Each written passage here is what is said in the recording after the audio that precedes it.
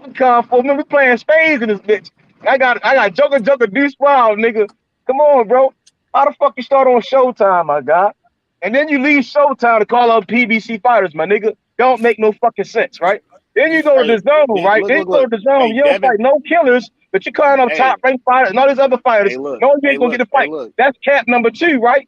Then you Go leave, ahead. right? Then right? 'Cause we all seen the horizon. We seen what was going to line up, right? We seen what was going to line up. Leaves the zone. He's doing a fight by fight basis. You fight little ass JoJo, which the fight didn't even make sense in my opinion. I think he could have just did without that fight. Went over to PBC, you know, and got a tank fight. But no, that shit ain't happen. You want to fight JoJo. I bet you think See, Broly sorry, better than Devin didn't want that bro, fight. I ain't I gonna bet you lie. think Broly better Devin, than bro, JoJo. you my brother, Devin bro. didn't want that Let fight. me talk, man. This shit getting wild, bro.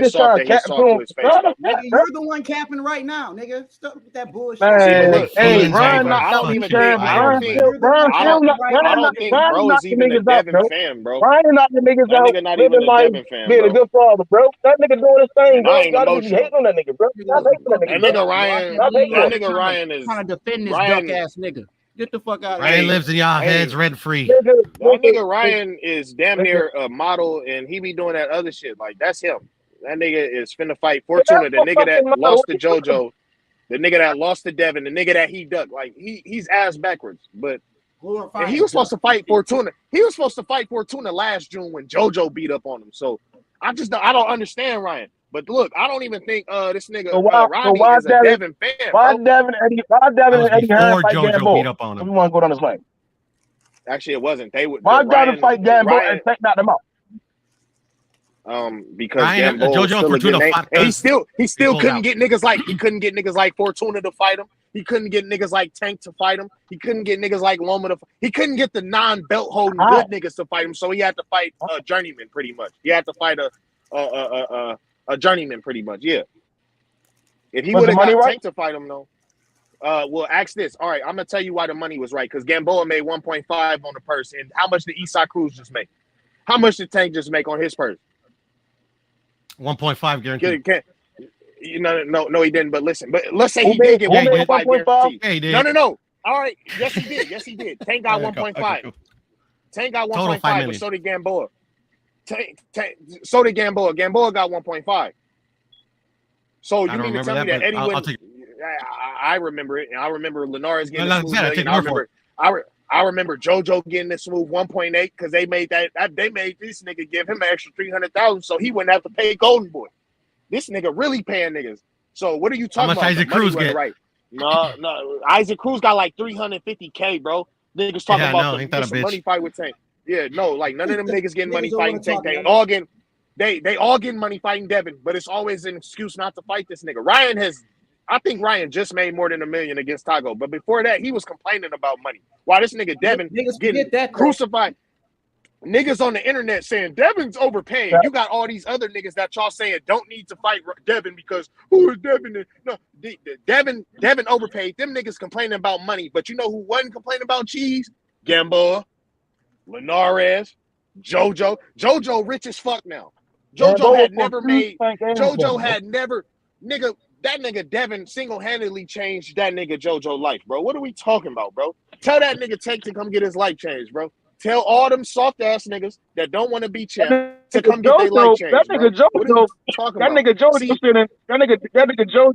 That nigga JoJo out here sending minors dick pics, my nigga. Hey, yeah, I mean, they put Devin. Yeah, he doing some wild shit now. Damn, you know about it? Damn, you know about his dick pic? That nigga out here wild. No, that's a fact. No, that's a fact. That's why that nigga didn't get that fight on that Ryan date when he fought Tago. But nah, that nigga JoJo, now he got the money to pay for the lawyer. Isaac Cruz, he be fucked. He be fucked. We wouldn't hear about that nigga no more, bro. Yeah, because them niggas ain't getting no money up over there. Nigga ain't getting no cheese. What are we talking about, bro? Tell them I mean, niggas all come Devin pay fans life. should be Ryan fans, bro. Hey, but all I'm saying is, bro, Why the fuck would you do that? all I'm trying to sum this shit up is, bro, is like Devin was over there with Ryan Garcia. They know each other, bro. And Ryan turned down the title shot. I'm about to say, like, Ryan you and saying Eddie that Hearn shit. He Like, did, Rich. He you know did. what, nigga? I generally If think that Devin, shit cat, bro. I if generally Devin think would that have, shit cat. so look, but I think that Method, shit you know cat. how boxing works. If Devin would have He turned thrown down the around saying mandatory niggas challenger, ducking, bro. he would I'm have like, had how? to take it. All right, so listen, bro. Damn, bro. If He Devin would have left turned down, Showtime, bro, to go all to the zone right. with no fighters, bro. See, and That this ain't what I'm that saying. shit. He was never. See, but this what I'm saying. You hella goofy. You keep saying he left Showtime. This nigga was a whole he was co-promoting with them niggas. He was never Tank Davis needing to fight for Showtime because he's like it was never one of them. It was always grown man business. Listen to what I'm saying. Why would you leave Showbox to go to a why network would that you don't leave make no Showbox American to fights? go to a net? They don't even like. No, why Why would you would go to you go? Why Showbox? would you? Why would you Let me. leave That's what I'm Showbox? Like, saying, bro. no, Because nigga, because But you're not you making cutting no niggas sense. off to you try to dipping save around the you, not point that making I'm no trying to sense. make, bro. You But you're dipping not making no because sense, it's bro. not You're not that. making no Ignorant sense, ass bro. Not niggas, that. bro. Let me You're not say making what no I'm sense. saying. Hey, I'm just keeping Obvious it. nigga, this Niggas didn't nigga. even Let me say what listen, I'm but we saying, bro. speak. Fuck out of here. Why would you leave Showbox? Let me hit the whole question. Why would you leave Showbox Showtime to go to a fucking network that don't like fucking American fighters, don't do shit for American fighters, don't put on no American fights, hate on American big fights, and go over there and then try to cap like you can't get fights? You knew it was up. All right, so look. It was really tough, bro. So look. There's Two certain statements, niggas right? don't want to fight, bro, and All right, they I try don't to care, click bro. on. Like you totally, I don't even understand your arguments, bro. Because you a whole man and you be coming with woman arguments, bro. You a whole man, but your arguments be so not thought out. It'd be like, damn, some woman had to have thought that because you're not even thinking about what you saying, my nigga. Actually, if Devin was the champ and Ryan is his mandatory, and Devin turned down Ryan's fade, like we saw Ryan do to that nigga, Ryan would have his belt right now. And then you said, and then you no, all right, and that's cool. All right, yeah, I know. Just because champs don't get their belts took like that all the time. But all right, no, I'm about to answer your question, nigga. I was going on to that dumbass question about the Showtime shit. So you said, why would he leave Showbox? Why would he leave Showtime to go to the zone where it's no big fights and then call out PBC fighters? All right, I'll tell you why. Because Devin has been on grown man business. Obviously, Eddie Hearn was offering this nigga more money than everybody else. And so why wouldn't you go where the money is? And since he did that, dummy, he actually became a fucking champ and undisputed now. So, like, he actually did shit the way it was supposed to go. See, the real question is, why would Tank Davis, who is a bigger star than Devin Haney, be willing to take less money purse-wise than Devin Haney on Showtime? Why would he be willing to do that if he's the bigger star? Why would Ryan be willing to take less money than Devin Haney on Golden Boy than Devin is making over there on DAZN? Isn't that fucking dumb? Isn't making less money while risking head injury fucking dumb? You feel what I'm saying? And what the fuck does this nigga leaving Showbox or Showtime have to do with nigga anything? Nigga, Ryan was his mandatory. I've been told that nigga Tank was that nigga mandatory, bro. Like, what are we talking about, bro? Before the Gamboa shit, yeah, I heard before, yeah, nigga. So what are we talking Maybe about? Ryan bro? didn't respect his belt. Yeah, I know. And Ryan has never had a belt a day in his life. Yeah, He had the Except same for that belt. interim, He though. had the same belt that Devin had. I don't Same respect. belt, the same one. Hold on. I don't respect Nobody the belt counts that I'm in a interim belts, title bro. that I'm in a title eliminator. Nobody counts for. interim belts. How did Yeah. Devin get his respect the fucking belt. full-fledged I don't WBC respect belt, the Rich? Hey, How'd he get Puro. it? How'd he get it? Puro. How'd he get it? Let him Answer me say that. what he's saying, Puro. Exactly. Puro. Boom. Puro. Why are Listen you to what he fighting the said. title How you eliminator if you don't give a fuck? about the belt? Yeah. Why would you fight the title eliminator? That fucking. So interim belts don't matter now. Oh no, it don't matter. Bro, they literally It are don't not. matter. They're not world. How did Devin become the full-fledged Puro. WBC champion? You niggas are Riddle me bro. that. Exactly. Puro. Body. You so Goodbye. childish. Why would you ask me a question? A little childish, but why would facts you are ask me a facts, question bro. and then before you asked me a question and then you interrupted me before that's dumb as fuck, bro. I'm done being nice about this shit, bro. Y'all niggas be on here. Y'all be on here nasty then, bro. with this. I'm about to tell you how you dumb as hell, bro. The reason why Devin was elevated for no reason, getting handouts, was because Lomachenko Devin was in the same position Ryan was in, and he's literally doing the same shit Method tried to say Devin did. Nigga, if you're champ and you say no to the mandatory, he's taking your belt. Just like Canelo and Jamal Charlo. Just like Devin and Lomachenko. Nigga, just like it could have been Ryan and Devin if Devin was scared of that, man. Like, fuck out of here, bro. So Just if like he didn't Usyk have the would've- interim belt, they just would have gave him the WBC full-fledged belt? If Nigga, Ryan Garcia would have activated the Mando and Devin did not want to fight this nigga, he would have dropped the fucking belt, aka ducked. But he would have instead, had to Rich, like I was asking. Yes. This shit has happened. Said, I'm not Bro. fighting Devin. I'm about to go. They would have gave him the someone full-fledged else. belt without any interim belt. Bro, do you see? And that's what I'm saying. I'm not even a historian of the sport, and I'm not. When do even they a ever give historian. number one Let me say it, Rodney. contenders a title? Rodney. No, first of all, I thought it was the interim champ. He was the interim champ. You just said the interim champ don't mean nothing. It don't mean nothing. That's what you're talking and this how I know y'all niggas. No, Rodney, let me say this because I'm done being nice to niggas, bro. This how I know niggas learn to argue from their mothers and shit, bro. Because why the fuck would I say that the interim champ was nothing, bro? You're the one that I don't know why you said that. I don't know why you said that. Rich said that. Not Poodle. I said, see, bro. No. Let me say it. I said Ryan has never had a belt. He said he had the same belt Devin has. I said nobody is counting interim championships as anything other than a mandatory, bro. That's what I said. You said so. Mauricio Suleiman counted it. Mauricio Suleiman counted it. So the interim champ is a world champ. What are we talking about, bro? The interim champ can become a world champ. Yes. There you go. There you go. How? Now you're talking with some type of fucking sense. By they be elevated by the board of commissioners or board of. All right. How do they get elevated? Name every interim champ that's been elevated. Boo Boo Andre, Devin Haney, Jamal Charlo. Off the top of my head, that's all I can think of right now. Okay, I can name another one, and I bet you won't argue that this nigga was an email champ. How about when Riddick Bowe did that same shit Lomachenko did, and Lennox was instantly champion because he was the mandatory, and the champ didn't want to give him his shot. What about that? Okay, so did email exist back then? Bro, I'm done talking to you, bro. Y'all niggas get y'all. Okay, so Lennox was the cell phone champ, the Verizon champ. I'm not gonna lie. Like y'all need. Hey, look, I'm gonna say this, and I'm done being nice to niggas on this YouTube shit, bro. Y'all need to not be wrong.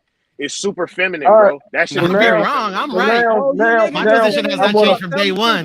I don't gotta lie. When you don't lie, you don't gotta remember a lie after a lie. All I speak is facts, and I got the receipts, and I always show the receipts, bro. It is what it is. But you should be content that Devin is now a legitimate champion. Now you should be content with that. He's been a legitimate champion, you clown. He been a champ since. I literally just bodied that fucking legitimate champ shit. You know, I've been bodying that fucking narrative, bro. Been doing that shit every damn day for 2 fucking years. You know, but the Devin fans get in their feelings, bro. You shoot. No, you've never see Piro, but this is the thing. Everybody thinks I'm a Devin hater, bro. But I'm gonna be subjective. You know, I'm gonna call it straight down the middle for my favorite fighters. And I'm gonna call the strings down the middle for my non-favorite fighters. Y'all niggas be out here with that feminine You know? shit. I don't like gay shit, bro. Men acting like women is gay. I'm not the one here. doing it. Ask a question and That's all I ask a gotta say. different one. That's how lame y'all is. Nigga interrupt you and then be like, see, you didn't answer me. Like, what type of shit is that? Nigga, you scared of my answer or something, bro? That shit dilute the conversation. Now I'm upset and shit, and we supposed to be talking about boxing. Yeah, don't get in your feelings, bro. They It's just gotta do. boxing. They at gotta. the No, end I'm of the day, saying, bro. bro, like, have a You know? conversation with you. We ain't fighting in the ring. We're just having a debate. You know? bro, this is literally not a debate. It's not a debate when. Not no more. No, Once that's what I'm saying. collect Not a no couple more. of bodies. Not no more. Nigga, I'm talking about then. Yeah, man. Yeah. Bulldogs still undefeated. Like Lennox. Thank you very much. See, but that's the thing. When Lennox got Riddick Bowe belt, they criticized him the same way, but not even because after he defended it one time, like they didn't say he was an email or nothing. They didn't say, "Oh, they sent you your belt." Like niggas was on Riddick Bowe ass like they was supposed to be.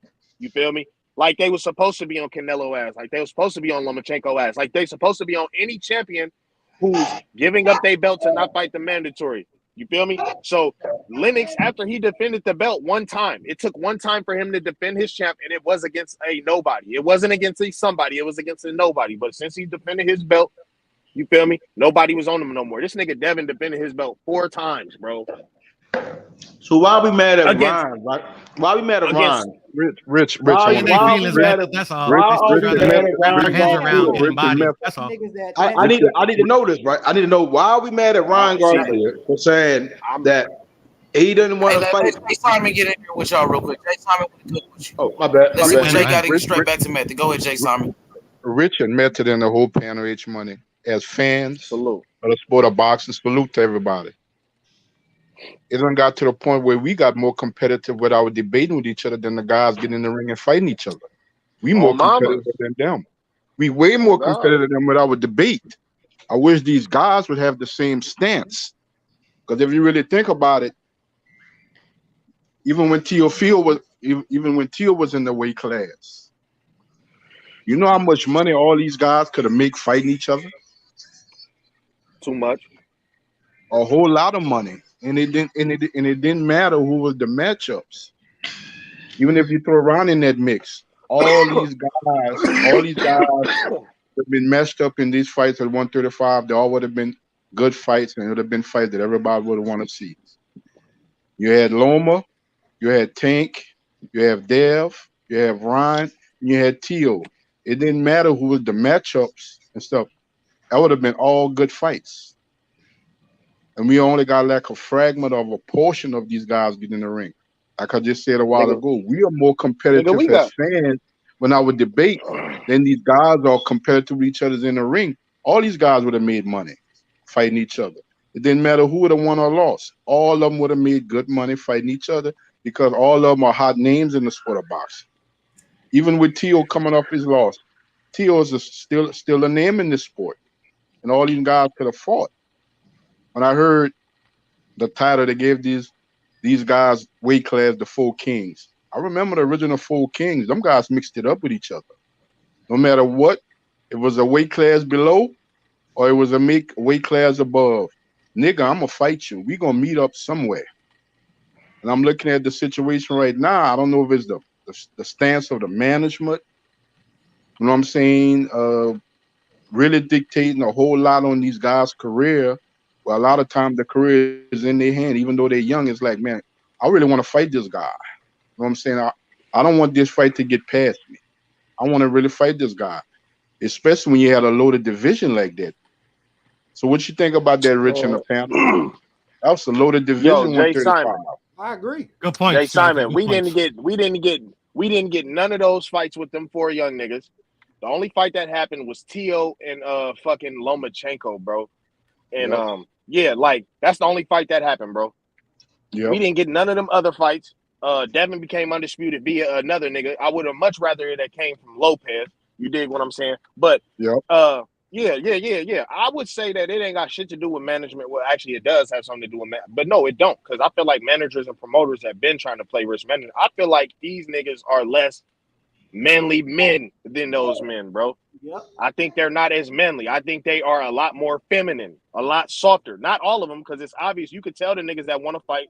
You could tell the niggas it's about business. And you could tell the niggas that's very soft, scared of losing, and docile and want to be friends. And if they not friends, they gonna say we're not friends, but also I'm not gonna fight you. Like, what are we talking about, bro? Yeah. What are we talking about, bro? What are we talking That about? was like This is a soft to blood tell what sport. soft looks like, huh? Yeah, I know. I ain't even. I would probably take your lunch money, dude. But fuck all that. I'm talking about how your favorite fighters are soft. I'm talking about these niggas they can be getting bigger paychecks. Hey, like Rich. Ryan, who was complaining about money, Hey, right? Rich. Ryan was literally Ryan was complaining about cheese. I already said that no Devin Haney opponent has ever complained about cheese. Why was Ryan not trying to get in the Devin Haney business? Niggas gonna say, why y'all mad at Ryan? I'm like, niggas not mad at Ryan because dude is undisputed. But nigga, why wouldn't niggas be mad? Y'all saying he ain't fought nobody, and this nigga is one of the niggas that ducked him. What are you talking about? That this nigga ain't fought over his head, but I got a list of names of niggas that made it not happen because they literally didn't want to make it happen. They energy wasn't the same. Niggas from the hood, niggas them been around niggas fighting, niggas them been fighting, nigga, all that. You know when a nigga don't want to fight. I know when a nigga don't want to fight. How is Devin Haney any different from the rest of them, bro? He take low risk. He take low risk high reward fights. All right. How many niggas have you ever heard say that they want to fight Devin Haney?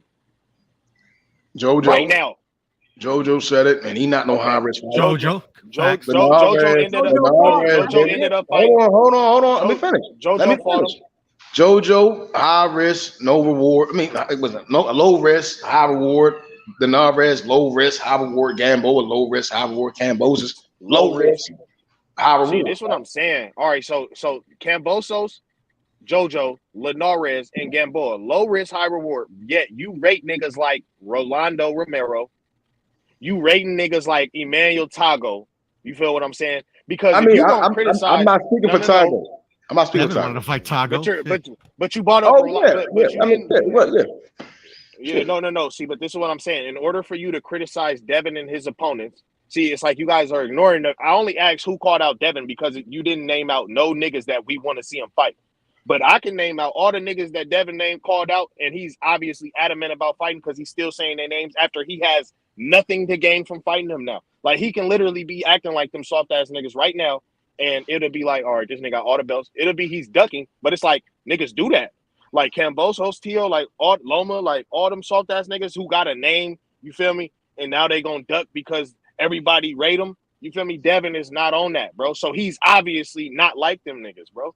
Don't mistake it, bro. And I know you only mistaken this shit. All right. That's because you're blind as fuck. Again, Dev, what, 20 years blinds old? you too much. You're blind as fuck. No. Niggas from Baltimore, that's what it is. You from Baltimore. Two blind mice.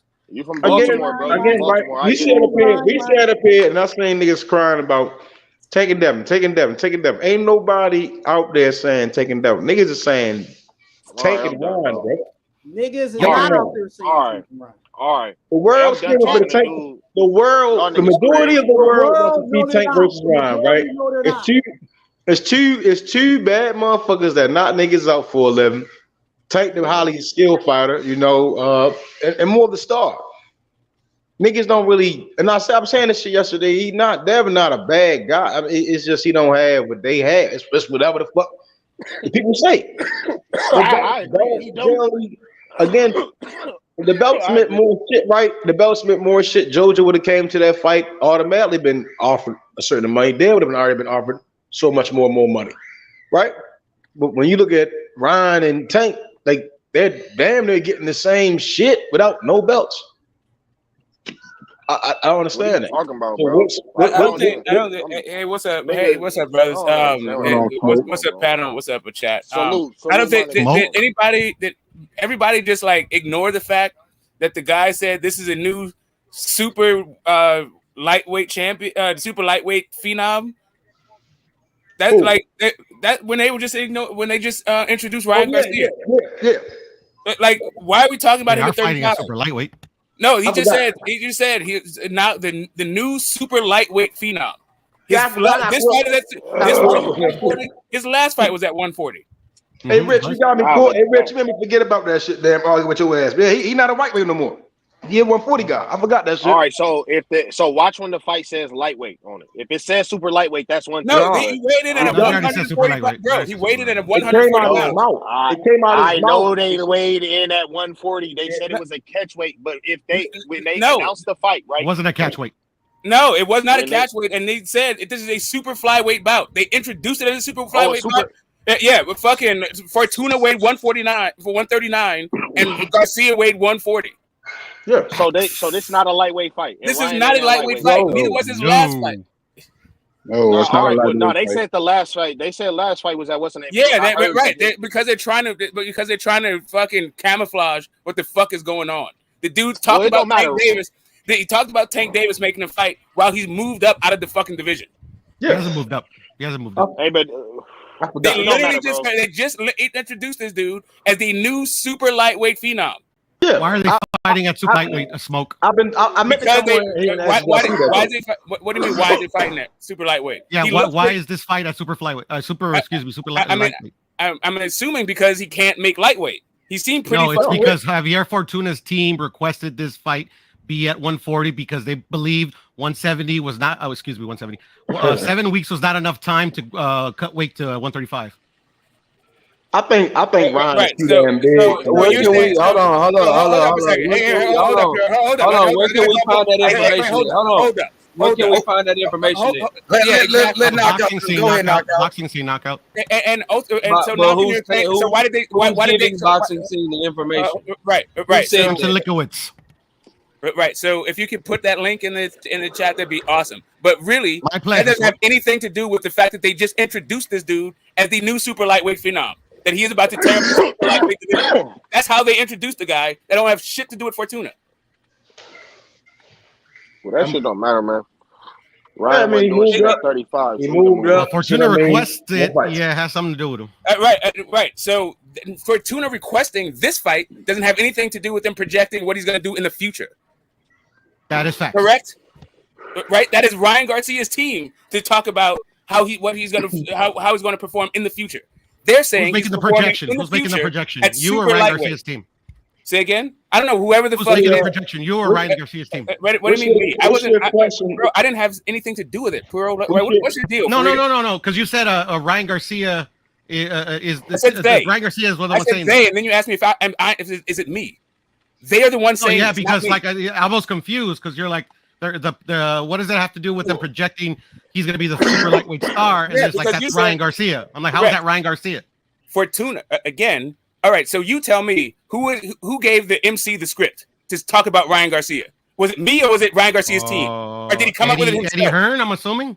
Oh no, why wouldn't it be Oscar De La Hoya? Why would it be Eddie Hearn? Or Oscar De La Hoya? Then there you go. Okay, isn't that Ryan's team? Why couldn't it be both? That's Oscar's promoter. Oh, so is your promoter part of your team, or yes or no?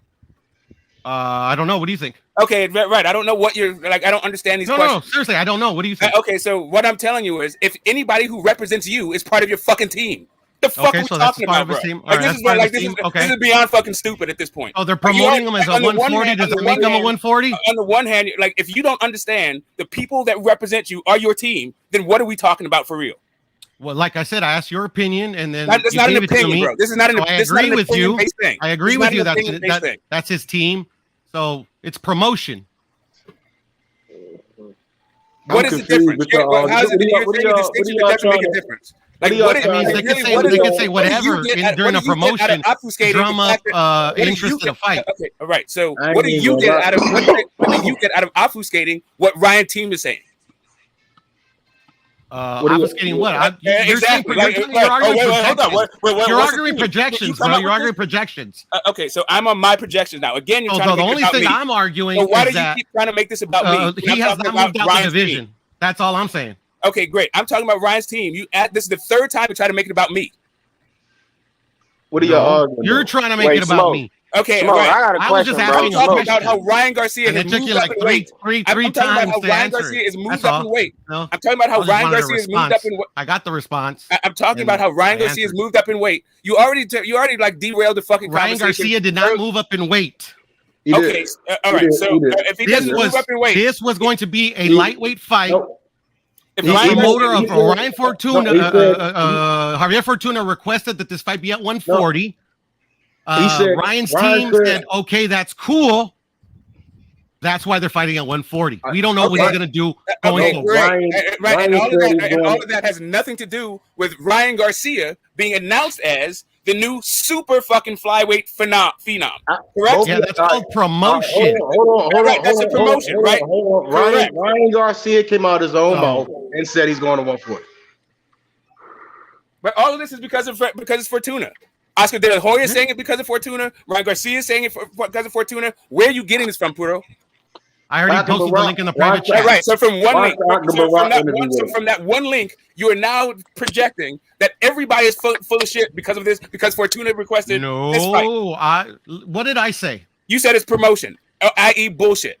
I said, what they just said was promotion. Bullshit, right? But this whole argument started about why is he fighting at 140? And you said that he already went out the division, that he's saying this and that, the third about Tank, where like this fight is at 140 because the other fighter's team requested it, and the other fighter agreed.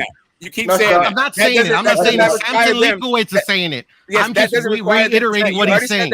You already said that 3 times. That doesn't have anything to do with them saying. That's it. Right. That's all I was saying. Again, I know that's what you're saying. I'm trying to get y'all past that.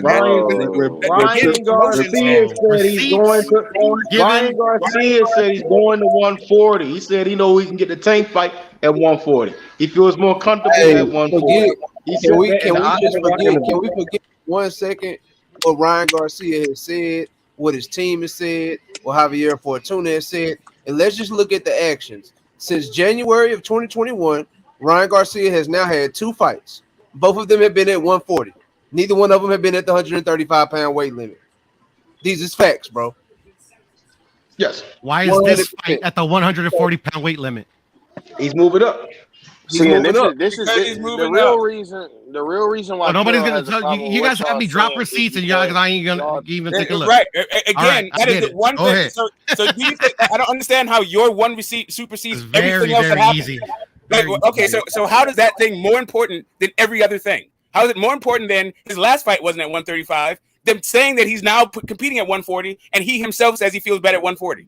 How does that one? Because I was responding to the assertion that he is now moved up in weight. Correct. For the rest of his career. There's more than just the Fortuna requesting this fight. And he hasn't. We don't even know who he's gonna fight next. So how can we say he's going to fight at 140 next? Because or they said that he was going to fight at 140 next. That's what they said. Because that's what his promotion said. They say a lot of things. Correct. So bro, how many fights does he have to have at 140 before you're willing to call him a 140-pound fighter? Is it 3? Is it 4? Is it 5? If it's next, like I said, like you guys could skirt around the issue for this fight. It was only made at 140. He weighed in at 139. No, bro.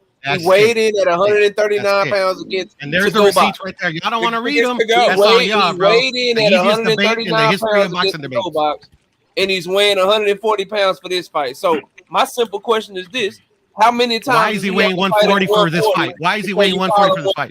He moved up. How many fights? I mean, it had nothing to do with the request from Ryan Fortuna's team. Hold on.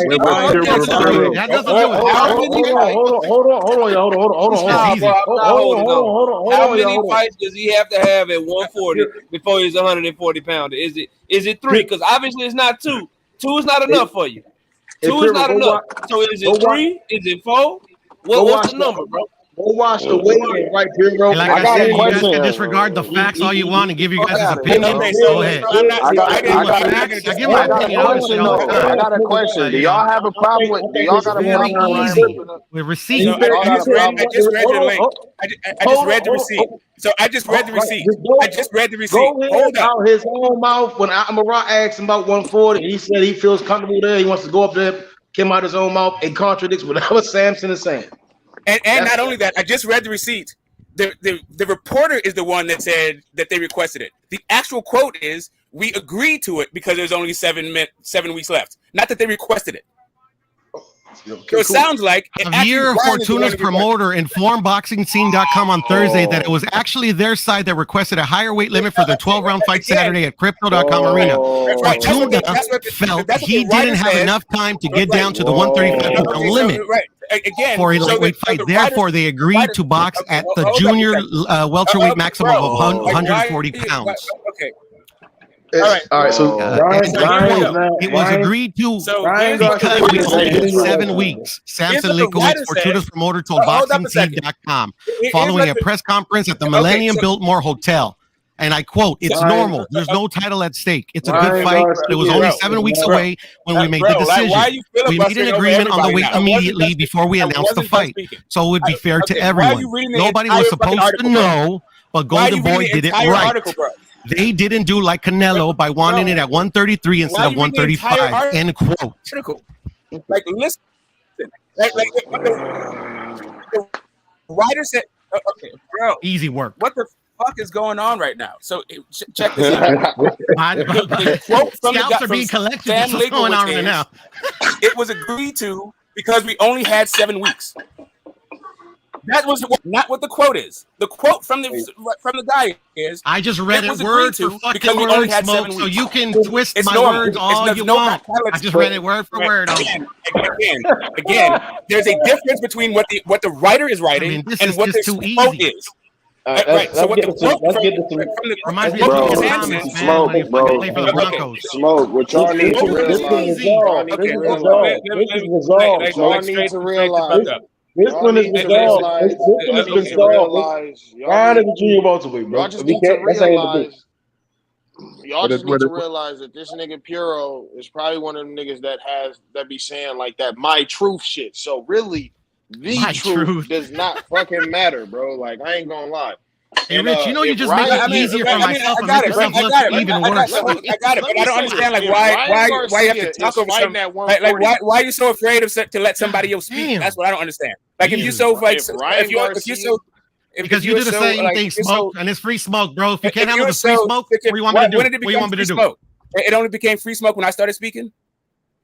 Like I don't get Yo, the whole so- thing. Like why we can't have a discussion? Why all of a sudden when you get Hey, challenged it man, turns into free smoke? the rules are posted on the whiteboard if you want to go check them out. Okay, right. I got it. I get it. You do want to keep making Smoke. jokes about this shit, but why don't you let somebody else actually?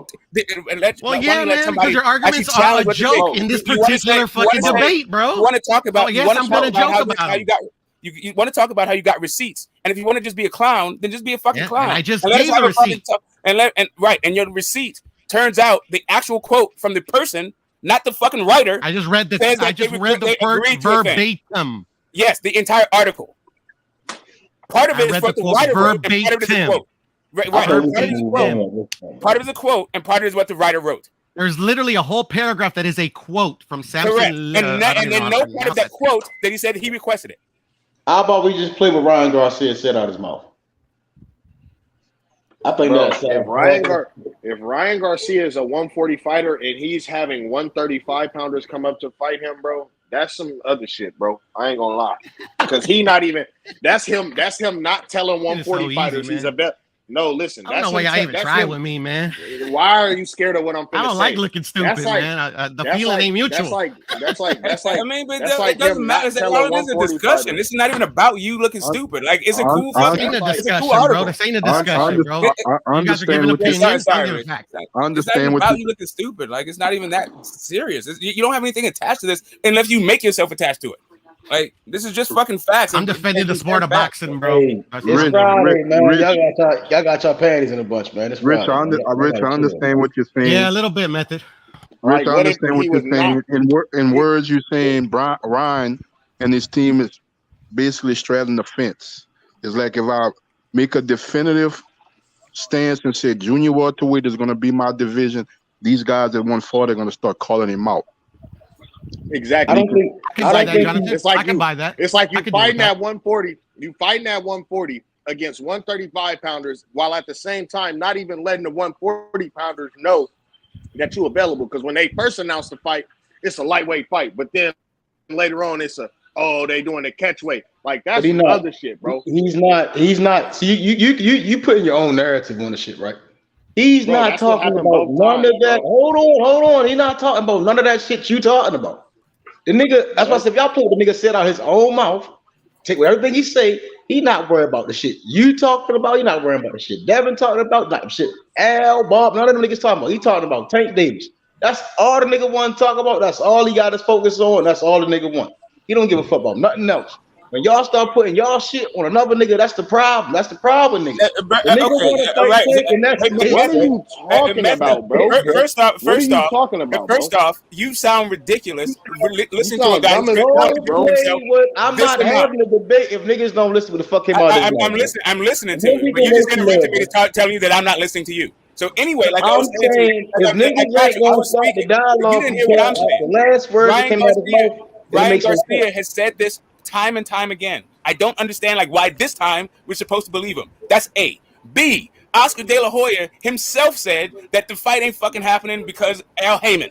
He's already blamed the fucking fight not happening. He came back and he changed.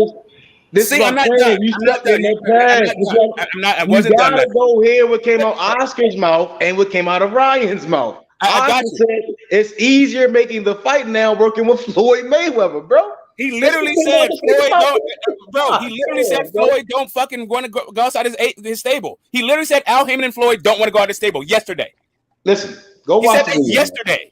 Like, what are you talking about? Not only did he say that shit yesterday, not only did he say that yesterday, but you just said, Ryan said he feels better at 140. So how the fuck is he fighting Tank since Tank said he's not fighting at 140? I'm gonna put a video. Hold on. All right, now you're gonna put up a video. Like you bro, he just asked a simple question. They already saying Tank not going back up to 140 right now. So how is Ryan chasing Tank at 140 if Tank not going up there, bro? I can guarantee you, Tank and his team ain't gonna take that fight at 140. He ain't gonna fight around at 140. If y'all don't know by now that Ryan Garcia ain't chasing shit but some clout, bro. Yep. I don't know what to tell y'all, number one. And number two, miss me with this disingenuous bullshit like Javier Fortuna had any kind of pull, because if Ryan Garcia and his team said, nah, fuck that, we fighting at 135, guess what they ass would have did? They'd have got their ass down there to 135 and fought, bro, because he the A side. Exactly. And he ain't gonna get that on that bag, bro. So miss me with all this dumb man. The knockout is the same thing. The fact of the matter is this, bro. The fact of the matter is this right here. Ryan Garcia is fighting at 140 right now because that's what he want, bro. If he didn't want that shit, they'd have got their ass down there to 135, or they'd have got that man another opponent, and they'd have told Javier Fortuna to kick rocks. Miss me with all that dumb ass shit y'all talking about, bro.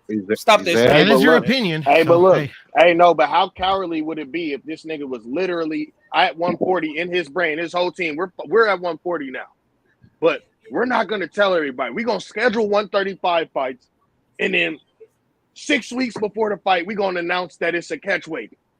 Shit. Wait a minute. How did they even schedule the fight if they already said they only had 7 weeks to go to begin with? Bro, when this shit got was agreed upon before it was scheduled. Smoke. My point is, look, with his last two fights, Tago and Fortuna, when it was announced, it was not announced. It was not announced at a catchweight. It was announced at lightweight, 135. No, it was not. Before the fight, bro. All right. So this is not the second catchweight that they announced in between promotion of the fight. This is not a catchweight. I think everybody agrees on that. Okay, but the last fight was a catchweight, bro. Yes, it was, bro.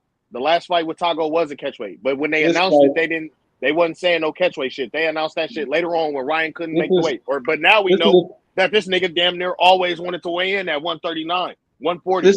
This is a 12-round super light contest, bro, in Boxrec, bro. Saturday, July 15th. The motherfucker is focused, and again, who was that? Get the Smoke. Yeah. Oh, Rich. 6 hours ago, Oscar De La Hoya came out to the interview. He said the fight with Tank and Ryan is so much easier working with Floyd and not Al Heyman. That's the video. So how's it right? So how's it gonna be easier if Floyd is with Showtime? I have no fucking idea. Right, exactly. Because this shit is fucking dumb, dude. And that's where I'm at with that. This shit's fucking stupid. Like, how many times are you gonna come up with some stupid shit to say about this fucking fight being next? Nah, then nigga, not you was trying just to fight. defending Ryan Garcia, nigga. You love Ryan Garcia, nigga. More than you love Devin. Ryan and Tank is not about to happen. And you can see the writing all over the fucking walls about how that shit ain't about to happen. And the thing about that, Smoke, Floyd Mayweather is so much of a spinster.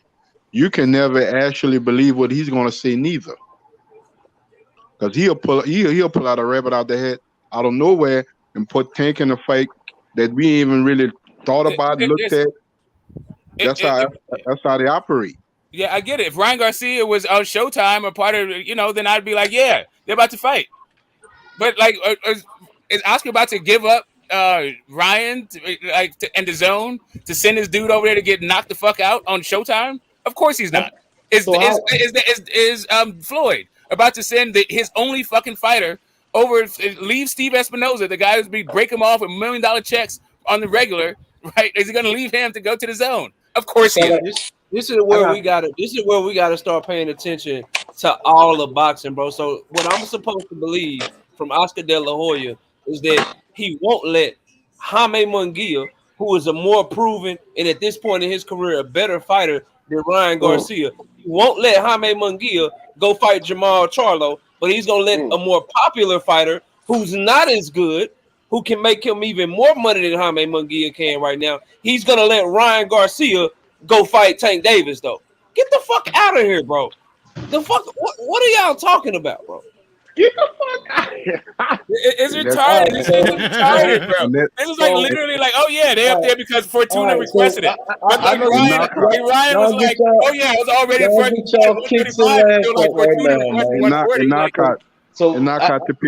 piggyback of what you say, Floyd them and they are in Showtime ain't gonna let Tank take that fight under 140. Yeah, he's not gonna fight him. Newsflash, Al Heyman is still Tank's manager, bro. So Al Heyman ain't out the picture. So I don't know what the fuck Oscar's talking about, bro. Like, let's talk about some real shit, bro. Yeah, like for real. This shit crazy. I'm just going based off of the words that's being said. I mean, both sides kind of been quiet. I mean, Ryan's been fighting southpaw, so it seems though everything he's doing is leading up to fight Tank Davis. That's what I'll get from everything. Yeah, no, what they're doing is they're ducking Devin Haney once again.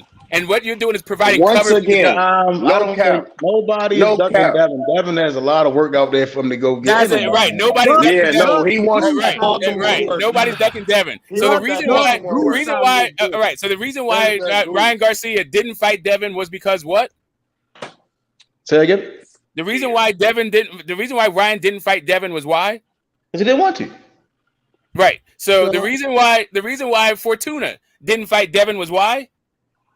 The fuck if I know. I mean, they talk. All right. Okay. So cool. The reason why Tank didn't fight Devin is why? I don't know. I can't speak on that. All right. So yeah, the reason why Loma didn't fight Devin is why? Sympathy. Hold on, Smoke. I know you ain't saying the reason why Tia didn't fight Devin is why? Hey man, that nigga Tank super scared knockout. I ain't gonna lie, that nigga super scared. Also Smoke the reason why Ryan didn't fight Pitbull. Yeah, it's why he fight JoJo? Hey, just real quick to the young homie, Why Billy, bro. I know Tank side want to fight Why Billy.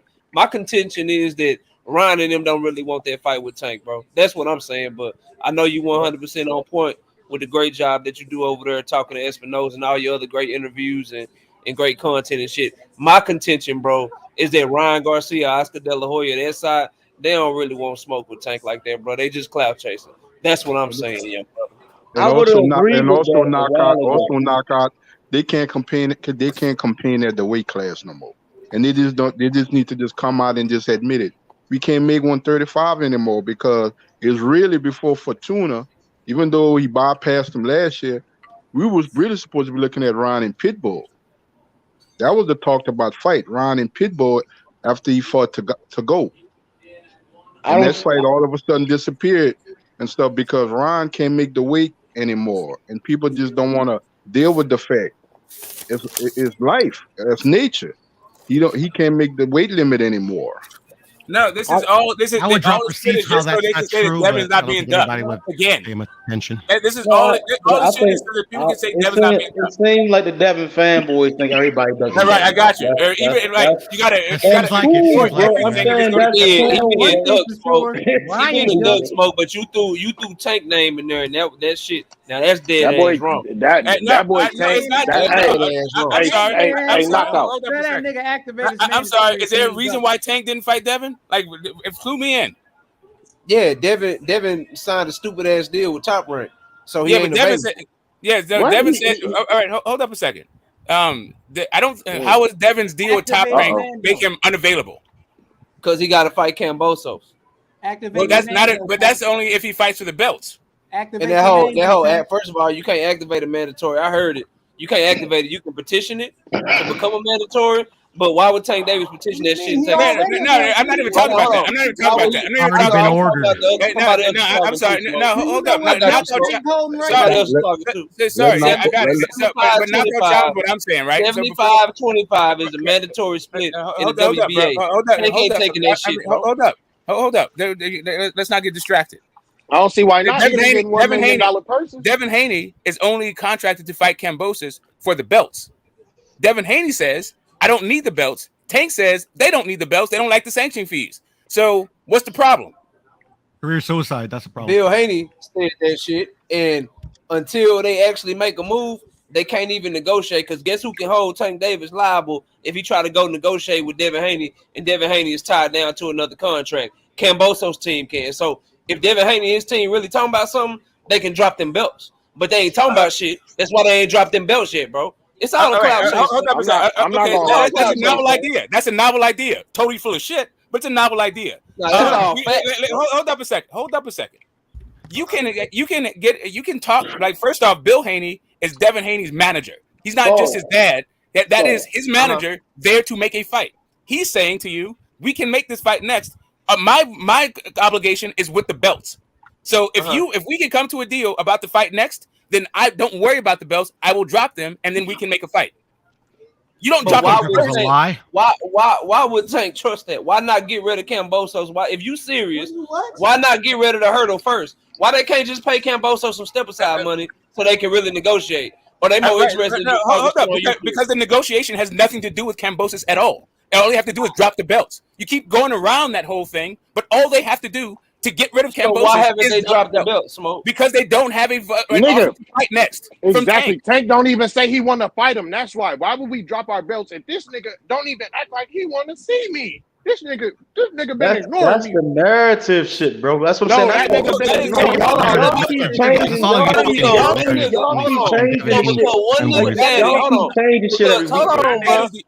one nigga daddy is running around YouTube talking about how bad they want to fight and we'll drop our belts, we'll move up, we'll do all this shit, all this talking, but ain't done shit, then he got to be the one that's running down on everybody, huh? Right. You understand?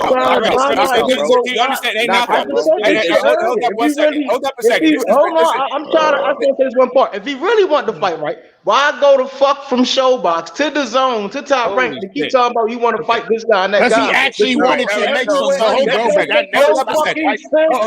That's a different point. Undisputed. Hold up. Can I finish my thing with knockout before we get into this whole thing that happened in the last couple of months? Not go all the way back to Showbox. Messy, bro. You need to Smoke. You need the help. You need more people. No, I don't knockout. You need to stop fucking tripping because what Bill Haney, Devin's manager, did was make an offer to Tank's team, and Tank did not counter the shit. Instead, what offer he made? He said, "We will fight you at 140, or we'll drop the belts and fight you at 135 next." That is the offer. That is the offer. Come on. And you tell me that shit. So let me get this straight. Hold on. So let me get this straight. Let me get this straight. The nigga that was running down on Loma and wanted Loma so bad, but Loma ducked him, and Loma ended up losing to Teofimo. And then he ran down on Teofimo. He wanted Teofimo so bad, Teofimo ducked him. Then he ran down on Kambosos. Kambosos tried to duck him. He signed to fight Lomachenko instead. But because of a war, Devin finally ends up getting the fight. He gets the fight. He been wanting undisputed, been talking about them belts forever. Been wanting undisputed this whole time. Then you want me to believe that as soon as he gets them hoes, he willing to drop them bitches and move up? Get the fuck out, bro. He was going. Hold up a second. Wait a minute. Regardless of what you believe, that's what he offered. Don't matter what you believe. That's what he came online and capped about. But guess what they doing? That's what he offered. And you know what they did? You know what they did? You know what they did? So it's Tank's job to save this motherfucker from a badass contract that I told his ass. Wait a minute. Now, how's it a bad contract? Now it's a bad contract. That's not saving from a bad contract. You said it's been a bad contract to me. Hold up. Now you moving the goalpost. No. It's been a bad contract from the very beginning. Hold up a second. Right. So now Tank Davis doesn't want to fight because he doesn't want to save Devin Haney from a bad contract. Is that what you're saying? No, I ain't saying Tank Davis don't want to fight. I'm saying if Devin want to fight, it's on him to get himself out that contract. It ain't it's on not Tank, about bro. It ain't. There's nothing to get out of. The only reason there is, bro. Yes, there is. The only way for Kambosos is to drop them belts and move up, bro. Hold up. Otherwise, he fight Kambosos. And the only reason to do that, the only reason to do that is if Tank says he will fight him. Bro, if Tank don't say he's fighting him, then there's no reason to drop the belts. What point does Tank have right now giving this dude this energy and saying, "Yeah, I'll fight you"? And because the dude he wants to fight him. Because he wants to fight him. You make yourself available hold up bro. a second. Okay, so if wait a minute. if I want to debate Smoke, or I want to debate Rich, or I want to debate H, I don't say, "Hey man, you need to come at me first." No, I let you know when I'm available first, bro. And until I'm available, you can't take me serious. This nigga not available. He doing all this capping, all this talking. His dad doing all this talking, but they signed to fight Kambosos in October, bro. Okay, so now you're done. So hold up. So if the guy says, if you say, "Hey, you know what, Smoke?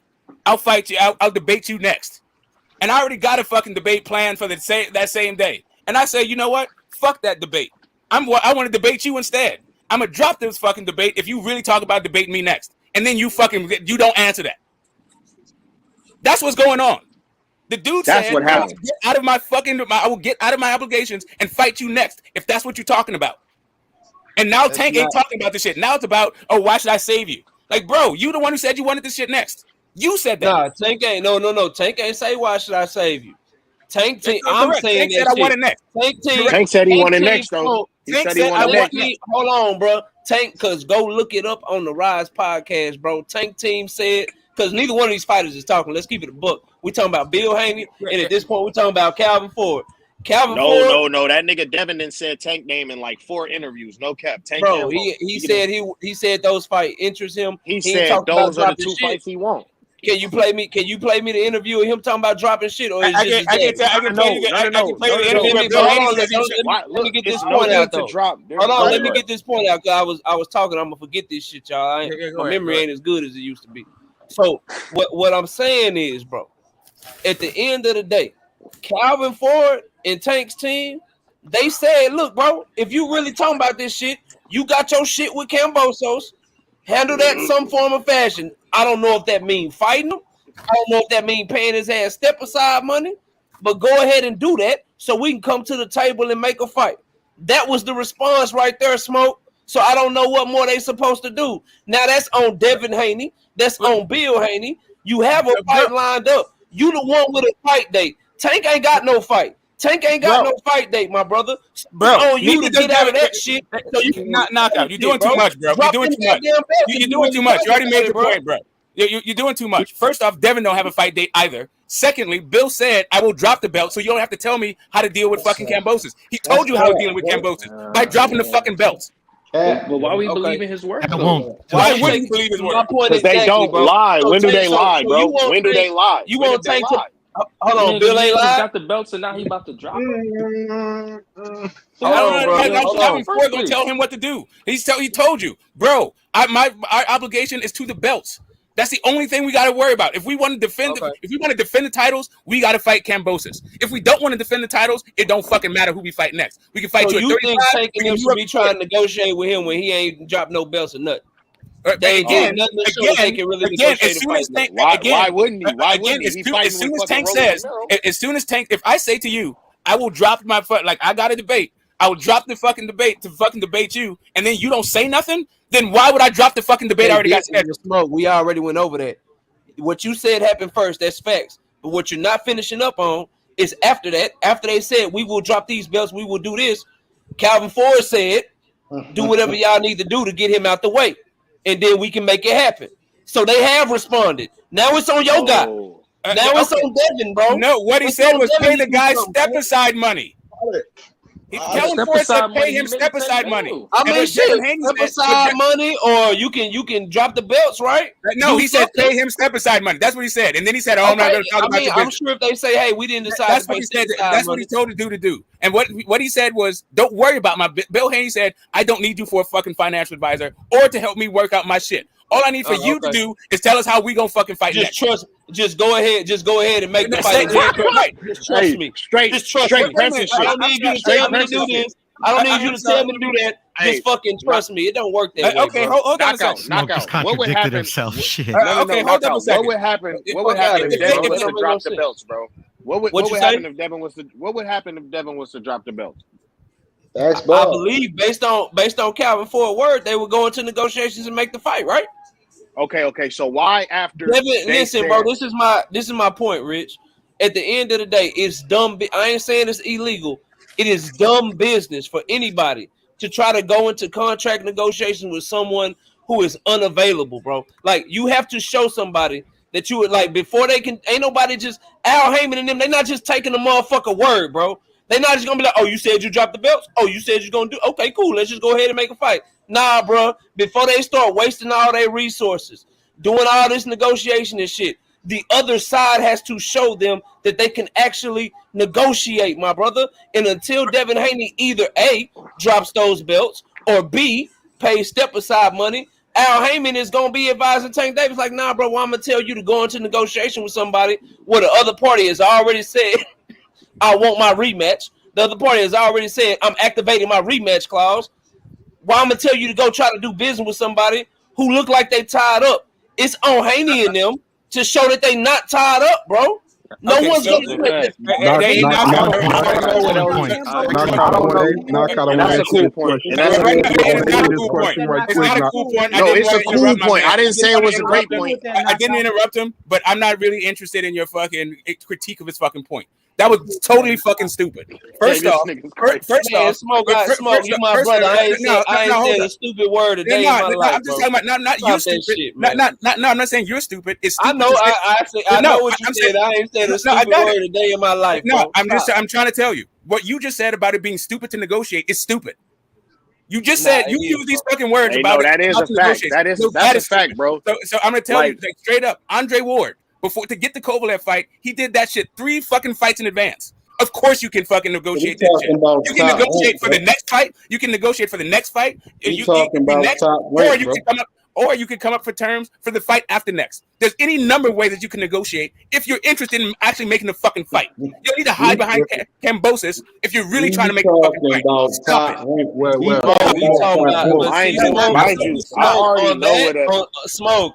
On that, we agree. And it's nice how you tried to, you know what I'm saying? You a strong brother. You tried to pick up that motherfucking goalpost, tried to put that bitch on your back. You tried to run that bitch to a whole nother football field. You were the one who said we talking about them fight next, bro. You talking about them negotiating. Now, should they negotiate a fight after Devin fights Kambosos if Devin don't want to drop belts and show that he can actually negotiate next? Then yeah.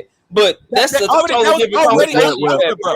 That was already That's a totally different conversation you having, my brother. They can't negotiate. Listen, that's not what it is. They cannot negotiate a fight next unless Devin proves he is available, bro. Again, you keep talking about this availability thing like you can't negotiate without availability. Of course you can. That's literally how you fucking get fights made for the future. Of course you fucking can. I'm talking about available to fight next. Not only that. Not talking about fighting next. Let me finish.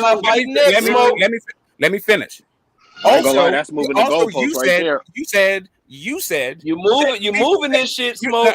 You keep saying that. That was you. You were the one who opened this line by saying it's dumb. Richie don't need no help, goddammit. Okay, you were the one who opened up this line by saying it's dumb to negotiate unless a guy's available. It is not dumb. It's been done time and time again in boxing. That shit is fucking dumb. To say that shit is fucking dumb. But beyond that. What I'm saying to you is they gave an offer for them to fight next. They also gave an offer for they can fight after the Kambosos fight. There was several fucking options. One of them is that we can fucking fight next for no belts at either 140 pounds or I could drop them. At no point has there been a response. The response was go deal with Kambosos. Man, listen, man. Bill and Devin team both knew it was gonna come to this, bro. All these hypotheticals. Right. That's why I'm saying it's a fucking duck. Well, my thing is Like he's my in a thing, 3-fight contract. my thing is this, Smoke. Not Bro, calling the that's what panel. I'm saying. Y'all We have a third entity in this equation. Where that leaves Top Rank and Bob Arum, knowing that Devin is still under contract with them. Nigga, listen, that's exactly what I was finna allude to, bro. Devin fighting Tank. And this is what I'm saying, bro. Let's say they can't fight right next because Kambosos is really pressing hard lines and Devin ain't willing to drop the belts, so they fight next. The only why would Bob let him drop the belts? Let him finish. That is a wrong word. Bob can't stop him from dropping the belts. This nigga phone just cut off or whatever. Well, the thing about that, Smoke, regardless of Devin dropped the belts or not, he still has a contract with Top Rank and Bob Arum. What role does Top Rank and Bob Arum play? We talking about Tank and his team and Al Heyman. We talking about Dev and his dad Bill, his manager. What stake did Top Rank still have in this equation, knowing that Devin is still under contract with him for 2 fights? Right. I understand that part. They run his career and he fight who they tell him to fight. That's right. So, since he said it's a co-promotion, we don't know that. But beyond that, do you think Bob Arum wants to be in the Tank Davis business? No, I know he does. Right. So have we seen Bob Arum lease out one of his fighters to another broadcast so he can get a piece of that action? Amir Imam versus Ramirez, for example. He wouldn't have to release. Versus Maurice Hooker. The way the fight happens, nigga, without belts having to drop or without, you feel me? Let's say they can't agree. Let's say, and this is what I'm saying, bro. If Tank wanted to fight Devin and Devin didn't want to fight Tank, we would know right now or next, bro, because that nigga Tank would be pressing to try to be able to be in a position to mandate the fight, bro. So if the fight gets mandated, nobody has to lease anybody off to anything. First of all, Tank lied to us. He said he was going to be a free agent and he was done with Mayweather, blaming Mayweather for his inability to want to make fights. You know what I'm saying? But he's still with Mayweather, so nobody would have to lease off. Mayweather wouldn't have to let him go do shit. Bob wouldn't have to let Devin go do shit. You feel what I'm saying? Tank is still with Showtime. So he's with Showtime. He ain't with Mayweather, bro. Even if he's with Mayweather or not with Mayweather, the issue ain't even Mayweather. That ain't even. Yeah, that's what I'm saying. To be real rich is cloudy, bro, and don't nobody know. Ain't nobody gonna know till Tank next fight if we see Mayweather promotions. Fuck the Mayweather. Well, here's the thing. Espinosa with ESPN. He's not with ESPN. That's all I'm saying. He's with Showtime. Yeah, he ain't with them for sure. Espinosa is with Showtime. Yeah. So that's what I'm saying. He's with Showtime. Devin with ESPN. So what I'm saying is that really wouldn't matter if Tank wants to fight. If Tank wants to fight, they can go to purse bid, and whoever got the bigger wallet is gonna host the fight. It's not even that. It's not even that. Shit. It's not even that. I'm saying that. What I'm saying is. What you saying, Smoke? That's what Rich saying, nigga. I know. I'm saying. Hold on, because yesterday was a good time, right? What did Espinosa say yesterday? What did Espinosa say about Tank? He did right. He said he's with that he's with Al Heyman and he's with Showtime. That's what he said about Tank. What did he say about fights? He spoke on fights. He didn't speak on. He didn't say who's gonna fight. Who's gonna fight? Rob B said this shit yesterday, man. I was here, man. Okay, well, that's why we didn't get up here. So anyway, so the No, don't get out. All right, so nobody on the panel fucking knows, bro. Saying with Bob Arum. That's what I'm saying. I got it. What is Bob Arum and Todd saying as far as the career path for Devin Haney over there on Top Rank? I got it. They're not talking about Tank. That's not going to happen, bro. I thought again, bro, I got it. But we're talking about that right now. You've been crying for a little minute. Let me get into shit. So again, it sounds good to be on YouTube saying a lot of shit, bro. Oh my God, dude, just make a point and pass the mic. The reality. No, you gonna wait a motherfucking minute, man. So what the reality is, right? That this motherfucker Devin has obligations, right? To whereas he has to work with Top Rank and put some fights over there on ESPN Top Rank on their fucking network. Tank Davis is definitely not fucking one of them because Showtime, TMT is not in the business of making another fucking promoter rich. So that's not gonna happen.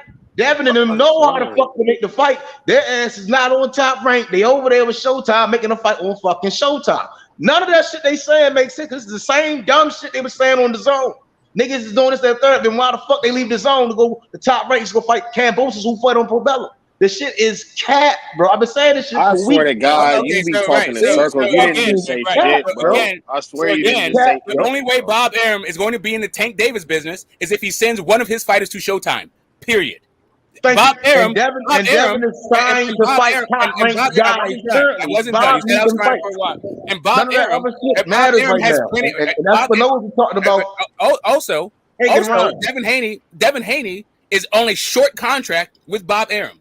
In order to be in the Devin Haney and fucking Tank Davis business, he is going to have to send Devin Haney to Showtime. The same way as he's going to have to send Shakur to Showtime. Or whoever the fuck else he wants for Tank to fight. Loma. He's going to have to send that guy to fucking Showtime. Might as well do it with Devin Haney. Y'all keep deflecting this shit. Hey, YB, put in the chat, man, what Espinoza said about Tank. Mind you, Devin could fight over there. He could fight on Showtime. Only one entity is being straightforward, right? But we seen clearly with Bob Arum and his fighters and Cambosis, they talking about October. You hear Lomachenko talking about October. And Devin is the only one that also mentioned fucking October. And this before all this dumb shit transpired. The shit is cat, bro. And y'all are just going based off word of mouth. And Bob Arum is silently been showing you that is going to fight one of them niggas next, bro. One of them niggas next. It ain't Tank. He's not independent. Everybody knows that. The issue isn't that he's going to fight him next. The issue is why. Y'all keep trying to put him why he's going to fight him next. Because Tank don't want it. Tank for some shit when Dev already came out his mouth once, and then before they want to go fight Campos. Right.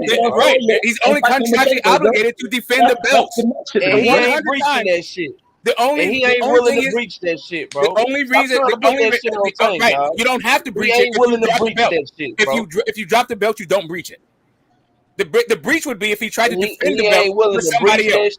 And he ain't willing to drop the belts. However you want to slice it. But they said they are willing to drop the belt. So now what? So now but they say they are willing to drop the belt. So now okay, and they say a lot of shit. Would y'all rather? So what did they lie about? So what did they lie about? So I can say like now this is Bill lying, bro.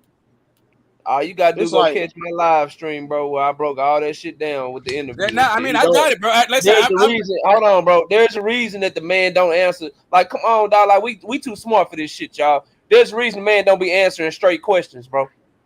There's a reason for that shit. I'm gonna let you think about why you think that is, that you can ask the man a straight question and he talk for 15 minutes straight and don't even answer the goddamn question that you asked. Okay. Wait, who? All right. Come on, bro. So here's the thing. I got my questions answered because I was like you. I was exactly what you were saying, that he has a fucking fight next. I was on his fucking neck. The dude pulled up and talked to me specifically about this. And to me, what the dude is saying is that the only thing they're contractually obligated to do is defend the fucking titles. If they defend the titles, it must be against Cambosis. If they don't defend the titles, it don't have to be against Cambosis. But since Tank don't want it, it's going to be fucking Cambosis next. Yes, Cambosis is next. That's not interesting. The interesting part is why is Cambosis next? That's where you let him get you. He's leading you. No, I didn't. You didn't even hear the conversation. He's leading. You didn't even hear the conversation, bro. Get the fuck out of here with that. I don't get led. I don't get led, bro. You tripping with that shit. You didn't even hear the conversation. You didn't hear the conversation. You were trying to lead me to some dumb shit. He has you. No, bro. You don't have me nothing. You are so fucking certain of your opinion that you now are creating a scenario without even seeing the fucking facts.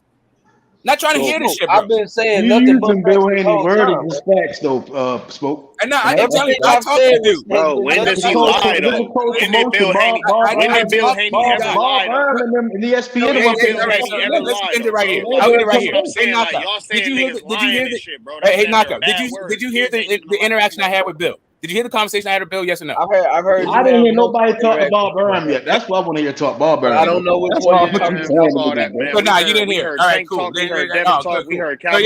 Just miss me with that I got led down the fucking path thing. And we heard Mayweather talk. But we heard Mayweather tell that nigga leave Monster alone. I got you. If you didn't, all I'm saying is if you didn't hear the conversation, if you hate when people cut you off, Smoke, but you keep cutting me off, bro.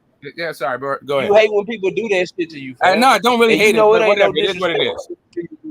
I just know what it happens. Whatever. You know what I'm saying? I ain't got no disrespect. It's just a difference. None at all. None whatsoever. T.O. was tied into a network, but he fought on Triller. What I'm telling you is, bro. In the zone. What I'm telling you is this, Smoke. This is This is my opinion, and this is my opinion based on facts. When he told you that, yeah, we can do this, we can do X, Y, and Z, but since Tank don't want to fight, then we gonna go ahead and do. Nah, That's bro, not like what you he told me. trying to.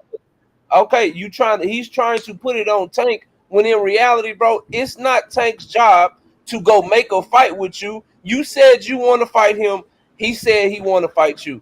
Okay, now y'all need to negotiate. One party has no contracts. One party ain't signed to fight no fucking body. We don't even know if he's supposed to fight again this year, and that's Tank Davis. We all want to see him fight again, but he ain't got no contract. He ain't signed to fight nobody. Ain't nobody got no rematch clause on him. Then we got another side who does have a rematch clause, who has certain moves that they would have to make to even be available for a fight next, or they would have to fight after the fight that they have coming up, and that's the Haney side. But what y'all want me to believe is the one that is tied up, the one that is tied down, is the one that's making real call outs and the one that's being ducked. Come on, bro. Like I can't vibe with that shit, man. Okay. So here's I keep saying the same thing over and over. First off, if you didn't hear the conversation I had with Bill, I would thank you to not fucking try to characterize it, right? So like if you want to talk about how it went down and what went on in the whole thing, why don't you listen to the conversation first? That's the first part of it. The second part of this whole thing is that they're telling the guy, yes, we want to go into negotiations with you. We have these obligations. This is how we get out of the obligations. If you want to fight next. And then the other side is not saying, yes, do that so that we can fight next. That's why the fucking obligations are going to be upheld. Smoke, they literally told the man, take care of Cambosos. Correct. You keep saying they didn't say shit next, but they literally said, take care of Cambosos so we can negotiate. They literally said that shit. Correct. But Bill had literally just said we don't have to worry about Cambosos. Y'all keep saying if we drop the belts, bro. Because that's what he said on the Rise podcast. That's what the fucking interaction was. That nigga got y'all brainwashed. Okay, right. We're brainwashed by yeah, I ain't gonna lie. I ain't gonna lie. How Bill got it? Came in here and started explaining it, bro. Y'all would have took Calvin Ford's side. Bro, I'm not gonna. I don't even understand this. I'm just going by quotes. You talking about brainwash? Look. How we brainwashed by a nigga who's never lied, who's never even. He's never even lied though, right? Y'all believe what Tank's saying, and he lied. This nigga literally lied. Literally was lied. Floyd Mayweather lied, but no. But no. Tank is fully available, but did he not lie? Talk the buck, nigga. That's all we did from the did he not lie, bro? Yeah, I don't know. Man, listen. This is the latest deflection. First, you try to characterize my conversation with Bill without even ever hearing it, and now you're trying to tell me that I'm brainwashed by just repeating what the dude said. Like, you guys need to stop fucking with all excuses for real. Hey, didn't Tank say he was leaving Mayweather because he was grown? He was leaving all that because he was grown and shit. So why after he knocked Rolly Romero out, it's Mayweather Promotions, baby? What is up with all that, bro? My thing that with that Rich, at the end of the day, we still ruling out that third entity, and that's Top Rank and Bob Arum, who has the contract with Devin Haney. Bro, Devin Haney. See, but look, this is what I'm saying. See, if Tank Davis was really through with the niggas that so-called had him not making fights, all right. So okay. So listen here. If Tank Davis, like he told us, was done with the niggas who was making him not get big fights. Remember, it was that, I just need to go out and do my own thing. I'm ready to take care of my own shit, right? So what more important in boxing, right, would be Devin Haney for undisputed, bro? If you don't have a belt, bro. You feel what I'm saying? So if Tank was serious about what he was talking, that's what I'm saying, bro. Like, y'all saying Bill got us bamboozled. He brainwashed us, but like the nigga has literally never been exposed for lying, bro. Everything he said, he said, he has not said anything that was a lie, bro. And what you're saying, Rich? What do you mean, Rolly for short notice? What you saying? That's what everybody's saying now. That was Devin gonna do. He's gonna step in. Yeah, no, that's the whole point, bro. Who the fuck is Leonard Ellery to say they was never gonna be wanting to do that, nigga? Eddie Hearn and them said, nigga. He actually asked Devin if it was down, and he said, nigga, it's good, nigga. I was training for a southpaw. This nigga training for orthodox. Why not, bro? Yeah, them like niggas started. 12 points them off niggas. Like who them doesn't niggas started. You talking about Devin being a replacement opponent? Is that what you're talking about? Devin being a that's replacement? No. Remember when Eddie Hearn last year, when both of their opponents had fell out? I mean, Devin was still looking for JoJo, and Rolly had just fell out for Bro. Them niggas was both looking for opponents, pretty much, bro. That nigga Eddie was like, shit, Devin is available. You feel me? And they was like, who said that? Who said that? Nigga, Who said Eddie that? Hearn. Devin's promoter at the time. Eddie Hearn. Bill said that shit. That's no, fact. yeah, they. Bill No, Haney, so Bill look, Haney so said look, that, so they said it, right? But can So they said can everybody on the panel, everybody on the panel, everybody on the chat, I be forgetting I too. need everybody to do some research. Do some research, right? These is facts. What Rich is saying. They did say they would step in for Tank Davis. They said that shit on October 30th of 2021. But guess what happened on November 3rd of 2021? The fight with JoJo Diaz was announced. All right, yeah. Y'all believe that shit? It was before November 3rd. It was November the 2nd, my nigga. But that's far from the point, bro. Them whatever days that predecessor before that, they was both out here talking about they don't have opponents. JoJo had came to his senses, and that fight came out of nowhere. Niggas was still saying JoJo was a duck. That's what I'm saying when niggas said JoJo stepped up. JoJo tried to duck just like Camboso. So before November the 2nd, when that fight got made, you feel me? That nigga didn't have an opponent, and it was not Devin Haney, Bill, and Eddie Hearn talking about, we not fucking with no replacement shit. It's only a month to prepare. Like, that was them other niggas, bro. Like, don't say that these niggas lying. No. Back to the lying, though, because niggas saying I'm bamboozled and goofy shit, bro. So when Tank was lying and y'all still believe in the shit that's coming out of their mouth, you feel what I'm saying? Are y'all bamboozled for believing liars? What I'm saying, Rich, I don't think anybody. I'm not saying that Devin Haney is a duck. I'm not saying that Devin Haney is ducking Tank. I believe he want to fight Tank. I'm not bad mouthing Devin Haney. All I'm saying is let's be respectful and understand that the cap go both ways. And you asked the question. You said, when did Bill Haney lie? I would challenge anyone. I would challenge anyone. Bill Haney said out of his own mouth, and this is on wax, this is on record. This man said, if somebody come to me with a better fight, there's more money for my fighter because of the Ali Act, I can take that other fight. I don't have to take the fight that I already have contract. That's a fact. That's a fact. No, that is a lie. That's a lie. So your manager cannot get you a bigger purse than your promotion company is trying to give you. So that's not what McWaters did with Tiafimo and them. He didn't tell him, bro, do the purse. So explain to me why Tyson. Hold on. Explain to me if what he's saying is true. Explain to me why Tyson Fury didn't get to fight Anthony Joshua when he had to fight Deontay Wilder when Anthony Joshua was offering more money. I'll tell you why. Because he tried. I can answer it, bro. That's a whole different. Tyson Fury had a contract. Nope.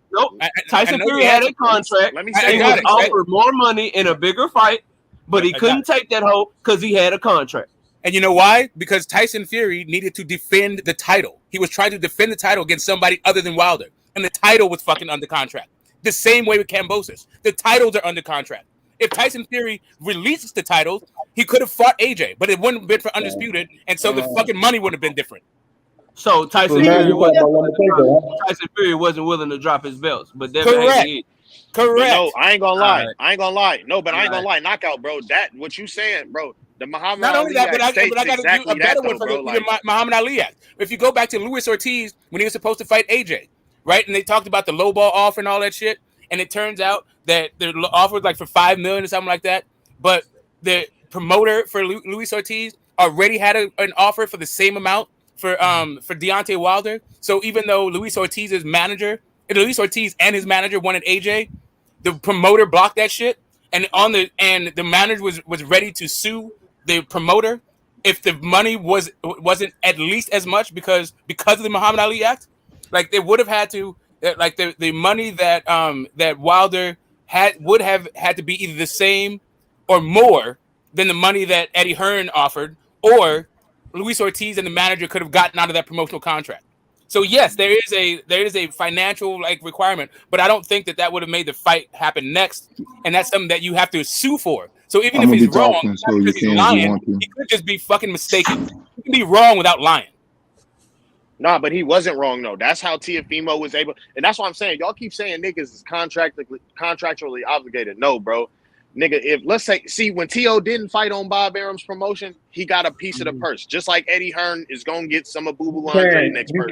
Because man, please be quiet, bro. You being emotional. Y'all niggas ain't making no sense at this point. All right, let me finish my point then. Let me finish my point, and then you debunk up this bitch. You niggas is mad. Shut the fuck up and listen. Let me finish my point. Niggas always talking over somebody. Shut the fuck up. Let me finish my point.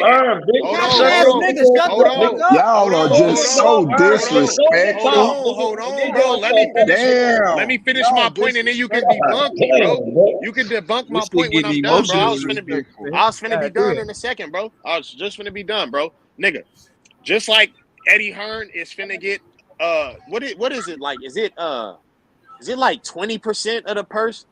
That's why Bob Arum got paid off Teofimo when it didn't happen on his promotion. That's why Eddie's finna get paid off that, bro. When your fighter is contractually obligated under you in your promotional company, and somehow, some way, he ends up having to go fight on somebody else's, the promoter still gets paid, bro. That nigga ain't just passed out, bro. That's how it works. So let me get back. Hold on. Let me finish to respond to my nigga knockout, bro. The Muhammad Ali Act states, bro, the manager, it's a manager's job, you feel me, to be able to seek out as much money, bro. That's why I'm saying a lot of these niggas weird, bro, because Devin was paying so-called niggas who we not ready to respect, like Linares and he was paying them niggas more money than they was getting on their person. They should have been getting at their managers about that shit, bro. No, that's a fact. Come on, bro. Cut that shit out. And that goes for every last one of them niggas smoking. All right, so that's backtrack. That's backtrack what you just said, right? First and foremost, you used Teofimo Cambosis, the two niggas that had that tobacco. They talked about it. They went to the purse bid, went to Triller, then they went to the Zone. Who was the second prize? Hold on. Go ahead. You're right. We talking about two niggas that wasn't getting that bit of dollar, right? Right, so two different niggas, two different standards, more all that shit. Hold on, my nigga. Two different everything about how they maneuver and all that shit, right? Two niggas that ain't about shit, wasn't getting paid shit, none of that shit, right? So now we talking about Tank Davis, Devin Haney. Two different grades of niggas compared to Teofimo and Cambosis. It's like y'all keep trying to use shit they apply to certain niggas and try to put that shit to all niggas. It don't work that way, first and foremost. And then again, what was your second point? What's your second point? Bro, you were wrong about the first one. Beans just responded to me. He said, bro, that's because Andre and T.O. both went to purse bid, bro. A different scenario. That's what I'm saying. The way that both of these niggas can fight off of the promotions, off of the networks that they're contracted. Come on, bro. I'm trying to respond, bro. The reason why they would be able to do this shit is because the fight goes to purse bid. How does it go to purse bid? It being mandated. How does it get mandated? The champ can't mandate a mandatory. But the mandatory, the WBA regular champ, they trying to get rid of the belts anyway. So why would Tank not be trying to do that, bro? Can I ask you something? Hold on, knockout. Let me respond to that. My bad.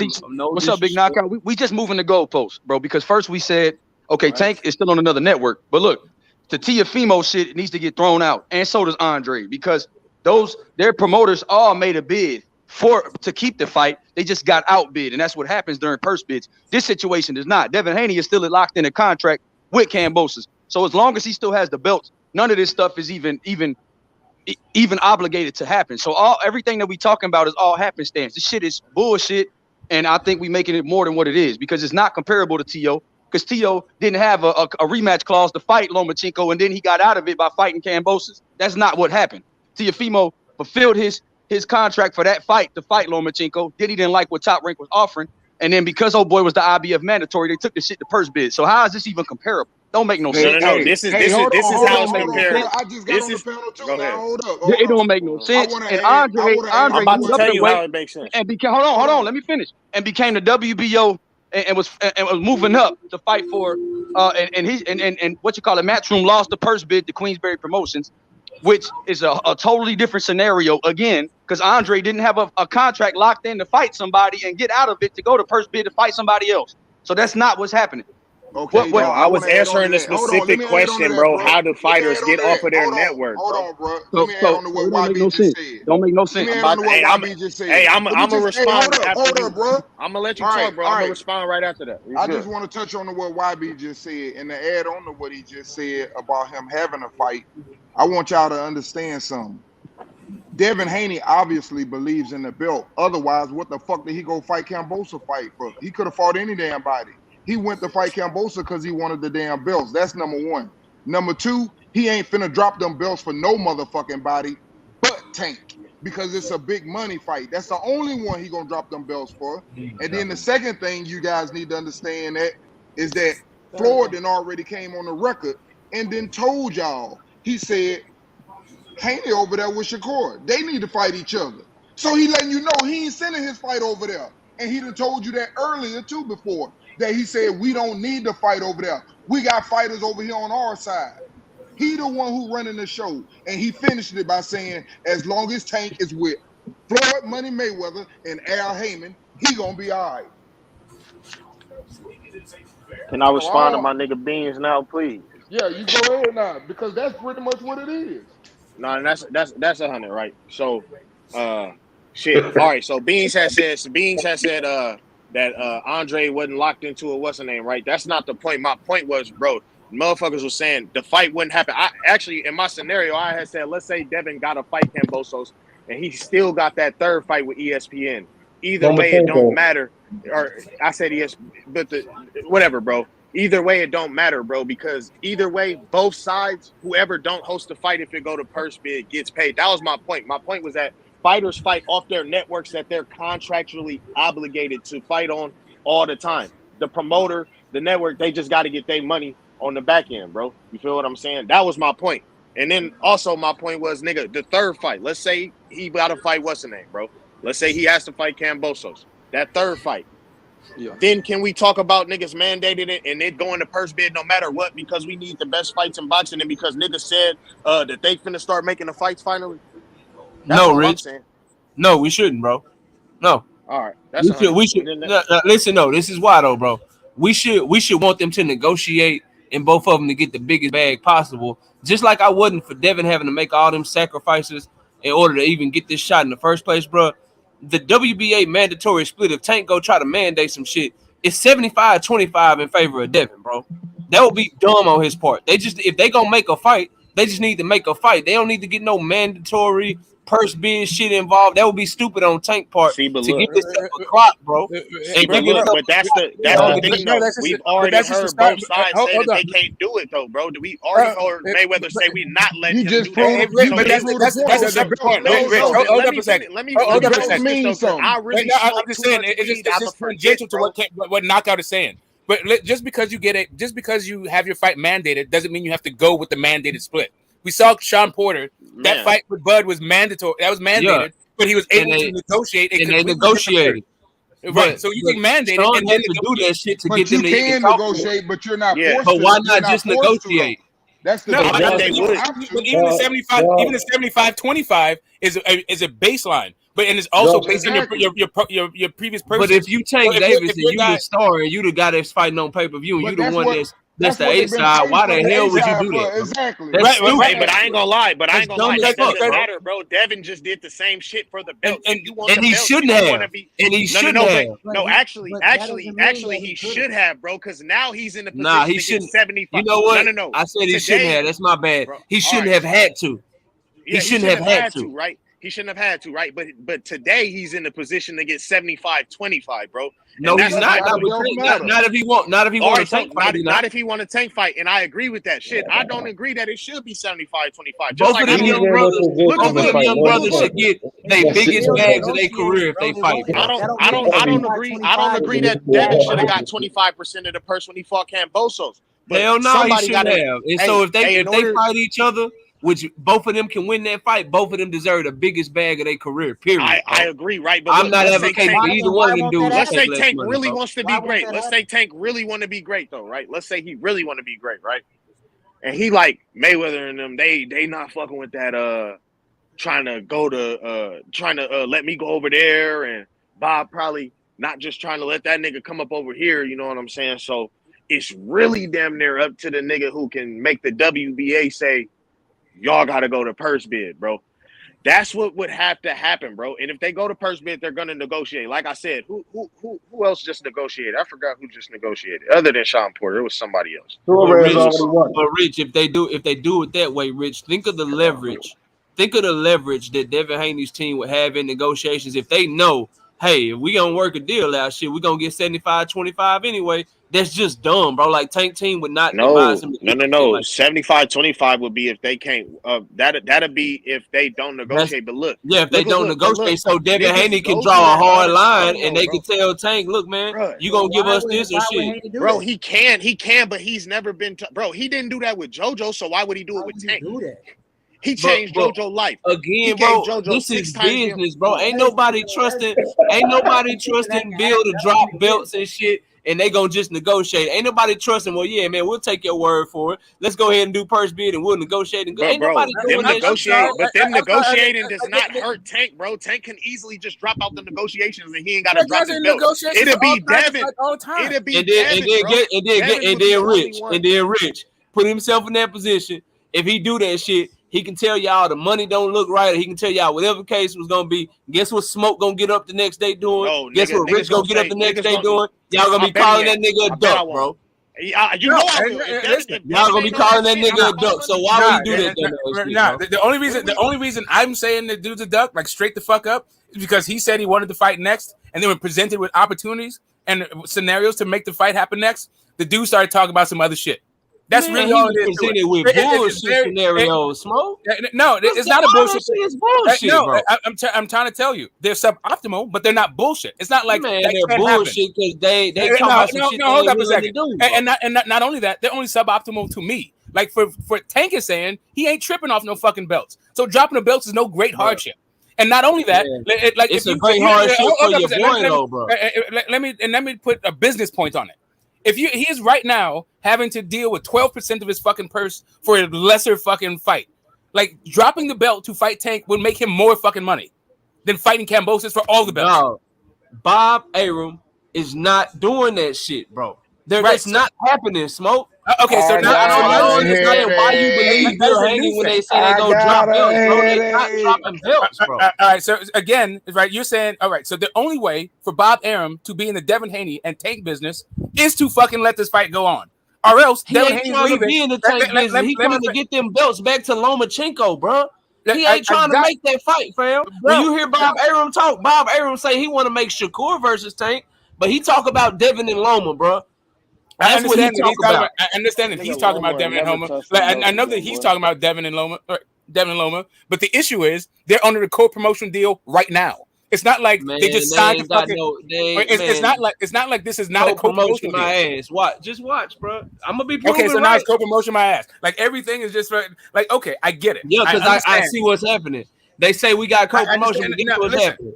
Guess what's happening? They fighting Kambosos twice. And then guess what's going to happen after that? It's going to be Lomachenko. The issue is why. You're right, my man. Because Lomo got the ball. Lomo going to be the one to step in there. So he's going to call that nigga a duck again. Yep. Lomo going to be the one to step in there. Lomo will step in there. Lomo ain't afraid of him. Lomo going to step up, bro. Hopefully.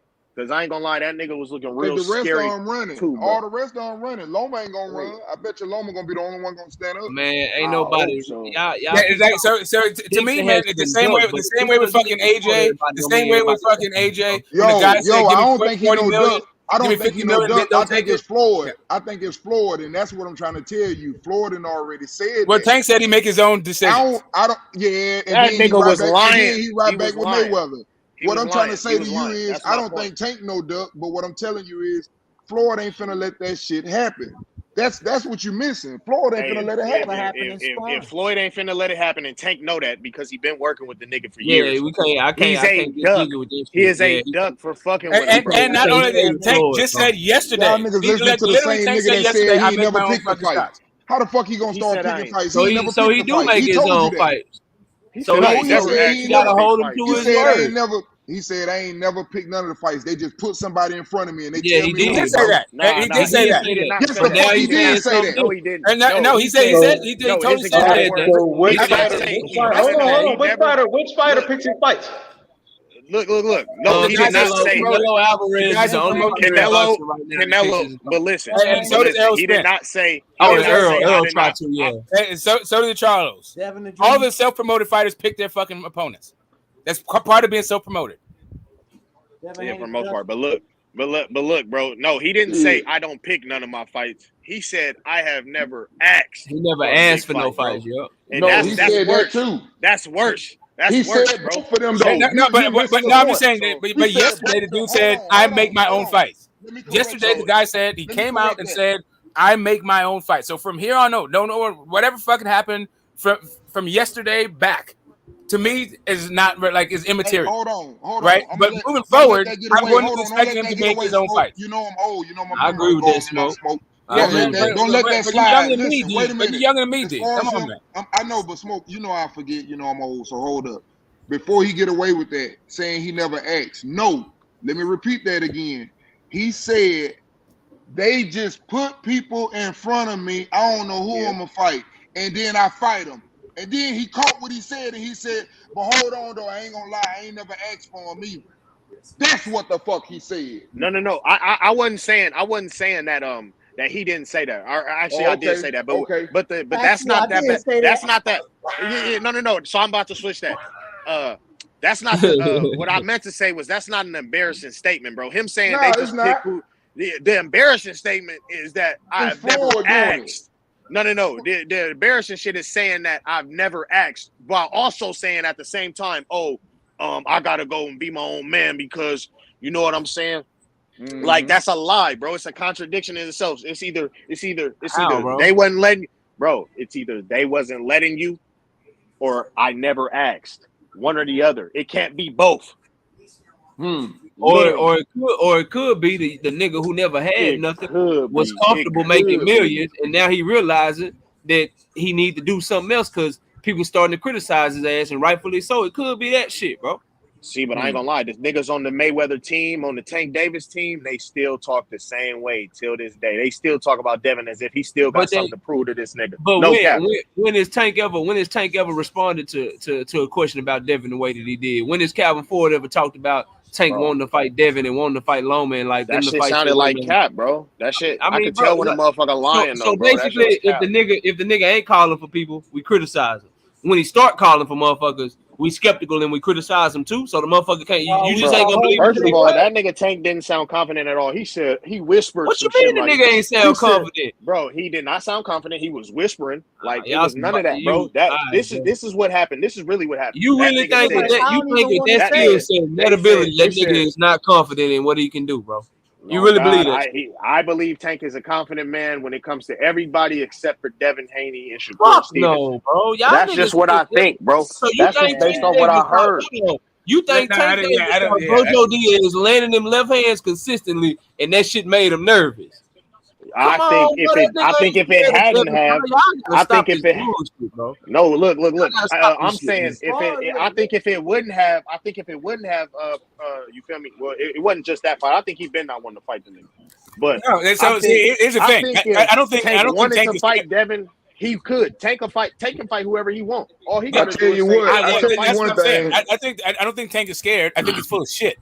That's what I'm saying. If he gonna fight him, he's got a fucking card pull. If he gonna fight him, a whole bunch of shit. And then when the guy pulled up, you think see this the shit that be like, bro. You think Tank is full of shit, but you are allowing Devin Haney and Bill Haney to act like they want all the smoke and they trying to make all these big fights while they contractually obligated to do some other shit, but they ain't full of shit. Miss me with all that shit, y'all. Knockout. The only thing they contractually obligated to do is defend again. You keep saying got to do hula hoops and jump ropes and fucking shoulder rotation. I'm sorry, knockout. But you believe them motherfuckers. So here's the thing. Here's the thing. You think right? So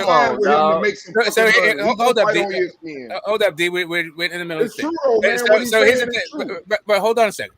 This whole contractual obligation, this thing that this catch-all that you're hide behind, they are saying they don't give a flying fuck about. And not only do they not give a flying fuck about, okay, show me you don't give a fuck about it.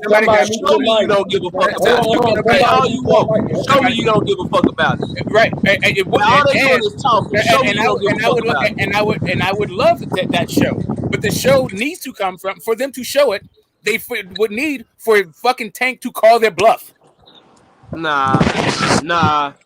They can show that shit without Tank. Okay, so let me ask you this. Tank the only big fight. Didn't he say he wanted Loma? Hold on. Did he say he just won't Tank or he want Loma too? And Loma said he coming back in October, so he can't do the same shit for Loma. Wow. So niggas bringing up another man when we talking about Tank and Devin, bro. No. I'm just saying why he need Tank to show you. He clout chasing, bro.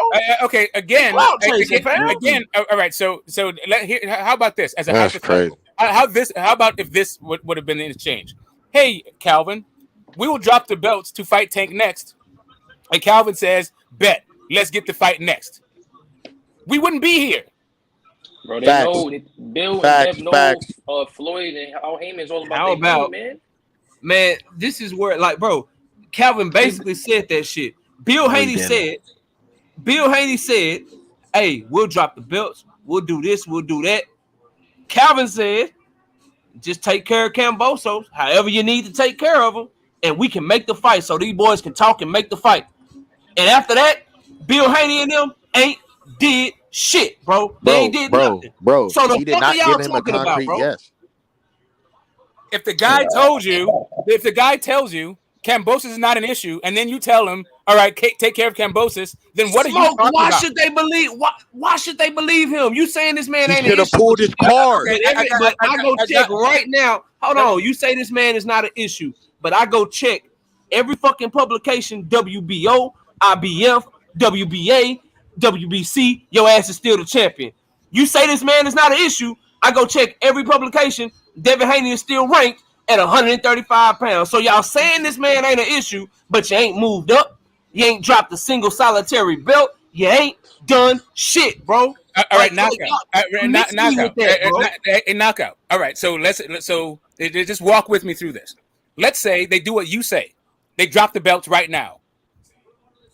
And Tank doesn't fight him next. Then Tank is a fucking duck, bro. Right. But hold on. To call that man, hold on, bro. To call that man a duck, though, this is what you're doing, Smoke. To call that man a duck when they haven't made a single move, all they doing is just talking. Well, shit, they just talking like he talking. So why the fuck is he the duck? I'll tell you why. And ain't nobody did shit. So why all the smoke for Tank? Because Bill Haney showed up and said, as a manager, and said, oh, wait a minute. If this what you hollering, if you want next, guess what? It makes financial sense for us to fight you next in a couple of different scenarios. We could both meet at 140, or I could fucking drop these belts. Both of these things are agreeable to me. Are they agreeable to you? And then your response is, take care of Gambosis. What the fuck? You didn't even address what I'm saying to you. Because you're not dropping the fucking belts. Because you're not addressing it. Bro, in order for him to even think about dropping the belts, bro, in order for him to drop a, bro, in order for him to think about dropping the belts, bro, Calvin Ford has to say, Calvin Ford, Tank Davis, Coach Kenny, they have to be like, say less. Niggas cried about these fucking belts. Niggas don't want to give me the belts. Niggas ain't trying to let me. Niggas, the WBC ain't this and the WBC ain't that. Now niggas walking around with the franchise belt. But niggas, all this shit, my nigga. But now all of a sudden, you just going to drop them bitches like a drop. I don't believe. All right, so now what you doing? Now you trying to play psychologist. And you saying, oh no, that doesn't make hypothetical sense. It's too real for him. It's too much like right. I guess it's too much like right. It must be wrong. Too much like I'm listening to y'all niggas, right? It's like y'all keep trying to say the same shit. That's a lie, bro. And it's not working. You super goofy, bro. You niggas funny as fuck. Hold on, when niggas was on the zone, it could have did the same shit. We ain't got no shit going on. Why not go over there to I ain't finna argue about something I don't know. This fight. They ain't do that shit. They just got I don't think nobody knows. Oh, we just all we talking about is the conversation. Tank to go fight Tank. We talking about the conversation. That was a big lie. And that we talking about the conversation, bro. Talking about Fortuna.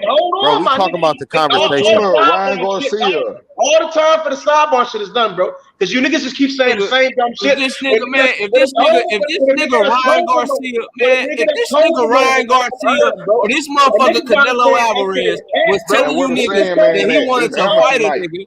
If he was telling you niggas that he wanted to fight a nigga by having a contract already signed, y'all niggas would cook the nigga, bro. Actually, I wouldn't. Y'all would cook him, niggas, bro. That shit. If that nigga Canelo was like, yeah, I'm gonna fight, I'm gonna move up and I'm gonna fight Artur Beterbiev, but shit, I'm willing to drop belts, I'm willing to do this shit. Just tell Beterbiev to call me up. Y'all be like, nigga, Canelo, you full of shit. But since it's Devin and shit though, this nigga can walk on water, fucking bless your babies and all kind of shit, and he willing to do everything. Here, all we doing, see, because look, what Smoke is doing, bro, he's pointing out the conversation that Bill, Coach Kenny, and them had, bro. What Bob Arum talked about, order, bro. in order. Bro, Bob the main promoter, bro. Y'all just keep talking about the Bro, he quiet talking about the promoters, bro.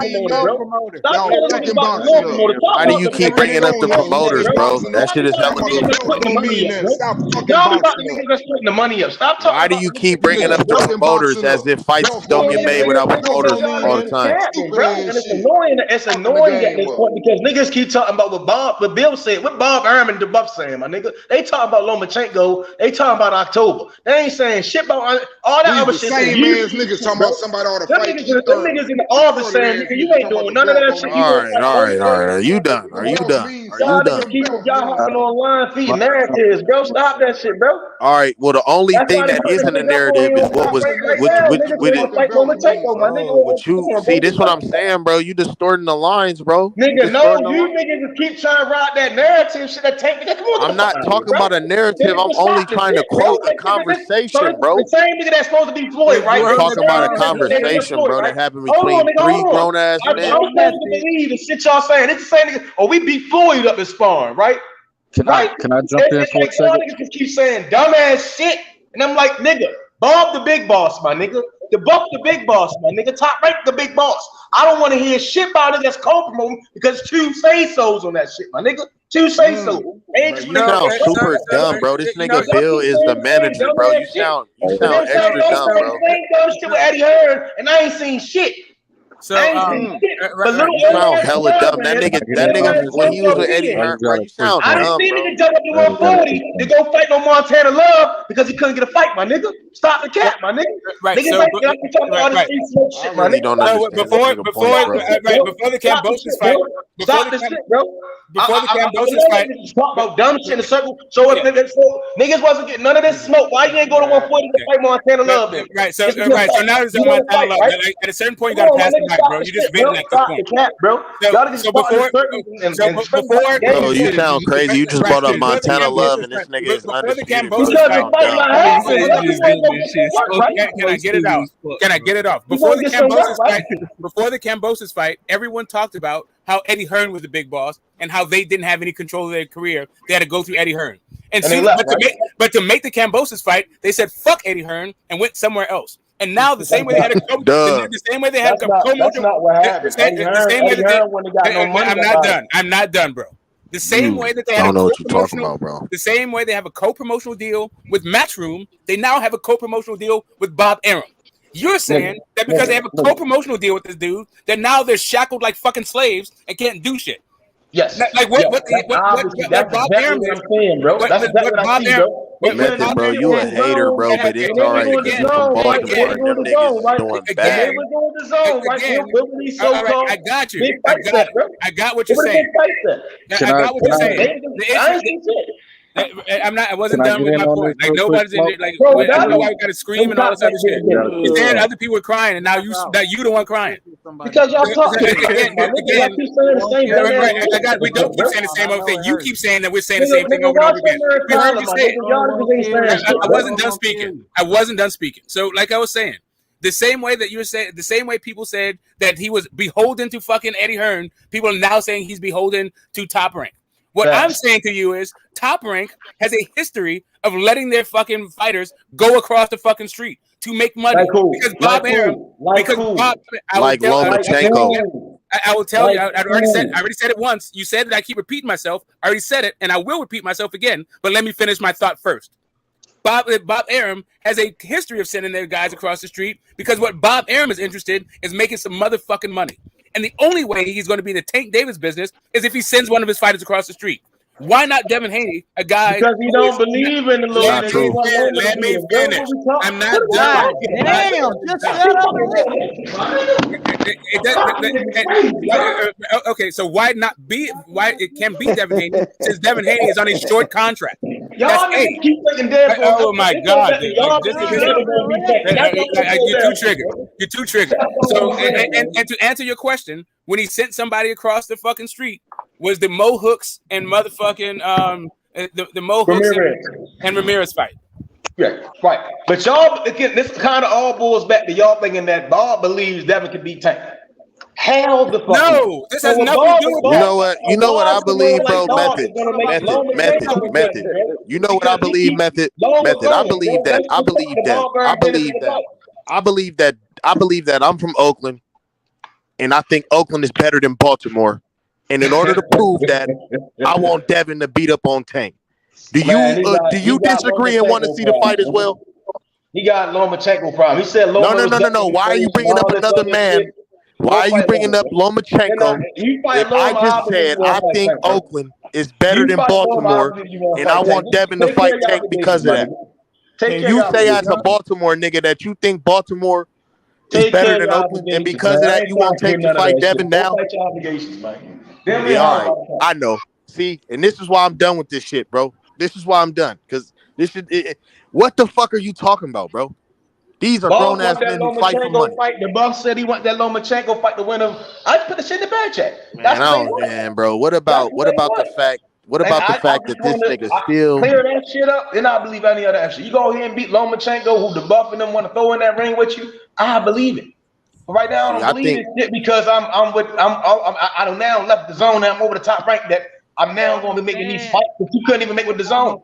See, I'm not even gonna lie, bro. I think Oakland has better culture than Baltimore. I think it's most likely better bitches out here. Hey, Rich, you are 400 pounds.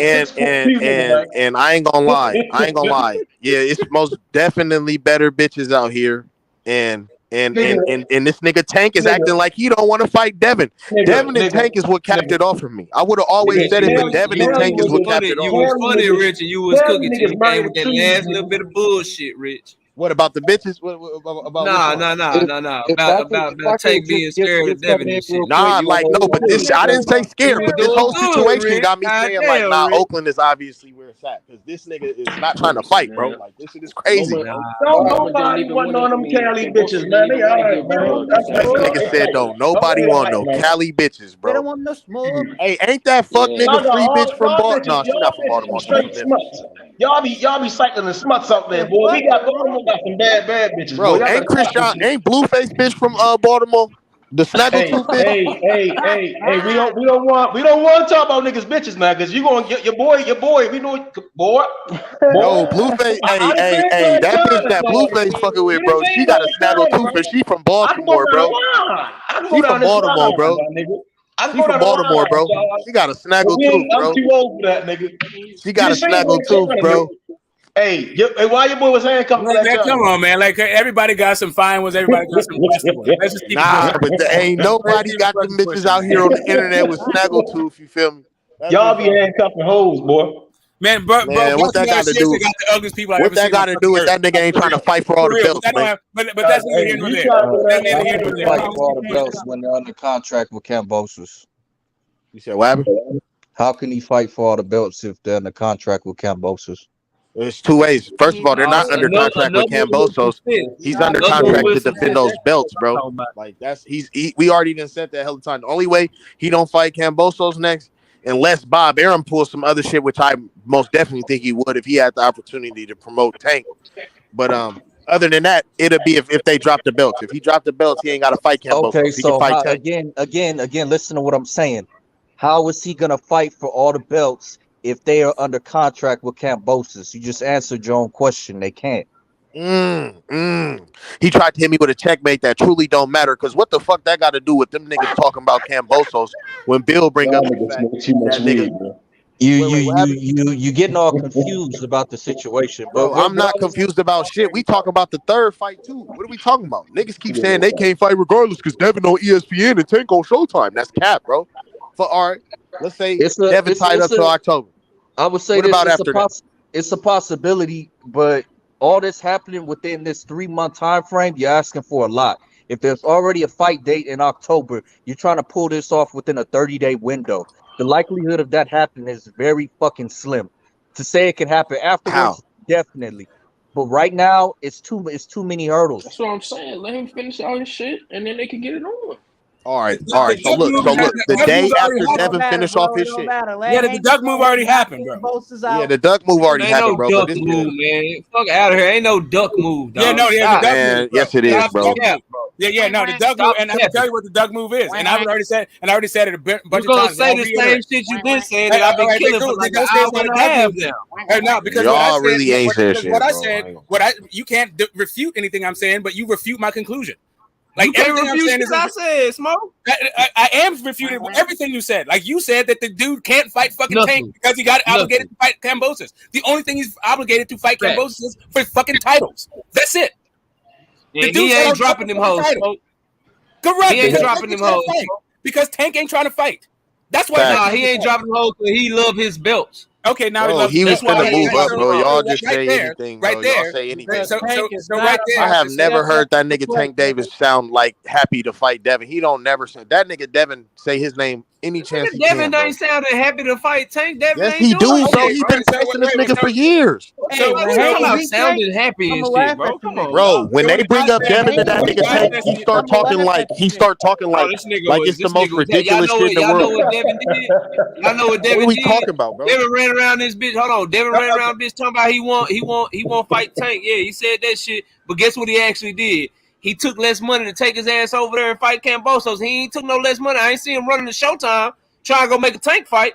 Bro, why would you make it? First of all, why would you try to make a Tank fight if this nigga Tank can literally look? See, and this is what I'm saying. This nigga Tank is not bigger than the sport, bro. Tank, no matter what y'all talking about the belts not mattering, Tank is not bigger than the sport. The belts will always be bigger than Tank. Okay, so just by the way, so just so we can get back to the Knockout made a motherfucking point. I've been said that. Contradictory in his Y'all missed me with that shit. That nigga doing all this talking, but guess where he talking from? He was talking that shit from the zone, and now he talking that shit from Top Rank. Man, bro, have y'all ever? Didn't that nigga Tank say he was a clout chaser for Devin calling him out, bro? And then furthermore, hold on, this 140 shit. Cause we all diehard boxing fans. I know y'all remember when they asked Tank, look, man, you got a belt at 130, you got a belt at 135, you got a belt at 140. Where you gonna campaign at? Tank was like, shit, I'll drop my belt at 130, I'll drop my belt at 140, and I'm staying at 135. We all knew that shit, but now Bill Haney get on this bitch acting like he didn't know that shit. Oh, we're fighting for his belt at 140. Well, Bill, they ain't got no goddamn belt at 140. You know Tank already said he want to stay at 135. And y'all don't see the cap in this bullshit, bro. But didn't he say he'll also fight him wherever the fuck, bro? He's never made an excuse not to fight. That's only them niggas, bro. And not only that don't get out of you don't have to make an excuse when you say not right now. You deflect. No, only them niggas make excuses. You don't have to make an excuse, bro. When the excuse is built in, when you say some shit that people know you ain't gonna do. I don't give a fuck what y'all say. They not dropping belts, bro. Yeah, we'll make the fight. Shit, we'll just drop the belts. Kambosos is obligated to fight the belt. And hold up, bro. As the more I think about this shit, the more I just want to kill this shit. How the fuck can Kambosos be obligated to only fight the belt? So you mean to tell me he got a contract with the IBF, the WBO, the WBC? No. He only has to rematch him for the belts, bro. If he drops the belts, he does not have to fight him, So bro. if he dropped them hoes, then Kambosos is fucked. That's what you're telling me? Bro, if he dropped the belts, Kambosos would probably be in line to fight for some of them motherfuckers, but Devin not gonna be obligated to fight. Just straight up, so you understand why I say duck, and I'm gonna continue to say duck, and you haven't refuted anything. Nothing you said has knocked me off that duck stance. It's because of this. I'm not done. I'm not done. You don't have to get my attention. Let me just finish my thought. I did not interrupt anybody. Nobody has ever knocked you off of a point, no matter how many facts they throw. I got it. So I don't expect to knock you off of a point, bro. I got it, but let me finish my thought. So when it comes down to it, I'm facts driven. So I can be knocked off of a fucking opinion that I form because I'm forming my opinion based on fucking facts. So whatever. It's not a belief that I have. The dude came up and said, I want to fight you next. So what he said a year before or 8 months before or 6 months before don't really fucking matter. He said that shit after Devin had already signed to fucking Top Rank, right? That's when the dude said it. He said, I want to fight you next then, knowing full fucking well everything we know, that he had rematch clauses and all of this shit. So when the dude said that shit, I want to fight you next, and the guy presents you with a bunch of fucking options for how you can fight next, and you don't fucking come back and say, I like this option, this is the one I'm gonna take, now I'm calling you a fucking duck. No, fuck that. They bring up Right. Cambosos. Can I They bring refute up on that? Cambosos and You know, make to bring excuses. up a counterpoint on the Fuck that, situation, Smoke. You can't because call him you a gotta look duck at it from because this perspective you right don't here, want to get Smoke. caught in that loop. You You gotta can't look at it call him from a this duck for that perspective. shit, When man. you say that in that context, you're not sending no offers over. Calvin Ford said it to Bill Haney. Them two should talk together. Has Devin Haney contacted Tank? Has Tank contacted Devin Haney? That has not happened. None of that is happening. We only hearing from Bill Haney. We have not heard from Devin about how he's gonna make the fight. We've heard from Bill Haney how he has options to make a fight with no offers on the table, just options. Correct. Options can be fucking anything. Correct. He said what the options were, and and what we heard from Tank next was, you're not gonna go 12 with me. He didn't speak on any of the fucking options. And the simplest option that y'all, the most simple option, the most simple option that y'all don't want to talk about is for them to just for them to get with Bob Arum and get Bob Arum to make a fucking offer for the fight. Y'all Hey, wait can I on get Tank in one sec? Can I get in 1 sec? I'm finna get Wait, off. but I thought Tank can't fight off of Showtime. I thought Tank can't fight on Showtime. They don't take offers. What happened when Tevin Farmer gave a $5 million offer to Tank? What did they say? Hey, Smoke, what did they say when Tevin Farmer gave it $5 million? 1 second, D. I got you. Want to get off? But and I'm just saying, Damn, what did Tank's team say when Tevin Farmer offered him $5 million? They said Didn't we they don't make take an offers. offer back? Didn't they We make an don't take offer back offers. to Tevin They said Farmer? we make offers. Didn't they That's offer what they Tevin said. Farmer his biggest payday? Yes or no? Yes or no? Again, did they make an offer back to Tevin Farmer? Yes or no? You can't do that shit with me, bro. Of course, no. What you just did is not answer my question to ask me a different one. What they said was the answer to my question was that what they said is you don't give us offers, we give you offers. And So sent them an offer, a counter offer. Correct. They offered you a counter offer, yes or no? Right. So the idea. All right, then. So why let Devin me can't do that finish, shit? bro. Knockout. So the idea that you're gonna now say, why don't they send him an offer when his team told him don't send us fucking offers, don't make sense. So they All right. listen now. All right, so they listen. Let me say but this it got real them quick. an offer back though. It got them an all I offer wanna back. say is I ain't gonna lie, Tank ain't never even made $2 million. So why would he turn down five years ago? To the people who saying the belts don't mean nothing, let me show you how this shit works. Don't buy that narrative saying that the belts don't mean shit and that they can fight. Because I'm gonna tell you like this: if Devin Haney stick around at 135, and let's say he defend that title 4 times, after Tank fight Ryan Garcia, I guarantee you he won't be making no more pay-per-views no more. I bet you he won't. I bet you them numbers gonna go down so goddamn fast when he start fighting the same damn people and he ain't fighting nobody because it ain't gonna be nobody else to fight. He gonna have to come fight some of them people who he didn't turn down. Lomachenko, Shakur. He gonna have to fight somebody. The belts mean everything, man. Y'all need to stop saying that shit. Y'all gonna fuck boxing up. Then y'all Yeah, the y'all belts gonna don't mean nothing because Tank ain't got them. So you know what? Don't be mad. Don't be mad when these niggas Jake Paul and them take over boxing then. Hey, since when don't challengers chase champs? Shit, don't be mad. Don't be mad. Well, I it don't want to sounds hear like in this situation, I don't want to hear another it goes both motherfucker ways. say nothing negative about Jake Paul. How does it go both ways He if make Devin more could money literally than all be of the them. He a champ and pay-per-view duck star. everybody, He make more fight money than bums, Jake. What you got to Well, say no, about hella that? defenses? it depends, Rich. It depends, Rich, on if the person is a star or not. In most cases, yeah, you're right. But guys like Canelo, Manny Pacquiao, Floyd, Tank Davis from 140 down right now, they don't have to chase champions. Everybody chase them regardless they got a belt or not, bro. See, but I ain't gonna lie to you, bro. Tank Davis is. That's why they numbers going down, bro. That's why the pay-per-view Tank numbers Davis is going by down. far more famous than Devin Haney. He's the bigger name, bro. But Tank Davis is not a Even in household name like California. Canelo Alvarez. He ain't Nah, gonna he be ain't. famous No. for He not for them. long. But from 140 down, he the closest thing. That's all I'm saying. Yeah, I ain't he's the Devin Haney biggest keep them star, bro. belts But long enough. has It's gonna Tank change. Davis accomplished anything for him not to be trying to go for all the belts at 135, bro? Fuck no. Fuck no. Okay, then. So that's the point. If he's not doing that, he's not doing his fucking job. And I'm not about rewarding niggas who don't do their job, bro. But Rich, here's where we differ, bro. I believe he do want the fight. I believe he just know it's not next. So what's wrong with a Ryan Garcia fight? Assuming Ryan Garcia can beat Javier Fortuna,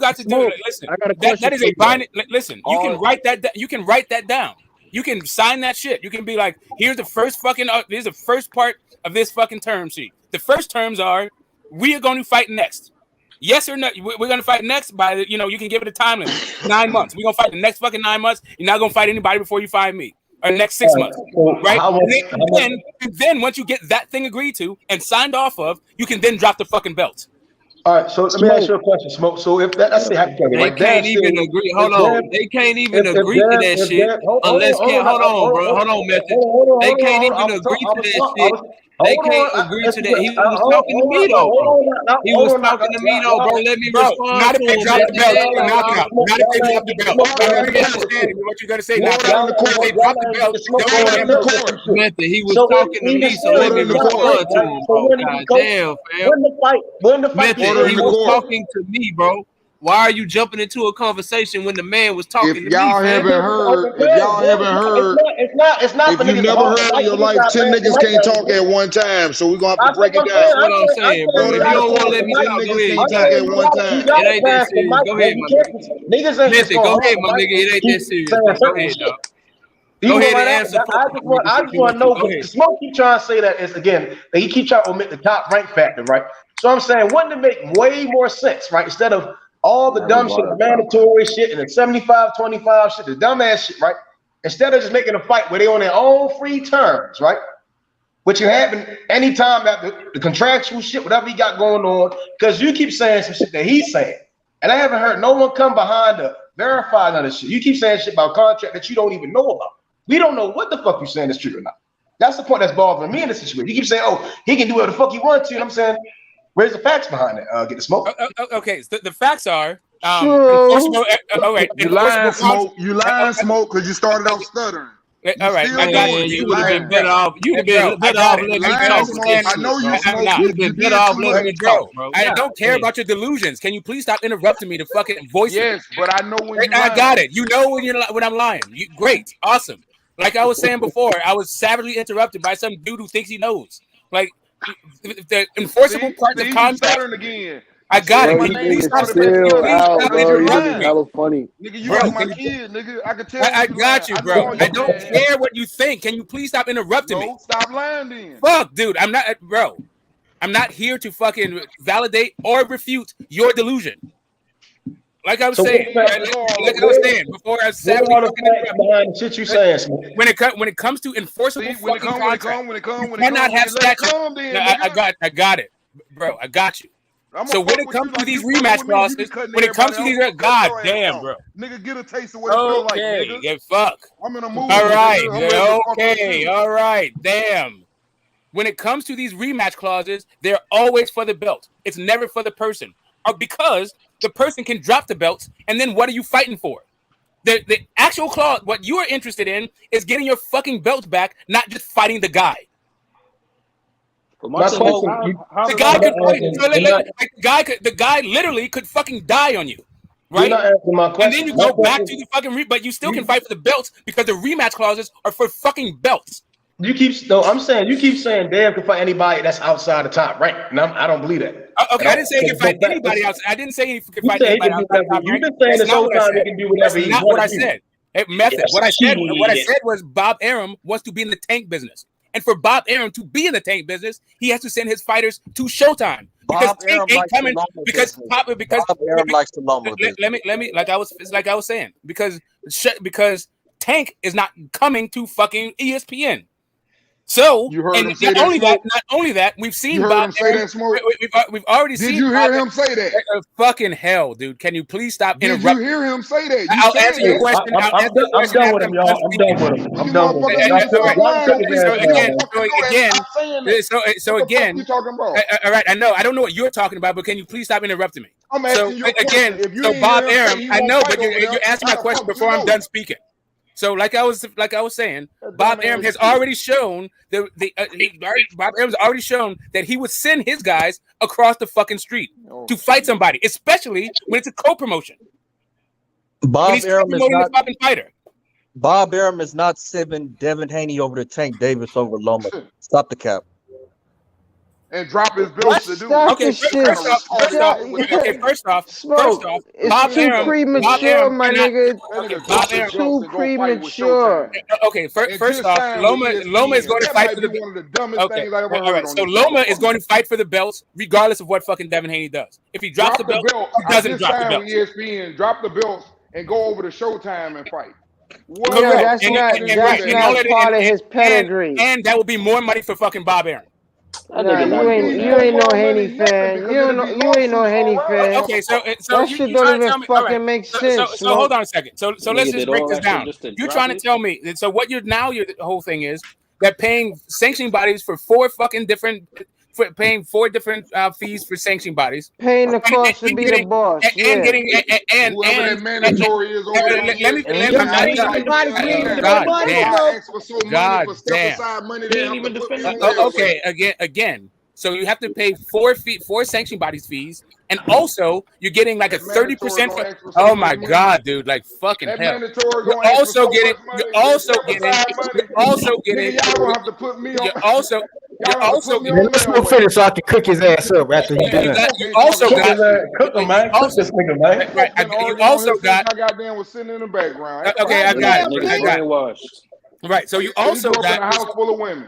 Right. So you also have Devin Haney taking like a 30% fucking purse, right? So he's paying sanction fees off of fucking low money, and you're trying to tell me that this is what Bob Arum would like versus getting a bigger purse fighting Tank. You don't know what Bob Arum thinking. Is You not making gonna shit up. let Devin Haney go to fight Tank over Lomachenko. Lomachenko was bought back for a fucking reason. He could have came back at any goddamn time. Bob Arum brought him back over here for a reason, and that reason is to fight Devin motherfucking Haney. This shit is very simple. Right. Let's get to the facts too. Let's get to the facts.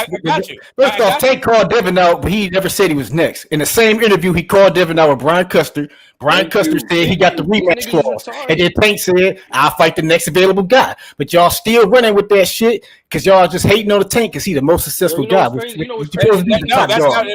hate ass niggas do. Secondly, Cambosis ain't no motherfucking top rank. Devin didn't have to sign the top rank to fight him. He could have signed to any network to fight him. Fucking Eddie Hearn couldn't get the zone to pay for the fight. So that's why he had to go to top rank. He could have went to PBC. They would have paid for the fight. He could have took that same deal. He would have been on PBC. He could have fought Tank next. Firefighters do not run from the fire. They go to where the smoke is at. You don't go to opposite direction where the smoke is. On top rank. So be over there on top rank. You want the smoke? Call out. Okay, right. So again, when it comes to the rematch clause, we've already addressed this time and time again. The dude said he will drop the fucking belts. So the rematch clause is moot. I don't know why you keep making the same fucking points over and over again when the guy has already said we don't give a fuck about him. It costs us fucking more to defend these titles, and we'll make more money fighting fucking Tank. We will drop these shits. Then he should drop them and try to get a Tank fight. He doesn't need to drop him to get the Tank right. So what the reason why he would drop those things is if Tank said, "Yes, I will fight you fucking next." You're contradicting yourself, Smoke. I will fight you fucking next, and then they can move on to the next fucking part of this thing, dropping the belts. How much money is the fight going to be worth? Where the fight's going to be? All the other shit, all the other terms that they have to agree to. But the very first thing they have to fucking agree to is the fight happening next, which is something that Tank won't fucking agree to. Which is why I'm calling the fucking. I'm gonna make this real slow. I'm gonna walk you through this real slow. I'm gonna walk you through it real slow. Because if the situation was that they didn't want to fight Cambosis again in the first place, then they would just drop the belts, fuck Tank anyway, right or wrong. I'm glad. They said the only way that they would drop the belts is for Tank. This is all predicated because Tank said, "I wanted to fight you next." They think Tank is a big fight and we're dropping the belts for.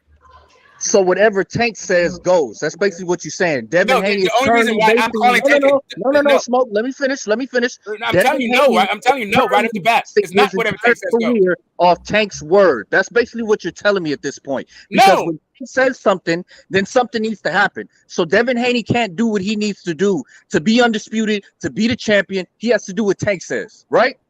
Okay. Again, that would be what they agreed to, not what Tank says. They both would be agreeing to fight next. All Tank has to do is fucking agree to it, and then they can drop fucking belts. The belts. He's not. That's an agreement. That's not being dictated to. Okay. That's what you listen to what Bill Haney said.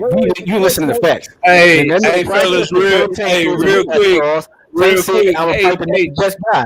Hey, hold on, no, Captain. I'm hopping off, no, Captain. Let me hop out, bro. They trying to see what Garcia will do tomorrow. They're gonna make their choice whether they're gonna take Haney or take Garcia. Me up, bro. Then we gonna see who really ducking. Y'all take it easy. Everybody on the panel, salute y'all, man. Y'all be easy. Nah, bro, take it easy, bro. See you next time, man. Peace. Y'all gotta stop making up these narratives, lying and shit. I know. Y'all can't ignore. You can't quote an interview and not say what else was said in the interview. Like live with it. That's that whole shit. Dude is just a duck. That's it. He shouldn't have said Devin's name, and then he wouldn't have fucking got his duck card Of course, they're gonna have all this energy behind the 3 fights. He got his fucking duck card pulled. That nigga's not available. How did he get his duck card pulled? But Devin been saying take name for years, but never came to PBC. We had a chance. Because Tank opened his fat fucking mouth and said he wanted Devin next. Because Devin talked about him. Devin said, "If you want you to make the contract." Why he ain't? Hey, why your man? Why he going to every promoter but PBC? Why he going to every network except PBC? He signed for everybody but PBC. He on the second network. He been on PBC one, but he want to fight Tank. Tank's actions speak louder than words. Your man's they want to force a Tank. Nigga, because the Tank put hands on you, your career ain't gonna be the same. Two people keep talking to the last fight. They say to him for the last fight. Nigga went to every network besides PBC. Just like you fucking say. Yeah, Devin didn't just talk shit. He tried to make the fight. Off of 10 I ain't about it. He on top rank. Bro, he on top rank. You can say whatever you want. He over there on top rank. He ain't over Tank A. He could have went over there. I'm sorry. Tank, he was on top rank when Tank said it. So Tank was just full of shit. He was capping. No, you're full of shit. Acting like a big sucker because he came on there and you can't turn into a cheerleader. Now it's about me. Tank is the one who said That's about you because you coming up with a narrative. Hold up a second. You're saying that I am blind to the fact that Devin was on top rank. Meanwhile, Tank is the one who said he wanted to fight him next, knowing he was on top rank. We already covered that when it happened in the interview. He said, "I'll fight him next." The Brian Custer said, "There's a rematch for us with Ken Benson."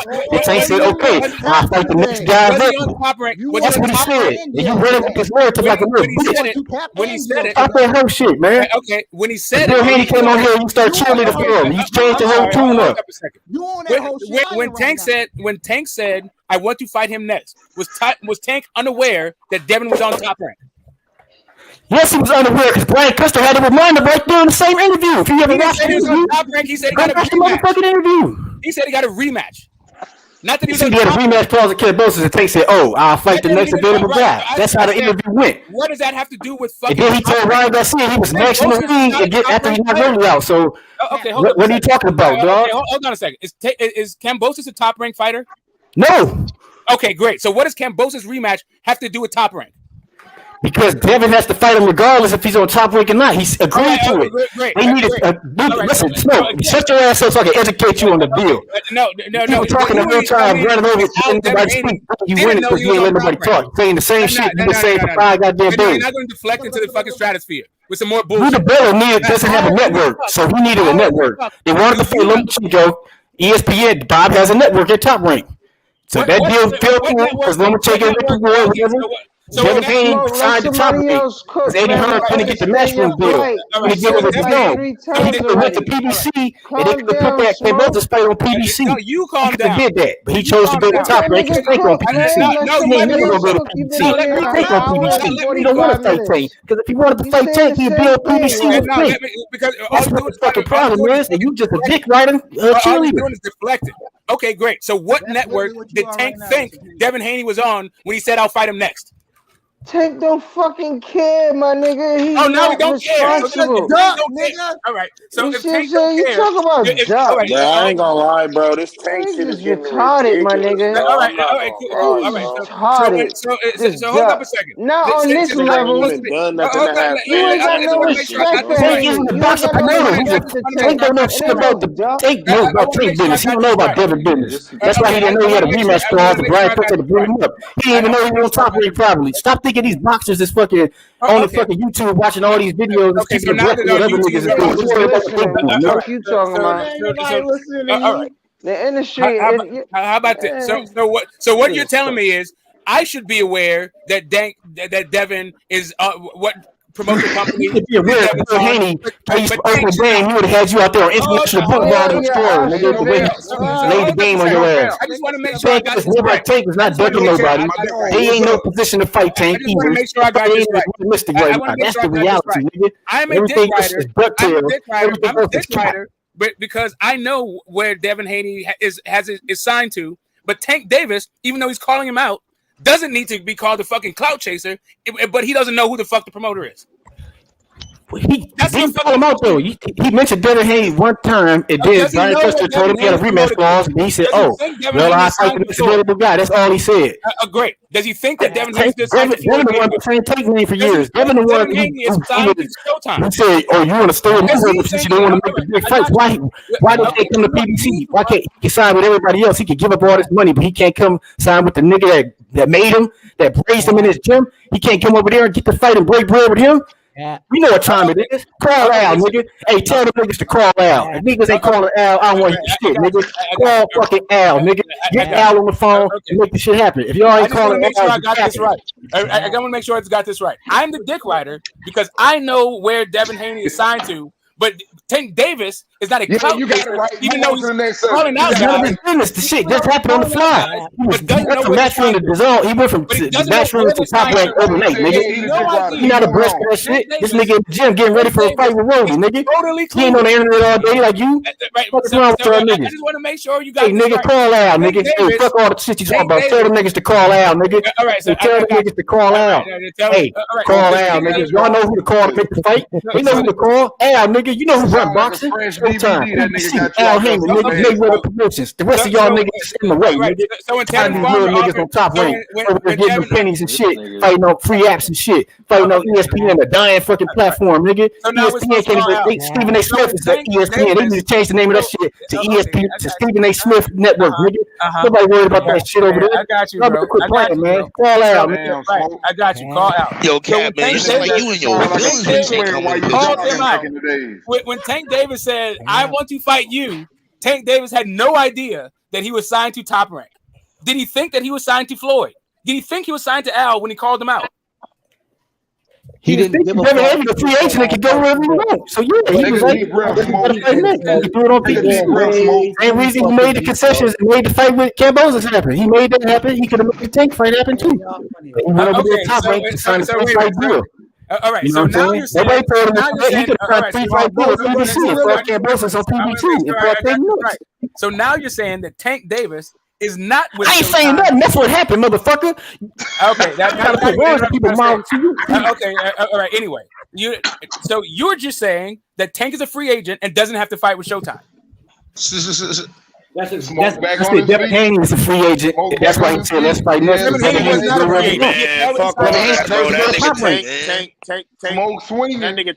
nigga Tank is scared of Devin. Tank is scared of Devin. Oakland is better than Baltimore. Scared of Devin for what, nigga? He can't knock Tank out. What do you got to be scared of? They scared of Tank. They know when Tank put his hands on him, he's going to take years off his career. So they feel it for last. We know what time it is. Tank told the Devin Tank ain't last in 12, nigga. Tank said it ain't last in 12, nigga. You need to worry about the fighters and the fights to give you legacies, man. Ben Haney put the stinky religion out in the Laffy Taffy and Renaldo popped his ass. Nigga did the stinky leg, walk it out, and the Laffy Taffy at the same goddamn time when Renaldo popped his ass. What you ain't gonna do? At least make sure it's a brand new dance, nigga. It's gonna be a brand new dance. That nigga just fought We're having a brand new dance. He ain't worried about no damn Ben Haney. That's why they holding on to that star session. They know Tank, man. They gotta hold on to that star session for a little more victory and shit, because they know that ass whooping coming when Tank get in there. Tank is a real prime fighter. He's a real pro style fighter. You gonna see the difference. None of these niggas can fucking Tank at 135. Nigga, we knocking out welterweights, nigga. These niggas can't even fight somebody their own size. They too pussy, nigga. Tank knocking out welterweights, big Mexicans and shit. Come in Congress and fighters up the motherfuckers. Talking about Devin Haney, nigga, who play midgets. He's going to business with a goddamn midget from 130 and shit. You know what I'm saying? I don't want to hear that shit. Ain't nobody scared of nobody. They know what they doing. Yo, you is in your feelings hard right now, bro. What's up with that? Hey man, y'all hilarious, the man. Rollies of the world, though, bro. This He fighting dude, the Rollies of the world, damn. and he landed 25. Hey man, we need an H Money moment. H Money need to come on here and do one of them 3 minutes. He really blacking out over tape. Need to go crazy on you niggas. Devin Haney is undisputed. He is the we champion. need a 3-minute rant. We need one. What Bernard Hopkins just say? What Bernard Hopkins just say? All Devin Haney We don't care what Bernard Hopkins said. It don't matter what he said. He was undisputed too. So what is you talking about? He was undisputed already. It ain't about the belt. It ain't about He can say that. He can say that because he's undisputed. He can say that. You don't understand. This is what the best fight in the division. So them belts ain't legit, nigga. He can say he's undisputed. He can say what he wants. He can say that because he's already been undisputed. He about to change the rules. I just want to say this real quick. I just want to say this real quick.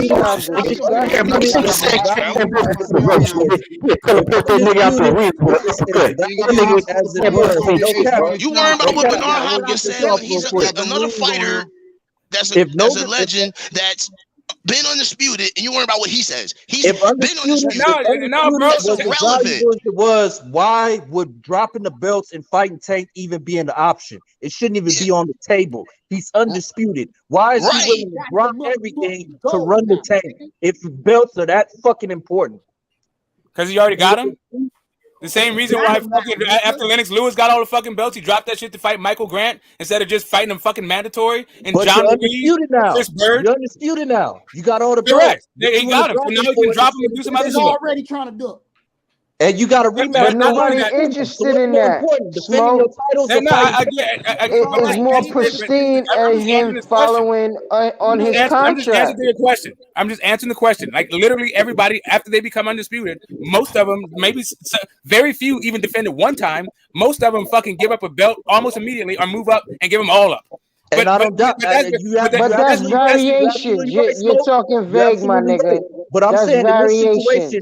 While I'm trying to tell you that most people he don't own them belts yet. Obligated to do it. Still got a bond. He never owns those belts. He never owns them. Kambosos was fucking intelligent with this shit. He's still caught up in a fucking loop. He has to. I'm telling you. The only thing he got is this window of his volunteer. That's what he has.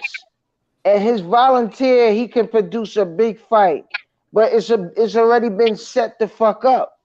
So ideally, it's really fucking Lomo. It's really Lomo, and it's easy if he fights Lomo. But ideally, there's no other action coming at him. Ryan ain't coming at him. It's nothing really angling at him. I got it. That's why I said they're all ducking, he is bro. The undisputed That's why I'm saying they're all ducking. But right now, you're proving my point about how they're all fucking ducking. But that's we're all ducking rematch clauses. We're all ducking rematch clauses. That's the state of boxing. The only reason why again, you keep saying the rematch clause. All right, so you don't understand. Okay, he's in a very sensitive, vulnerable situation. Hey, Ayo, can you please stop drawing on for 1 second, and so we can all just agree on one thing? Do we all agree that the rematch is only for the belts? If he drops the belts, the rematch clause fucking goes away. Then drop the belts. You do not have to fight. Great. Awesome. But that would tarnish his fucking reputation, man. What are you talking about? He has nothing bubbling at 140 smoke. Chill on what you say. You said that the undisputed champion to drop his belts to fight Tank because he wants to fight him without the belts. Come on. One's about legacy. He had to fight Wilder or retire. He had to fight Wilder, third match or retire. He ain't had no fucking options. He ain't had no options to drop the belt. Come in here with this bullshit. Man, contract is bringing it like Ed Bose's in the rematch, nigga. You can't get out of that shit. Can't activate the rematch clause. Retire fighting Spider Cats. Nigga, you here capping and you've been yapping. Yippity yes, some Dawson and Dawson, nigga. You been out here talking some bullshit ever since Bill Hayden came out here and laid that game on you. Talked Pippin Curly on your ass, nigga, and had your ass Now you doing the damn market. Everything you said was dumb as fuck. All Tyson Fury had to do was drop the belt. That was so cat. No, he did it. Tyson Fury had to retire his boxing to fight Wilder. He had no choice. He already did drop the belt. He did not want to fight Wilder the third time. He had no choice. Was drop the belt. Not making shit up, nigga. All he had to You do even was seen the drop the contract, nigga. Can't Boston take care of this shit like that. The Devin Haney can get out of that shit. He just dropped the All he had to belt. do was drop the belt. I bet you Can't Boston has something to say no about woman that. on the panel. I bet you Can't Boston has All he something had to to say do was about drop that. the belt. Niggas making up shit. Destiny can't even out talk y'all. Man, at the end of the day, I thought her voice could go fast on here. in an interview. He just said everything. He use Destiny right now to shut some of this shit down too. I didn't know that. Contradicting yourself. H, give Destiny on the channel, man. Shut some of this shit down. Bring some real facts with him. Fucking lie. And when Tank beat all these dudes, y'all still not gonna give him the credit he deserves. When Tank beat all these dudes, y'all still not gonna give the credit he deserves. Oh, now it's like Tank nobody give Crawford Now it's credit. Tank beat you. Crawford, I mean, beating Gamboa and motherfucking Ricky Burns. And All right, so whatever the flex you on right now. These niggas Now that we agree, all you have to do. You know what the problem is? You know what the problem is? Boxing fans think. Boo-hoo, Tank don't get credit. Nobody gets credit. Smoke seemed to have a problem with Tank, and Cap seemed to have a problem. No, I don't have a problem with Tank. I don't have a problem with Tank at all. Yeah, I don't have a problem with Tank at all. The only thing I'm saying is Tank is a fucking duck for not taking his fight. You should have been let this conversation go, man. That's it. That's it. How do you duck? That's it. No, I said I don't have a problem with Tank. I literally said I don't have a problem with Tank. I don't have a problem with Tank. How did he duck if he was already in the fight? That makes no sense. I'll tell you how. Because Tank knew he was already in the fucking fight. Tank knew he was not on the fucking all these stipulations that is a problem to the fight. Tank knew those fucking things and said he wanted to fight him anyway. No, he didn't. He didn't know any of that. But like I said, Smoke, yes, he did. Real quick, yes, he did. Real quick, Smoke. Let me explain this because you said usually when somebody goes undisputed, they drop the belts. So why doesn't Devin Haney just do that right now? Drop his belts, and he doesn't have to rematch Kambosos anyways. Because he doesn't have a better offer. If Tank would have said yes, he would have had a better offer. Taken a shit offer. What? He's already taken a shit offer to fight Kambosos. Correct, and he does not have a better one right now. He was trying to get a better one from Tank. It ain't happening anyway. So why wouldn't he drop the belts? Exactly. Just drop the second fight. Because he doesn't have a fucking alternative, bro. If he had an alternative, then he fucking dropped the belts. I don't understand what you guys don't understand about this. Okay, so it's because of the rematch clause, right? Because I just don't understand how we can get in these guys' minds and make statements like that. All right, so here's all right. So who the fuck are you? All right, so make a point. Let me understand. I understand. Real quick, 1 second. Boy, you motherfuckers know what these boxers think. Y'all can tell them what they would and wouldn't do. If that's the case, if there was not a rematch clause, where would Devin Haney be after the Kambosos fight anyways, if there was no rematch clause at all? We don't know. That matter. And then they trying to fight Tank at 140. They trying to drag Tank up to 140, man. I don't want to hear that shit. Like, here's the thing. Devin Haney can drop them belts if he don't want to fight Kambosos. Devin Haney 140. Fight Gary Anton. Playing game. Everybody, so Devin Haney has traditionally had a problem. Call out, nigga. Call out, bro. You keep saying the same shit. Devin Haney traditionally. This nigga. I've never said this before. I literally never said this before. But can you just pipe call down? out? You saying everything but call out, nigga. I know. You saying People everything but call out, nigga. Call out. People to bow down on the internet. Got you. Anyway, like I was saying before, I was sadly interrupted by this. No Cap got the blueprint. He got the blueprint how to beat Smoke. Devin Haney has had a problem. Blueprint how to beat Smoke. Right, I got you. Right. First, I got to. He stole my blueprint. Everybody got a blueprint. So again, Devin Haney has had a problem getting my blueprint. Devin Haney has had a problem getting Devin Haney's had a problem getting opponents throughout his entire career. I don't know what would happen to him. I don't know what would. Devin Haney has more fights. He was on Matchroom and Design with black ass Eddie Hearn. That's why. So if you ask who would he be fighting instead of Kambosos, I guess one of the answers could be Loma, but Loma is not even back yet. That could have been a fucking response, but what also could have been a response is fucking Tank. Smoke. You keep contradicting yourself because if that were the case, Devin Haney could drop the belts right now and move up to 140. Tank's not even part of the fucking equation. That's what I'm trying to get you to see. You see what I'm saying? That's the part you're not realizing. Okay, you keep misunderstanding why I'm calling Tank a duck. The only reason I'm calling Tank a duck is because Tank said he wanted to fight. You believe in that dumbass story about dropping? You know how stupid it sounded. Drop the belt. Let me finish. You know how dumbass. He did all this work. They did all these concessions. I know drop the belt. Why they fight for the belt in the first place? Then everybody else you can't take the fact that somebody's calling Tank a duck. So Andrade is a duck too because he said he wanted to fight Canelo. Actually, whatever. I'm not even interested. Maybe he is. That's beside the point right now. Maybe he is. Maybe he isn't. But I'm trying to BBC. Answer Phantom's fucking question. Fucking jackalope. Call out, nigga. Hey, tell them niggas to call out, nigga. We like to talk I got it. You need people. Al Heyman, nigga. Call Al, nigga. That's all you gotta do. Nobody's on the internet, bro. Nobody's doing that. Niggas need to get off the internet and call Al, nigga. Fight be made on motherfucking YouTube. Call Al, nigga. We really want that fight. You know who to call. They know who to call. They know who to call, man. They know who to call.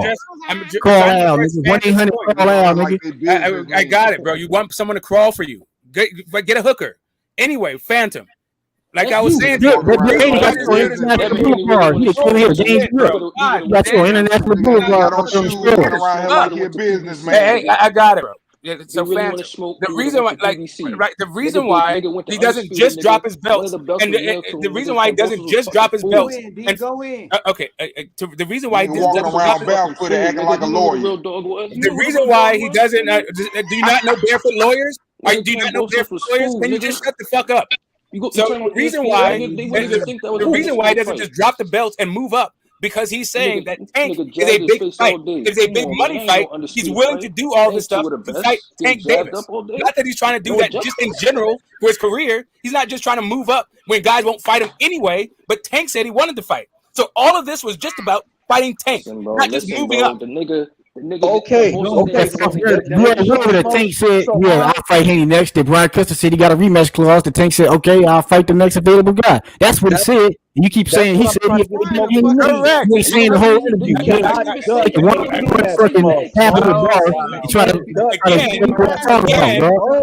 There's no rematch clause if Devin Haney gives up the belts. No cap for the 5th time. No, now he's giving up the belts. It don't even make no sense, bro. I'm sorry. It doesn't make most of they say no shit like that. Most of they ones who don't care about belts. They don't care about belts.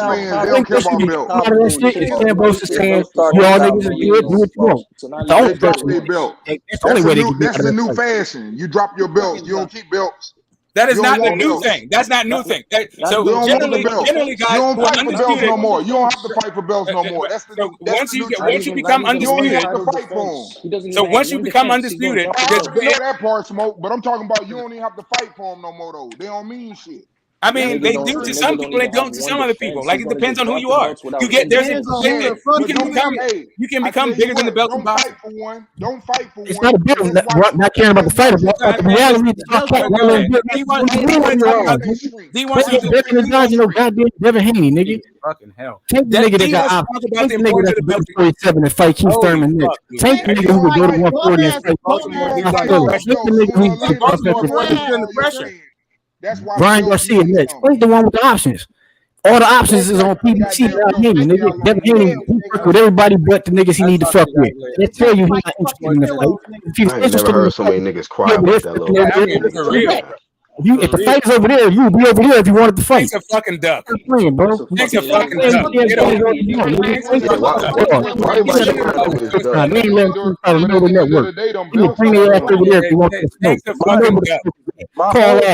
My whole simple argument on the situation is that you cannot duck a rematch clause because it's not logical, Smoke. It's sounding convoluted and contradictory. Okay, so again, let me walk you through this.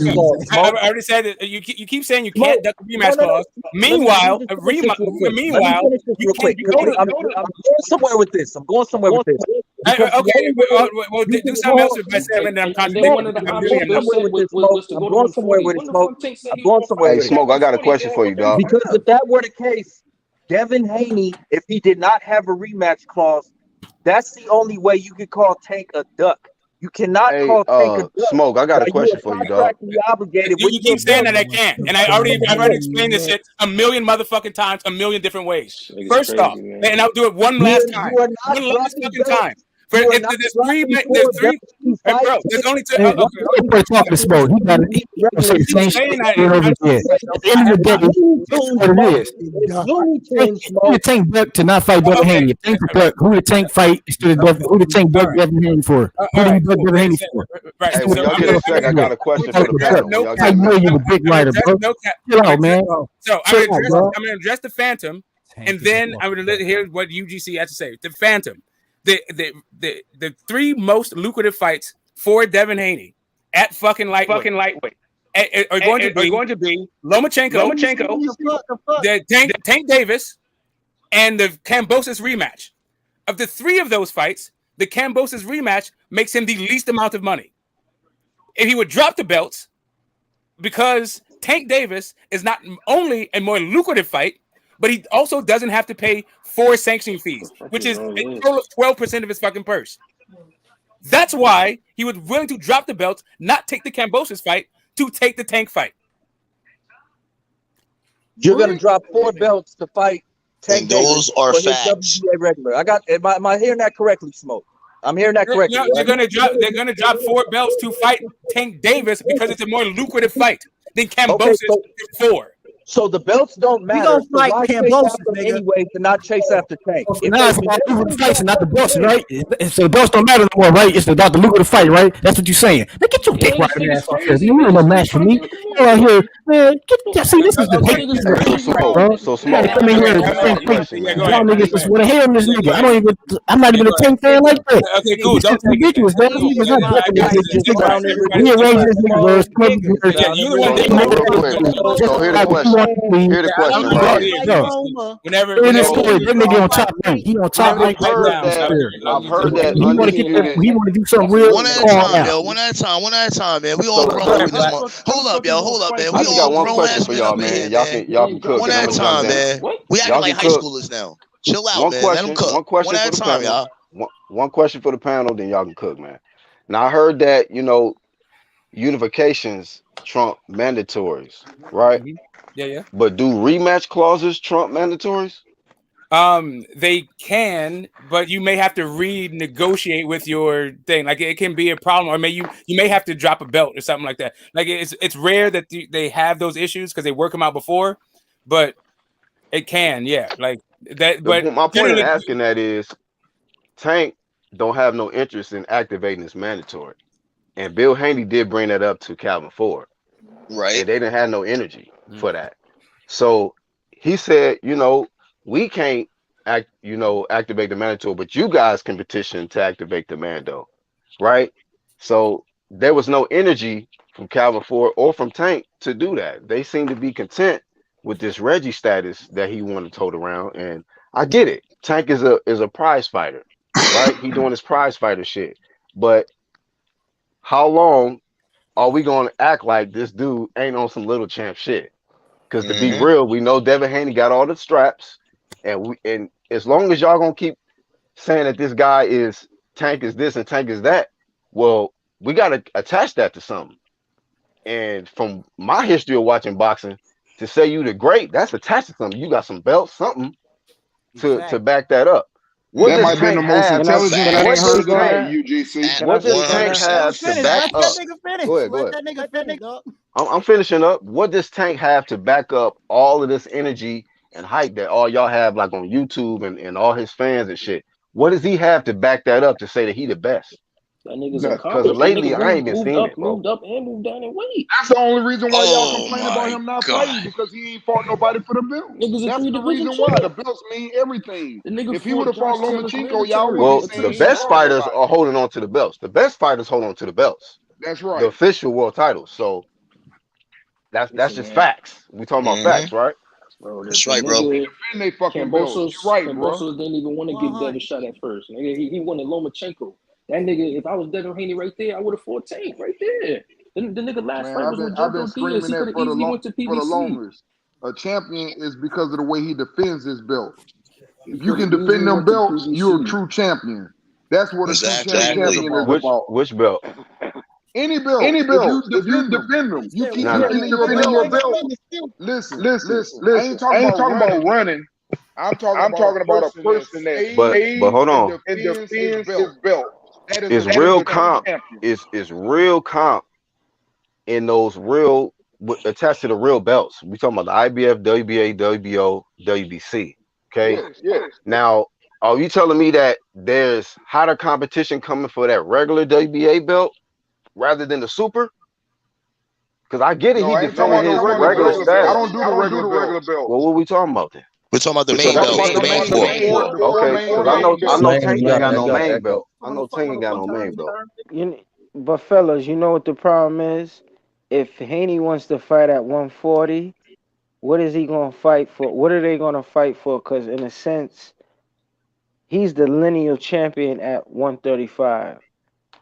Taylor is still the lineal champion if he makes weight at 140. Haney will be elevated if he moves The up. WBA already sanctioned a 140 fight already. You can't skip the fighters that already exist, and the sanctioning body already sanctioned a world title fight for their WBA title because they stripped Taylor. They stripped him. His quickest way to his title is the WBO, bro. So Ayo, he that did that fight on will be purpose, the though. world title fight, and if they was to fight at 140, the WBA will say, "Oh, you guys can fight for the interim." That's like garbage. Like If we talking about Devin, he got 4 different avenues he can go. The WBO is the quickest way to a title for him if you go up. But it's meaningless right now. Right now. I mean, Like he got Tank's belt is meaningless. Let's talk about meaningless belts, nigga. Hey Tank's belt. man, just stop this capping that these belts don't mean nothing. That's the only thing I'm saying. I don't care who's scared of who, but to say these belts don't mean nothing, that's just disrespectful to the sport of boxing. That's cap right there to say the belts. Apparently, and all the legends and all the fucking legends. Instead of defending them that you're contractually obligated to do, apparently the belts aren't as important as people are making them out to be. That's the whole argument. The fucking belts. But the if you belts say are you everything, a Haney fan, that's you can't have a best. You can't have a best boxer. Wait a minute. Let me say let me say.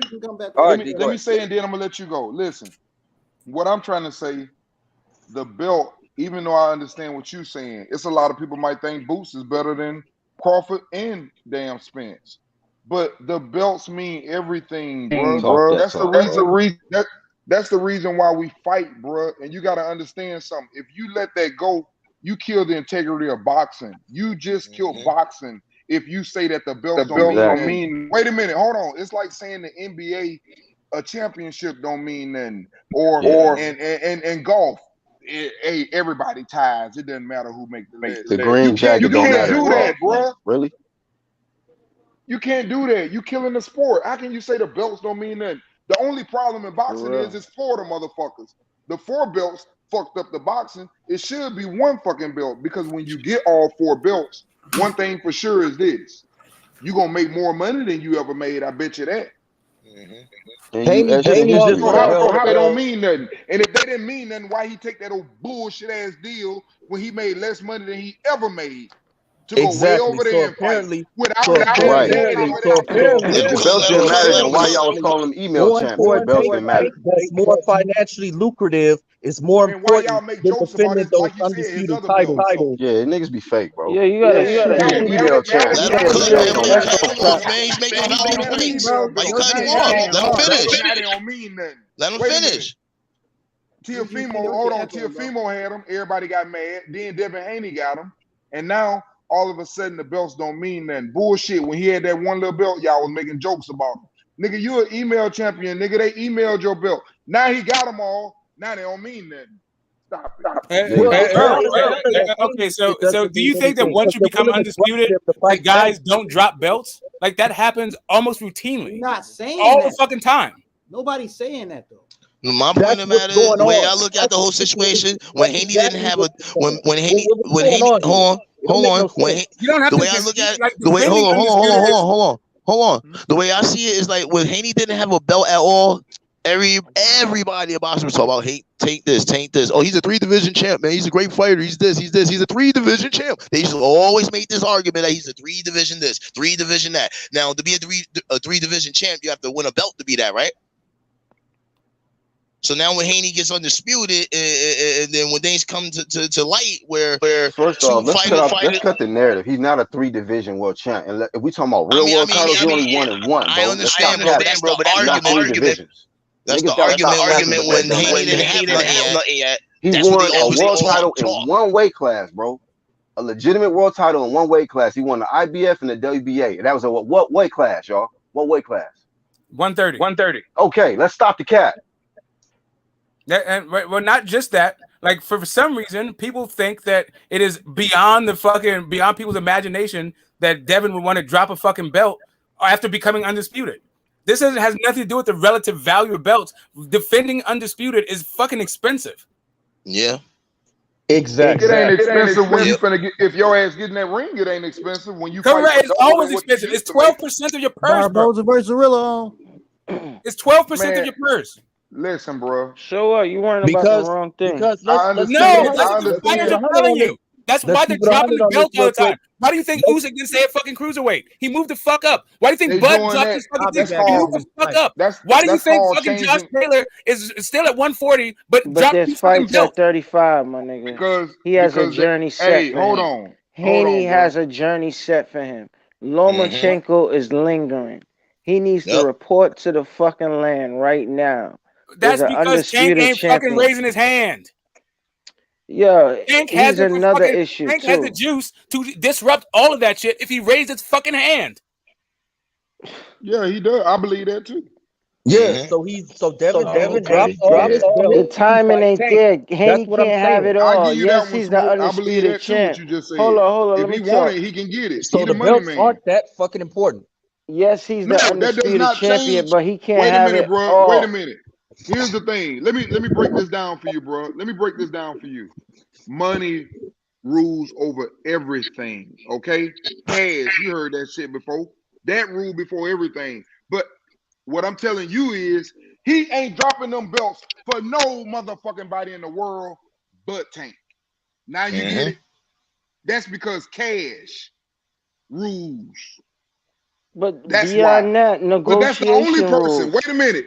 That's the only person that he will make more money than him keeping them belts and fighting somebody else. Like, for example, Kambosa, he might get 10, damn near 15 million to fight Kambosa again. Where else he gonna get that besides Tank?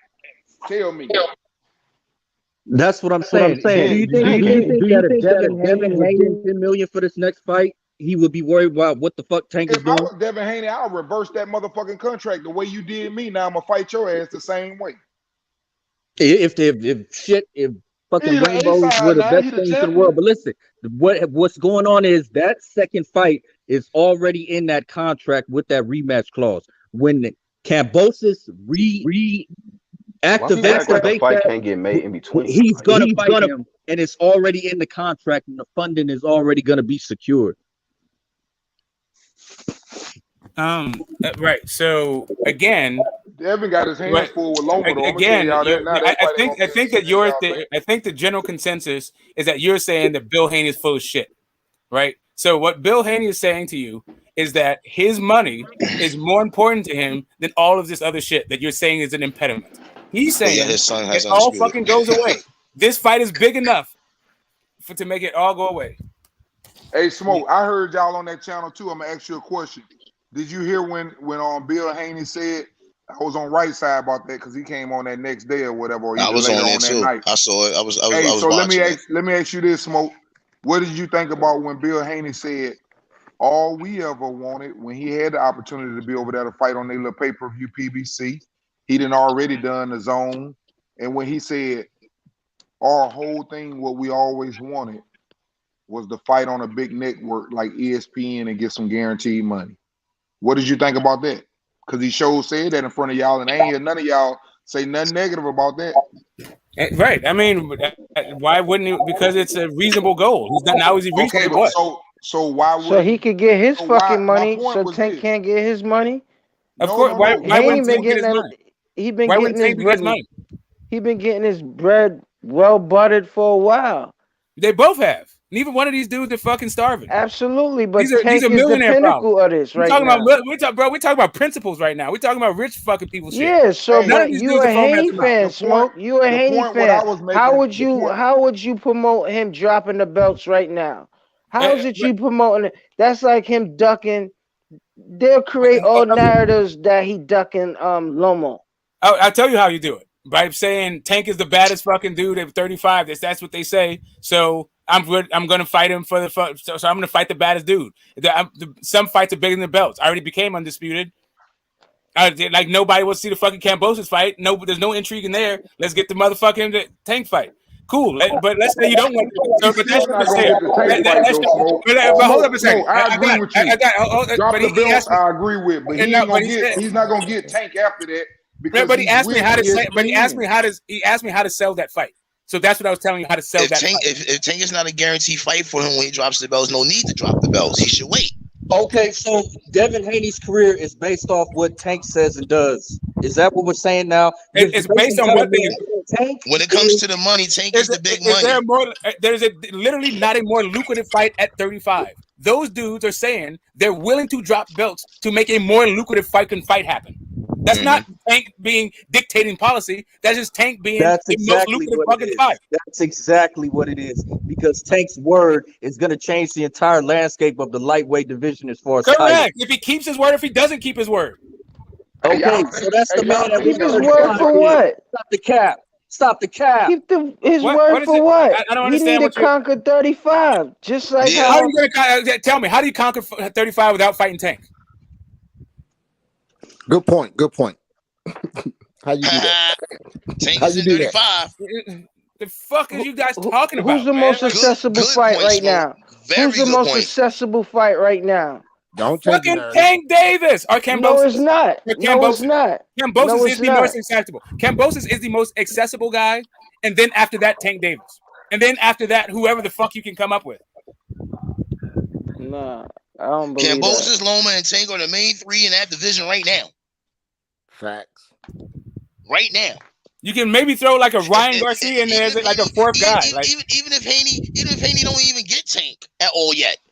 Haney don't gotta drop his belts to prove that he's the best in the division by fighting Loma, because Loma will fight him for the belts. On the bullshit. The Loma will fight him for the belts, and then Haney will just prove it again that he. This sound Looney Tune. Come on, man. The walls are closing in on the bullshit. It sounds somebody gonna have to fight. Yeah, I can tell you that. You can't sit up and not fight for no belts and think these fans gonna continue to give you 300,000, 400,000. So I think that's a method up there saying about Ryan and Tank being the most lucrative fight. Okay, so what's the second most lucrative fight? If it ain't Ryan and Tank, is it Tank and Devin? Of course it's lucrative because they both don't care about belts. And they got money. Yo, Haney right now can't worry about what's lucrative. He's locked in. No, I just want to make sure. He's locked into them network deals. I just want to make sure we understand. I just want to make sure that we are on the same page about a few different things. Haney can't look into no fucking what's lucrative. He's locked into his network deal. He ain't sliding from that right now. Him vacating the belts will destroy his pristine. I've been saying that for the longest. He's on a perfect route right now. From Texas, nigga. Screw style. Right. I got you. So, do you think that Devin Haney beating Tank would fix whatever damage dropping the belt would cause? Screwed up. Of course, it would. You said what? I screwed up? No, I'm saying you screwed up. That's Texas. Know what I'm talking about? He's saying that I think he's saying you talk really slow. See, he gonna stick his little shit in that. I think if you're not saying that, then just clear it up, bro. Like we're all in fucking suspense. What the fuck are you talking about? Go in on his ass. Okay, anyway, there you go. Goddamn non sequiturs. You ain't gonna explain this shit. I've been wanting to say like he's not a Haney fan. I start stumping him. When you hit him, okay, now you're stumping me. Cool. No, but I don't get it. If you're a Haney fan, what's up? I don't get it. You a Haney fan, Smoke? I'm a Tank fan. Go the fuck what? Okay, but you can't promote the champion fucking vacating his belts now and it ain't fucking lucrative for him to go to 140 right now. Okay, again, ayo. It's not. It's more lucrative for him to drop the belts and fight Tank. It's more healthy for him, but it's not lucrative. I wasn't done. It is more lucrative for him to drop the belts and fight Tank than it is to keep the belts and fight Kambosos. Yeah, because Tank got the real belt at 135. Because guess what? Devin Haney is gonna drop all his belts to fight for Tank's regular belt. So Tank got the real fucking belt. Right. Well, if you say the real belt is the money belt, then sure. And the money's gonna pile up. The money's gonna pile up when he fights him. It's the money. It's the money that's really gonna generate in that fight between them two. It's the money. Instead of rematching Kambosos, you're gonna drop all your belts to fight for Tank's regular belt. Okay, so here's the thing: if Tank dropped the regular belt, then the fight would still be as lucrative. So it ain't the belt; it's Tank. Mm-hmm. Yeah, but he got his regular belt. That's what you're gonna be fighting for. But what makes it lucrative isn't the belt. Facts is facts, Smoke. Yeah, I got it. What also is a fact is what makes it lucrative is fucking Tank Davis, not the belt. Because the last guy who had it, it wasn't fucking lucrative at all. Mm-hmm. Wait. Say that again. The last guy who had the WBA regular belt did not fucking make money with the WBA regular belt. Tank is the one making money with this shit. Because Tank, and not only that, Tank was making money before he had the shit.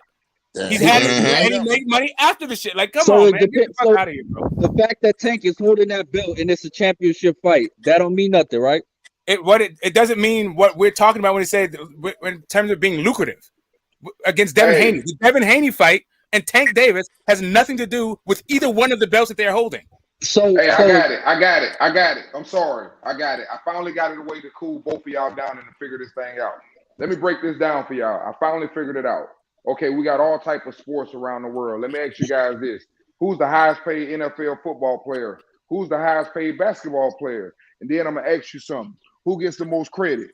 The one that's the fucking champion or the one who makes the most money? The only problem is boxing. I did. The reason why boxing is not like any of these other sports is because every division has champions. Whereas NFL is just one fucking team that's going to be the champion, not different divisions. There's going to be 17 times 4. It doesn't matter. It doesn't matter. Do you get fired for not making the playoffs and cut? Or do the people that fucking goddamn make a lot of money and don't perform get cut and everybody throw them under the bus? The same thing happens in boxing. Don't fight for them goddamn belts and keep fighting these motherfucking lollipops and see don't you lose all your fingers. God, D, you're really going in on how they bring the belts up. We got it, bro. AD. Here's what you need. Just wrap your mind around how belts are not fucking important. You're so stuck about how they are important. And I got you. Listen. Both things are true. The belts are important, and they're also not important. What you need to think about more about, what you should think more about, is about how they're not important because they showed you. All right, so here's what I'm saying to you: like Floyd Mayweather had to get a whole bunch of belts, right? Even though Floyd Mayweather was never undisputed, he did have to have a whole bunch of belts. But the most money he ever made in his life was for fighting for no title at all. Facts. And he made as much money fighting for no title at all as all of those other title fights combined. All his big fights, if you take the Manny Pacquiao fight, the Oscar De La Hoya fight, and the Canelo Alvarez fight, combine them, he made more money fighting for no title at all. Yeah, that's right. I understand what you're saying, man, but still, you can't disown the belts because you don't give. If you take away the belts, you don't give anyone nothing to chase. There's nothing to chase after that. The only thing you're doing after that is, wait a minute, the only thing you're going to do after that is who is the most popular on social media. That's what you're trying to let and allow boxing to come. It's already there, bro. I'm going to tell you this. The toothpaste is out of the tube, bro. The genie's out of the bottle. It's already happening. Might not fight none of their ass and might be the biggest thing in boxing from fighting motherfuckers that he know he can beat, because that's what y'all allowing the sport to do. Because Oscar De La Hoya, it's already happened, bro. Ready to do it. They all ready to do this shit. It's already happened. It was already what you're reading about is something that happened 100 years ago. It's always been this way. Listen. No, it's already here. It's never left. It's not about going back. It never left, bro. You don't remember when it never left. What about when he had old ass shit? I can't bring a blue chain. Never fought for a fucking title, bro. Niggas right now. Why the fuck do they show on the TV? They say they show you how many times you defended your belt. They show the only undisputed champions in the world. Why they keep showing that shit? And the ones who was champion don't get no love. The ones who ain't got no belts don't get no love. Bro, you keep arguing about how the belts matter. We get you pushing that narrative, bro. I'm telling you that.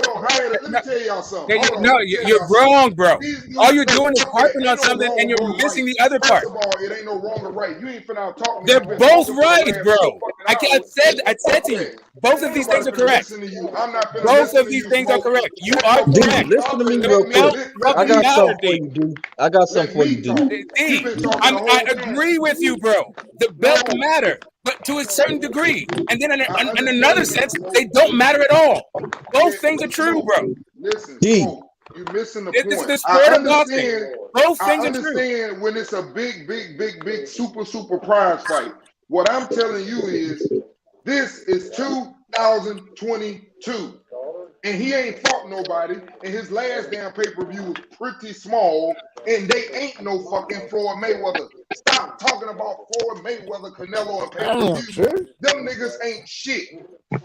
Okay, how about we talk about so let's talk about Dylan White in 2022, right? So this guy and Dylan White's entire Dylan White has had maybe a half dozen pay-per-views. He's had one title fight. He's still gonna have more fucking pay-per-views and probably never get another fucking title fight again. That is what the sport is. This whole fucking thing about title. I got what you're saying. I understand what you're saying. I agree with what you're saying. But also the other thing is true. For some reason, you keep ignoring the fact that you don't need a fucking title to make a ton of fucking money in boxing. I agree. And that is important too. I never said that. That's all people are saying. That's all. When people say belts don't matter, when people say belts don't matter, that's all they mean. All they're saying is you can make a whole fucking bunch of money and you don't have to fight for a title. That's all they're saying. Yeah, but you fucking the game up when you start allowing them to do that. The game has always been fucked up. This has always been the game. Not like this, it ain't. Long before we. Not like this, it ain't. You gotta understand something. Y'all not gonna tell me boxing always been the way this shit is. You're not gonna tell me that. Of course it has, bro. They used to have a color line. Black people wouldn't even were able to fight for a fucking title. And they still fucking fought. It's always been this way. Listen to me. Fuck, dude. I'm not saying there weren't no races in boxing. I'm telling you, you can make money without fighting for a fucking title. Wait a minute, bro. Don't you sit up in here don't you ever disrespect the fucking boxing community of the fucking 80s. There is no such thing as a boxing union. No such fucking thing. Don't disrespect them. Boy, smoking you, yo. Calm down. Compare them to these dudes. That is so fucking disrespectful. Bro, I don't know what you think disrespectful is. Money in boxing has always been about the fucking dude. You know all of them dudes. You know Sugar Ray. You know all of them. You know how they got in there with everybody. Don't you ever disrespect them dudes with these motherfuckers today. Talking about it's been like that. Don't you do that. Yes, prize fighting has always been a fucking part. That shit when some 18 years old here. Okay, why do you think? I know better. So why do you think Cleveland Big Cat Williams fought fucking Ali? There you go with that shit. I don't want to hear them niggas. Right. I said he fought Ali. He was Cassius Clay. So why do you think Cleveland Big Cat Williams fought fucking Cassius Clay with a bullet in his goddamn liver? I'm just telling you, them niggas was real. They got in the ring. Like, come on, man. Like, it's always come on. You know they got in the ring.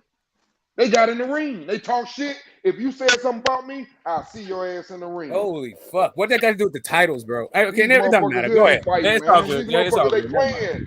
They playing, nigga. It's WWF is what I'm trying to tell you, nigga. You like rapping. You gotta understand this. You think that nigga that go up underneath the mat and go get on the top of the rope and jump on that nigga neck and he couldn't find him? Oh yeah, you believe that shit, don't you? What like WWF? Fuck it. What that got to do with fucking prize fighting and wrestling, bro? You prize fighting and prize fighting shit. You prize fight to get that goddamn belt. Not everybody does that. Make this point real Now quick you for can y'all. move. Yeah, go ahead. That's why Canelo moved the way he did. Point real quick. I'll be brief. Devin Haney just beat the shit out of Kambosos. He has to go back to that man's country, take less money because Kambosos is the A side, although Devin Haney is the champion, and he has to pay for the fact that he is the fucking champion. What other sport does that to its athletes? Very good question. None of them. I mean, Exactly. like every other sport, you know when your fucking next thing is going to be. You know your whole fucking schedule. Man, you know when it's a season. It's all this fucking all this stuff that don't have nothing to do with fucking boxing. Like exactly, totally different sport. Putting this shit out here, boy. Like you can literally fight every goddamn time of the year. Like, niggas these days, oh no, nigga, you tape your finger wrong, nigga. You got 2 pieces of tape on your pinky. Okay, so Baby Billy, you can stop like spamming the chat. I don't know what you mean by biggest fight. I was very clear. Floyd made more money fighting for not a title. It's to the point where all of those big fights that they're talking about, you can combine all those shits, and he still made more fighting for a non-title. So what are you talking about when you say big fight? He's telling you that when he fought Manny, that's when he made the most money. No, he's when he fought, he's trying to say to you it was for belts. I'm just trying to pass the sentence. What he's trying to say to you. That's all. Yeah, but he's wrong. I don't know how he wrong because I don't know when Floyd ain't never had no belt. Floyd kept a belt.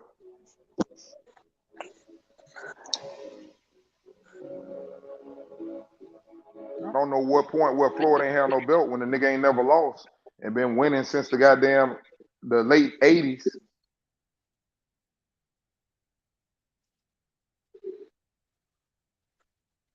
I just think we need to just stop doing that, man, because I think that allows these dudes the same shit what we complain about when niggas be sitting up here talking about some, oh, Canelo, come on, he's not all that. Y'all be hating on him and sitting up saying, he's not all that. He ain't fought him. He ain't fought him. He could have fought him at his division. If the belts don't mean shit and he gonna make the money, what the fuck he fighting them for? Same thing. Shit funny how the shit go both ways. You can't have it one way and then not have it the way with the other motherfucker. We changed the rules. We moved the goalposts for certain niggas. That shit is crazy. Hey, Smoke. My phone might be fucking up. I'm in a bad area. You sound good, cuz. Salute. I was just saying the main fight was for belts. That's all I was saying. I wasn't trying to say which fight the biggest and get into all that shit. I was just saying. Man, fuck that. Say you was right. Fuck that. You right. Tell him you right. That's all. I mean, I didn't know how he didn't get it, so I just wanted to come on and explain it real quick. I know my phone gonna start fucking up. I'm in these mountains, but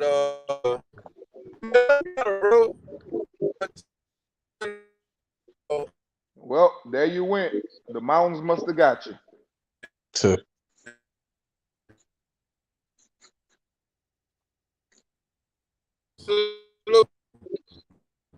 We ain't heard nothing you said. We heard a little bit of salute. You tried to say you sound like computer love. Can y'all hear me? We can now. All right, I'm gonna just enjoy the conversation. Get back in the. You were talking good. Now we can hear you. Yeah, belts matter, but they're not the be all of everything. You know what I mean? Meaning, it's always anomalies. It's always no doubt. You know, yeah, the belts don't matter. Well, I understand. In this situation, my bad. I do understand what. Yeah, I mean, it's always It's always an exception. You know what I mean? But the exception doesn't trump the overall rule. You know what I mean? Like that's exactly. You fight for belts. You fight for the champion. The only thing I was trying to say, the only reason I brought that up, and I was trying to say that to Smoke. Now, don't get me wrong, I'm 100% with Smoke. I drop them bitches like a bad habit if I can get Tank in the ring because he's a money man. I drop him for fucking Ryan Garcia too. Either one of them motherfuckers I drop them for because I know that they bring money and they bring a large fan base. So I understand where Smoke is coming from, but what I'm trying to say to you guys is, put it like this: if Tank don't fight Devin Haney, and he decides to have a fight at 135, let's just say Ryan Garcia, he goes and make good ass money, shitload of money, more than what Devin Haney can make. And then he goes and has another fight, but he can't find nobody. So he says, okay, let me get Fortuna or somebody. I promise you, he's going to have to go after one of them belts, or his pay-per-view is going to be like 80,000. They're going to start dropping to 70, 60, 50. You have to show that you can fight. That's why they own him now. That's why he had to explain why he had no big fights. I ain't never asked for him. That's why he had to explain that. So the belts do mean something. That's the reason why Haney took less money. The belts do mean something. Tank Davis and bro, the belts mean what they mean, and then at a certain point they're meaningless. Yeah, they only have a certain amount of meaning. That's it. Yeah, but he didn't finish that. Bernard Hopkins just said.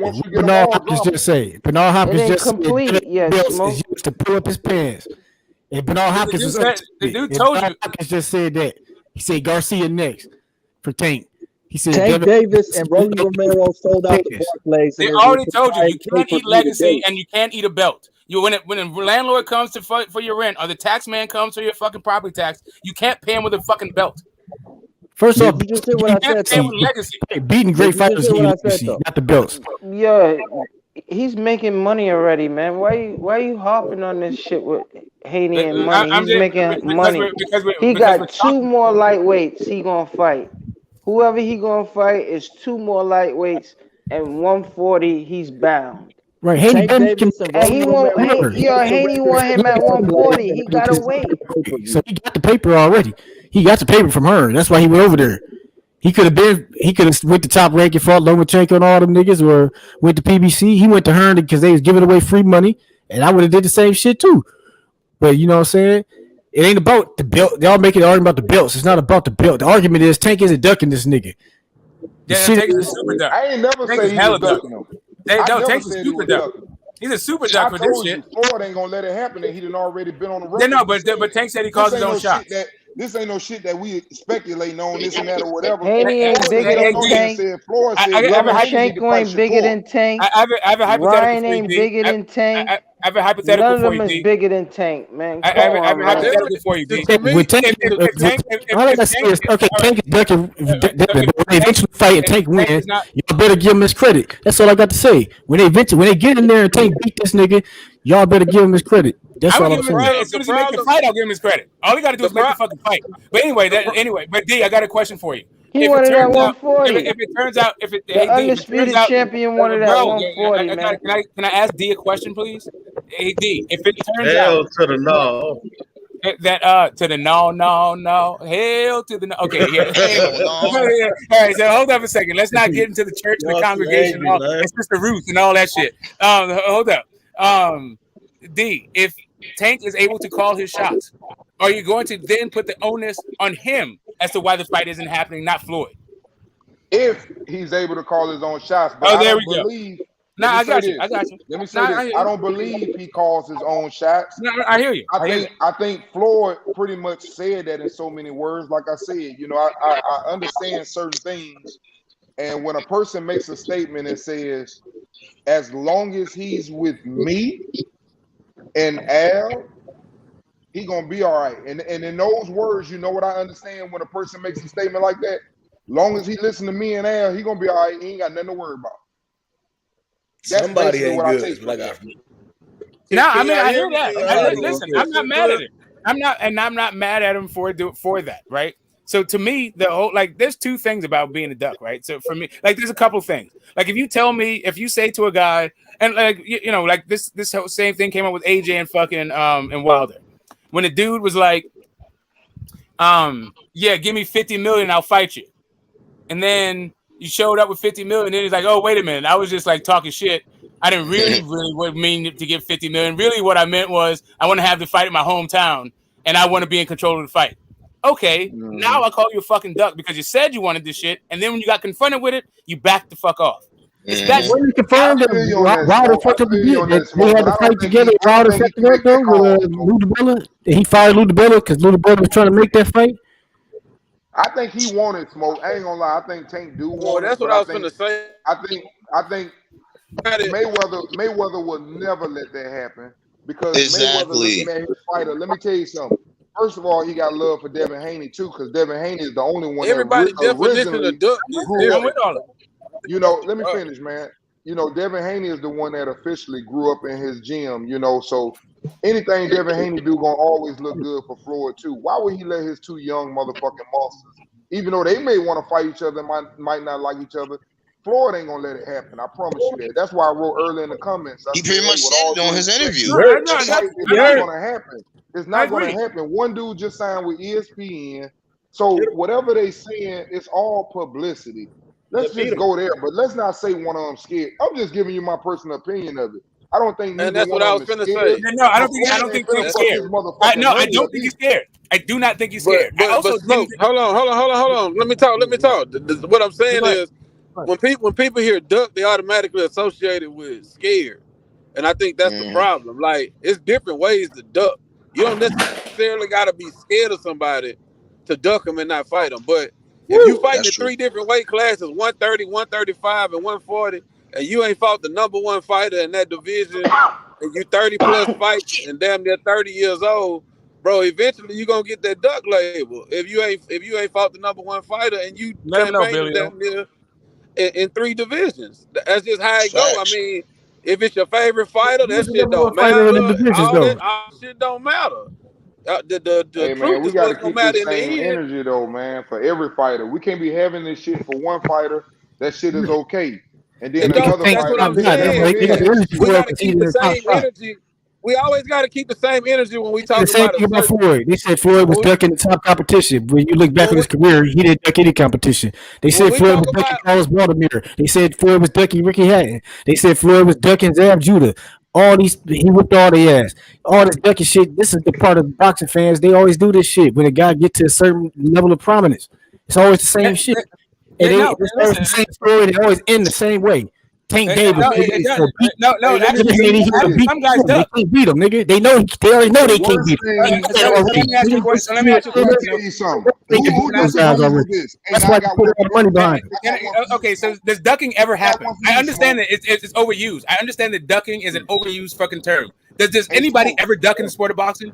Does it ever happen? Hey, I got a question for everybody on the Okay, panel. great. So ducking does happen, even though a bunch of people get accused of ducking when they may not, where they may not be ducking. So when people duck, so whenever somebody ducks, does that mean that they're fucking scared? No. Thank you. So ducking fucking happens, and you don't have to be scared to do it. But he hasn't even picked another opponent. How did he duck him? Who did he fight? He had to fight somebody else to duck somebody. So who did Tank fight to duck Devin Haney? I'm saying the fighter's not scared. You can't say he's ducking, bro. That's the point you're trying to make.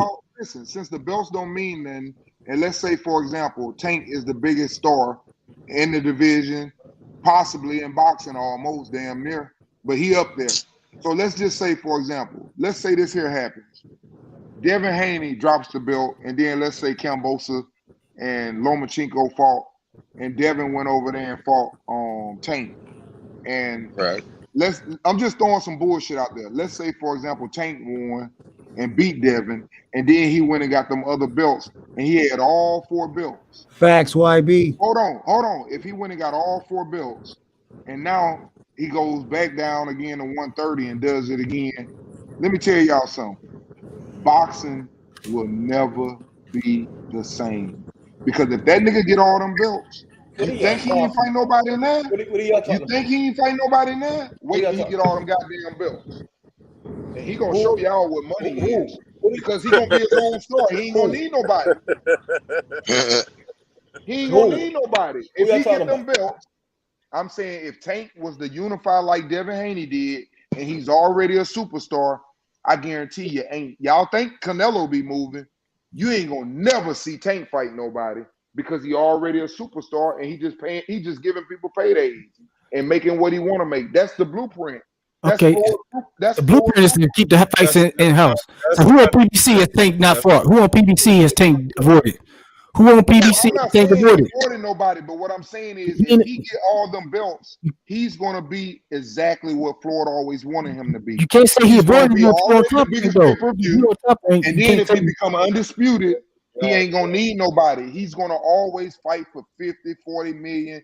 every time. That's what Floyd trying to build him into, and pick your fights because you already undisputed. You already the money man. That's why Canelo right now. Canelo can tell fucking Bud and fucking Earl, nigga, I'll fight you at 149, and they gonna drop each other like they don't even know each other. They won't give a fuck about that fight. He can do what he want to do. He can tell right now, oh, I'll fight you at 160.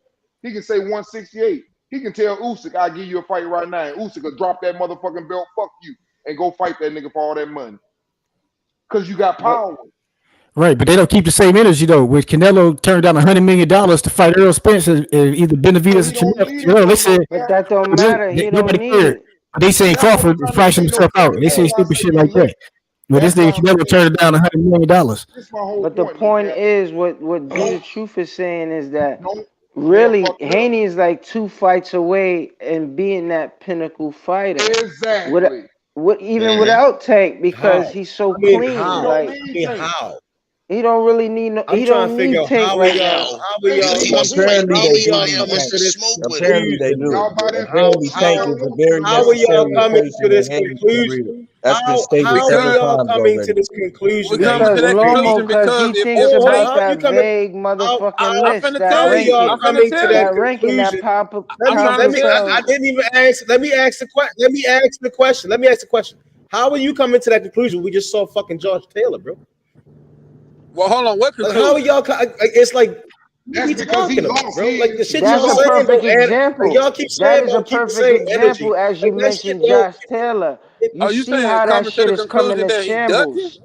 You see how that undisputed title is coming to shambles. Niggas say he 2 fights away from being on the pinnacle on the top of the box. I said that's not true. No, I'm saying, okay, let me tell you how he was speaking on Tank, but Tank ain't. That's just a thought. That's just a thought based on Tank, but Tank ain't at that point yet. But ideally, if he was in that position, he would be that kind of prize fighter similar to fucking Canelo. Okay, let me tell you how. Let me tell you how Devin could be the in the world because he's the money man, and if he was undisputed, Tank he would be number 1 pound in the world. It wouldn't be no argument. Everybody knows. Man, Canelo ain't shit. Canelo ain't never been. Asked the question. Ain't nobody answered the damn question. I'm trying to answer the question for the man. Real quick. If Tank fight fucking Abner Mares and goddamn some other just duck, and then fucking Devin fight Lomachenko and goddamn maybe rematch Kambosos or Lomachenko and Ryan Garcia type shit, or if he have 2 fights defending the belts, being the undisputed champion, and Tank keep down this same path, everybody not finna keep going for that shit, bro. Ryan, we know this already. Hopkins said it. Everybody's saying it. Tank told Ryan. Worry about what the legends say. Man, ain't nobody. Abner Mares don't even box no more. Like, why are you even bringing him up? You know what I'm saying? I named as an example of a fighter that was Abner Mares has a fight coming up. They already did. Abner Mares has a fight coming up too, though. I was finna tell him that, Smoke. I was finna tell him that Abner Mares have a fight scheduled already. So don't say he's not fighting no more. He's not relevant, and he's not relevant in the division, dog. He's not relevant in this situation. That's my point. That's the point. He's not fighting Abner. He rematched Isaac Cruz before fighting him. Now we about to go back and forth. Now we about to go back and forth about who Tank fights. I'm giving you an example, bro. You can't get what I'm saying. I'm not. We going back. It's not a realistic example because that's how you know people ain't following the sport. How really. It's not a realistic example when he came out. He not in the. He ain't in the picture. He a rematch. Yeah, he really ain't in the picture. It's like you know what I'm saying. It's Isaac Cruz before fighting. He's saying he's not in the picture, but if he became in the picture, then what? If we know Ryan Garcia is crazy moves. It ain't nothing wrong with it. He's a nigga talking about Abner Mares. Nigga, make everything a if when you talking about Ryan. Man, different shit. Ryan and Tank is the biggest fight in the division. That's De La Hoya and Mayweather. Ryan fight at 140. So you willing to go? Let's be setting up right now. It's not even that's the biggest. It's not even that. It's Order to the the biggest court. fight. Ryan fights at 140. Order. This fight go launch Tank into stardom. They really, really. I got you. And if it happens, right? And it's Well, if it Ryan is a happens. 140 fighter. And if you talking about if it happened, right? If it happened. That's an if, right? No, we know what's happening. How do we know it's happening? How you know what's happening? Tank said it. Tank said it. So you know who Ryan Garcia Oh gonna my fight? God. You know who Ryan Garcia gonna fight? Do you hear the name you saying? De La Hoya said it. This is the Bro, fuck what they talking about. the Apex. Ryan Garcia, my nigga. Tank just said I'm calling fucking Tank a duck because he said that he's fighting Devin Nash. That nigga might take off. Kiss That my nigga ass. might take off for mental That's all I leave. wanna You don't say. never know what the fuck Ryan gonna do. That nigga the biggest if in boxing. You want to talk about at 140 pounds? He said if they fight at 140 pounds on a different network. Yeah, and it'll be a 140-pound fight. So all this shit we were calling dick riders for fucking Devin Haney is the same true as fucking true for Ryan Garcia, but that's not dick ride. That's literally gonna happen. But like I said, I was just giving you. Tank said he wanted Devin next. Good combo. I was just giving you an example, bro. Of Yeah, how yeah, because if Tank go down the same all road, four sanctioning bodies and say, tell Kambosos to fuck off, and I want that fight, and they gonna give it to him. That's exactly how it can go down, right? if Tank continue down the same road, I don't know if he can go to all of them, but he can definitely go to WBA where he has where he's a regular champ. But yeah, fellas, You definitely can go to I that one. ask the question? Because it was posed that there's something wrong with fighters fighting their fighters in their stable, like the previous guy, like Russell,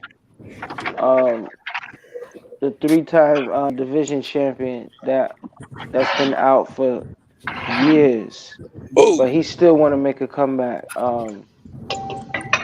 Abner, you know, you got he got Russell. a fight schedule. He got a fight schedule. Abner Russell got a grudge Warren. match. The DMV, the DC Baltimore rival.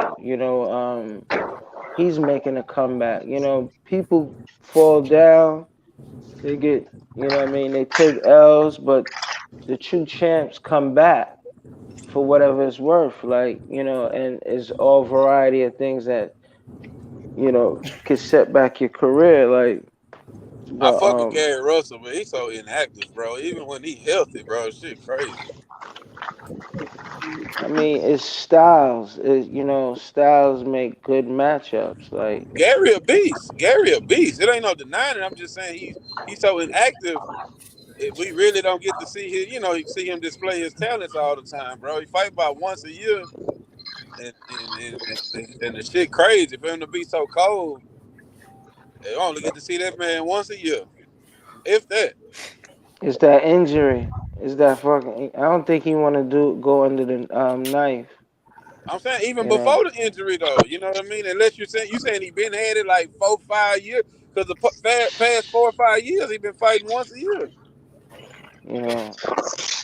People is real bashful when it comes to certain things. I think the thing with Gary, I think he went through a lot, man. I think he went through a lot of frustration not being able to get some of the fights he wanted, and watching people get surpass him in popularity when he was being a champion. So I feel where he coming from, but like my man said, he too inactive, man.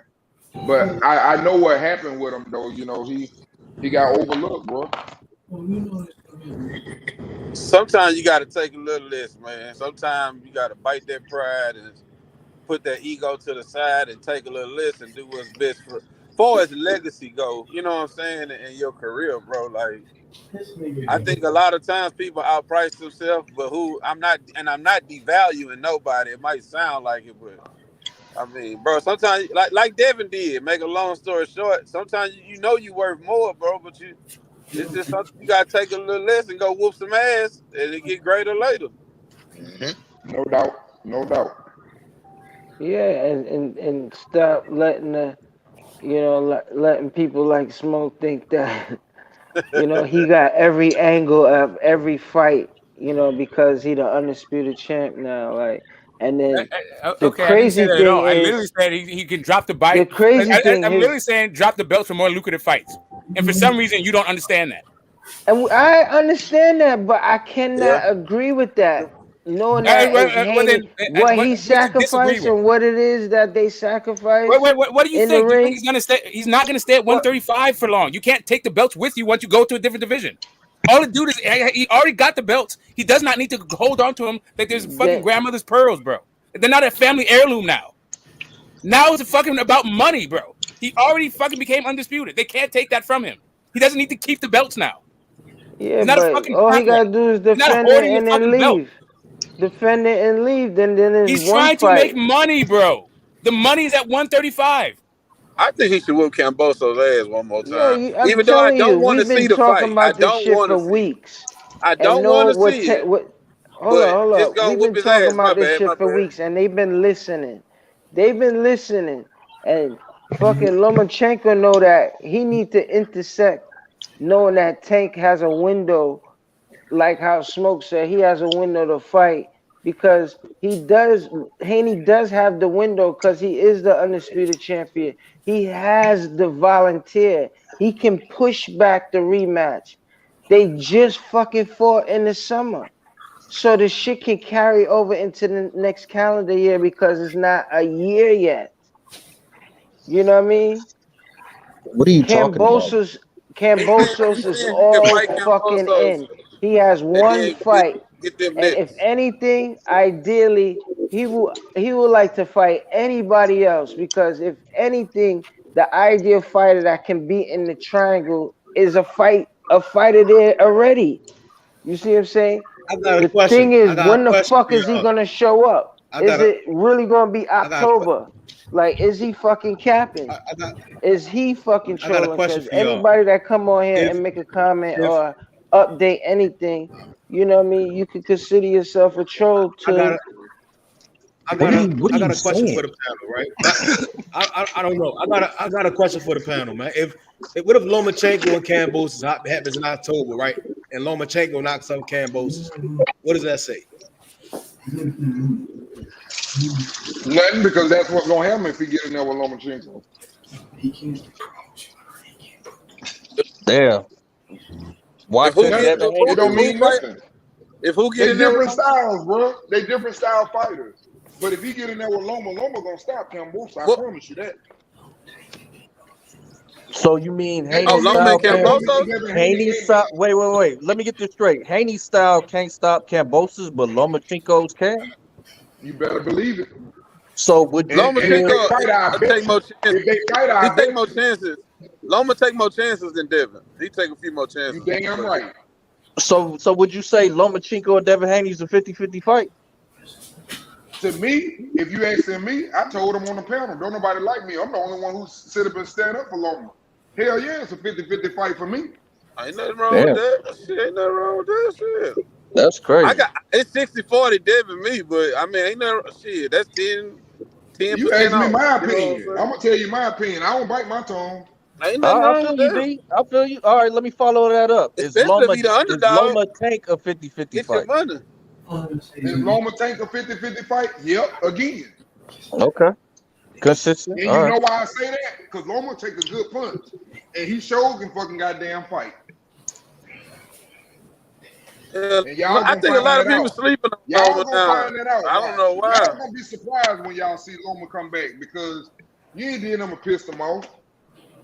Yeah, he probably been over there taking all kind of steroids, you know. So shout out to him. Whatever. Throw some rumors out there. There you go. There you go. What They'll you think talk they about doing, that one tomorrow. Frank? You just gave 5 doing channels over there to right talk about steroids and Loma tomorrow. You just gave 5 channels to talk about it. We might run that bitch That'd through be a our good.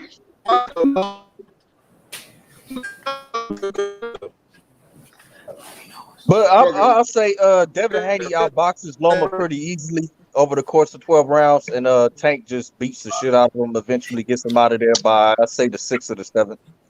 Now, why he gonna get rid of him, but he couldn't get rid of none of them other niggas? I want to know that.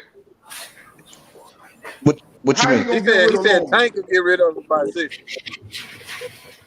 Oh, I thought he said Devin Haney. I was gonna say he ain't got rid of them. Why you think he gonna get rid of Loma? No, I said Devin outboxes Loma for 12 rounds quite easily, and then Tank probably gets him out of there by the 6th or the 7th. Bro. I think it would be. I don't think. Here's the thing. I don't think Devin has Teofimo power. Number one. Number two. Even if he did, Loma learned from that. Because if Loma would have got in that ring again with Tio, that's why Tio wouldn't get back in that ring. That nigga know he just had to start early. It hurt, but he know he can take it. It hurt, but it's worth it. He could have stopped. He could have stopped Tio. That's why I'm telling you. I don't think Loma. I don't think his style is catered to like being the super smaller guy and having to fight his way in. I don't think his style is, I don't think that's his bag like that. He been doing that. How you think he just beat that last fighter? Who he fought? Nakatami or whatever?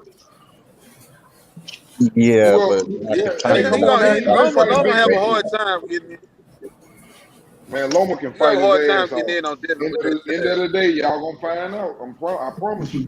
Like I said, I don't have no color on this shit. If a motherfucker can fight, I'm gonna tell you, and I don't judge by losses either. Yeah, Castano, another motherfucker, he can fight. I'll tell you if they can fight.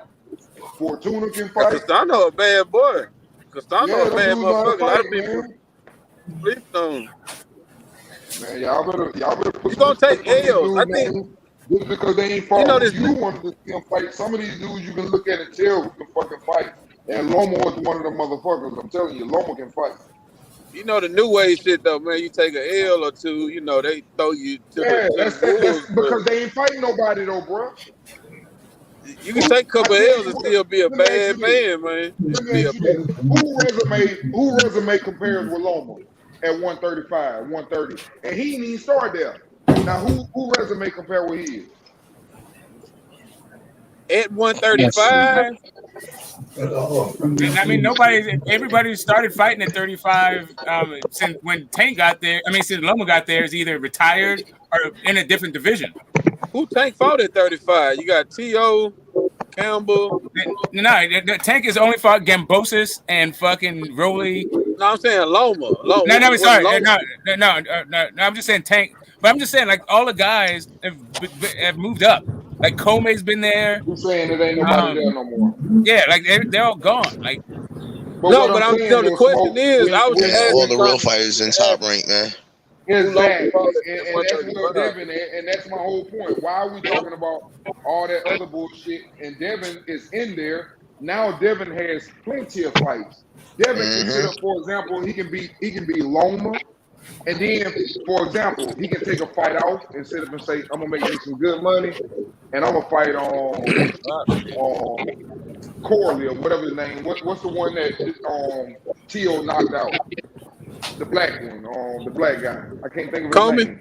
Richard Coleman. Richard Coleman, yeah.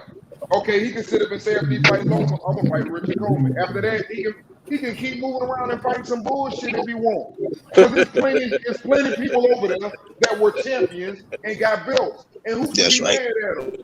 That's right. Who can be mad at them? Them facts, bro. They all on Top Rank, man. They all there. And they're gonna say he's fighting all the top lightweights on top of that. Why Tank gonna be over there fighting who? That's why nobody. Quick question though. You gonna sooner or later. The belts give you, put it like this, the belts may not mean a lot, but the belt give you like authority. You know how when you was in elementary school and you got to wear that little belt where you could tell the kids where to go and shit? You got that little belt. That's what that belt is. You can control some shit, goddammit. Like a safety guard.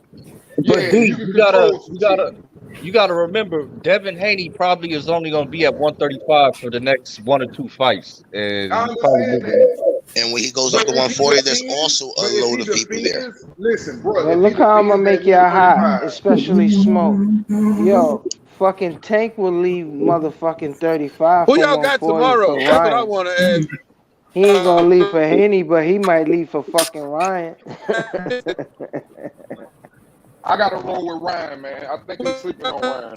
It all is predicated to how he performs tomorrow night. It is all predicated to that. And he definitely don't have an easy fight at all tomorrow. He better have his A game with Fortuna, or Fortuna will knock him out. Man, Fortuna. Who everybody got? Who everybody got? I got Ryan. I got Ryan, but I'm not gonna say he's gonna win knockout. like easy or anything like that. It ain't gonna be that easy. Not that. I don't think it's gonna be easy, but I roll with Ryan, man. I'm gonna go with Ryan. Anybody got Fortuna? No, I don't think nobody got Fortuna. I think H is the only one that got Fortuna. If shape, bro. If Fortuna was his, I think it might be a draw. Man, he's a two-time champ, man. So it ain't like he had nobody. He's somebody. I think it's a dangerous right, fight. but if he was in shape, I bet with him. I don't like to. But fighting, it could be a draw or a 12 round decision. Yeah, AO said that last night. Yeah, it's just. It's a really dangerous. It's a real dangerous fight for Ryan, man. Ryan got to be focused tomorrow, man. Hey, yo, who you got? Because he's not even ranked. Because the last fight, it was not a catch weight, but a 140 so nobody super lightweight fight. But he brung up an actual 130 fighter, somebody that fights below 133 and all that shit. So he's still kind of vibing and trying to get some stake in the rankings because he's still ranked at 35. That'd be the same situation with like Haney in a sense. Not particularly rankings, but who the fuck he gonna get matched at? Which title? Like everything is set like based off championship fights. Like everything is set and the fucking doors are open for these fucking interim titles. Them fucking trap titles. You know what I mean? Which is the worst, but things need to be settled because if y'all look at the rankings, the IBF stripped fucking Taylor, Josh Taylor, pending him making this motherfucking weight. Hey yo, so you know who you got in the Ryan Garcia fight? That's what I want to know. Who you got? Say what? Who you got in the Ryan Garcia fight? Who you got? Fortuna or Ryan Garcia? Who you got? Hey, I want to say something real quick on what you just said, man. I think Josh Taylor accomplished enough with the undisputed belt. He doesn't care no more. Quick. Let me speak on something real quick. What you said. Hey, you said Josh Taylor got stripped, and I want to say something about that. One thing I want to give him props on one thing, man. You know, I respect what he's doing, whether he dropped the belts or however he did it, and I'm gonna tell you why I got respect for him. Just giving other fighters. Everybody say he got his ass. Everybody say he got his ass. I want to hear that. I want to hear that. Everybody say he got his ass beat by Catherall and he wants the rematch. That's a fighter. That's what I call a fighter.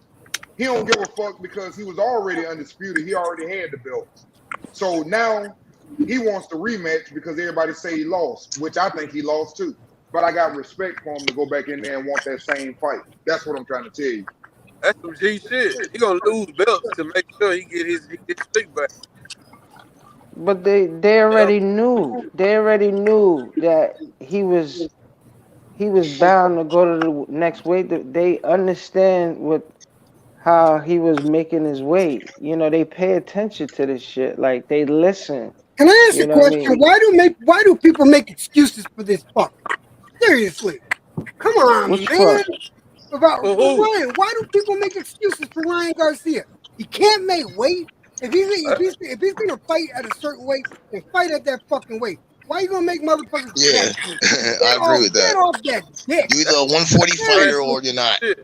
But look at the situation. They can't really fight for no title. No, I this don't shit care is about the jam situation. packed. Like the game is real serious. Like, but man, nobody's being serious. Nobody's being serious with the game in the ring. You bugging. Ryan's another one that says you don't give a shit about belts. Let Haney, let Shakira, let any one of them niggas don't make weight. It'll be all over everything right now. All over. Garcia don't make weight, just fuck it. That's for everybody. I'm saying that's for everybody. Nobody dragging Ryan. I'm saying, did anybody? That is the most. I'm saying, did anybody see? I'm sorry. Did anybody see like water weight or fat on Ryan? I didn't. I think at 140 pounds, he's all muscle. So if he's gonna lose weight, then he's gonna be losing muscle weight. He's not going back to 135. He's a 140-pound fighter. Oh, I agree, Smoke. Yeah, that boy look like a middleweight. That's not a problem. But That is Tank a will problem. leave That is a 35 problem. for 40 for That is a Ryan. problem. It is a problem fighting Okay, Ryan would draw him explain to up us for why that. it's not a problem. Why it's not a problem? Fortuna never fought at 140. Why it's not a problem though? Fortuna probably coming in heavy too because Fortuna weighed in at 139, but Fortuna looked fat though. Ryan was cut the fuck up. Yeah, because he out of shape. That's why they correct. But Ryan is not. Ryan is fighting at 140 pounds. For him to make 135 pounds, he would now have to lose muscle. That's why I got Ryan by KO. I'm trying to get a bag. Man, y'all can't see when these fighters be already washed upset up. But Smoke, you gotta understand. Hey, hold on. There's a Tank history can't really fight at 35 again hey, if he's there's a history free of boxing. agent. Do the math. You I'm gotta- gonna show you how this shit works. When them motherfuckers washed up, look at it. Okay. First one. They know when they fucked up when Terrence Crawford fought. When he beat my man, way down at the 130. 135, I mean. Gamboa. Okay, listen. When he knocked Gamboa down 7 goddamn times and he was fucked up, everybody can clearly say this man has had the shit beat out of him. He was knocked down 7 times in a ring. Okay, now look at the next fights he had. Everybody lined his ass up. Tank, let me get that. Devin Haney, let me get that. Yeah. Cruz, let me get that. Man, they know when these fighters fucked up, man. Stop playing, man. Y'all know when them fighters fucked up. Yeah, that's a fact. All of them line them up. They do the same thing with every division. That shit been going on. He's just a name. He a name to make me look good. That nigga. Same thing. Fortuna's that guy. It's Fortuna's turn now. I'm just telling you, when them niggas, hey, he already been getting his ass beat. I'm telling you, exactly. They know they done. That's Fortuna's getting stopped. I got Ryan stopping Fortuna. So, y'all because y'all niggas allowing them niggas to say, Fortuna's getting stopped, bro. If you say them belts mean something, that shit'll go away. Fortuna biggest problem. I always believe, honestly, from the beginning, I always believed that Fortuna gonna crack his fucking jaw. Like, why you believe that? He might not touch his chin, but he might crack his jaw. I don't think you know what I mean? might be right. He gonna get up and beat his ass because he know he'll quit. This is his career. This guy right here is a name out of all them fighters he's had. This is the guy. It doesn't matter. He don't got no stamina, bro. He don't got no stamina. Man. Who don't got stamina? Fortuna gas out. You broken. And if you don't know, I ain't no boxer, but I guarantee you talk to a boxer. When you broken, nigga, and that nigga done been broken. He do got a little tank though. He got knocked out one he got time. a He's little gas. Yeah, bro. He never fought at 140. He weighing 139, the most he ever weighed for any fight, and he already got stamina problems. You know what I'm saying? Like it's just a bad look. Can he overcome it? Of course, it's boxing.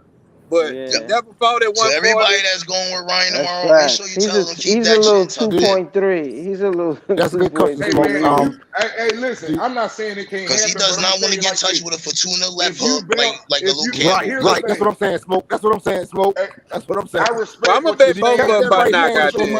You talk me into it. Thank you, Smoke. Thank you, Smoke. Do anybody got Fortuna beating Ryan? Do anybody got Fortuna beating Ryan? I'm betting he knock out Ryan, but I'm a bet Ryan. Everybody in here past high school. Yeah, ain't nobody got him. You said past high school. What they got to do with it? Everybody got a high school diploma. Ain't no nigga finna bet on Fortuna. Oh, okay. I thought he meant they been watching. I was just asking the question.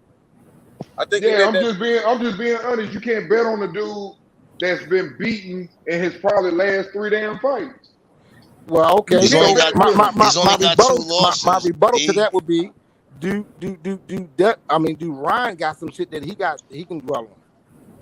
Ryan got flaws and everybody ain't talking about. Ryan do have flaws. Ryan got big flaws, but you better catch that. Ryan chin been checked. Miss, you might get knocked out. Hold on. Has Ryan chin been checked? Yep. Okay, so what you saying? It can't get checked again? Oh no, it can. But what I'm saying is, you saying here's Fortuna the can't do it? difference. Hey, You saying here's Fortuna the can't do it? difference. Everything what I you don't saying. think Fortuna can Hold on. do it. Everything what you That's what I'm saying, saying. I'm with you on I that. can But you agree know with what the that. problem lies? The Nah, go ahead, problem tell me. lies that when a fighter knows that a dude can be broken, he'll keep getting up because he know your ass you'll fall apart if I just stick around. And that's what I'm trying to tell you. That's why I can't bet against. But you gave me one narrative. What about if he getting the shit beat out of him because he getting them heavy ass punches? Ryan better get ready for a dirty fight tomorrow. It's gonna be dirty. It's gonna be dirty. We're gonna see what we're gonna see how focused. We're gonna see how focused this guy really is when Fortuna start doing that dirty stuff. We're gonna see where Ryan's head at. Or either y'all gonna come back on. I'm gonna say upset alert. I'm gonna say upset alert. Nigga wasn't even in shape. Upset alert. I'm gonna say upset alert. I think it's upset. Or even you gonna come back on. I'm going with Ryan for the knockout, but he can get upset. He can. He can, but Yeah, most of Fortuna If Ryan go knockouts past is 7, at if Ryan go 130. past 7, I think he got it. If he don't make it past 7, I think he gonna get fucked up. Fortuna really didn't carry his power like that. If y'all pay attention, though, most of his knockouts at 130. Since he moved up to 135, a lot of them shits been decision, bro. He ain't just been knocking shit out left and right like he was at 130. Okay, we'll talk about Ryan then. What Ryan did? Ryan's last fight decision. That's his last fight. Wasn't he supposed to knock out the guy he fought, even though he was running? Shouldn't Ryan be good enough to cut the ring and still launch punches? Did that other dude come to fight, or did he come to velocity survive? of that hook. That Y'all give Ryan a uppercut. lot of respect. I don't know. Did that other dude come to fight, or he came to survive though? Tahoe, Cabo, whatever. He came to survive, but Ryan also should know how to cut the ring off and still not make him run anyway. You gotta learn, bro. He's not a finished product. You gotta learn. Come on, here we go. Why when a nigga gotta learn, it's a problem, bro? Like that's the part of learn. He did it against Luke Campbell. So what's the learn? So he a finished product. So Ryan Garcia a finished product? Is he a 10 check? Is Ryan Garcia work? That's what I'm saying, bro. He needs work. That's I ain't a gonna lie. learning He needs work. experience. That's a learning experience, and I don't fuck with Ryan, but that's a learning experience for him to, throughout his career. You fought a nigga that was trying to survive from the first bell, and it's hard to knock a motherfucker out that's in there just straight trying to survive, aka Rigo in his last fight. But you get dropped though. But you get dropped though. You get dropped though. So what happens when you get dropped? I mean, a lot of people get dropped, bro. He got up and fought. No. He stayed on the ground. That's some bullshit. A lot of people get dropped. Okay, all right. Talk to me about that. So you think more fighters in boxing have not got dropped and have got dropped? No, you said a lot of people get dropped. Who? A lot of people get. Who? I asked you who. Who got dropped? No, you said a lot of people get dropped. Who? Cotto got dropped. Who you want me to name? I don't know who you want me to name. I want you to name the motherfuckers fighting right now. Tyson Fury got dropped. Okay. Tyson Fury got dropped. Anthony Joshua got dropped. Okay. Camboso got dropped. That's heavyweight. Camboso got dropped. Hold on, let me name people. Camboso got dropped. Tio got dropped. Who else got dropped? Josh Taylor got dropped. Regis Prograis got dropped. Robert Easter got dropped. Broner got dropped. Sean Porter got dropped. And guess what? We're not talking about none of them. Thurman got dropped. We're not talking about none of them. We talking about fighting, bro. We talking about boxing. Right. Fortuna got dropped. So a fighter get dropped, and they trash. So first you take an L and you trash. Now you get dropped, you trash. Did Fortuna get dropped? Yeah, Fortuna been dropped. Yes. Okay. Did Ryan get dropped? Hey, one thing that is a fact. Did Fortuna last fight? Did he knock the guy out in his last fight? Yes, he did. First round. One thing in boxing that is a fact. He not who out? What's his name? Fortuna's. The point of that is he's been knocked out, but he's bounced back. What's the dude he knocked out last fight? I forgot his name, but I'm just trying to make an example that he got knocked out, but he came back. I thought he fought JoJo. I thought he fought JoJo's last. I thought he fought JoJo's last fight. Yeah, that's what I was gonna say. I thought his last fight was JoJo was we not his gotta last. understand he had a hand injury. I know he stopped the guy before that. I know he stopped the guy before the fight before JoJo, but I didn't know he fought after JoJo. I thought JoJo. I'll go online. I'll go on BoxRec and look up some stat right now, fellas. Fortuna's last one. He knocked somebody out in the first round. Okay, thank you. You gonna see? Yeah, he did have a. Yes, thank you. Fortuna in the press conference, he ready to go. Ryan looked a little scared to me, but that don't mean how the fight can go down. But Ryan did look a little scared in the press conference to me. I'm just saying, man. On paper, Ryan should knock this guy out. I mean, he needs a good knockout win to get that. If they truly gonna pump this Tank and Ryan fight up, he has to win. He has to look good. He has to really look good. I totally. But if he wins anyway and it goes 12 and all that shit, he's still gonna get the Tank fight if they really want it. Well, let me ask you this question then. Let's say he get dropped. Let's say he get dropped and then he wins. Do that still make that fight good?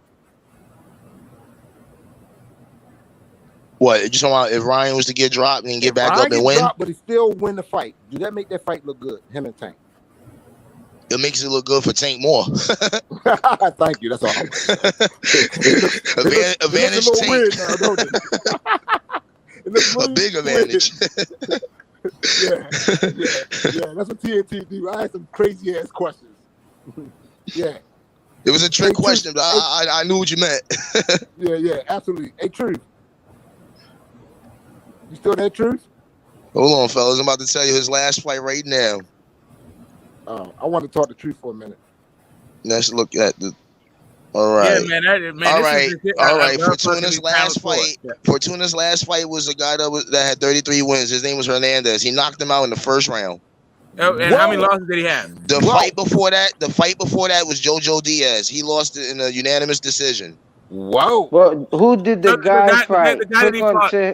Give me one more. Give me one more. Hold up, AJ. One at a time, fellas. One at a time. I want to ask AJ something. So that guy that he fought, that guy, was he like a regional fighter? Was he world class? Had he ever fought like out of his career? No. It was just one of those. It was one of those bounce. It was one of those bounce back fights that you had to get his confidence back. But the guy had 30. The guy had over 32 wins. I got he's got 33 wins. But how many losses did he have, and were any of them by stoppage? Oh no, it was definitely a confident builder because he had 14 losses. 14 losses. Okay, and how many times did that guy been knocked out? And also, when was the last time that guy fought? Let me get you. I got you, Smoke. Hold on. All I'm trying to make. I'm trying to make. I got you, but I just want to make sure. The guy that he beat up, like right now, he knocked out. Yeah, because right now, he's been knocked out 10 times. He's already been knocked out 10 times and lost 14 times. He's lost. Now his records went up. Now I'm looking at it again. His record went up. Now he's 32-16, so he's lost 2 more fights since the 14 losses. He's been knocked out 10 times, and he has 25 knockouts. Who y'all talking about? That ain't no slouch. The guy that Fortuna just knocked out. That I didn't even know he fought. So you saying this is the guy that he fought after Jojo Diaz. He got knocked out again after Fortuna beat him? That's why I'm telling you, man, it's a fucking joke. No. Dude, you think, wait a minute, let me ask y'all. That guy, Y'all really think that Ryan Garcia turned down all these fights, Pitbull, and I'm sick, and I retired, I had this, and then he jumped back in with this motherfucker? He's handpicked, bro. He's handpicked. Bro, listen, Oscar De La Hoya is the best matchmaker in the game. Him and fucking Bob Arum. But I think Oscar got him beat. I think Oscar is actually the best fucking matchmaker in boxing. Smoke. I don't think Oscar is the one that picked this one. I think this was a Bernard Hopkins move right here. But whatever, they broke Golden Boy. I just meant Golden Boy. I mean Golden Boy. He gonna make 6 rounds. Fortuna gonna last at least 6 rounds. And to touch on that, what I just said, I'm gonna add a little bit more. The only fighter that Tank fighting next is Ryan Garcia, and I'm gonna tell you why. Number one, Tank looking for a big fight to make a whole bunch of money to get leverage. That's number one. Number two, Ryan Garcia is full of shit. He done made a million excuses why he won't fight everybody, and then he'll sit up and say, "Hold on," he'll use any type of excuse that lets me know that he's looking for a big ass payday, and why not do it now and not have to fight? Because that's who he gonna take. And then after that, whether he win, lose, or draw, he'll just make money on the side. Ryan ain't into this shit like that. Ryan one of them dudes that want to just be in front of the mic and be a celebrity. Ryan is a celebrity. He's not a boxer no more. I'm sorry. So true. And True. You saying Tank on Tank. His next fight is with Tank. I can't really believe we really weren't about this guy he got knocked out. Ryan Garcia is a boxer, man. The dude got knocked out. Credit for being Campbell. You got to give Ryan credit. Look, man, Fortuna got knocked out like 12 fights ago, and we're still talking about that knockout. It was a TKO knockout. It was one of those. Alden, let me apologize for that. He didn't get knocked out sweet. It was a TKO. Hold on, Ryan is a hell of a fighter. I'm just saying that Ryan Hart ain't in. That's why Ryan want to make his choices. But Ryan will take Tank fight because he believes he can beat him from just knowing and seeing how small he is. He really believes that in his heart. He'll take that Tank fight and make a big payday. That's all Oscar I'm saying. is not making that fight, bro. This is ridiculous. Okay. And Tank is not leaving Showtime, and Ryan is not leaving the zone. Okay, so who Ryan gonna fight next after this? Who Ryan gonna fight after this? Okay. Did anybody ever heard? Let me ask you something. And who Tank gonna fight if it ain't Devin Haney? Anybody? Okay, so all right. So let me ask you this. So let me ask you a question. Remember, you're only first. A bomb. Hey, bro. He gonna fight Selecki. He gonna fight Selecki. I can ask you this question. I can answer your question this way. I can answer this question this way. Nobody heard of fucking To Go before Ryan fought him, and nobody heard of fucking Isaac Cruz before Tank fought him. Well, they can keep dialing up these guys that nobody ever fucking heard of and fight them. We heard of Pitbull, but I get what about when? Yeah, he was around. Come on, cut it out, man. You just said Oscar is the best promoter. If you pay attention to undercards, then yeah. But if you don't pay attention to undercards, then no. Let's smoke go, man. You can fool the public with that bullshit. That's what I'm trying to tell you. Let's see how long you can fool the public with that bullshit. The numbers were down too. Hey, fighting them niggas that ain't nobody. Keep doing it. So let me ask you. Let me ask you a question, D. Hey, D. Let me ask you a question. Nobody. Fortuna's a nobody. First of all, Isaac Cruz is a hell of a boxer, but what I'm saying is he wasn't nobody the top fighter. Right. I'm just saying that he doesn't have to fight anybody because if you don't fight nobody, TNT, for no belts for 5-6 years, that pressure finna come on your ass. That's what I'm trying to say. That's why the belts. I got you. But here's the thing. But here's what you don't take into account. What you don't take into account is most people. Bro, can I make? You made 3 fucking points. I can't make 1, bro. God damn! You just made 3 points. Can I make 1? I didn't know because I didn't finish. You said 3 fucking points. Hey, Smoke. Let him finish, Smoke. Hey, Smoke. Let him finish. Okay, you got it, TNT. You can go ahead. No, you got it. Thank you. What I was going to say. Right.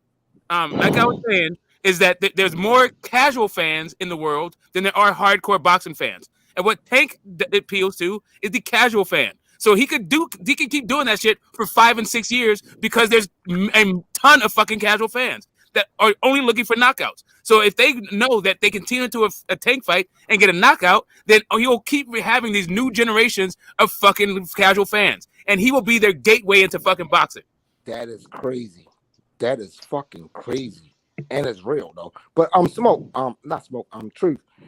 What you saying about the Ryan fight? About Ryan gonna do what? What you saying? I'm sorry, quit. Elaborate a little bit. You asking me what I was saying about Ryan? Yeah. Go ahead. I'm saying that Ryan is a big money person. I was saying that the next fight for Ryan is Tank Davis. That's the only fight he wants. That's the only fight he wants. He doesn't have his heart. He doesn't have his heart in the boxing, and he's looking for a payday. Meanwhile, hold on. Meanwhile, he's a very big name.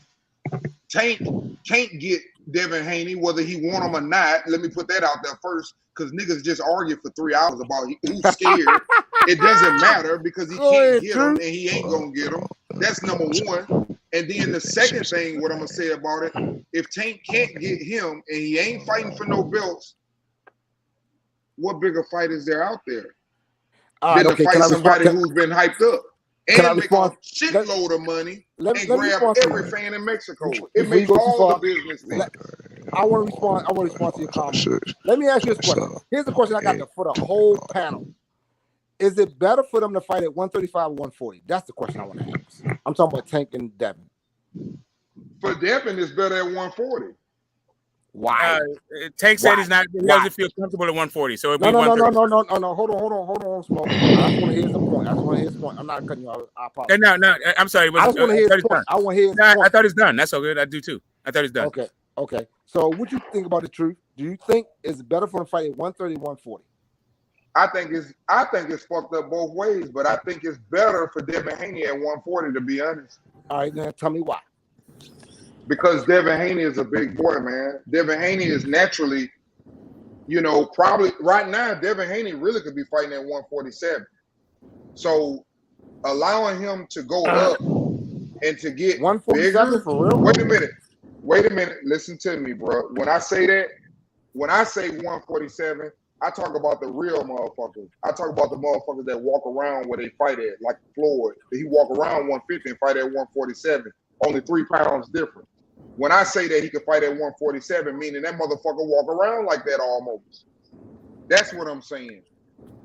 So what about the power? You're asking me. Wait a minute. What about the power? What about the power? That's what I'm finna get to. Okay, go ahead. First of all, he's a 23-year-old man, and I know for a fact, as a person who pushed themselves to the limit, you start at 23 years old. You just not hitting your peak, bro. You just not hitting your peak. You ain't even. You finna. Wait a minute. Where's the peak at? You're finna get better. Let me go about this, bro. You're finna get better. You're finna get bigger. Your weight is finna move. If you look at a ball player, for example, you look at Jordan when he came in the league. Go look at it. When he came in 186. Wait a minute, bro. Wait a minute. If you're gonna let me cook, let me cook and make sense. Because I have to explain this to you. If you look at any rookie players, look at Steph and them when them niggas came in the league, and look at them niggas as they grow. These are the years where the body is going to become more bigger and it's going to become stronger. So for Devin Haney at 23 years old, he needs that to hold him back at 135 and not allow him to grow into that. He hurting himself. Tank is a very short. Whoever sleeping on the phone, pause ass. I'm sorry. Tank body frame ain't built for no 40 and 147. That's why Ryan the middleweight. The other half is. I'm just no. You asked me a point, and you don't want me to get it out, but go ahead. No. Go ahead. Yo, I'm not cutting you off. I'm done. I just was trying to get it out. Go get it off. I'm sorry. I got it off. I'm just saying that his body is built more for a bigger size. Because he needs that weight. He's tall. Okay. Here's my reply to that. According to, I was on a Ryan podcast earlier today, and I talked to Coach Kenny. Coach Kenny said this one, and I'm feeling that's like you was feeling. I was like, yo, I personally said on the podcast last night, I said Devin Haney don't have his grown man body, and I said Coach Kenny, he straightened me straight up, and I forgot about it. You know what he said? He said you either got it or you don't got it. You can only get a little bit better. You born with natural power. You born with natural talent. You can improve it like Michael Jordan, but you just don't have it. With that being said, Devin Haney right now is pretty much what we got. He's not going to get too much better. You say he can't get too much better? Absolutely disagree. No. Hold on. I think he's talking about power. Hold on. He's talking about power. I said power. I'm just talking about power. I think his power is going to elevate to 140 and up when he goes up. So here's the thing. Let me explain something to you. There's something specific to Devin. There's something specific to Devin Haney. Like, it's not a general statement. Devin Haney has shown. If I can finish my thing, I got it. No, I'm just trying to make a point, and mine will be very fast, and then you can go on and on like you usually do. My point is very fast. Devin Haney used to fucking have power. He had shoulder surgery. Since his shoulder surgery, it's dried up. We don't know if it'll come back. Go ahead, D.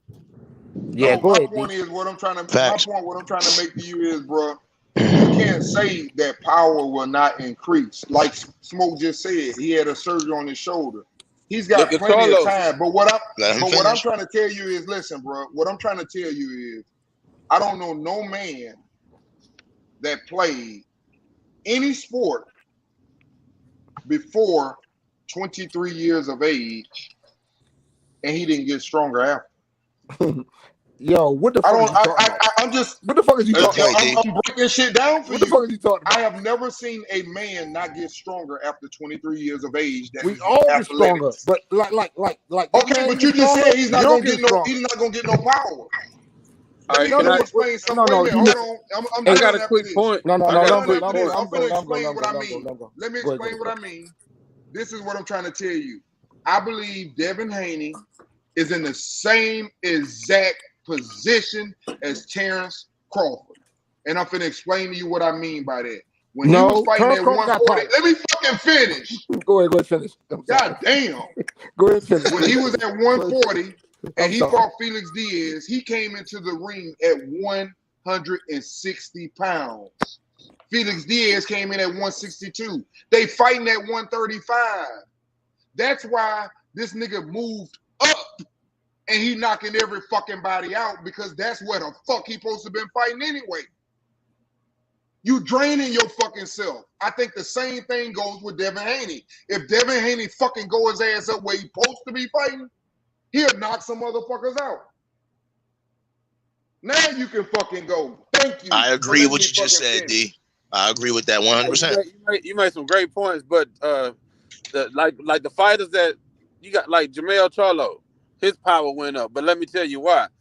Devin don't sit on his punches to necessarily throw power shots, and he don't go for the kill per se, as people say. He don't take as many chances and make himself vulnerable and open to receive, damage. So I think that's more of a reason when he not knocking somebody out than who a person got power. Pretty much everybody got power, but it depends on your style. Like, if you're not sitting on your punches and you're not in there trying to take somebody out, and you in there strictly boxing, yeah, you might drop somebody with something they don't see. You might clip them with a punch, with a counter or something nasty. You on point, Billo. But Billo, you gotta understand something. The reason why he's not doing that is because those fighters that's fighting him ain't really pushing him to actually do it. He don't have but to. This what I'm saying. Like Charlo, let me just like Jermell. When he was training with Ronnie Shields, he was more of a pure boxer. He was boxing. And he was doing a hell of a job. Then he went to Derrick James. Derrick James showed him how to sit down on them punches and how to walk shit down. And then you start seeing KOs. You seen a whole KO streak start. So it's definitely in your technique also power. It's not always got to be just God given. Like I say, it's people got different styles. And and the only way Devin will knock you out to me was kind of like it's like the later Floyd. Like, you would have to just press his ass and press him and make him knock you out. You know what I'm saying? Yo, Billo, I want to touch on what you said earlier though, about sitting down on your punches. And yo, I got respect for what you just said, and that's my whole point. I've been telling these guys the whole time, and that's why I'm saying 140 is more of a dangerous fight for Tank than it is for Devin, because if he wants to sit down on his punches, he can. And then I always say this to guys. They say the same thing about Floyd. They say it about Shakur. But why they don't keep walking them down then? Why they don't do what they say they're going to do? I'm going to walk you down, this and that. That shit hurts. They don't do it. Getting hit in your face. You keep getting hit in your face, that shit hurt. It's changed their fucking mind. Why Canelo ain't walk Floyd down? He was the bigger man. He came in that bitch about 170 something, didn't he? Why you didn't walk him down? Because those counter punches he was getting hit with in that fight, them shits hurt it. Them niggas know where to punch, and it's the same thing. It makes you think twice. Of course, about Terrence Bud Crawford, same thing. Y'all niggas not going in his body. You gonna get your head knocked off going down there. You're not going down there. I guarantee you won't go down there on Bud Crawford. That shit is real. You're not hitting them dudes in their body. Not them type of fighters. The Shakurs, the Devin Haneys, Floyd Mayweathers. You can't sit there and bang their body, nigga. If it was easy, somebody would have been dead. Why didn't you say Tank? Why didn't you say Tank? Because ain't nobody going to Tank body, nigga. Ain't nobody trying to swing in no kneecap. That nigga too short. What I'm going to say his body for? Hey, look, I like that response. I like that. I like that. I like that. I like that. I can't. Shit, what the fuck I'm going to say his body for? He down there by my knees, nigga. You think I'm a duck down there and get knocked out? Hey, truth. So who you got in the Ryan Garcia and the fucking goddamn which card fight? Who you really thinking win? Hey man, Fortuna. I just feel like Fortuna handpicked. He a dude that, he can come out. If he got a chance, he got to catch him in the first 3 rounds. After that nigga just in there for the money. He deciding when he want to go. Okay. That's how I feel. I ain't mad at you on that. I ain't mad at you on that. Who you got if Ryan fight fucking Tank? Who you got in that one? If Ryan fight Tank, I got who Tank. You got? I got Tank. Oh, okay. What about with Tank fight Devin? Who you got in that? I'm gonna be honest with you, man, because I understand things. I You gotta understand explain a now. lot of mental. Yeah, because I got to break this down for you and Let him break understand it down. why I Let him break believe it what I down. believe. Let him break it down right here.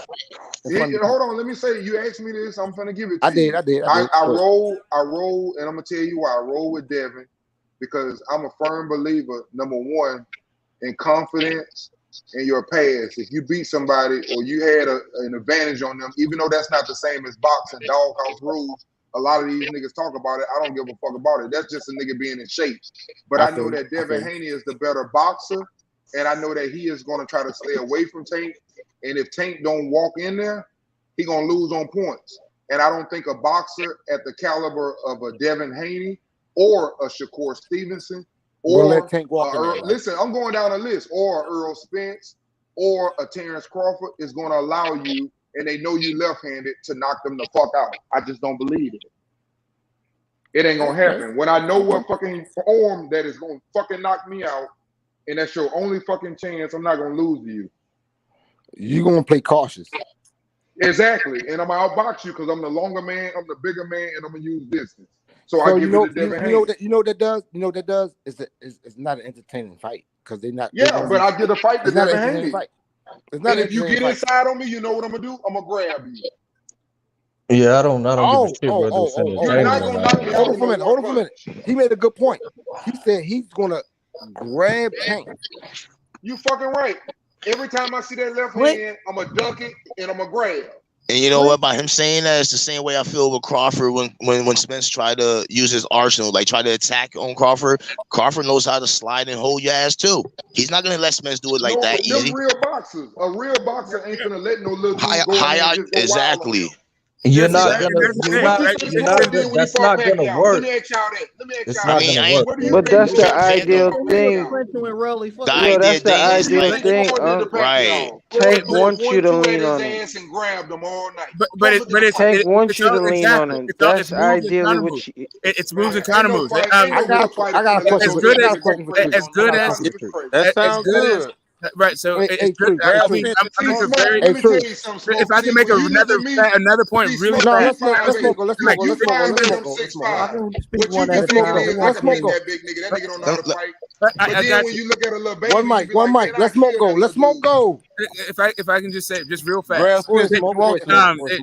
As good as Terrence Crawford is at tying you up, I think Errol Spence is just as good as fighting out of a clinch. I understand that, Smoke. That's why I said I understand that. Hold on. He's right. He's absolutely right. I was going to get to that part too. That's why I said if Terrence even does do that, it's only going to be in certain moments of the fight that he can. He can't do that through a whole fight. He only can do it in a certain part of the fight where he has to do it and then get out of there. And then do it a lot. He's going to have to, man. He has to be smarter in his fight, man. He has to be smarter. Let me tell you something. The first time when he grabbed him, and Spence is a different breed, man. We know that. And get his fucking head knocked out because he's a slower person.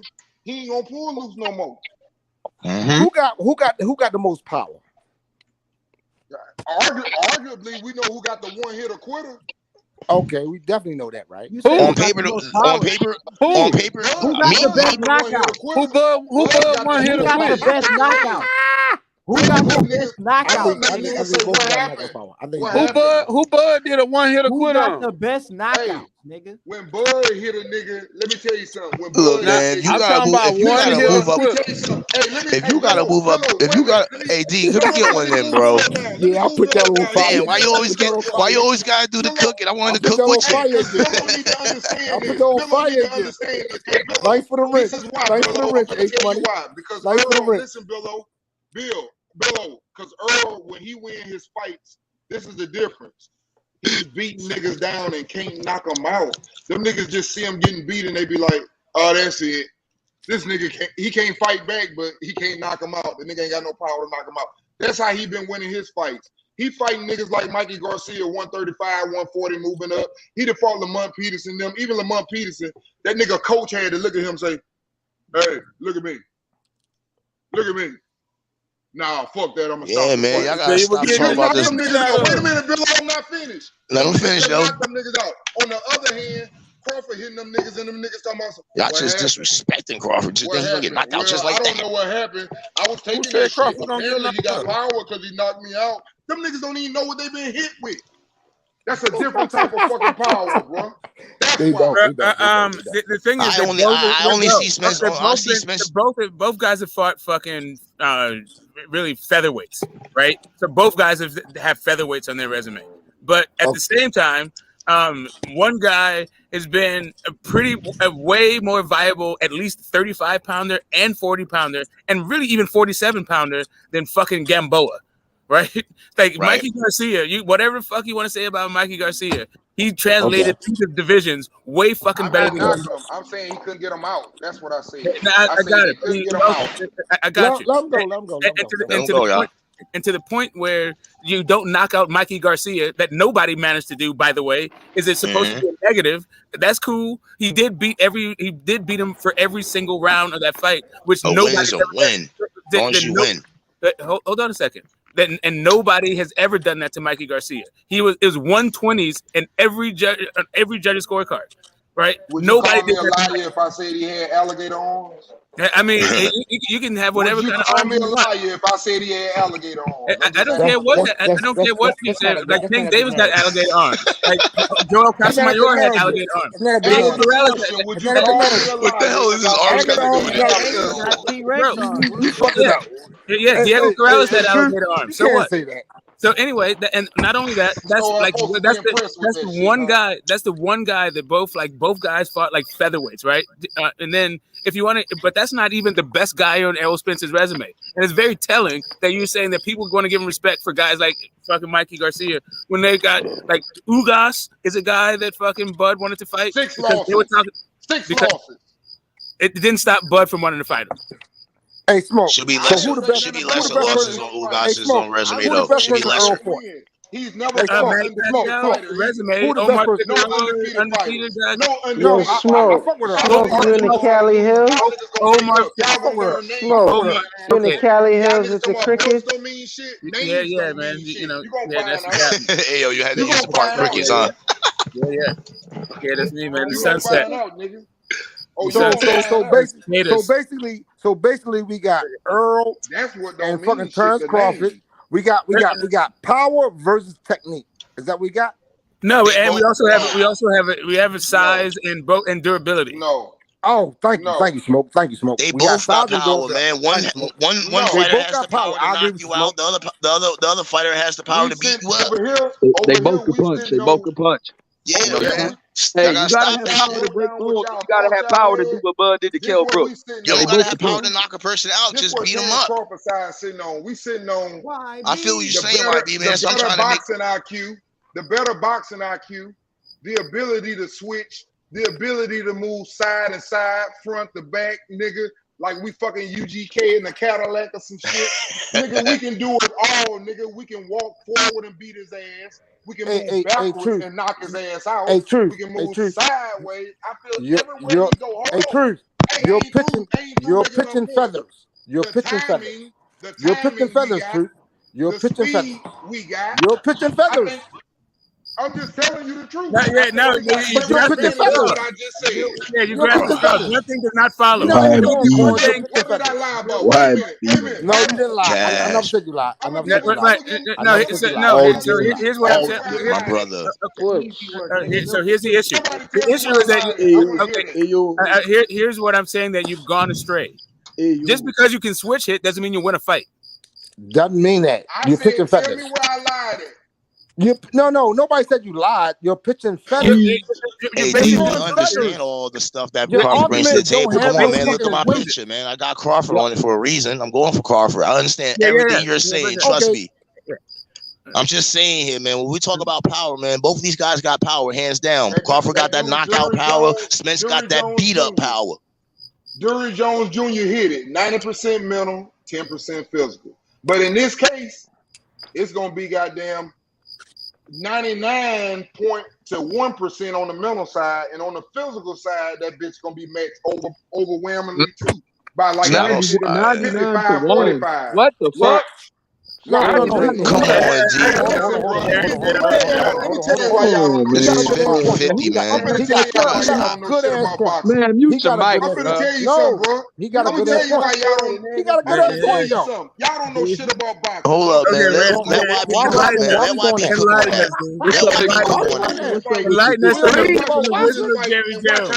This is the boxing Let's hear about challenge. Jerry Jones. Hey, my Boxing man, Savant. We don't care about Shout boxing. out to all the Cut it out. crickets. Jerry Jones Shout Jr. out to the Boxing crickets. Savant. Every Let's time hear some more Smoke is Jerry Jones talking, the Jr. crickets insights is about just going boxing. wild. Yeah, the cicadas. Let YB cook on that. What D just said. Go ahead, YB, bro. 99%. Yeah, it's 99% mental. He said No, I 99. said it's He gonna said be Bud Crawford 99 got to 1% 99% in that for fight. the boxing IQ.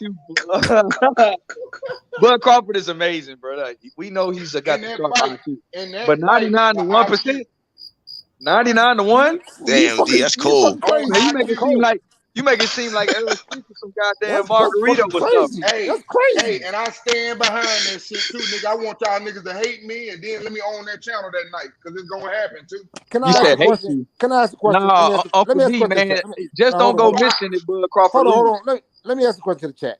He's I putting it said, on everything he knows about boxing. hold on. I said I got Earl Spence 51, Terrence Crawford 49. Am I wrong? Yeah, you're wrong. Yeah. All right, okay. Hey, Cash, but no, like Bud Crawford can knock you, but like the power thing, they both hit hard. You know what I'm saying? Like Uncle D saying, Bud Crawford has that power where he catches you when, Bud Crawford catches you. I put him at 49. I ain't saying he got the Let power. him finish, OG. Let him finish, So OG. what you talking about? TNT. OG, let him finish, OG. Then you can rebel or whatever you want. TNT, Let I got YB Spence finish. winning. I got Spence winning just like you, TNT. This is not to you. It was just like it was a power argument. How Bud got more power and all that. Yeah. I mean, I feel like Spence when you breaking eyes, you said Bud breaking got more bones, power. and you OG, let him finish, OG. But you said Let him Bud got more explain it power. to you. That's what Uncle D is saying. And the people that's picking He's just rebelling what another person said, OG. Just let him finish. Let him finish, yo. Yeah. So appreciate you, Alden. But yeah, so like as far as the power go, both of these dudes can hurt each other. Like that's what people don't understand. Bud could be hurt by Spence. Like Spence could be hurt, and Bud can knock Spence out.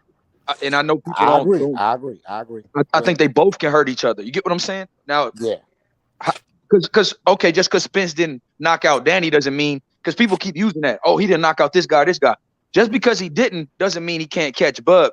One thing that Bud does different than Danny, Bud's gonna take risk. Mikey Garcia was trying to survive, but Bud Crawford will never be in a position where he's trying to survive a fight. His confidence, his ego, his ego won't let That's him. how most niggas get knocked Let him out. go. No. Let him finish. Let him finish, please. Let him finish. And so his confidence and his ego won't let him. So he's gonna throw when you throwing. But just so happens that sometimes I done seen Bud get hurt that way too. When I done seen Errol Spence get hurt by Larte when he was throwing when a guy was throwing when he was throwing. So it's just an intriguing fight. I think that Spence actually on the inside has the more compact shots than Bud Crawford.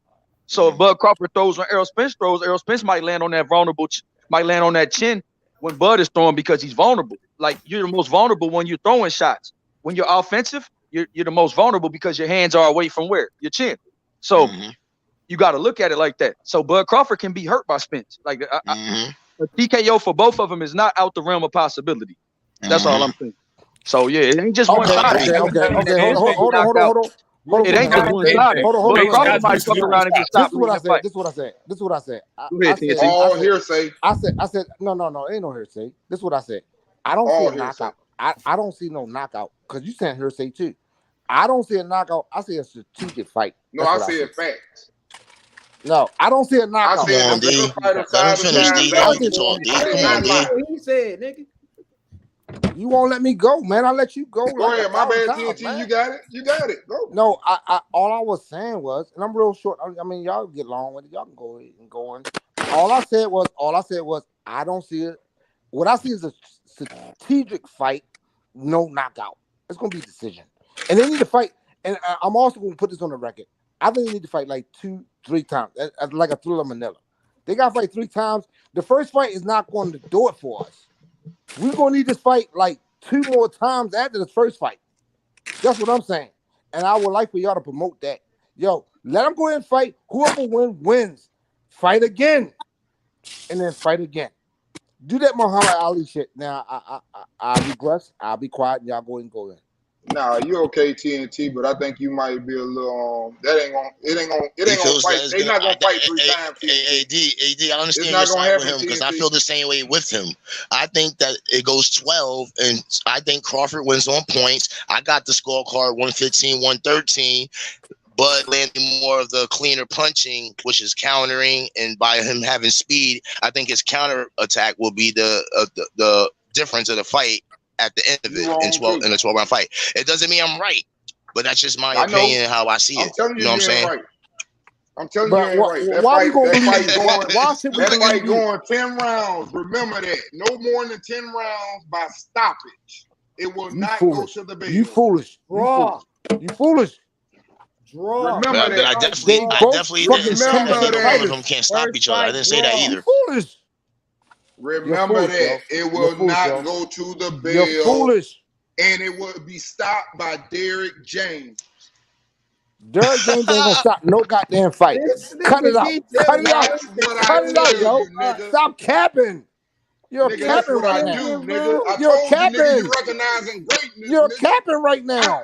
Hey, I said Sean Porter was gonna lose. Watch this. Damn, D, you shocked me right there. You said Derrick James gonna stop the fight. That's crazy. That's crazy. Man, I gotta educate you niggas. You said this ain't no education. This is a shocking moment. Bro, listen to me. Listen to me. I'll bring the smoke to the smoke. Fight gonna end by stoppage. Hey, Smoke. Where you at, Smoke? Where you at, Smoke? I need smoke in the building. I'm right here. What's up? All right, go ahead. Tell me how you feel about what we were just talking about. And what about Bud and Crawford as far as power? Oh, Bud and Spence, you mean? As far as power?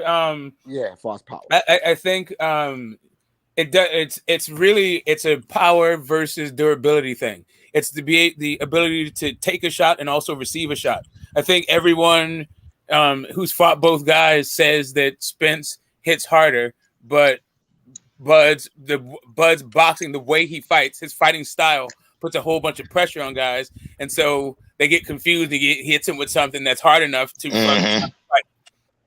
So it's not really so much of which guy hits harder. It's just that both guys are they're good at what they do and able to get you out of there in completely different styles. But if it was just to be like a measure of power, I think Spence hits harder, but Bud has more like surprising shots, right? It just one guy picks the fuck up. One guy. Can I got one follow-up question on that. I understand why he seemed like that because he feels that Spence is more physical based on he's been there. He's been there his whole career pretty much, his weight and everything. I mean, so he's bigger. And also, I think he's a bigger dude. Like I expect him to compete for a championship title and probably get one at middleweight.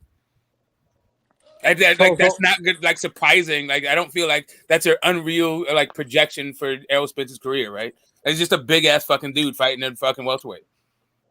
So can I want to ask, I got a follow-up question. So Errol Spence and Bud both got power. We all agree on that, right? Yeah. Who's the bigger dude? And is that an impact in the fight? That's for me. That's why I think he'll be able to take Bud's power. I feel like he'll be big enough, strong enough, durable enough to withstand like those shots that Bud is gonna land clean on him when he hangs his chin out to dry, like when he when he overextends, or maybe when he has a lazy jab, or he puts his chin on the other side of his fucking guard. He has both hands on one side of the chin, like any number of fucking things, right? That like Bud could exploit, but other guys haven't been able to. But I feel like Errol Spence seems to be able to take your best fucking shot and deliver 2 or 3 of his own. So why would I like it? To me, it just becomes an issue of like work rate, because I don't think either guy's going to stop the other one. So let me ask you this, Smoke. Smoke feels the same way. That's 3 people that agree. Hold on. Okay. One last question. Draw. So do you got to fight as a knockout or a decision?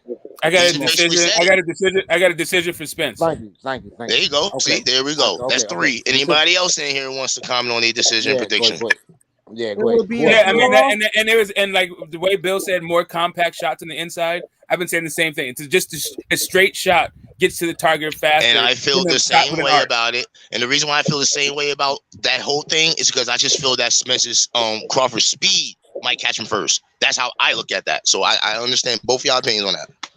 Yeah, but that's the thing. It's like you can be Usain Bolt, but if you take an arcade fucking route to the finish line, then a guy who's not Usain Bolt can win, right? So let me pose this question. It's a 50-50 fight. Would you rather have speed or power? Would you rather have? I would have both. It depends on your style, but both guys. Give me both. I'm good. I love that. Give me both. I think both guys are pretty good. I think both guys have enough, like they're not just their speed and the power, but their intuition. When to throw a shot, what shot to throw, when your opponent is throwing a shot. That's also like really fucking important. Like both of these dudes get hit because they do take risks because of they're so good at all this stuff. Hey, Smoke, I really fuck with you. You my dude. Me and you, we on the same page. I'm asking a deep question. Which one would you have had, speed or power? It depends on your style, right? Like it's just no. Let's break it down from that point, and then we go to the next one. You going to the next point is get off his dick. I'm just saying. Hey, come on, Cass. Come on, bro. Smoke's dick. Hey, no, I'm just saying I that. already cooked them. No, it's not even about that. Like, it's not even about that. You didn't cook nothing, man. You didn't cook shit. You cooked your dread. So you cooked your dread. We already lit on the channel. I let the dogs eat you. You didn't cook nothing, dog. I let the dogs eat you up. But there's still a piece of you left that I'm gonna have to scrape up. I'm gonna have to scrape up and shove underneath the fucking man. Yeah, I'm a fast dude. I like to destroy you. I got smoke with the channel now, so you fuck. You all fuck right now. Everybody don't take the threats personal. It's not a personal thing. They're going at it on a boxing matter. If you have good stamina, you would want speed. But if you don't have good stamina, you want power. Yeah, but I'm asking you one specific question. Would you rather have speed or power? I'm asking that question. I would rather have speed if I have good stamina. Okay, I agree with you. I agree with you. That's why I'm 49-51. Now go ahead, Bushman. Go ahead, talk your shit. 50-50, you mean? No, he has a 51-49. That's what he said last night. He said it again tonight. I said it like 5 times. It's a close fight. Anything Smoke says, Smoke said, I'd rather have speed if I. That's one of the reasons why he got cooked last night. You have that 50-49. What are you talking about? I said 51-49. This is my guy. I don't really put a percentage on it. That's what I said. It's a really close fight. Who you got at 49? It's 50-50. Who I got at 49? I got 50-50. I got Crawford at 49. But you said you would rather have speed. No. I rather have make that make sense to me. I'll tell you what. Like I said, if Crawford, see what I'm saying, bro? See what I'm saying? I'll tell you why. Because Crawford, because of his long ass fucking arms, when you get mid range inside of his jab, his punches start to arc. So, but Errol Spence punches stay straight. Straighter punches get to the mark faster. So I ask the question again. I don't know what you've been Absolutely. I'm 51-49. I understand that part too. Everybody's forgetting that Crawford does move his head. Some of these other fighters don't. Yeah, but Errol Spence is coming for your body, so that shit ain't going nowhere. You can't move your body though. Body don't move. The body don't move. That's true, bro. That's what I'm saying. 50-50 in this fight, either way or something. Either way, they both got the kick. I sure hope some of y'all bet. And show your ticket. AD. Already said, man. I got the TBC. Wow, you don't The TBC Foundation is open. Why would you Everybody else got this is open. I'm taking everyone's bet. I can't I'm going to take TNT's money. I'm going to take my money already up. I already put a bet went off the shelf now. Run it up, Butch. Go ahead, Butch. Yeah, we're going to run it up, Freeze. Hey, Freeze, we're going to run it up. We're going to build up the foundation. Don't worry, man. I told YB already. Go ahead, Butch. I told YB already. I don't want to take your money, YB, man. I don't want to do that to you, my brother. You get me? But obviously, you're under Errol Spence headquarters. You're running the Errol Spence headquarters right now. You're in the control center. You're in the control room. You got your front. You got the first line of defense guys like TNT and Ben Israel. The first line of defense. You got fucking Smoke in the back room, the boardroom somewhere, you know, setting up the blueprint. All facts. All facts. Yeah, all facts. All facts. Yeah. Yo, y'all making me laugh right now, yo. Thank you for not wanting to take my money, I'm gonna brother. collect a 50 piece. I'm gonna collect a 50 piece of all your boys, all your Errol boys. And we got young Billy running recon, doing that intelligence work. Intelligence work. That's gonna screw up in the end. Don't worry, man. On fight night, I'm gonna make YB jump. Yeah, man. Listen, on you go to fight this night, gym. YB's gonna come on. Hold on. I got a question for Butch. Hey, Butch, answer this question. Let's answer this one question. Can Devin Haney beat Tank Davis? Of course. How? What do you mean how? He's gonna be the same way he's been beating everybody else.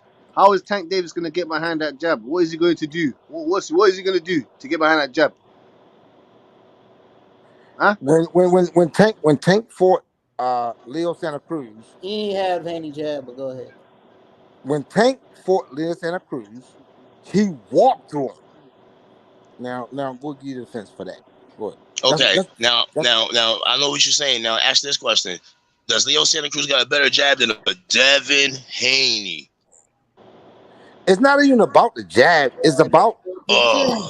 Hold on. I'm gonna be honest with you. What kind of punishment is Tank willing to take to get his shit off? That's what I want to ask you. His head is gonna be swollen like a red tomato if he holds. Dude, he was only 6 rounds of rolling. He had a knot on the left side of his head. I just don't understand why y'all can't see the way he might be bleeding out. Y'all can't see the way people react when they get hit.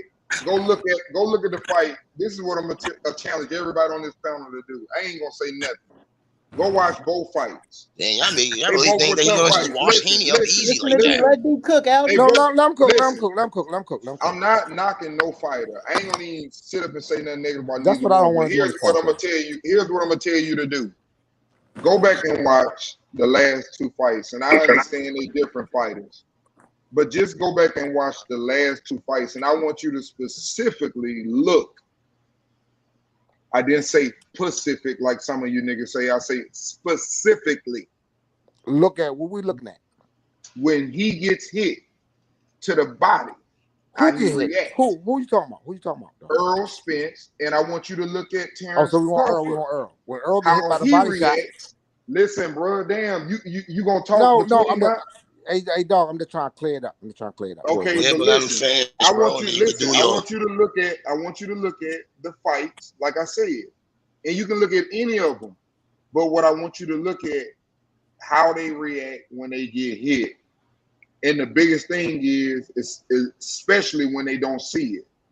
And I want you to see how the person hurts the other person. It ain't because one of them more powerful, like I told you. The punches that hurt you, the motherfuckers that you don't see. And there's only going to be one person throwing them type of punches that whole night.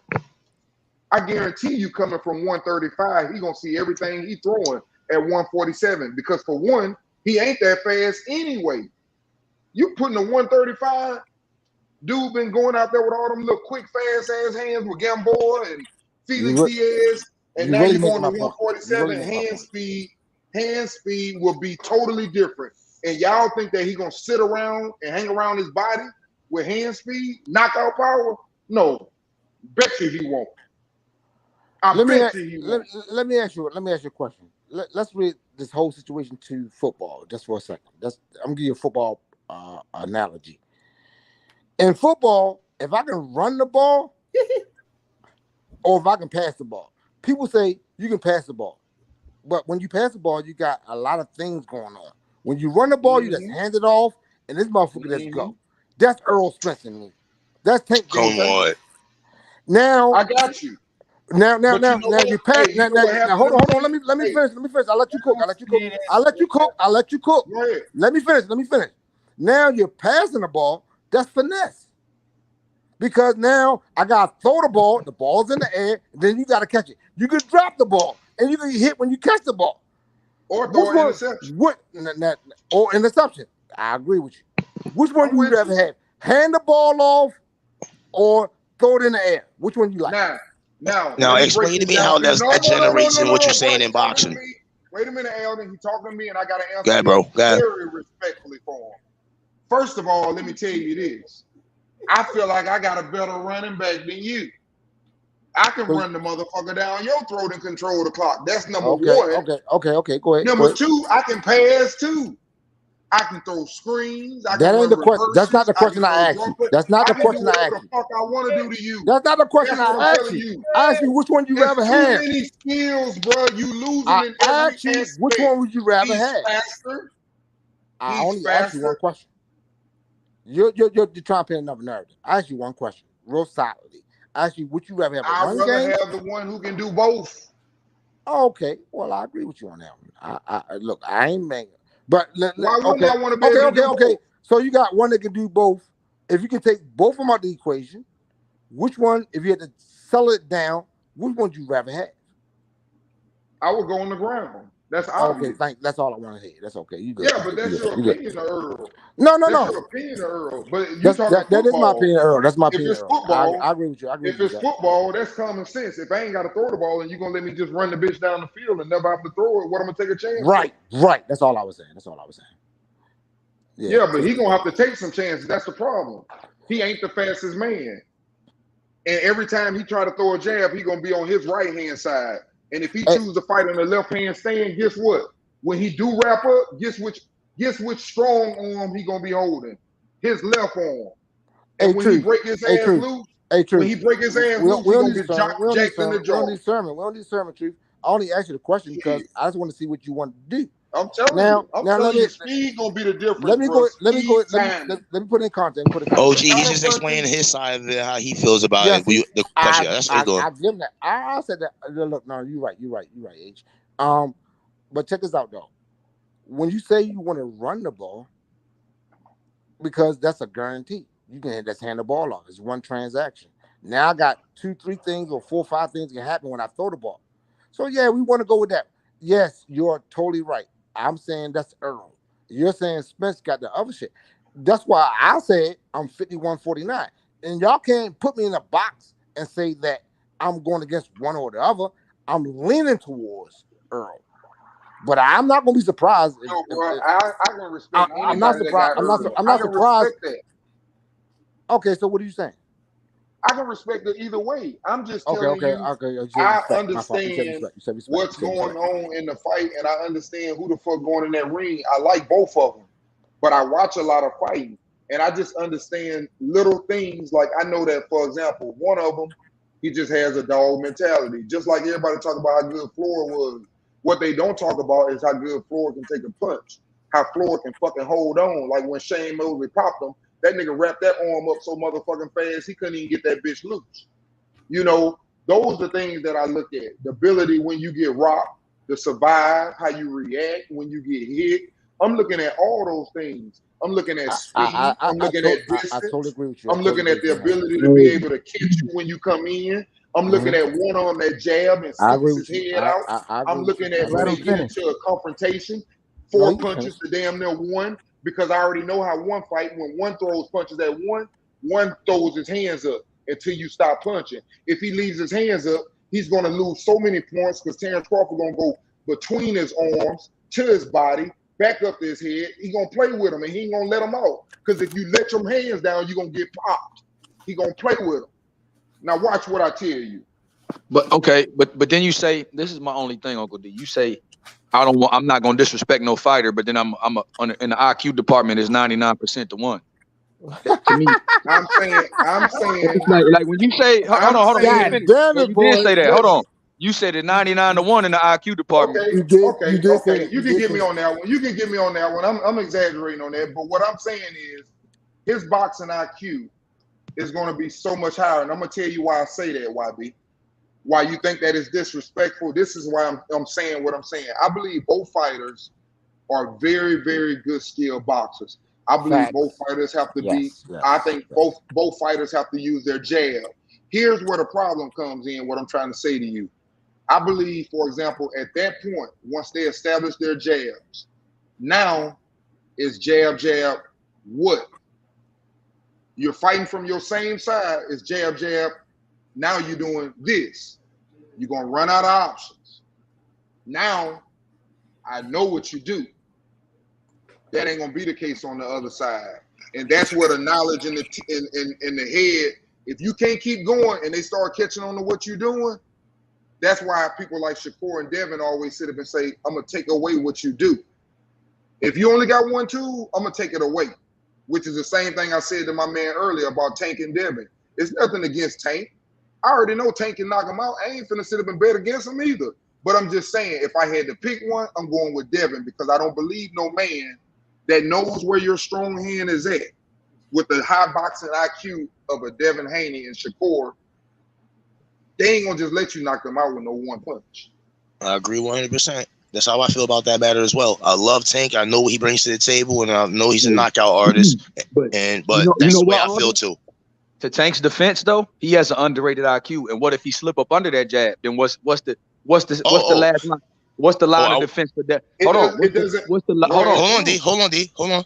Hold on, my dude. What's the last line of defense for him? When Devin Haney, because Tank being so low might actually play against Devin Haney because you got to understand.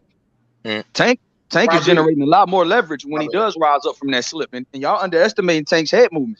No. YB, he's a much better boxer than what we're giving him. Let me answer that. I understand. I was going to say the same thing you were saying just now. What we give him credit for, but what I'm saying to you is, listen, this is what I'm saying to you, YB. I agree with you. I believe he can box because that's why I was disappointed in the Rolly fight, even though he started boxing at the end before he knocked him out. But what I'm saying is, the reason why I say he can't knock him out, here's the difference. Even if he throws the jab, this is what I'm saying. When you know that motherfucker got that one hitter quitter, the eyes never leave that left hand, is what I'm trying to say. He'll catch him and he'll hurt him probably, but he won't knock him out. When a fighter can see a punch, that's what I'm saying. The same thing about Spence and Crawford. It's not that I'm saying, for example, that, he gonna stop him because of this. I'm saying Spence's aggression and coming forward is gonna get him caught. And it ain't gonna be no punch that is just no boom. It's a punch that you don't see. I believe in speed and a person that throws more punches and throws in between punches. And I believe that one has a style kind of like what Benavidez did. When Crawford stepped to Benavidez, he covered up. When he covered up, he went this body, back up his head. He just threw a whole bunch of punches. And then he got back out of there. If you put your hands up, he gonna throw and get back up out of there. If you don't put your hands up, you better throw back and you're gonna get caught. That's what I feel. I'm not saying I'm right. I'm just saying that's what I feel. The thing is though, the familiarity between the two, since they already worked and sparred together, Devin knows he has to take more chances than just a jab because Tank ain't just Tank is a winner. Tank ain't gonna let you just jab him all night without getting inside and being willing to respect it. He might not, and then you have a guy that that just Devin Haney has a propensity to overextend on his jab sometimes. Also, when he throws his right hand, sometimes he could fall in off balance and give up his height. So you got a guy like Tank Davis, you can't give up your height with him because there was mistakes in there against Kambosos, even though he pitched a shutout. There was times where he fell forward and almost tripped to the ground, and Kambosos was able to push him on the ground. It's only because he fell in after lunging. See, Tank Davis, when you watch that JoJo Diaz tape, that left hand was finding a home. And Devin struggles, not struggles, but the left hand is open with Devin Haney. And that's one thing that even though you say Tank Davis, you could take away his strongest weapon, well, Devin didn't take away JoJo Diaz's left hand in that fight. And JoJo Diaz doesn't have the athleticism, the explosiveness, or the ring IQ, let's say, of a Tank Davis to be able to set the trap and set it up. And Tank Davis has set up that left hand in almost every fight he's been in. So to say that one guy gonna be able to take it away, it's in a 12-round fight, it's inevitable. One dude Tank Davis gonna land that bitch. It just depends on how Devin take it. Because he gonna land. That's true. See, YB, that's what I'm saying though. I know for what you just said right now about the jab situation with Haney and Tank. If he the jab, what you said just now about like he has to bring more than a jab. I 100% agree. 100%. You have to bring something more when you fight Tank Davis. That's exactly. Hold on, let me finish. But that's exactly how I feel if he was to fight Kambosos again for a rematch. I don't see a same Kambosos just standing there and let him get hit with jabs all night again. I see a Kambosos that's gonna do something different to try to get inside on Haney and land some punches. So I feel that Haney in the next fight, if they did for it, he does have to do more than a jab as well. So I understand what you said about the Tank Davis Haney thing. I understand. Do you think Devin throwing that right hand is gonna be the difference? I think it's gonna be the difference. If he throw that right hand, I think he'll fuck his ass up. That's what I think. Well, if the rematch? Yeah, the rematch. Well, what I see different in the rematch is something that he should have did in the first one. That probably would have stopped Kimbosis. He should have used the right hand and the uppercut in that fight. It was there all night. Y'all seen that interview with Ryan Garcia? Ryan Garcia said he can't. He's never going back down to 135. And he said 140. Yeah, Ryan Garcia. Let me finish. Ryan Garcia said he's never going back down to 135. And he said if Tank want to fight him, he got to come up to 140. And Tank Davis said he won't even go fight Devin Haney at 140. So why would he fight Ryan Garcia at 140? H Money, you good? They gonna fight, yo. They gonna fight. Good one, H Money, you good? You good? They gonna fight. They gonna fight. Ryan Garcia they just gonna fight, yo. They gonna fight. Hey, They gonna fight. They gonna fight. Must be the money. Listen, let me finish, bro. Ryan Garcia said he's never going back down to 135. You know, he said if Tank want to fight me, it gotta be at 140. That show you that Ryan Garcia ain't trying to fight Tank. He really not trying to fight Tank. That's what I've fucking been saying, bro. That don't mean that. That don't mean that. That don't mean that. Crazy. And here's the question. Here's the question. Stephen Espinosa, I'm talking about. We trying to make a Ryan Garcia fight. Ryan Garcia ain't trying to fight. Ryan Garcia said he got to be at 140. Okay. Tank said he can't fight at 140. Tank said he won't fight Devin Haney at 140. So why would he fight Ryan Garcia at 140? Here's the big question I got for you. Who the boogeyman at 135 right now? Who the boogeyman? Well, Devin Haney, of course. No, he's not the boogeyman. Champion. Ain't nobody trying to fight him. Honestly, don't make you the boogeyman. It's Devin Haney. Don't want to fight you, make you the boogeyman. Want to fight him, and Tank damn sure don't want to fight him. Smoke, give me some help. Smoke, give me some help. Smoke. There's no help here. He's on his side. We all know it's Devin Haney right now, man. So you lost that one. Okay. All right. I asked my man Smoke. Come on, OJ. I'm sorry, OG, man. I ain't mean to cut you off like that.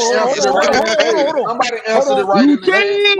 Who the boogeyman? Who the boogeyman at 135? So here's the thing. Everybody wants to fight Loma. Everybody wants to fight. Everybody wants to fight Tank. Nobody wants to fight Loma without them belts now. Who's the boogeyman? Everybody wants to fight Loma. Everybody wants to fight Tank. Nobody wants to fight Devin. Hey, Uncle D, what you say? Hey, Uncle D, say it again. Say it again about Loma. What you say? You saying Devin is the boogeyman? I say they don't want to fight Loma without them belts now. The fuck they don't. The fuck they don't. Cambosis is trying to fight him without the belts. The franchise to avoid Haney, and Loma's the mandatory right now with the WBO. All he got to do is activate his mandatory. He said he wanted the winner of Haney Cambosis, just like Tank said it. Loma said he got next when he come back from the war, but he about to go fight Nakatilia. And he's a mandatory. Nigga, stop playing with us. He already beat him. Yeah, I'll go with H Money. For all the belts. Another fire fact. Loma fighting Devin after wait for Haney to drop those belts to go to 140. Then he gonna try to fight. What's up, babe? Now Bob finna put Loma in Below. What's up, baby? Below. Man, what he do, man? Like you said, Billo, I think Loma and Haney gonna be right after this Cambosis fight. If Haney don't move up to 40. That's what's coming. He could be next. Yeah. Why he got to be after the Cambosis fight? He can activate that mandatory. But still, hey, money. Bob said Bob didn't like rematch clauses. Bob said he want to see that Loma fight. That's what Bob said. I think they're gonna get that easy money though, right? That's easy money, man. Cambosis but even rematch, Loma don't want smoke. Hold on. Even if the rematch was activated, is not gonna skip over the rematch clause. So he would still have to wait till after, even if he activated that rematch. They wouldn't be like, oh, they wouldn't be like, oh, hold on. Go ahead. Oh, my bad, H. They wouldn't be like, oh, let's break your contract because you got a mandatory. Nah, the WBO would still be like, okay, well, shit, you're immediate, and they'll give him like 90 days after this next fight with Cambosis. Unless it's step aside money, that's the only way to get Cambo out the way. The belt's gonna have to make the mandatory mandatory. They gonna have to make rematch ain't guaranteed. That would you did say that. You heard me, hey? That's a fact. Rematch ain't guaranteed. Right away. Why you gotta wait to file a petition? He said he wanted next. Loma already knew it was a rematch clause, but he said he wanted next. Right. Devin gonna be the first fighter. Well, every belt gonna have to make the mandatory fighter. Man, at 135, nigga. He'll have to make the mandatory fight, bro. I ain't never seen that shit in my life. Because Tank ain't want to fight. I asked the question, who the boogeyman at 135? I just told you there's only one boogeyman at 135. That's Devin Haney. Devin Haney, man. We just told you this like 5 times. Devin gonna activate their mandatory against them to make them fight. That's how crazy this shit is. Usually the mandatories activate their shit. You know what I'm saying? But exactly. Brian was a mandatory, didn't activate his shit. You got Tank a mandatory, don't want to activate his shit. You got motherfucking Loma mandatory, don't want to activate the shit. Devin gonna activate them niggas. Hey, that shit funny as fuck. That boy say when they get to 140, it's gonna be a lot of slow singing and flower bringing. Shit. Once they go to 140, them belts go for grabs. Everybody gonna care about the belts then. Right. Man, I want Loma to fight. I want Loma and Devin in October. Fuck the Kambosos rematch. H. I'm with you. I want to see Loma and Haney right now. October. Shit, that's what Loma said he want to come back. That's what Devin put October on his Twitter or something like that. So shit, I'm with it. Loma said October too, but Loma ain't said shit about he ain't said nothing, nigga. So I want to see what's up, man. Cause we know Tank doing his own thing. Tank trying to chase Ryan, but Ryan don't want to fight them. Ryan don't want to fight Tank. It's clear to see right there. Man, Ryan, I told you H said that. Remember when I told you and I saw Ryan in April? I said, bro, that motherfucker too big for 135. And what happened? It's the second fight. I've been saying this shit all day. They've been like, no, it was Fortuna's team that fucking requested shit, bro. No, I told, look, Smoke, back in April, bro, because I seen that motherfucker in person, and that was when they had to move the fight to 130, 130 something, and I was like, yo, they moved that shit up to damn near 39-40. I said, man, Ryan couldn't, bro. I was looking at his body. He's like, how big he is tomorrow when you see him in that ring, nigga. He gonna be huge, nigga. I saw him at the weigh-in today. I was like, there's no water weight or like fat on his dude's body. He's the biggest lightweight in boxing. Ryan, there's no way he can lose that'd be losing 5 pounds of muscle if you went back down. I wonder what Tank gonna do, but maybe if Fortuna does beat Ryan Garcia, I know Tank can fight Fortuna because Fortuna gonna be lit then. He would because he PBC. He going back right after this fight. They just sent him for a one-off. He gonna fight for all that shit about Al Heyman and Floyd and all this shit. The dude is at where the fuck No Cap and Method and all those dudes go? All those dudes, nah, Ryan is next. Ryan is next. If this sort of thing, like we know Ryan is next. Bro, Ryan he really don't want no smoke with Tank, bro. He don't. Hey, so I got a question. You said that Ryan Garcia interview was just recent. K9 just put it on his YouTube channel. Shit! Okay, a little short video where Ryan was like, "Man, he said I'm never going back down to 135." And he said, "Tank, fight me." I'm finna send it to you. K9 got a channel, bro. I fuck with K9, bro. He a real ass nigga, bro. Oh, you talking about the fighter K9? Yeah, he got a YouTube channel. That shit fire. Oh, okay. That nigga fire, YB. I'm gonna check it out. Bet. I didn't know. I'm gonna just send that shit to me, H. I'm gonna look at it. It's a short. It's a short. Yeah, it's a short. All right, I'm gonna go check it out. Was that you, Method? I don't know if it was either you or No Cap, or maybe it's both of you talking about how it was. I feel like it was No Cap, but I feel like it was you too. Then we know it's next. Was that you? Method. Shit, I told you that too, Smoke, because that's what Espinoza told me. But shit, I mean, if Ryan can't make 140, then and Tank is comfortable. Bro, my very first question was, how are they going to do that with one guy on Showtime and one guy on DAZN? And Joe was the one who was like, oh yeah, they'll probably do a joint broadcast, as if. And so they weren't going to do a joint. Like, what? Come on, bro. That's what happened to Lou DiBella. They trying to do that joint broadcast shit. Get the fuck out of here. Oh, man. Haney. It's salute to the undisputed champion. Let's go. The youngest of all time. Let's go. Haney did it. Haney, baby. Shout out to Uncle Bill in the chat. Uncle Bill. Hey, man. Hey, salute. I'm out, fellas. Hey man, Hey, y'all be easy, man. Hold it all right, down. Uncle D. Hey, what they All say right, on Fresh D. Prince? Don't What call my me boy out on Jeffrey here. say I be on Fresh listening to Prince? the Yo, background. I Y'all know I'm always got to listening. say this. I'm I got always to say listening to this. my favorite channel. Don't be saying shit about I me, don't man. want to I'm hear. listening I don't want to always. hear. I don't Shout want out to to hear Uncle no D. excuse. I don't want to hear no more excuses with Tank now since Ryan already made it clear he's at 140. So if Haney wins these fights and stuff, and he's still there, and he calls out, and it's Tank, and Haney comes out again, and Tank don't do nothing at all again. After Facts, all RD. this shit, I'm telling you, man, I'm gonna call him a duck. I'm gonna call him a duck. Cause there ain't gonna be no excuses now that Ryan made it clear that he's in 140. Tank and them been ducks, bro. Like So Ryan's out the way. So Haney's still at 130. I know, H. Them niggas was not trying to see Loma, bro.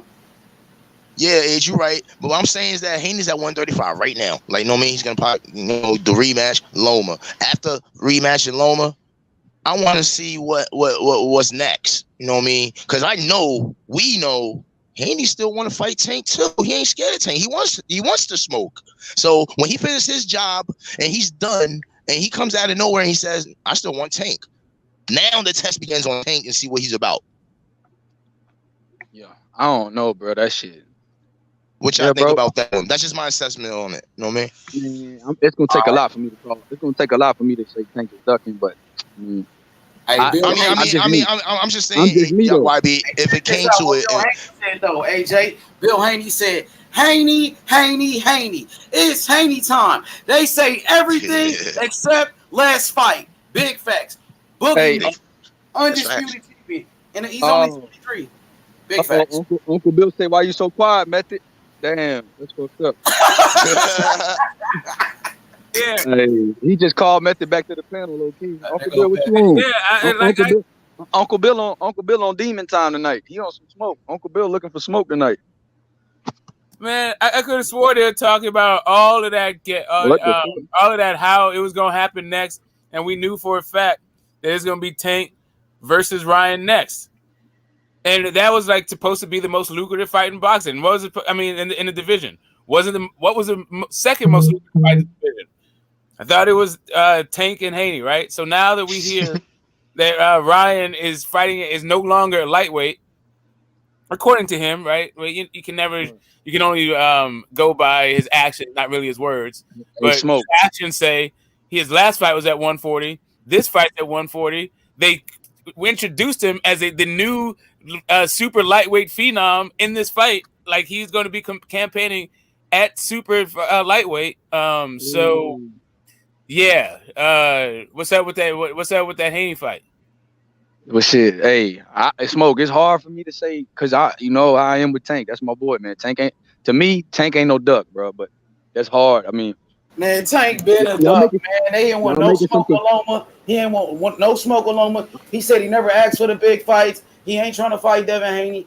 Tank doing his thing, you know what I'm saying? And it's not fighting the best, and he not trying to fight the best either.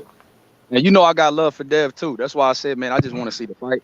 But I got another stat for y'all. But it is what it is. Like Tank doing his thing. Tank ain't trying to fight the best guys. He don't care about the belts. That's some ducking that shit, bro.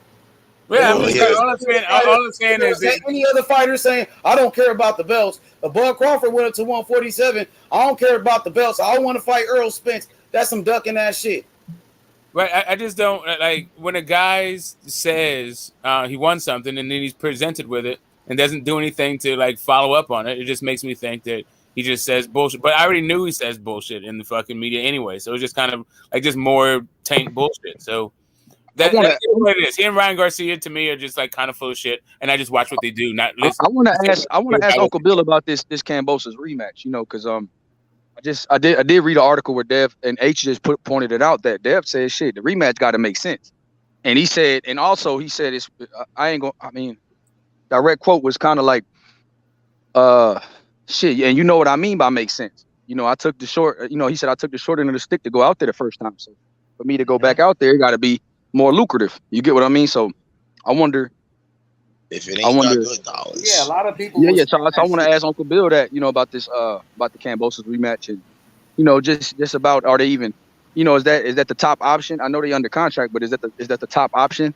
And how interested are y'all to go back? Or because I heard Haney say he can come to America for the rematch. So Are the terms met as far as you have to go back to Australia? Is that what was in the contract, or it's just the? I think you could renegotiate and rematches. Like, for example, Andy Ruiz. When Anthony Joshua and Andy Ruiz fought the first time, the rematch was different. Andy Ruiz got more money in that rematch. He got $15 million in that rematch. Remember? Y'all remember that? Yeah, Andy Ruiz in that rematch with Anthony Joshua, he was talking about, doing something else. So they end up giving him more money in the rematch. He got $15 million in the rematch. The first fight, I remember that. He got like $5 million. Yeah, I remember he renegotiated that shit, So I wonder if that's the case. I wonder if like the rematch clause was set, like, okay, the details, you have to come here, you have to do this, you have to defend the belts, of course. But I wonder, is it a set salary? What is it? You know what I'm saying? Because Devin was like, it gotta be financially feasible. So are they trying to give Devin the same money they gave him the first fight when he wasn't undisputed? Like, you get what I mean? What they're gonna have to change that, just they like gonna have Andy to change Ruiz. that because shit, I wasn't undisputed the first time I went there. Now I'm going back as an undisputed champion. You the challenger. I'm coming to your backyard. So what's up? Like let's talk turkey. Like they say in life, let's talk turkey. You know what I mean? Same way they took care of Andy Ruiz in that rematch, bro. They're gonna have to do the same thing with Devin Haney. That's right. Exactly. What's up with Tank though, man? We want to see Tank in the big fights. He got Devin Haney on his neck, man. He got to do something about it, bro. He said he was gonna do something about it. Hey Con, Travis Bryan, salute my boy. Con said, who you got at tomorrow? Shit, Ryan Garcia about decapitation, bro. You gonna snap my boy? It's gonna be a tough fight. I don't think it's gonna be that easy, man. Fortuna, awkward fighter, dirty ass fighter. He gonna rough up Ryan Garcia. But I got Ryan. I think Ryan to catch him. Ryan take him out. But I wouldn't be surprised if Fortuna did upset him. I feel you, Big A. Give him a hard fight. Can't sleep on him. Fortuna, he a dog. He coming to win. But Ryan is way bigger than him, and they fighting at the catch weight, my nigga. So Ryan got the upper hand. Oh, here go BH. He says we want the biggest fight with the highest rated fighter. Money will speak for itself. Okay, and who's the highest? Who is the highest rated fighter to y'all? Tank Davis. Be Tank, right? Tank is the guy that everybody says is the biggest threat. That would definitely be Tank Davis. Tank and Loma. Tank and Loma. That's who Devin Haney called out. He said he wanted Tank. Devin said he want them two before he moves up. So, and also, I heard questions earlier about, well, you guys are with ESPN, or 2 fights or Top Rank. How does that work if you were going to fight Tank? And about like the mandatory situation, like how does that work? Because I just want to know, as far as the WBA, I know he has the regular belt, and they're trying to get rid of those belts and trying to consolidate those belts as far as the super belt, the WBA regular. So would Tank get a shot right away if he was to activate that? Does that trump the rematch clause, or would they still have to get Kambosos out the way? Method says higher rated is Kambosos. Yeah, they do have Kambosos still rated higher than everybody besides Haney. Okay. But he already smashed Kambosos, man. And I think a lot of people don't want to see that fight no more, even though it would be a big fight. Even though Kambosos is rated high, people want to see Devin Haney and Tank. That's the fight that everybody's talking about. Okay. But it takes 2 to tango, man. You know what I'm saying? We can't force Tank to get up in the ring. That's it. Tank and Devin is the most intriguing fight at 135. That's real shit. That's the most intriguing because I know Devin is a master boxer, and I know Tank is a boxer puncher. Tank could do multiple things, and Devin is a master boxer. And they got history too. It's not like they don't have history, and so because of that, that's a great story to sell. Shit, that's a big ass. They sparred each other 2 times. They both came from the Mayweather gym. Devin Haney grew up in the Mayweather gym. He was with the money team before Tank came around. So both fighters got a relationship with Floyd Mayweather, 2 of the best lightweights in the sport. The undisputed champion Devin Haney versus Tank Davis, the most exciting fighter. So, man, that shit gonna be fireworks, man. It's like Terrence Crawford and Earl Spence. Might even be better than that. I think it's gonna be bigger than that one. Hell yeah, man.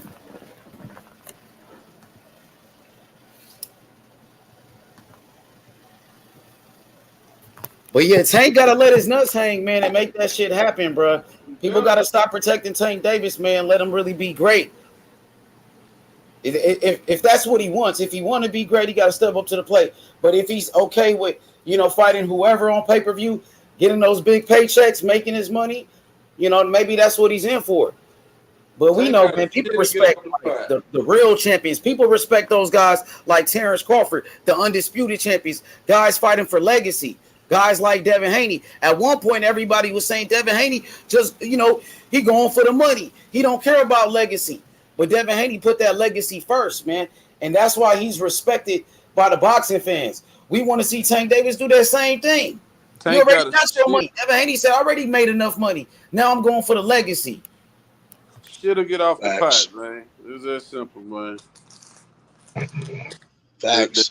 Everybody that peep the play, man. Everybody that peep the play. You know what I'm saying? The jig is up, man. You gotta come on with it. We know you cold. Ain't nobody denying his abilities, his power. That's not the point of the conversation. Ain't nobody even really saying he's scared. But at this point, I don't understand if he don't fight one of the top 2 fighters. Hey, Jonathan Simon, you said no. Tank ain't leaving his platform, but Devin Haney had to leave his platform. If Devin Haney had to leave the zone where he was making more money. He had to leave his platform to go be great. But you saying no, Tank ain't gonna leave his platform. Stay on that platform, and who he gonna fight? Rolly again? Who he gonna fight? Nobody. Ain't nobody on that fucking platform. Fuck out of here. Stay on that platform for what? For them bullshit ass fights? Stay on that platform for no legacy? For real. So you want him to stay on that platform and fight nobodies? The fuck? Tank better make up his mind, man. Because you had to leave his platform to go get this fight with Earl Spence and go be great, go for the undisputed. While Devin Haney had to go leave his platform to go be great, go for undisputed. But Tank ain't got to. Everybody was mad when Terrence Crawford re-signed with Top Rank. Why did he resign? Because they gave him the most money, right? Mm-hmm. Gave him the highest guarantee. Hey, motherfuckers. Hey, what's up, C-Town? What's up, EJ? What's going on, man? How y'all doing, EJ. man? That's my boy. Tank better hurry up, man, because you know who's who's right behind everybody coming up to 135, right? Okay, there go my boy Jonathan Simon. Shout out to Big Simon. He said Tank don't have the mindset of Haney, so he don't have the mindset of Terrence Crawford and the great champions of the past. No, what mindset he got? What type of mindset he got? That's what I was about to speak on, though, H, for real, because he got a different mindset because like the way he was groomed was different than Devin. You feel what I'm saying? It's 2 different people, man. Outside, they don't. One fighter wants to be great, and one fighter's chasing legacy, while the other fighter is chasing money. But But H, that's why Tank got into this shit to feed his family, my nigga. You feel me? Like it wasn't because I want to like he liked boxing, obviously, but it was more because you get what I'm saying? But you trying to tell me you trying to tell me he don't want double figures in a bigger fight that he'll get way more than what he gets for the fights he's had? That's what I'm saying. What I'm saying is he don't give a fuck about that. He said Tank from the slums, man. This is boxing. This shit ain't got nothing to do with being from the slums. No, it's not about boxing. It's about who's the fucking best. That's it's about why did Devin Haney start boxing? Why did he continue boxing? Because he wanted to be the best. He wants to be the greatest. Right. Tank don't give a fuck about the greatest. Mean you should have them belts. You feel what I'm saying? As far as perspective is concerned. You feel me? You got to get the belts and defend them bitches. If you don't defend them, you really ain't the champ. No way. Remember that used to be a thing. That shit ain't even a thing no more. I can't really say that. Get the belts and drop them bitches. I can't really say that Tank don't care at all because it didn't come out his mouth or he hasn't said nothing of that kind yet. So I can't just say it like that. That's what you said. I understand that's your feeling of it, but I just don't see it like that yet. Not yet. He did say that shit. He said that shit. When he said that? He said he don't care. It don't matter about the belts. I just want to fight you. Because Tank want to fight the best. He just don't give a fuck about that belt shit. All right, C-Town, that's what I'm saying. It should be no excuse after Haney takes care about the belts because Devin Haney got it. But if when Cambosis, No, but he was saying, but he was saying that before that. When He was saying Cambosis that had the before. belts, he acted like he didn't give a fuck about Bro, it. you hit it on the Right. head. You hit it on the motherfucking head. Mm-hmm. Yeah, Devin got them belts. Yeah, niggas ain't caring about them. But when Camboso exactly. had the belt, Somebody else Camboso had the belt, Tank was posting all online talking about fighting Right. Camboso and shit. Right. Right. So them Because belts must do hold matter. on, you gotta make sense of that. Them It makes belts perfect must do sense. matter, bro. Look, it makes perfect sense. I'm gonna tell y'all exactly how it is. If Haney was to drop them belts and move up right now, Tank would be staying in 135 fighting for those same belts. Let's not kid ourselves here, man. Right. Let's not kid ourselves here, man. Look. Let's stop playing here, man. Hey, AJ, you're right. I ain't gonna disagree with that. But because Tank would be fighting because he'd be mandated, not because he want to. Because regardless of what people say, they trying to consolidate. If they really trying to consolidate them belts, he gonna have to fight for that motherfucker. You feel me? Regardless of who got it, Devin or anybody. If he keep that same WBA he got, you see what I'm saying? That's how Devin was when Lomachenko had the belts. Yeah, that's how Devin was with Lomo. When Teofimo beat Lomachenko, he went after Teofimo. Cambosis beat Tio, he went after Cambosis. Cambosis, right? So he didn't go fuck who had the belts. Hold up, bro. It just really sinking in what you're telling me right now. Ryan ducked Devin Haney to fucking wow. This dude totally ducked being a champion at 135. Bill Haney did. He said, tell him drop the J belt if he don't care. Bill Haney said if he don't care about belts, why is he fighting for regular belts then? But this is the thing. Hold on. This is the thing. This thing about that. If they don't care about both sides, I don't think I don't know if y'all agree with this or not, but I don't care. I'm gonna say it anyway. I think both sides really have said they really don't give a fuck about the belts. They want to fight. So why not drop the belts and fight? It's an argument both ways. Haney said he was not gonna drop the belts. He's not gonna right. Why would he do that? You see what I'm saying? He already won the belts. Haney already won the Hold on. belts. Business wise, why would you do that? You feel me? Business wise, why would you do that if you Devin Haney, even though you want this because fight? He want to fight. They don't. All right. Because he want to fight. Devin Haney ain't worried about the. How many fucking fights did Ryan Garcia have about fighting? Does anybody know? They ain't gonna drop the belts. Quick things. Does He said anybody he know? will drop the belts, nigga. They already came out. He did, but they ain't did that shit. I mean, what the fuck? Tank ain't even agreed to fight. Drop the belts, and then Tank ain't gonna even want to fight. Hold on. Tank ain't even said he want to fight. So why would he drop the belts right now? And Tank hasn't even agreed to fight yet. Sign the contract. It need to be an agreement already. You feel me? It need to be something that's kind of secure. They not trying to fight. They talking about Ryan Garcia, and Ryan Garcia not even trying to fight them. No, I agree with you. It has to be something to be secure for him to make him really want to fight Haney. Come on. No, it has to be something concrete from Tank to make Devin drop them. All right, I know exactly what Tank could do to make that happen, just like that. Tell Tank to drop the tell Tank to have that same energy the way he calls Devin Haney out. Drop the WBA belt. And drop the WBA belt. Then we know you're serious. Because Haney ain't scared of the smoke, bro. I mean, not to put too fine a point on it. You can agree to those terms, and then you can move the ball after that. Exactly. You can just say, like in general, we go fight next. That's all I was saying. That's what I was getting. You sign on to that shit, agree on it, and then you can start building a fight around. Like agree to like the date and the purses and all that other shit. But you can drop the belts after at least you get like a written agreement that you are going to fight next. Exactly. Haney pretty much gave Tank the open door. He said he'll drop the belts to fight him. If Tank feels that way and the belts don't matter, drop your WBA. I'll drop mine. We'll do business. Exactly. You didn't have to drop the WBA. Yeah, if you want to keep his WBA, that's cool. Yeah, like listen, like bro, Triple G. Just because Devin Haney has a rematch clause with the belts doesn't mean that Tank needs to drop his fucking belt. Right? I know. I'm just saying. No, it has to be not only that. Triple G defended the fuck out of those regular fucking belts, and look at where that got him. Let Tank be fucking great. Let it be WBA regular great, or a world title great. Yeah. Hey, Smo, you got to be some type of middle ground though, and I think that's an equal middle. That's like a equal middle ground type shit. You feel me? Yeah, like he gets a title defense of his world title, right? He gets the world title defense. Devin is fulfilling the stipulation in his contract to not defend the belts against somebody other than Kambosos, right? So, yeah, you go on your fucking separate ways, bro. Right, one of the two. Yeah, man. One of the two, man. They said Tank from the slums. Where you think Bill Haney from? Bill Haney from the slums. He from East Oakland, California. Right. Yeah, Bill Haney did time in the penitentiary and all of that. Ain't nothing to brag about, nigga. They come from the streets now. Don't get it fucked up. Right.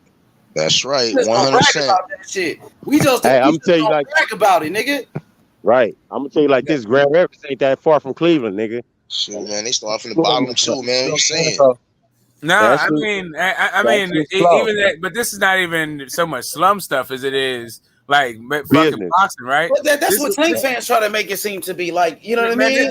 These are $1 million deals, man. These are like $1 million deals for fucking for fights, right? I mean, for boxing matches. I mean, all of that shit didn't mean nothing when Floyd Mayweather beat Zab Judah, even though Zab Judah was the one in the streets hanging out with all the rappers. But we all knew Floyd Mayweather was the real boxer and went in there and whooped his ass. But that's why Floyd beat him. Exactly, because he was the real boxer, the dedicated fighter like Devin Haney. Hey, you know, I already went in on Zab Judah already this year. But we're not gonna take. We know that. I don't want to blow up Zab again. Yeah, but when Floyd Mayweather fought Zab Judah, they were saying Zab Judah from the streets, Zab Judah from the hood, he from the slums. But it didn't matter when they boxed. It didn't matter. Floyd Mayweather gave him a boxing lesson. That's the same thing that happened to Tank. Right, dog. Didn't matter at all. Right, dog. Right. And I'm gonna tell you right now, Zab Judah was shit. He was by far one of my damn favorite fighters growing up. So I'll take nothing away from Zab. For about 3-4 rounds, Zab gave Floyd hell, nigga. I'm just talking general. Zab Judah is one of my favorites. No, I'm just saying. He's a hell of a fighter. He was just a little bit too full of himself. I like guys. He wasn't dedicated to the sport. That's what I'm saying. He was busy drinking. That's why he lost to Carlos Baldomir and beat that nigga. Because he didn't even train for that fight. Right. And that's my only problem I always had with Zab Judah. He was never always fully serious when he was in that ring. But I know he wins and things like that. But where H just put it, he put the nail on the coffin right there. That's exactly why I felt that way with him. What was that fight when he got rocked in like the 11th or the 10th? He was whooping his ass.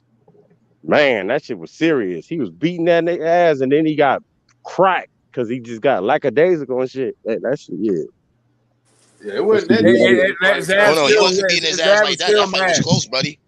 That fight was close. Still mad, but you know what happened? You might be talking about another fight. It might be talking you must be talking about another fight. Because Constant Zoo, that fight was actually close. No, I'm talking about another fight. Zab was giving the old boy a boxing lesson. Then he got rocked, and then he got up and he started speaking to the ref and shit. And they called the fight and shit. That was Constant Zoo. Yeah, that was Constant Zoo. That was a good fight, bro. That was a good fight. It wasn't late. It was early in the fight. That wasn't early? Yeah, it was.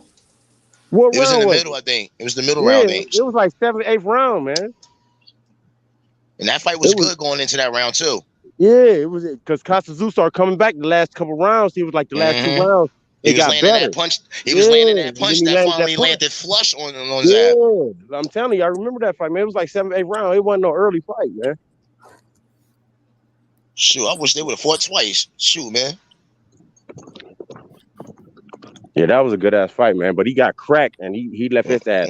Zab's emotions his emotions took control of him in that fight. It was the second round, bro. I just looked at it.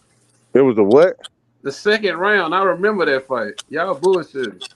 It was the second round. Yeah, I remember all week. See, that's what I'm saying. I've been fucking with this. I remember rolling blunts on Monday, crunk about the Costa Zoo fight and Zab Judah. You feel me? Yeah, Costa Zoo knocked out Zab Judah in the second round. But I've been on this shit, bro. Zab Judah won that first round. He won the first round. Exactly. He won the first round, and he was winning the second round. I was crunked in the bitch. I'm he got too comfortable. He was fighting with his hands down and shit. Yeah, you know exactly. Said it again. Showboating and shit and got knocked out. Yeah, I fuck with Zab. I fuck with Zab for real. That's exactly what he does wrong. I'm thinking about another fight then. Y'all right? If y'all right about that, I'm not looking that shit up, but Nah, Obviously, I'm I wrong. looked it up, and like I told you, bro, I remember the fight week. Like I was Right. excited about this shit. I didn't watch that shit on YouTube or later on and watch He cracked highlights. his ass. I remember that shit live. You know what I'm saying? Like live at 5, just like Oh yeah, that was a fights Showtime these fight. days. Yeah, so Nigga, I I knew was it was watching that early. shit live too. Nigga, it was on Showtime, nigga. No, I'm Yeah. telling BH. He the one saying he don't Zab, know if nigga, it's right because he Zab didn't was look that it up. nigga back then. Yeah, he was Like, that Zab had dude. the streets, bro. Like, nigga, everybody loved Zab at that time, for real. Right. Facts. Right And I he was was mad when he but undisputed. started to fight too. I'm just telling him he repeated. He not sure if it went that far. So I'm just reiterating to him that it was the It second did. round, bro. And Right, you right, can look right. it up, but Oh, we it was got the you, bro. second We round got for you. sure. Yeah, Like yeah, yeah, for sure. Not no maybe. Like it was second round, bro. yeah. But Yeah, I mixed up my fights, man. I ain't afraid to admit to that shit, but oh, it's I all still good. It's know he got all good. cracked. You feel It's me? all That good. motherfucker got cracked. He got up and was like, he said something to the ref. I was like, yeah, it's over with. Look. That shit was Cedric the funny. Entertainer had a joke about this shit. Now, C-Town, if you was talking about a fight that was close that Zab Judah was in, where he won later on, you probably would talk about the Corey Spinks fight. Oh yeah, Right. Corey Spinks beat him the first time, and then Zab Judah beat him in a rematch. That And might be, that you was for might be right. undisputed too, by the way. Corey Spinks was the undisputed champion when he beat Because he Ricardo beat, Mayorga, yeah. rematch. And And then then that's how Zab got undisputed. no, Yeah. Corey Spinks was undisputed first when he beat Ricardo Mayorga, and then he fought against Zab Judah. He beat Zab Judah the first fight. Then they had a rematch. Zab Judah knocked him out in St. Louis in Corey Spinks' hometown. Knocked him Right. out in his hometown, bro. Yeah. That's when Spinks came out with Nelly and came Yeah, out remember Yeah. that? dancing and Yeah. doing the Harlem Shake and all that old shit, and went there and got Yeah. his ass But he was knocked winning the out. fight before he got knocked out, though. Yeah, he was definitely Hey, winning that fight. that He nigga was Sure should definitely winning was. that fight. he should have Harlem Shaked away from that goddamn straight That's left. true. But That's Right. true. Spinks was winning that fight before that knockout. He damn He was sure Yeah, he fighting was with was. his definitely hands winning that down, fight. showboating and shit. Like, yeah, you yeah. can't Like do that James, shit. Tony, and Roy. Yeah, it He was did. kind of like Michael Yeah. Nunn. When Michael Nunn fought James Toney, Tony, Michael yeah. Nunn was winning Yeah. that whole fight. In round number 11, James Toney knocked him out. Michael Nunn fighting with his hands down. Yeah. So you got to keep your hands up. Yeah, that shit. I think this fight coming up gonna be like that, man. But I don't know. Which We That's fight? got to see what this is. That's exactly how I feel about Which tomorrow's fight you fight. talking about? Ryan better keep his hands up. Look, Ryan Ron Garcia. better keep his hands yeah, up. yeah. That's what I'm talking about. That look, because this motherfucker he getting in the ring with can crack, bro. You can't And acting if like he get Fortuna is a nobody, man. This guy right, was and if he 29. get hit, This guy if he won get it, 29 of his first 29 fights before he even got the TKO. We got his first loss. So you can't say this guy's trash. no, if he Like, get cracked by Fortuna, like he got cracked by damn, what the fuck is that motherfucker? You talking about Luke Campbell? You know, Fortuna Yeah, got 26 it's gonna be knockouts. over with. It's gonna be Fortuna got over with, 26 dog. knockouts. So Ryan Yeah, ain't been in the ring with a guy that could punch like Fortuna. I'm trying to tell Fortuna's you, it's not gonna be over with. facts. he's not like a devastating puncher, but he does got a little bit of pop. And Ryan ain't got a chin like that. Mm-hmm. H Money in the house. Yo, what up, TNT? What's up with it? Ain't shit. Go ahead, y'all. Get your shit in, yo. I'm here. Yeah, man. Like I got Ryan, with a knockout in the fight. I got it later in the fight, but if he doesn't bring his focus and dedication to the sport into this fight against Fortuna is gonna rough him up, frustrate him, and eventually knock him out. Yeah. With an upset. So let me ask you a question, H Money. You Fortuna got a chance to beat the shit out of Ryan. That's what you're saying, right? No, I think he got a chance to just knock him out, man. But he can box though. He not no dude that just can't box, man. Look, man, but the way he went into that last fight, I mean, it did went 12 rounds. I know the guy was running and stuff like that, but it ain't like Ryan didn't have the energy to close the gap and try to hit him and try to knock him out. You know what I mean? Fortuna is gonna come forward. He's gonna throw those punches. He's gonna throw a lot of punches when he gets close into Ryan. Ryan likes that inside type shit too a little bit. If you really know some of his fights, man.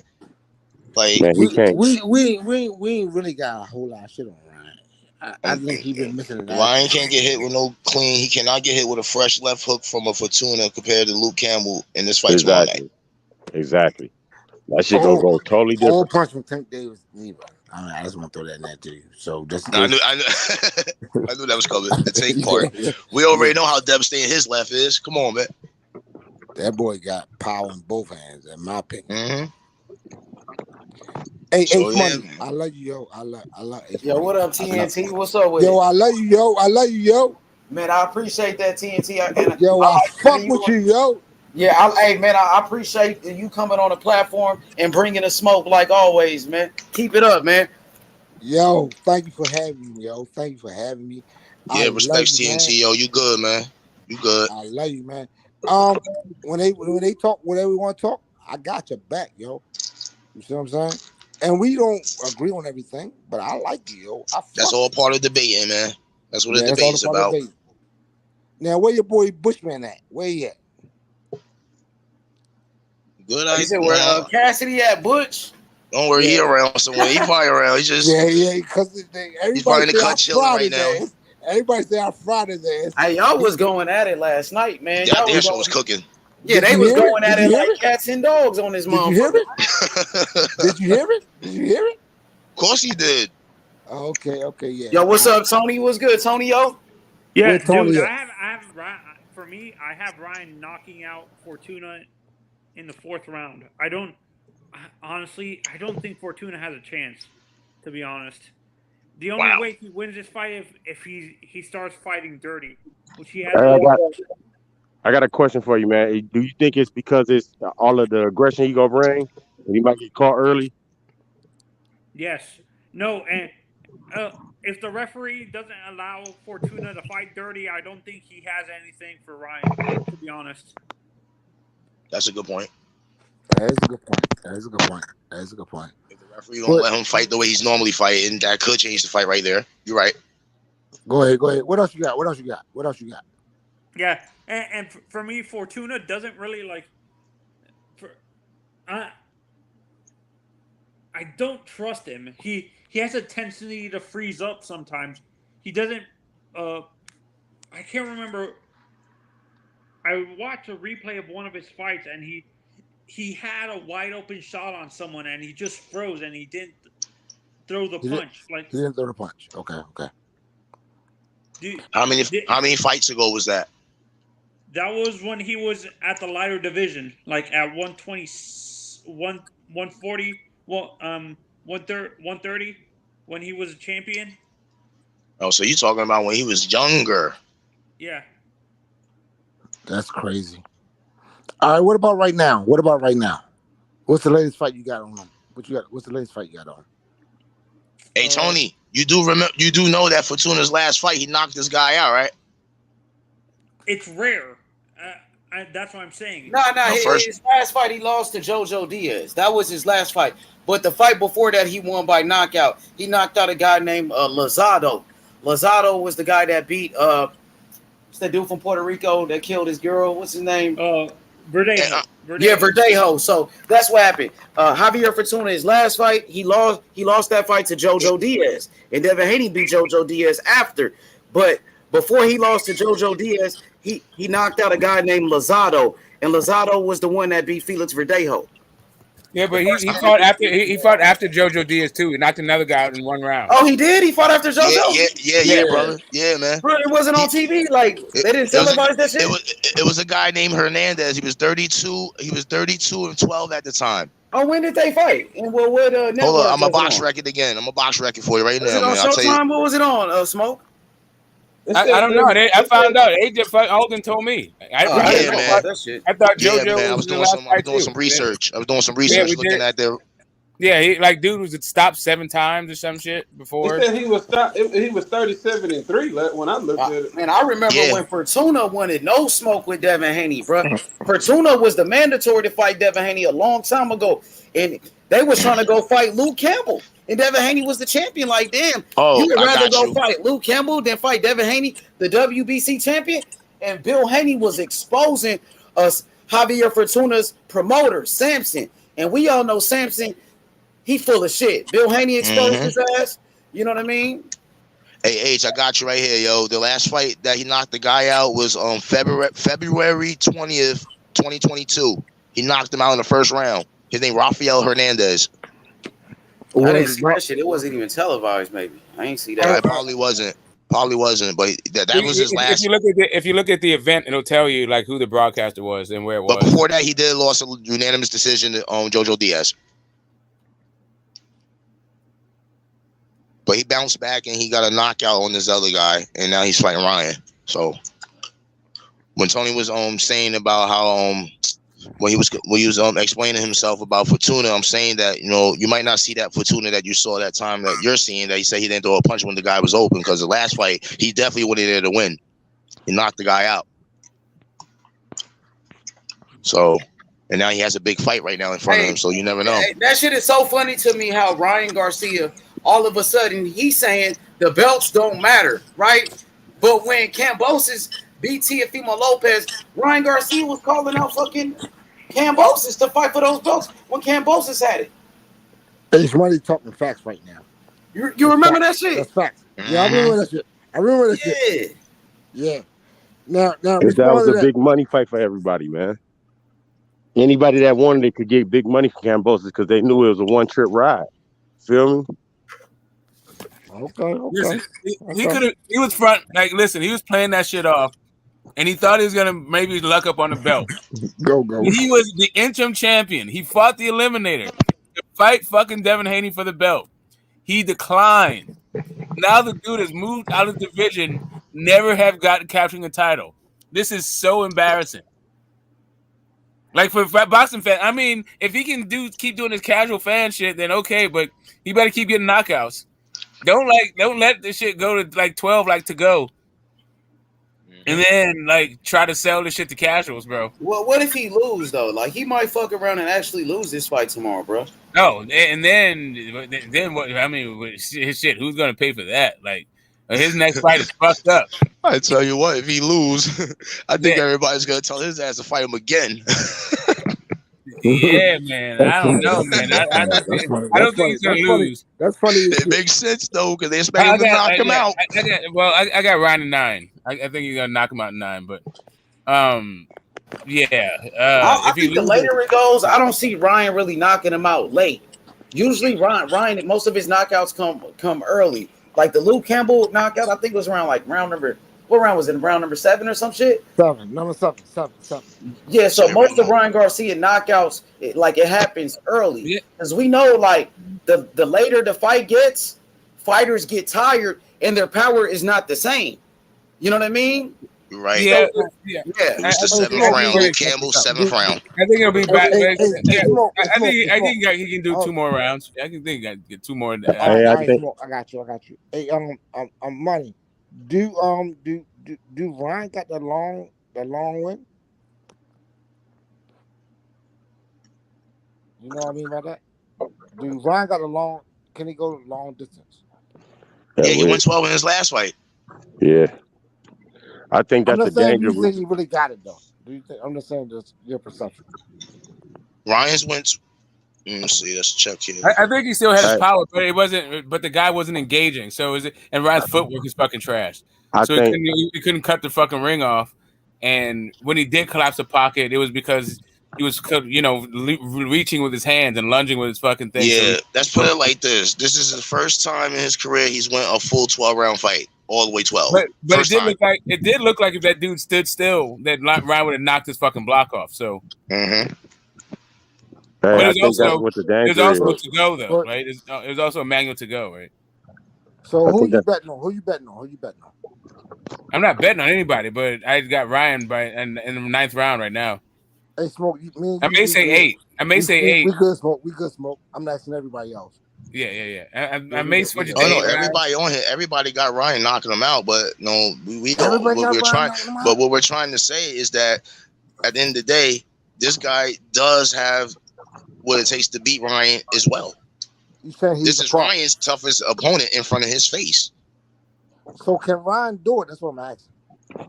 He's supposed to. It's possible. He's younger. He's a strong fighter. He's fast. And he's fighting the older dude. You know what I mean? And the older dude is not really that old. He's like 31, 32. Right. He just looks old as shit. But he just looks old. But he also has never fought at this weight class. This is the second fight for Ryan at this weight in this division. Always a step up from. Okay, I got you. Thank you, Smoke. That's true. That. Also, Smoke. You're right. It's first time in this higher in weight. Hey, Smoke, but he already had the power. That's the shocking. Like you never know what happens because the dude is moving up, but the dude already had power before that. It'll be dangerous if he still has it in his fight. So who you got your money on? Who you got your money on? Oh, I ain't betting on this fight, but I got Ryan with a knockout. Yeah, you said Ryan knockout? Yeah, Ryan knocks him out. What round? Between the 8 and 10. Wow, yeah, I can agree with that. So I got it like that. So you saying Fortuna got to come out there and let's get him real busy right now? I'm just saying that Fortuna got tools to frustrate Ryan and make Ryan make a mistake. The question is, will Ryan be focused when Fortuna tries it? But and another question is if the referee is gonna allow it. So yeah, there's a little here and there things in this fight to be looking at tomorrow. So let me ask you this question: do we know who the referee is? I don't think we know that until the fight. I'm not sure. Okay. I don't know how that works. So Smoke, you know how does that work? Smoke, do they give me some insight on that. Do they find do they already know the referee before the fight starts, or we don't actually know? It depends on the magnitude of the fight. Right. But for shit like this, I don't know. Come on, man. They're like, nah, we ain't gonna know. Let me ask you a question, Smoke. Did they negotiate on the referee, or that the referee was just like given to the fight? Let's see. Isn't Fortuna under Samson? So, I mean, I imagine that they always, when you do a co-promotion, you get a list of judges, right? That you want, that you don't want. Okay. I fuck with that. Hey man, y'all live on this motherfucker. Y'all want me to turn it up? I can turn it up. Y'all want me to turn it up? I can turn it up. Put Blackman on here. I turn it up real fast. Yeah, nah. Where you at? I don't know what Cass is, but there's some good fights tomorrow. Some interesting fights tomorrow. Did anybody catch some fights that was on today?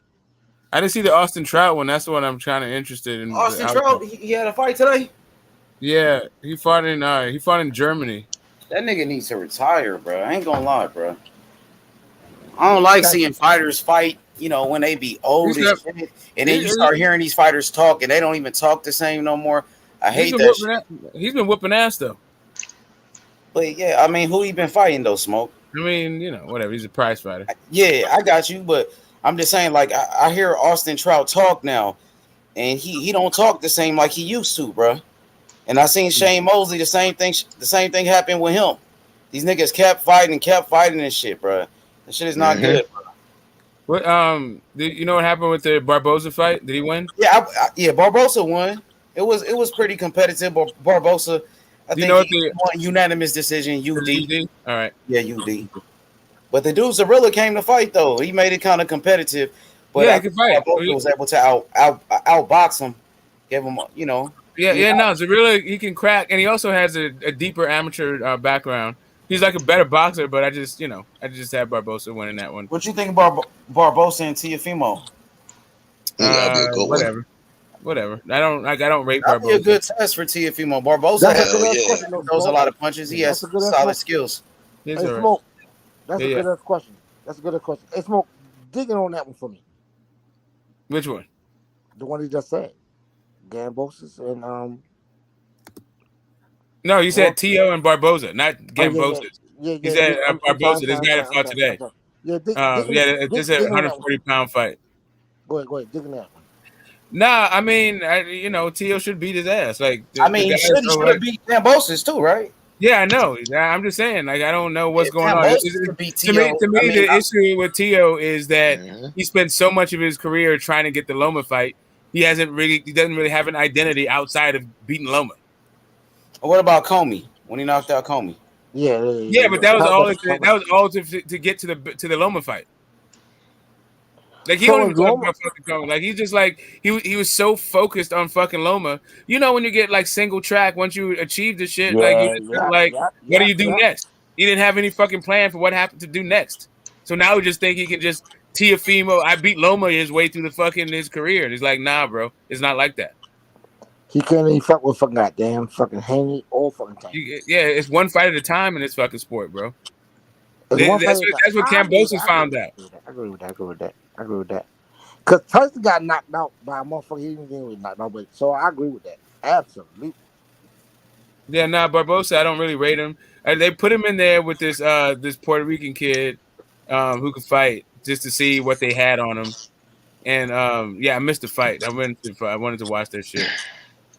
Yeah, I fuck with Haney. I just don't think he can beat Tank. That's all I'm saying. I fuck with Haney.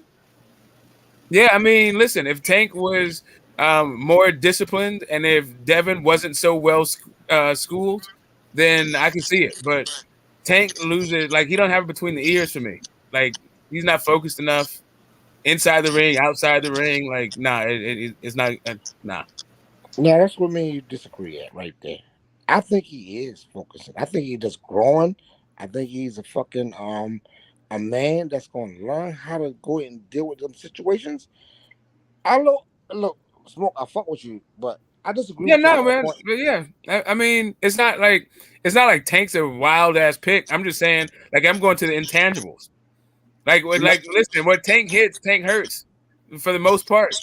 But these are two guys that know each other really well, and from what I can see, like Devin is developing the correct way. Where I feel like Tank is like kind of plateaued, but where he's plateaued is a place where he knows how to hit you with the right fucking shot at the right time with speed, power, and accuracy. So you can never count that shit the fuck out. Like, true. That's not a puncher's chance. That is an educated fucking hand. That's boxing. That's boxing with power, right? Like.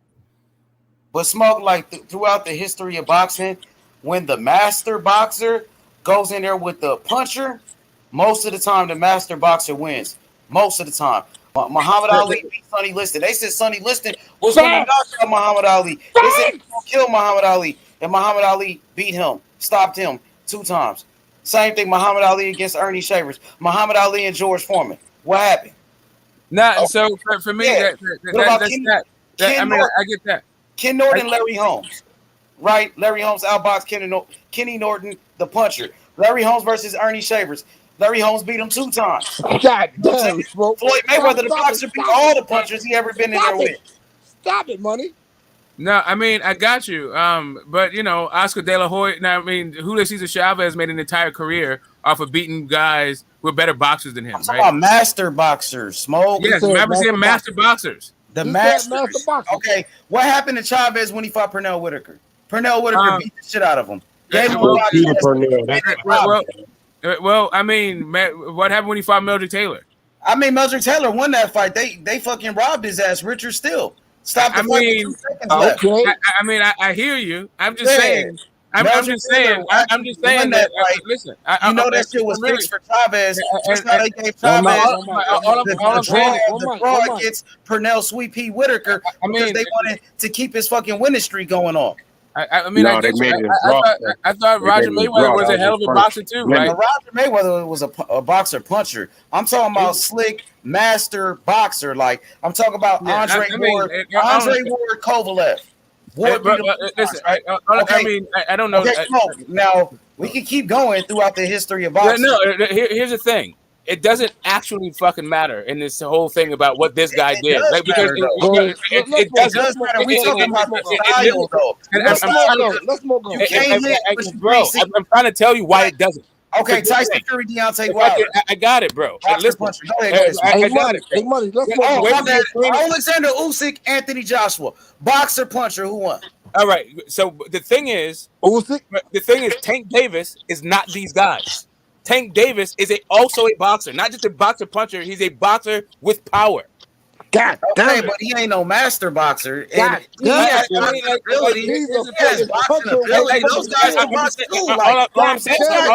those guys have boxing skills too. All I'm telling you, I'm not saying these guys have boxing skills. But if you gonna rely on one punch to beat a fighter like Devin Haney, it's not gonna happen.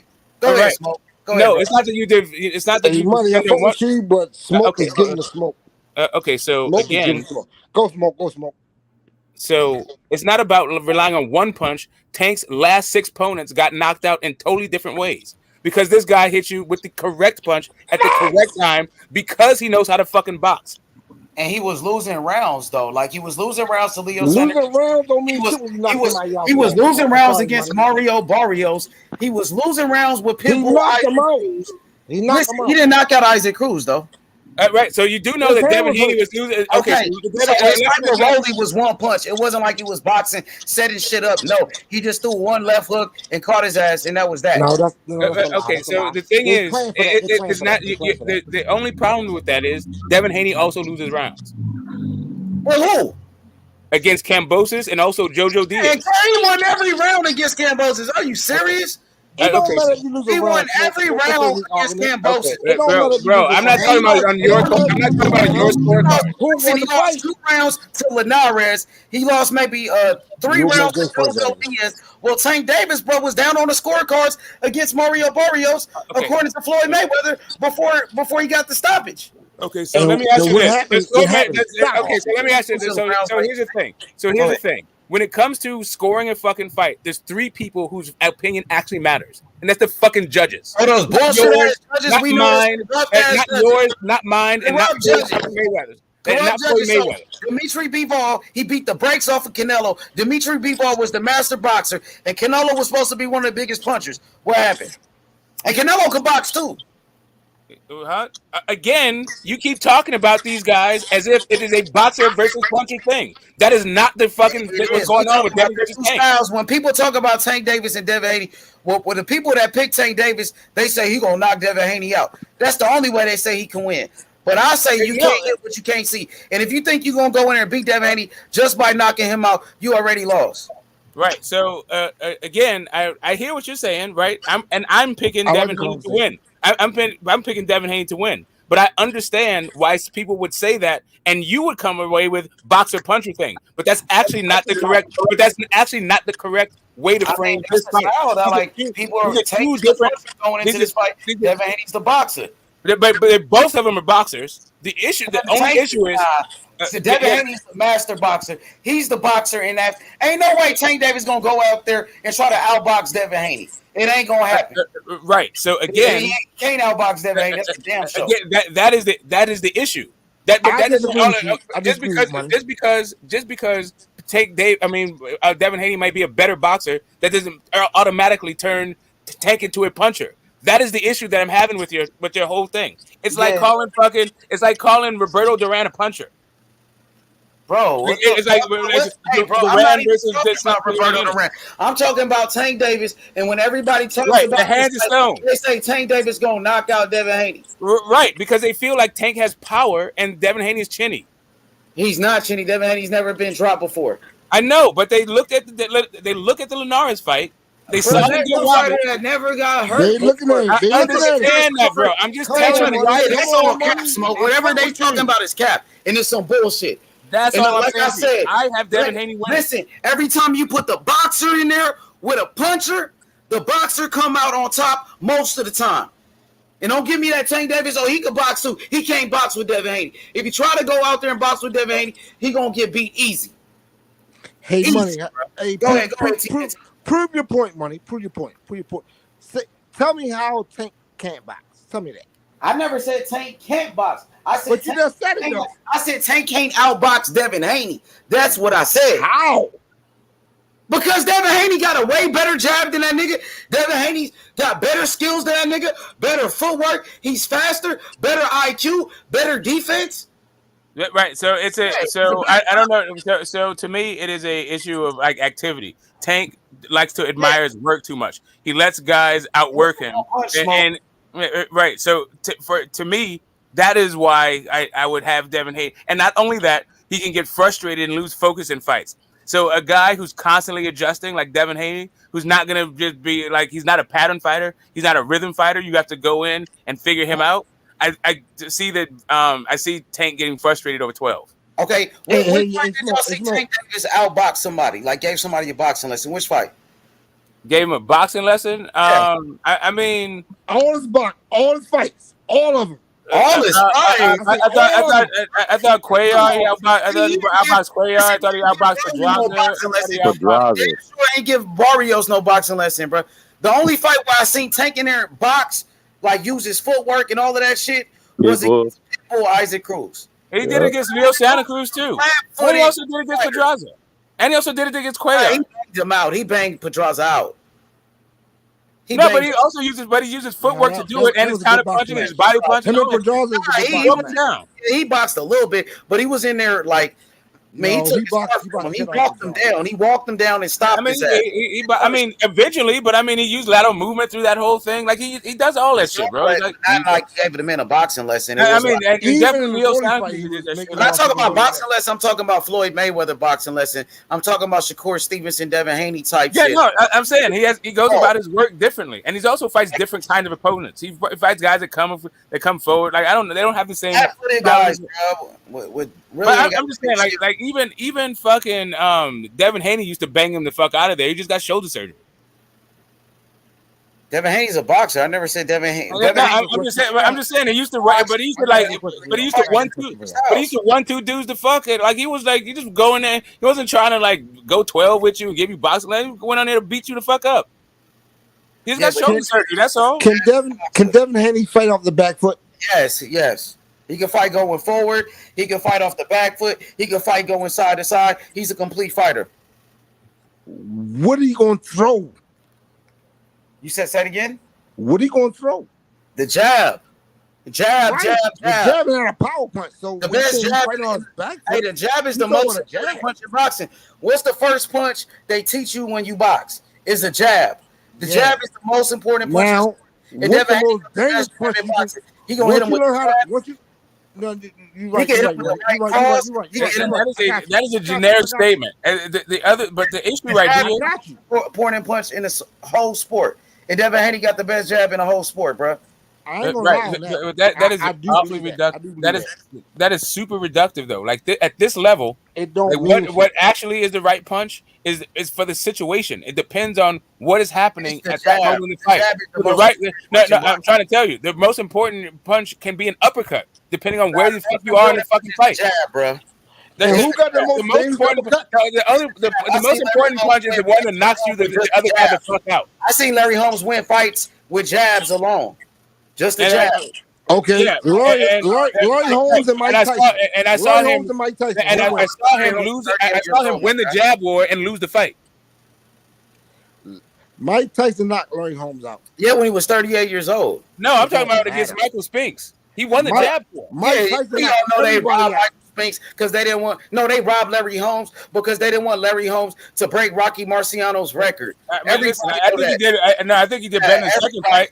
I think he did better in the second fight than the first, but whatever. He won the first fight and he won the second fight. He would have been 50-0, but they didn't want him to break Rocky Marciano's record. Of course, Larry Holmes beat the white guy Jerry Cooney, and they hated Larry Holmes for that shit, and they wanted him to lose. They did not want him to break Rocky Marciano's record.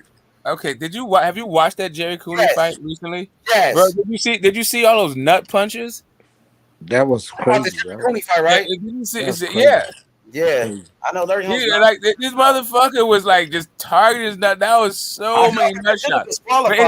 Yeah, man. Like, come on, bro. That shit was fucking bananas. But anyway, back to this fucking debate. So the correct fucking punch, the best punch to throw in a fight is the one that knocks your opponent the fuck out.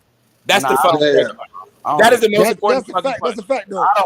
Come on, money. Nah, man, the best punch to start a fight is a jab, man. You gotta establish a jab first, man. That's a fucking fact. Like, listen, all the ATGs, listen, all the ATGs have a great jab. Not arguing of the great jab, but they also have a punch other than the jab. Like if you ask if you talk about Joe Frazier, what you're talking about is a left hook. Neutralize Ali. That's why I was just in Manila.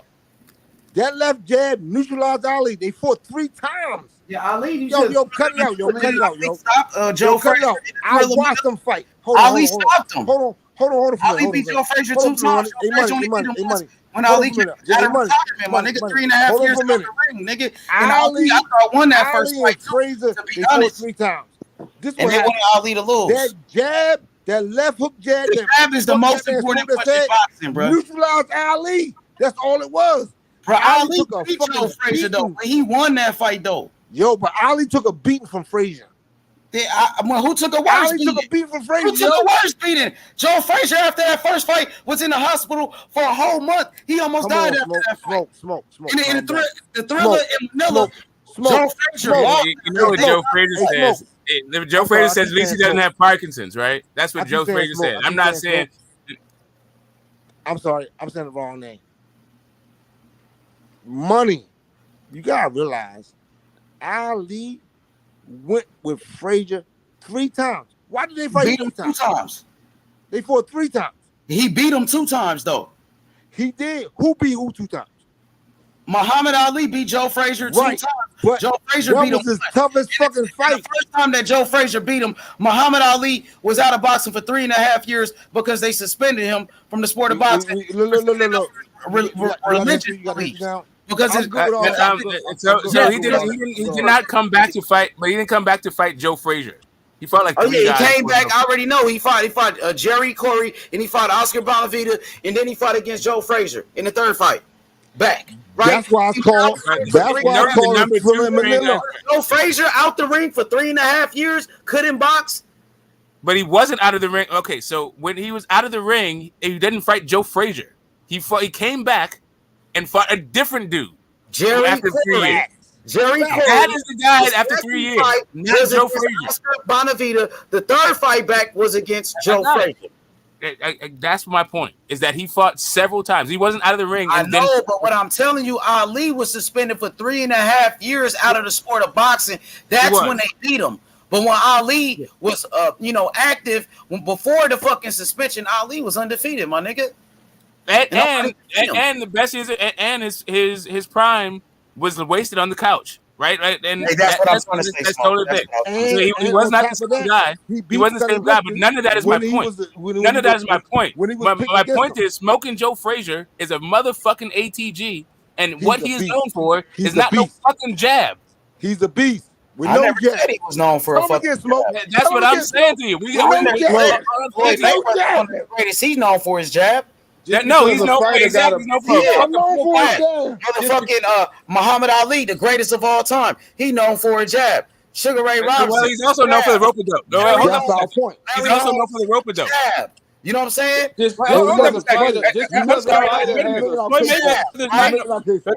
Hold up. Floyd Mayweather's not known for a jab. He's known for a pull counter. What is you talking about? Okay, but point being, just because of the jab to the body, he's one of the first ones to throw the jab to the body, man. Just because a fighter have a signature punch don't mean the jab. Wow. The jab starts everything in a fight. That's why Devin Haney's the best lightweight in boxing. That's part of the reason why Tank Davis will never get in the ring with him. That's part of the reason why all these niggas if you have a jab and another guy's jab isn't as good as yours, but you have a fucking right hand, right? And with way more fucking power, he can jab all he fucking wants, and you're going to sleep. Also, like Wilder, right? Like Wilder don't have a jab. Like Wilder did Fury. Why don't have a jab? Let him finish, man. Wilder got a pretty good jab, though. And I mean, Wilder got a pretty good jab. But I mean, okay, but Wilder had the right hand, like you said, the most important punch, the power, and all of that shit. But he got his ass beat. Do you think Wilder's the only fucking boxer, bro? Knock you out is the most important. I'm literally talking about all of the fucking. Okay, do you think Julian? Okay, do you think Julian Jackson is known for his jab? He was a knockout artist. Okay, what do you think Mike McCown was known for? Was he known for his jab?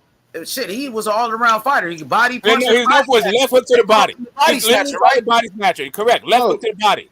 That's what he was known for. Left hook to the fucking body. He had a good jab, not a jab. It was okay. He had a good jab. That's true. He had a good jab. He had would jab this shit out of Tank Davis all night, nigga. And you can't hit what you can't see. Nigga. One true ain't gonna work for no Devin Haney, my nigga. Facts. Go get him money. Like also, I mean, Corey Jones is not really a jab guy. Fighters got signature punches. Just because fighters got signature punches don't mean the jab not the most important punch. No, the jab is thank you. Certain fighters got signature punches, bro. That's just that. You know, that's why Devin Haney the undisputed champion, because he got the best jab in the sport. I understand, and that's what I'm saying. When you talk about the best punch is the thing that's gonna get you to the fucking Hall of Fame. That's the best fucking the part. most important jab, bro. The most important punch to start the fight and have a chance of winning is a jab. Okay, so that don't mean sets up every everything fighter. else That you don't mean do. every fighter jabs. That don't mean every fighter. Correct. That's why this whole thing. Listen, boxing is all. It's an individual sport. It's all about what you can do in the whole fucking thing. Now, if you want to flatten it and say, "Hey, there's a whole bunch of guys that do well with the jab," or you can even say, "All the ATGs have good jabs." Both of those things can be true. And Well, that go to any boxing gym. still Go to doesn't. any boxing I'm not gym. done, bro. I'm not done. I'm not done. I'm almost done. Just go to a boxing gym, bro. Can I just finish my thing? Just go to a boxing gym. Hey, bro. money, I let gotta him do. go. Let him go, man. God damn, bro. Hey, Like, money, come let on. him go. Let him go. Come on. Like I already praised the jab, right? Like you can get you like it can we can flatten this thing and we can talk about how the ATGs all had good jabs, right? But there's a whole bunch of ATGs that did not. And all I'm saying to you is, yeah, if it as a cool rule of thumb, having a good jab is better than not having a good jab. However, that doesn't preclude you whether if a guy has a better jab than you, that you're not gonna fuck that dude the fuck up. So, like I said in the fucking beginning, the boxer always beats the fucking puncher. The master boxer comes out on top against that big old puncher that y'all niggas talking about. What are you talking about, big old puncher? What the fuck I'm talking about, nigga? Motherfucking Larry Holmes, nigga. That's what I'm talking about. Nigga, it ain't true, money. Not with Madonna and Roman. Okay, all right. Larry Holmes, nigga. I would beat the shit out of Kenny Norton, nigga, with all that motherfucking power that you talking about, nigga. I'm talking about Andre Ward, nigga. That's what I'm talking about. Fighters with a motherfucking jab. That was the best, nigga. Mike Tyson. Okay, I can keep going. You messed up now, man. You about to get cooked for that. You about to get cooked, man. So now I need to go through the boxing history. Let me come at money for a minute. All right, so battling. So let's go. How come battling Nelson beat Joe Gans? You good smoke. Let me come at money for a minute. No. He said it's always. This nigga want to go back. He says it always happens. Bro, I don't need help right now. Can you please stop talking? Got his ass fucked because he thought I got a one-trick pony. That's why Wilder got his ass fucked Fury because he thought one punch only got to be perfect for 2 seconds. Only need to land one right hand. Okay, so you just making an argument. You just named. Okay, you just named Davis will never get in the ring with Devin Haney because he Devin Haney jabbed his face off, nigga. You just named 15 fucking people. You keep telling me. You keep saying. Hey, TNT. And nobody's getting Devin Haney. That shit ain't gonna work, nigga. Hey, TNT. Hey, TNT. Can you please stop talking while I'm trying to talk? Hey, TNT. Can you please stop talking while I'm trying to talk? Go ahead. Go ahead. The next thing is, hey, H Money, you said about 15 fucking fights. How much time do I have to give you 30 fights where the boxer, when the master boxer either lost to the bigger puncher or got knocked the fuck out? Master boxer, how much time do I have? Give me some examples. Go ahead, give me some examples. Since you know everything. No, Mike Tyson. You know it all, nigga. Give me some examples. Do I have some time? Bro, go ahead. What the fuck you thank you. Okay, thank you. Okay, cool. So, battling Nelson beating Joe Gans. Oh my God, this nigga talking about shit I never even fucking. Okay, great. So again, man, stop capping, bro. So what happened to Kenny Norton when he fought Larry Holmes? So I'm naming my fights. You're naming your fights. What happened to Ernie Shavers when he fought Larry Holmes? What happened to Sonny Liston when he fought Ali? What happened to Joe Frazier when he fought Ali? What happened to Joe Frazier when he fought Ali? So I can only bring one. So do I get to name any guys? Ali? What happened to Forrest Foreman when he fought Ali? What happened to Floyd Patterson when he fought Sonny Liston? Floyd Patterson was not a master boxer. He was so not. Every guy who ever lost wasn't a master boxer. Now you're capping and lying. How was Floyd Patterson jab? Now you're lying. Floyd Patterson was not a master boxer. That's a motherfucking lie. A master boxer is Muhammad Ali. A master boxer is motherfucking Larry Holmes, nigga. Okay, nigga. Okay, so again, so there's only been 2 master boxers. When he fought Evander Holyfield, the boxer. Okay, so was Joe Frazier? Was Joe Lewis a master boxer? What happened to Mike Tyson when he fought the boxer? Was Joe Lewis a master boxer? What happened to Mike Tyson when he fought Lennox Lewis, the master boxer with a jab? Archie Moore a master boxer? What happened to fucking David Tua? I'm asking you, was Joe Lewis a master when he boxer? fought Lennox Lewis? I want to know, from your definition, was Joe Lewis That's the same shit that's gonna happen to Tank Davis if he fight Devin Haney, my nigga. Was Joe Lewis a master boxer? Yes or no? The motherfucking jab is the most important punch in boxing. It's the best punch, nigga. No, there is no such thing as the best punch in boxing. It's the best punch in the sport. The best punching is the one that gets you to the Hall of Fame. That's the best punch in boxing. The jab, so anyway, whatever. So, like if you don't have a jab and you get to the Hall of Fame, then the jab didn't do shit for you. Oh, Larry Holmes, jab. Oh, okay. Muhammad Ali, jab. Hey, how about Rocky Marciano, jab? Sugar Ray Leonard, jab. Andre Ward, jab. Okay, I got you. What about Michael Spink's jab? Oh, what about fucking Bernard Hopkins' jab? Okay, what about Evander Holyfield jab? Oh, he had a good jab too. What is you talking about? He had an okay jab. Holyfield, nigga. He had an okay jab. Nigga. You seen what he did to Mike Tyson, that puncher? Oh, that puncher. The punch that'll knock you out is the most important. What happened to Tyson? What happens when you can't get into the Hall of Fame? What happens when you can't land that punch? What happens when you can't land that punch? Hall of Fame. What happens, nigga? What happens when they take that punch away from you? What are you supposed to do? If you don't have a good jab, what are you supposed to do? Let me die? You're not jabbing your motherfucking face. What happens when your jab didn't fucking help you out? Like when Larry Holmes got knocked out. Smoke, come on, man. Around that jab. Can't nobody get Come on, Smoke. Devin Haney's jab. Okay. Can't nobody get past that jab. No, I don't care who you are. You're a fighter. If you're a fighter, you don't have a jab at all. You're not gonna last long. Stop getting moved. The best fighter. So Mike Tyson wasn't the master boxer, but he did knock Larry Holmes the fuck out. When Larry Holmes was 38 years old. And he was 38.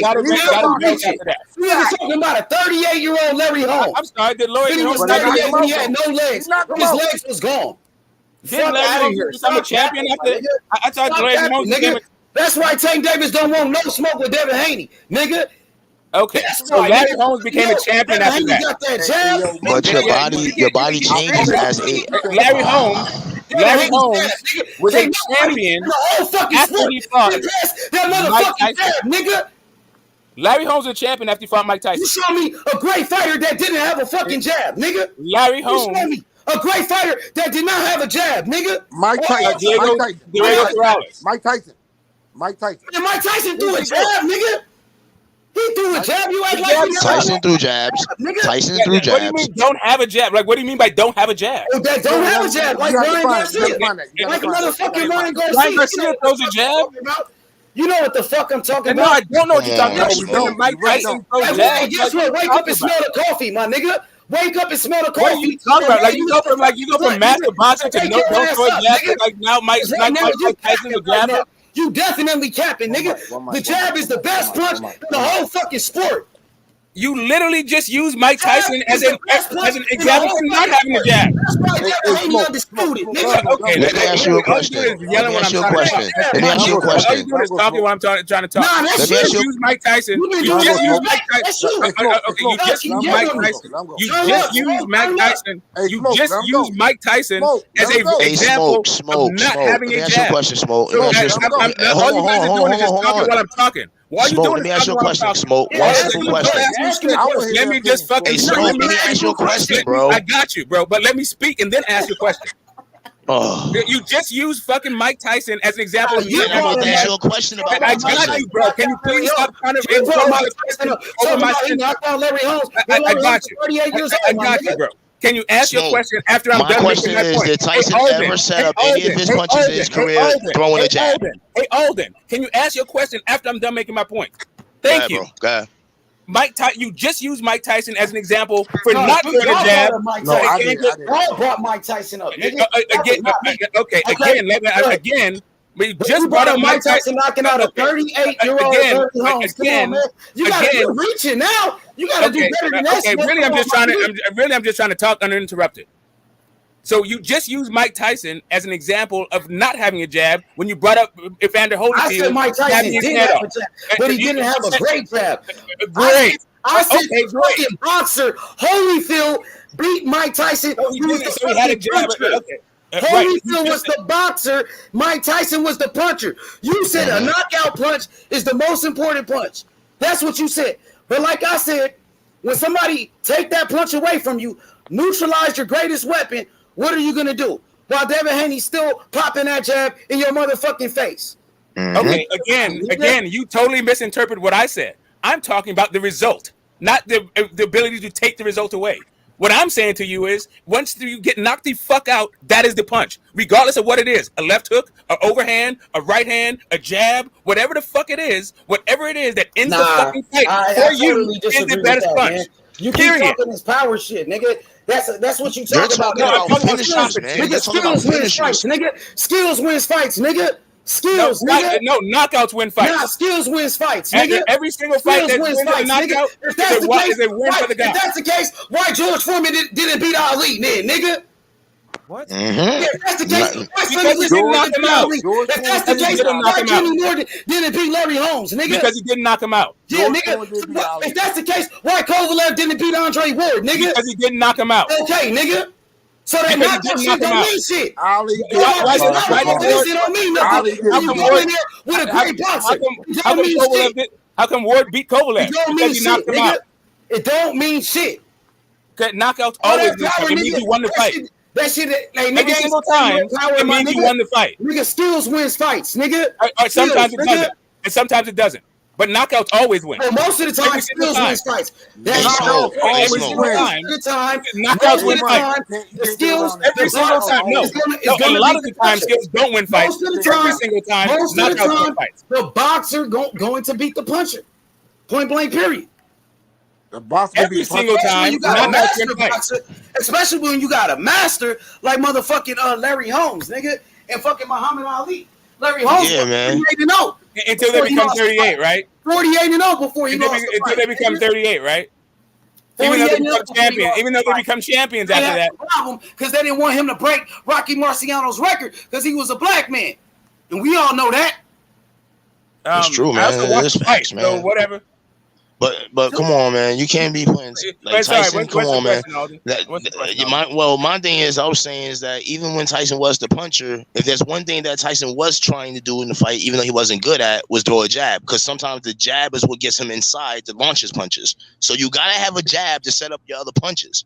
No, Mike Tyson had to have a jab to set up his other punches. But I'm saying, as a boxer don't have to just use the jab to set up his punches because he's already going to come into the fight with the jab. Awesome, the jab that's cool. That has the jab is going to be his best arsenal to start the fight, especially if you're a pure boxer. Again, but everything else comes with it. Listen, you can knock somebody out with a jab.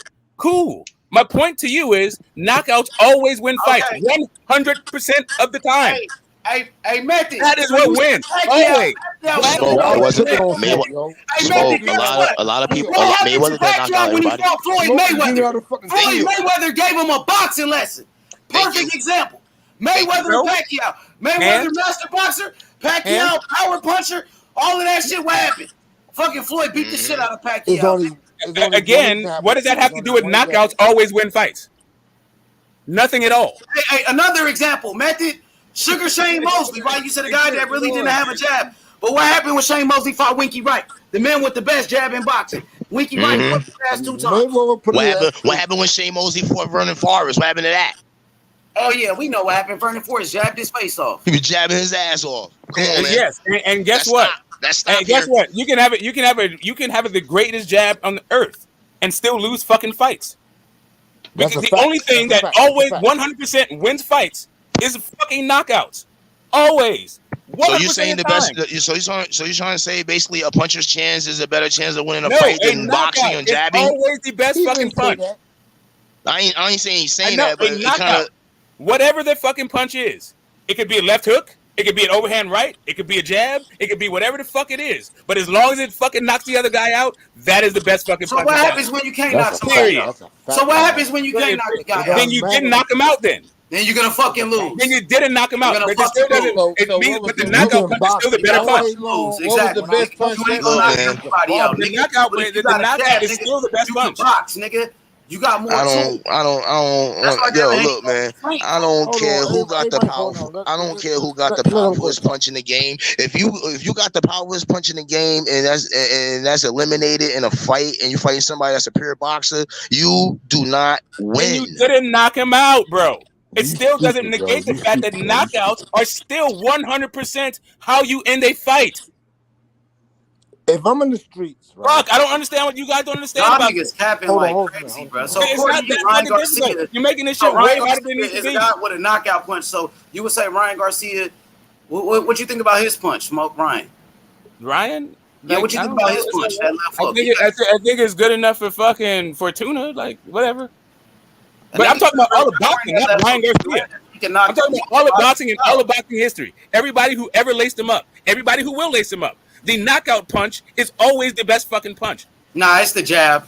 It's the jab all day. Always. You can have a jab all day, nigga. A jab would take you across the world, nigga. A great jab would take you across the world, nigga. Yeah, whatever. Yeah, a great jab would take you across the world. Knockout is undefeated. Devin Haney went to Australia and won because of that jab, nigga. Devin Haney went to Australia and won because of that jab, nigga. While Teofimo Lopez was out there looking for one punch, a knockout punch, and what happened? What happened and you know what? to You know what he needed? What happened to Tio? Because he had power and he was looking for one punch knockout against Cambozo. What happened to Tio? He got fucked up by Bozo, and Haney smashed Cambozo easy. That's why. Yeah, and that still doesn't negate the fact that it still doesn't negate that the most effective knockout punch is the knockout punch. But he couldn't beat Cambozo. And it still doesn't negate the fact that the most effective punch is the knockout punch. He needed a jab. That's why Haney got a better punch than fucking Tio and Tank. Nigga. He also has better defense. He also has better defense. Devin Haney got better. He also has better defense. Devin Haney got the best He's also a smarter fighter. Not Tank. Haney got a better punch than Tank, and that's that jab, nigga. That's why Tank don't want to see that nigga. I mean, whatever. Yep, and that's why Ryan Garcia. Hey, good smoke. Thanks for the smoke. Yeah, it's all good, bro. It's all good. like we both, in the end we agree that Tank don't want to fight. So I mean, why he doesn't want to fight? Like we can go into why he don't want to fight. I don't know. Like that sounds just as good as anything else. I think the dude just isn't focused enough and don't give a fuck enough about the right shit, which is why I don't think he's gonna win the fight. I don't think Tank wants to fight next. I don't think Tank wants to fight, and I don't think he wants to fight. So on those two things, we're gonna agree. The why of it all, we may disagree on that. Do you think the skill sets is the reason why he don't want to fight him? No, I mean, I don't know if it's I think that it's a whole bunch of shit. Like I said, I think Tank is focused on the wrong shit. I think Tank is just kind of full of shit. So like when it comes right down to it, he don't really want anything. He just kind of like just soaking it all in, and he's gonna do what he's fucking told by guys that he trusts to get him fucking money. You know what I think? I think Smoke is full of shit. Yeah. I mean, that's cool. You can think what you want. Maybe somebody one day will care. Yo, you gotta respect Tank, man. Because he's an active, fabulous, favorite boxer of boxers. Like right, because you like Canelo. Because all right, these are Canelo fan. Canelo likes Tank. Mike Tyson too. Okay, thank you. All right, and I'm pretty sure there's the more transitive property is being a fan. All right, hardcore boxing heads that I'm glad I get to about perspective of how I'm full of shit though. You can't disrespect Tank like that either. You know what I mean? I can't disrespect Tank like what? The guy's in his prime, and he's stepped up to the plate and delivered a lot. Right. So let me get him. Let me get him. Right now. What do you mean disrespecting Tank? What have we? I don't know. Hold on. What have we said that disrespected Tank? You know what, Alden? Hold up a second. He did come up here and address me, right? He did come and address me. So let me just tell him the way that I disrespect him. So you don't have to. So you don't have to come and pop off with Tank. I don't need to pop off with Tank. Get cool. You don't need to pump off a Tank. The only thing I disrespected him in is I said he doesn't beat fucking Devin, and he doesn't want to fight Devin. So you can miss me with all his fucking accolades because I don't have shit to do with what I'm talking about if you're telling me that I'm disrespectful. Because the only thing I said about him is he ain't beating fucking Devin, and he doesn't want to fight Devin. Now, if you can prove me wrong, and then I can understand how you said it already. Come on. Otherwise, you're full of shit right now. A boxer with that mentality and with that record, he is not afraid to fight Devin Haney. Did I say he was afraid to fight Devin Haney? You're basically trying to say that he is. No, I didn't try to say anything. I was very explicit. He does not want to fight Devin Haney, and I don't think he beats Devin Haney. That's just your opinion, man. Right. I got you. It is definitely an opinion. It's my opinion, and it's based on a few different things. That is If not you'd a like fact, to hear it, bro. I didn't say that it You're was. just downplaying a superstar, boxer who is not really in Okay, the hold up a second. limelight, honestly. Hold up a He's second. fighting big name boxers. You know what I mean? Yeah, right. I know you want to really cheer for keeps winning, fucking Devin Haney right now. I mean for Tank. And Are I'm you not telling- trying to are get you into. telling me I'm Leo not Santa trying to Cruz get in isn't front of better your than thing. George If all you want to do Kambosos? is fucking Leo Santa fluff. Cruz isn't better than George Kambosos? Are you telling me that? Right. Come So on, what man. I'm trying to tell you is Tank doesn't want to fight Devin George Haney. Kambosos is better than Leo Santa Cruz now. Okay, so hey, Gift Cool. Hey, why don't you stick with me for a second? What I'm telling you Who is the hell said that Tank, Kambosos is better than no, Cruz? don't even get involved in that shit. What I'm telling you is Tank doesn't want to fight Devin Haney. Period. If you can show me how Tank wants to fight Devin Haney, say what another man is thinking. okay, tell me what is the problem? Or what he wants. Okay, so let me ask you this. Mentality. So let me ask you this. So let me ask you this. How can you just If Tank- say that right there, man? So hold up a second. Bro. If Tank did want to fight Devin Haney, in your mind, what would that look like? That's just discrediting, bro. Hey, no, hold up, Gift Cool. I'm gonna ask you a question. If Tank wanted to fight Devin Haney, let's assume he wants to fight Devin Haney. What would that look like to you? That would look like Canelo Alvarez going up to Bivol. But I'm telling you, what would Tank be doing to show you that he wants to fight Devin Haney? He wants the belts. Okay, so what would Tank Davis do to be showing you that he wants the belts? He would drop weight. Holy fuck, He's already there. Why do we want to drop weight? I'm done, dude. Like, literally says he doesn't care about. Tank literally says he doesn't care about belts. What do you mean drop weight? Go to 130 just to get a belt now? That's what you're trying to say? I'm good. I'm full of shit. Let me finish shit. I'm cool. It's all you, Alden. I'm full of shit. Go ahead. Yo, dude, this is absolutely bullshit you just said. You say he has to drop more weight? He's already there. What weight he needs to drop to fight for a belt? Because he's thinking about going up in weight. That's what it is. There's nobody else to fight. There's nobody else to fight at that. Who's thinking about going up in weight? He ruled that weight. Who was you talking about? Tank? Yes. Tank already said in his last fight, staying at 135, brother. He said he doesn't like 130 or 140. He said he's staying at 135, bro. And also, if he wanted to fight at 140 next, they could do that. They could do that. Who else would you want to see fight again, if Tank wanted to fight, he has Haney right in front of him. What are you talking about? Like, hold up a second. If Tank wanted to fight Devin Haney, man, like, come on, Kevin, I'm just stating facts, man. What are you talking about? Okay, so you trying to tell me that Tank that you think it's better for Tank to move up to 140 to fight for one belt instead of fighting for an undisputed champion, fighting the undisputed champion with 4 belts in his hand? Okay, so that makes no sense. If Tank wanted to fight Devin, the easiest route is to go to 140 and do that. That would be the easiest route for this fucking fight to happen. Next is for it to happen at 140.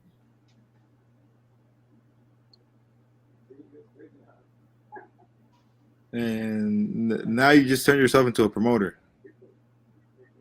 You didn't even answer the question. Say it again, Smoke. Right. So he said that Tank wants to move up to 140. And I'm saying that is literally the easiest way to make this fucking fight with Devin. So you're saying if Tank wanted Devin to, Haney won't go up at this point, you know. Okay, all right. It is what it is. It's all good. Anybody else gotta respond? Y'all let Smoke cook y'all casual asses up here, man. Smoke up here cooking, man. Y'all ain't know y'all. About the jab. Good. It's essential, but boxing is about more than a jab, bro. That's all he's saying. He's saying it takes more than a jab to beat. It takes more than a jab to beat certain niggas, bro. Especially niggas we didn't say that jabs beat everybody. Especially niggas. Hold on, especially niggas that have a wider arsenal of punches. Like if your bread and butter just a jab and my shit, all that shit, Massive, and I you're got not some saying shit anything. to How do you beat the jab? Tell me how to bro. beat the jab. Say what?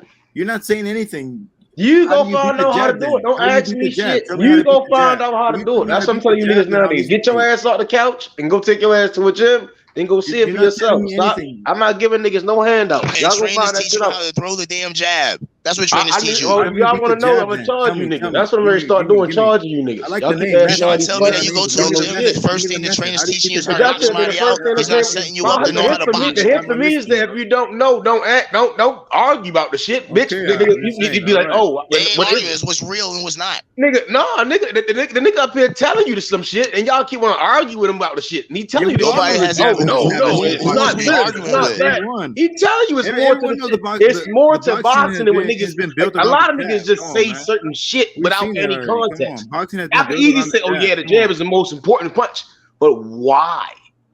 A method he's against you. He understands that the jab definitely sets up everything. Punch. Because the first punch you fucking learn, yes, it's essential, but it's not the most important punch. Every fucking boxing bout is different, punch bro. is your finishing Every punch in a boxing fight. bout is different. If you go into a fucking bout with a motherfucker that got crazy ass head movement, crazy ass foot fakes, this nigga is just like, nigga, you gonna be trying to Daniel Jacobs, Canelo fucking Alvarez, my nigga. Perfect fucking example, right? No, your example is you just like. Let me finish. You keep talking, niggas talking. You don't know shit. You keep talking. I know a lot of and you shit, nigga. You don't know shit. nothing. That's why I don't like talking to half you niggas on the page. Y'all don't know shit about boxing. Knockouts, Y'all but want you to think that interrupt jabs niggas with dumb shit. Method. So now It's 'cause that you nigga cannot give you an be example. dreaming, Shut bro. the fuck You're up. dreaming of these Let's bouts use right here. Daniel Of Jacobs, course that Canelo happened Alvarez. already. And he kept That trying to happened. jab to try to find Canelo, and he couldn't do it.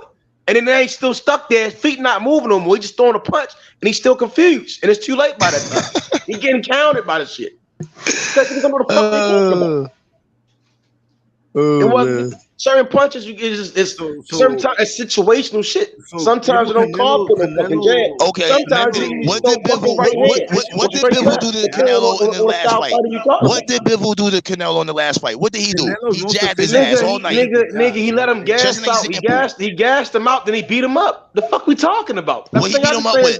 You don't even know what the fuck he did because you don't know the fuck you looking. He gassed him out. What he beat him up with in the fight? The same way Angulo had him gassed out and just let his hands go more. The difference is Angulo, he just threw a lot of arm punches, so he gonna gas the fuck up. The fuck we talking about? What did Bivol? It's way more shit than the fuck you looking for, my bro. It's way more shit than instead of what you trying to find, right? There's so much more context to the shit. It's a science, bro. Jab is the most He important gassed the nigga out, then he beat him the fuck up. That's how All Bivol that beat steam was Canelo with gone that by jab, though. And that's why a lot of people thought Triple G beat It Canelo. wasn't really the jab. It was the flurries. He threw a lot of flurries. He wasn't just jab. He was like bang, bang, bang. He threw a whole bunch of flurries. And that's why I'm on him telling and you, gassed out. boxing was built around the jab. Boxing was built on getting paid. Nigga wasn't built around fucking jab. It was built on getting paid. To win a 12 round or even okay, so first off, boxing wasn't built around the jab. Boxing existed long before fucking jabs. Like, of course, boxing is older than fucking the jab. Like, come on, bro. The fucking jab was created before fucking boxing, man. Oh, it was not. Okay, that just literally is just not fucking true. Like that's just fucking dumb. Like that's whatever. There's a few guys that have been credited with the you know, it should have been called the advent of the jab, but like boxing should have been called jab. jab. All of them, none of them were the first people to fucking box. Like the jab, like boxing is thousands of years old. The jab is like maybe 140, maybe. It could be like less than 100, could be 120. Hey, why them UFC guys be getting knocked out? They be having jabs. I'm gonna ask the question: is there any undefeated fighters in the Hall of Fame that's won that's in the Hall of Fame that won their fights only on power punching and no jab at all? It's a couple of them, nigga. What are we talking about? Go look. They said undefeated. Go look. I said undefeated. Go look, right? How about this? Go look. Then go look up the fighters and then find out how if you know the answer. Just name nigga, one. because that's all niggas want to do here is niggas give them answers, and then niggas still don't do their own. No, that was the question. You don't know the different answer in the question because I just asked the question. And niggas never go back and go study boxing, bro. The problem is that you made the jab a zero-sum game.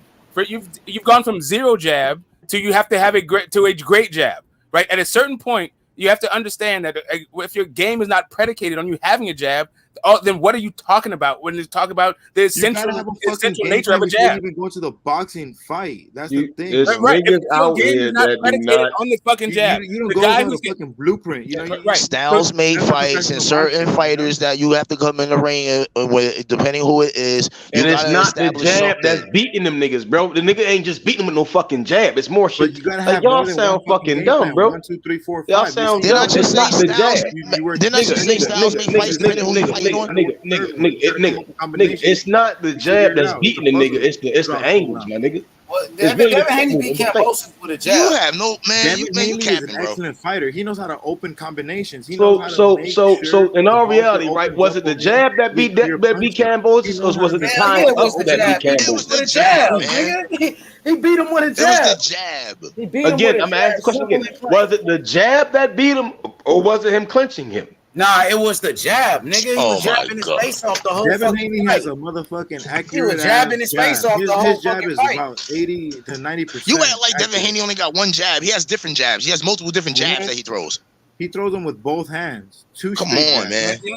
And what do you think? How effective do you think his jab was as a result of his uppercut and his fucking hook happening behind the jab? As his career, look, man. It's like you have to be realistic. You're either good. I still haven't seen the fight, but from what I saw, was a clinch. The clinch beat him. Man, get the fuck out of here. Get the heck out of here. Oh my god, you capping now, bro. That He nullified him with the clinch. He beat him with a jab. Everybody said it after the fight. Even legends was saying Devin Haney won with a jab. That's what I said. Beat him with a basic jab, my nigga. That's what out of service.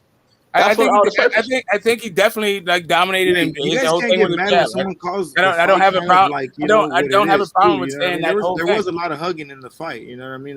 Right. And so what do you think of Tank Davis' jab?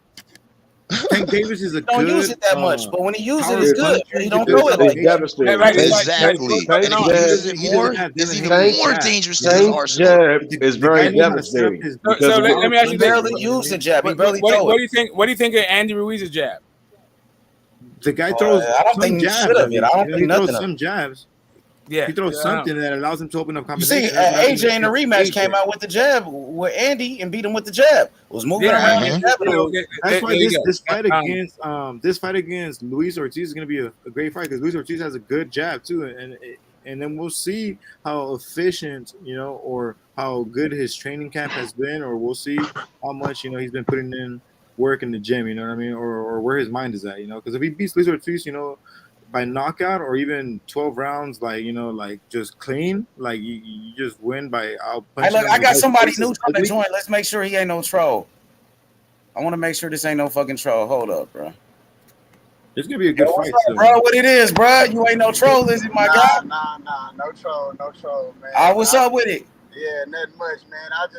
Listen, I agree with you 100% because I just think about what Fury did to Wilder, bro, and it was just a dominant performance of a jab.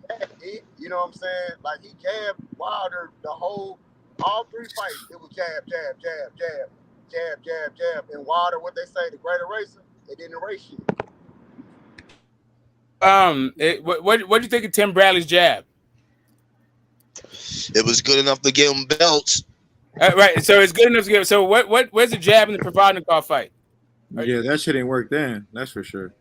That's true. We understand that maybe the jab don't work for everybody, but the jab does definitely sets up everything else. You know what works for everybody. You know what works for everybody. Here's the thing. So when you talk about boxing history, you guys got to understand something. You got to be a good all-around boxer.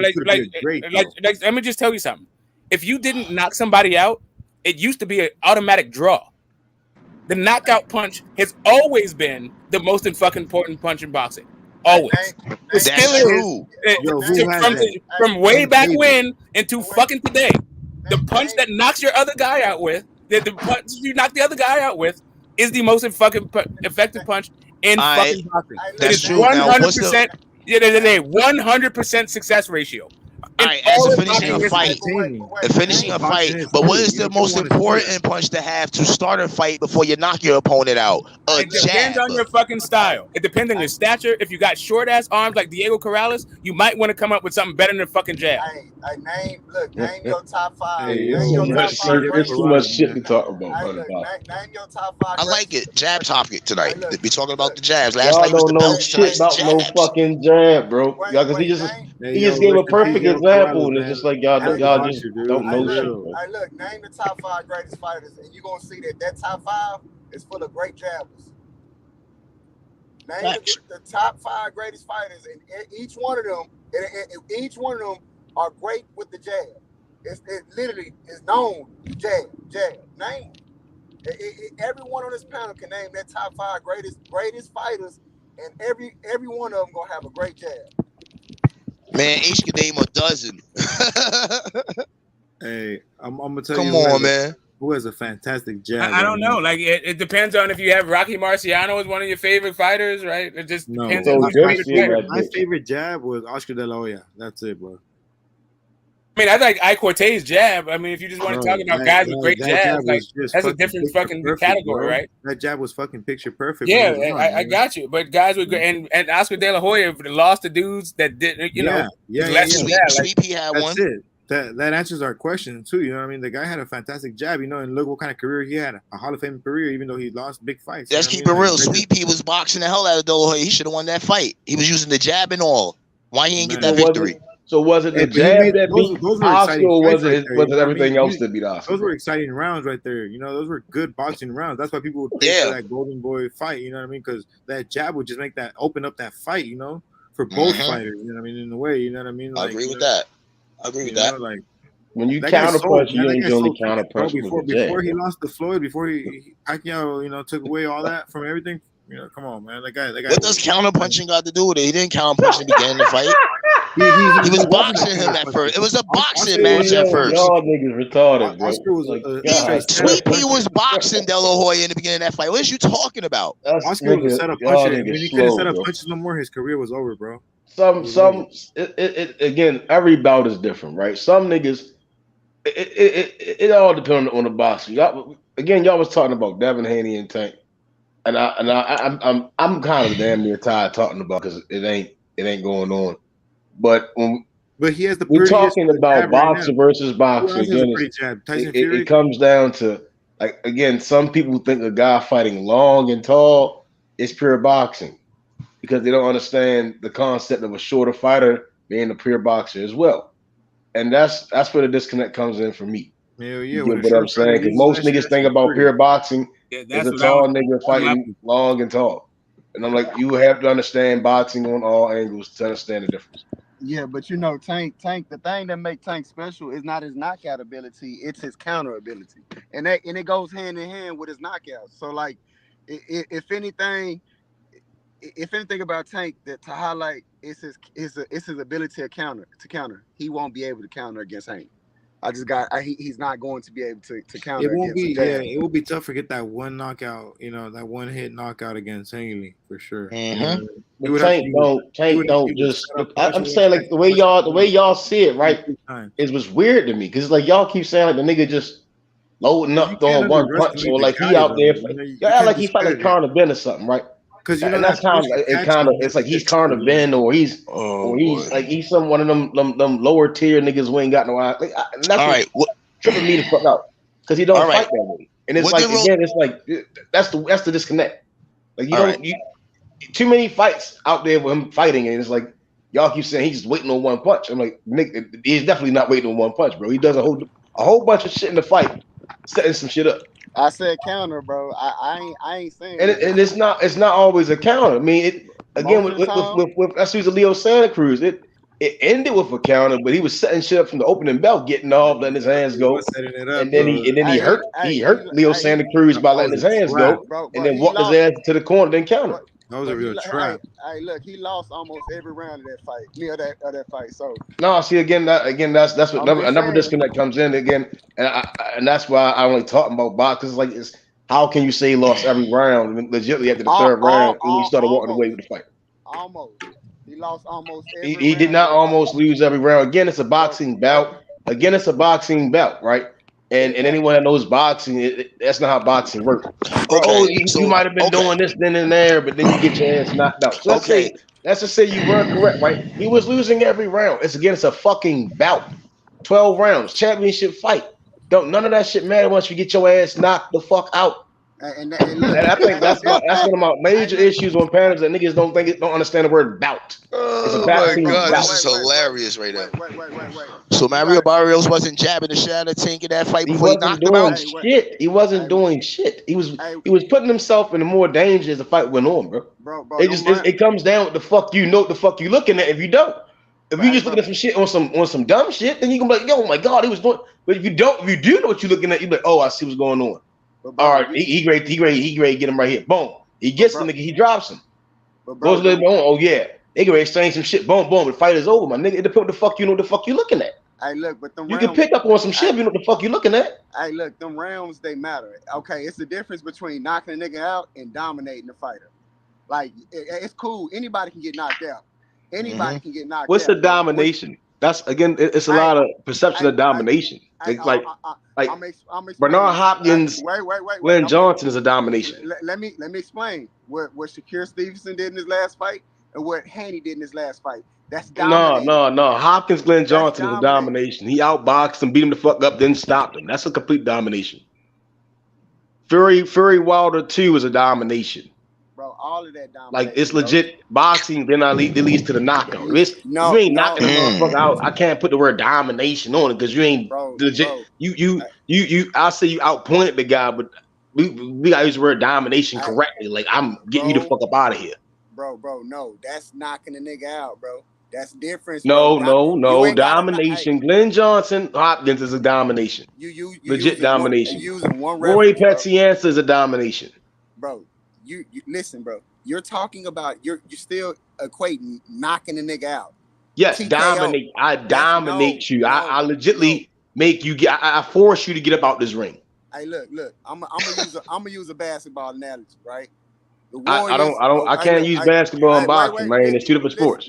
Listen. 130 to 89. That's a domination. Right, but they putting the ball in the basket. There's no basket in boxing. A nigga was getting 6.7 rounds every round, every 12 rounds. He got dominated. 10-9 is not 10-9. 10-9 is winning on points. Now we talking about domination again. What? Glenn Johnson, Bernard Hopkins is a domination. Okay, he was outpointing him, then he stopped him. Hold on, time out. 10-9. All right, Tito Trinidad, Bernard Hopkins is a domination. So when he won all 12 rounds in that fight, that was a domination? I didn't. That's not I didn't watch Haney and Kambosos, but it wasn't no fucking domination because niggas is not one of them type fights. You can't even compare Bernard Hopkins, Glenn Johnson to Devin Haney, Kambosos. This is what I'm saying. Y'all going based off. That's that fan. When y'all start fanboy and y'all keep trying to alter the sport, is where the disconnect comes from you. Hey, look, you're comparing. Bernard Hopkins dominated. I suggest you go back and watch the fights and compare the two. Then you'll be like, oh yeah, that's a domination. Hey, look, you can't even compare that to a domination. Hey, bro, that fight ain't the end all be all. You comparing one fight again, right? That's your opinion. I'm not here to debate you about your opinion. You can have that shit. I don't want that. I don't want that. I don't even want to understand. I don't even want to understand that dumb shit. To be honest with you, because it don't make sense. Bernard Hopkins, Glenn Johnson is a domination. That's it. That's the perfect example of a fucking domination. Bro, that's you. You. Right. So again, I'm gonna keep that there. You can have that shit, whatever you saying. And as Rock say, shove it up your ass, push it sideways, and shove it up your ass. I don't want it. That's not a domination. That's not a domination at all. Glenn Johnson, Bernard Hopkins is a domination because completely after the fight, when you even hear Glenn Johnson speak of it, it's some shit he never fucking seen. It changed the nigga completely. That's a domination. So when Mayweather fought Canelo and that wasn't domination? He dominated him. He outpointed him. I mean, he outpointed him. I mean, just giving out points too, because the judges gave him gave him the fight. One judge gave him a fight. So again, no. Bernard Hopkins Johnson is a fucking domination. Y'all keep trying to give me dumbass examples. I keep telling you, no, it's not a domination. Your example with Hopkins and Glenn Johnson is an example. We just threw another one at you. If it goes to points, right? If I'm outboxing you correctly, right, in your opinion, that y'all see when outboxing, if I'm outboxing you and I'm dominating you, you're getting the fuck up out of here, bro. That's a domination. Who watched the Haney versus Cambosis fight? Because the We all did. Hey, look, do you I didn't watch that shit because it wasn't no domination. Well, everybody else did. The commentator said it was a dominant performance. I don't. Cool. That's their choice of English words, bro. My choice of domination is Glenn Johnson, Bernard Hopkins. That's the domination. This nigga here, boy. Until you go look at the fight and then you compare the fights about what's the domination. Oh yeah, this is the criteria for a domination. We're gonna use the word domination. This is outpointing a guy. How do we have winning on points? That's what you would say, winning on points. This is a domination. Look, Bernard Hopkins was a dominant fighter. He dominated a lot of fights. Not in the matter of that fight. That dude has won every round in a lot of fights. And literally, it was a dominant performance. He didn't knock him out. It was a dominant performance. You don't have to knock a nigga out to have a dominant performance. It was a one-sided fight. It was an easy fight. It wasn't even close. He dominated that boy. Again, I can't say that. Again, Bernard Hopkins, Glenn Johnson is a domination.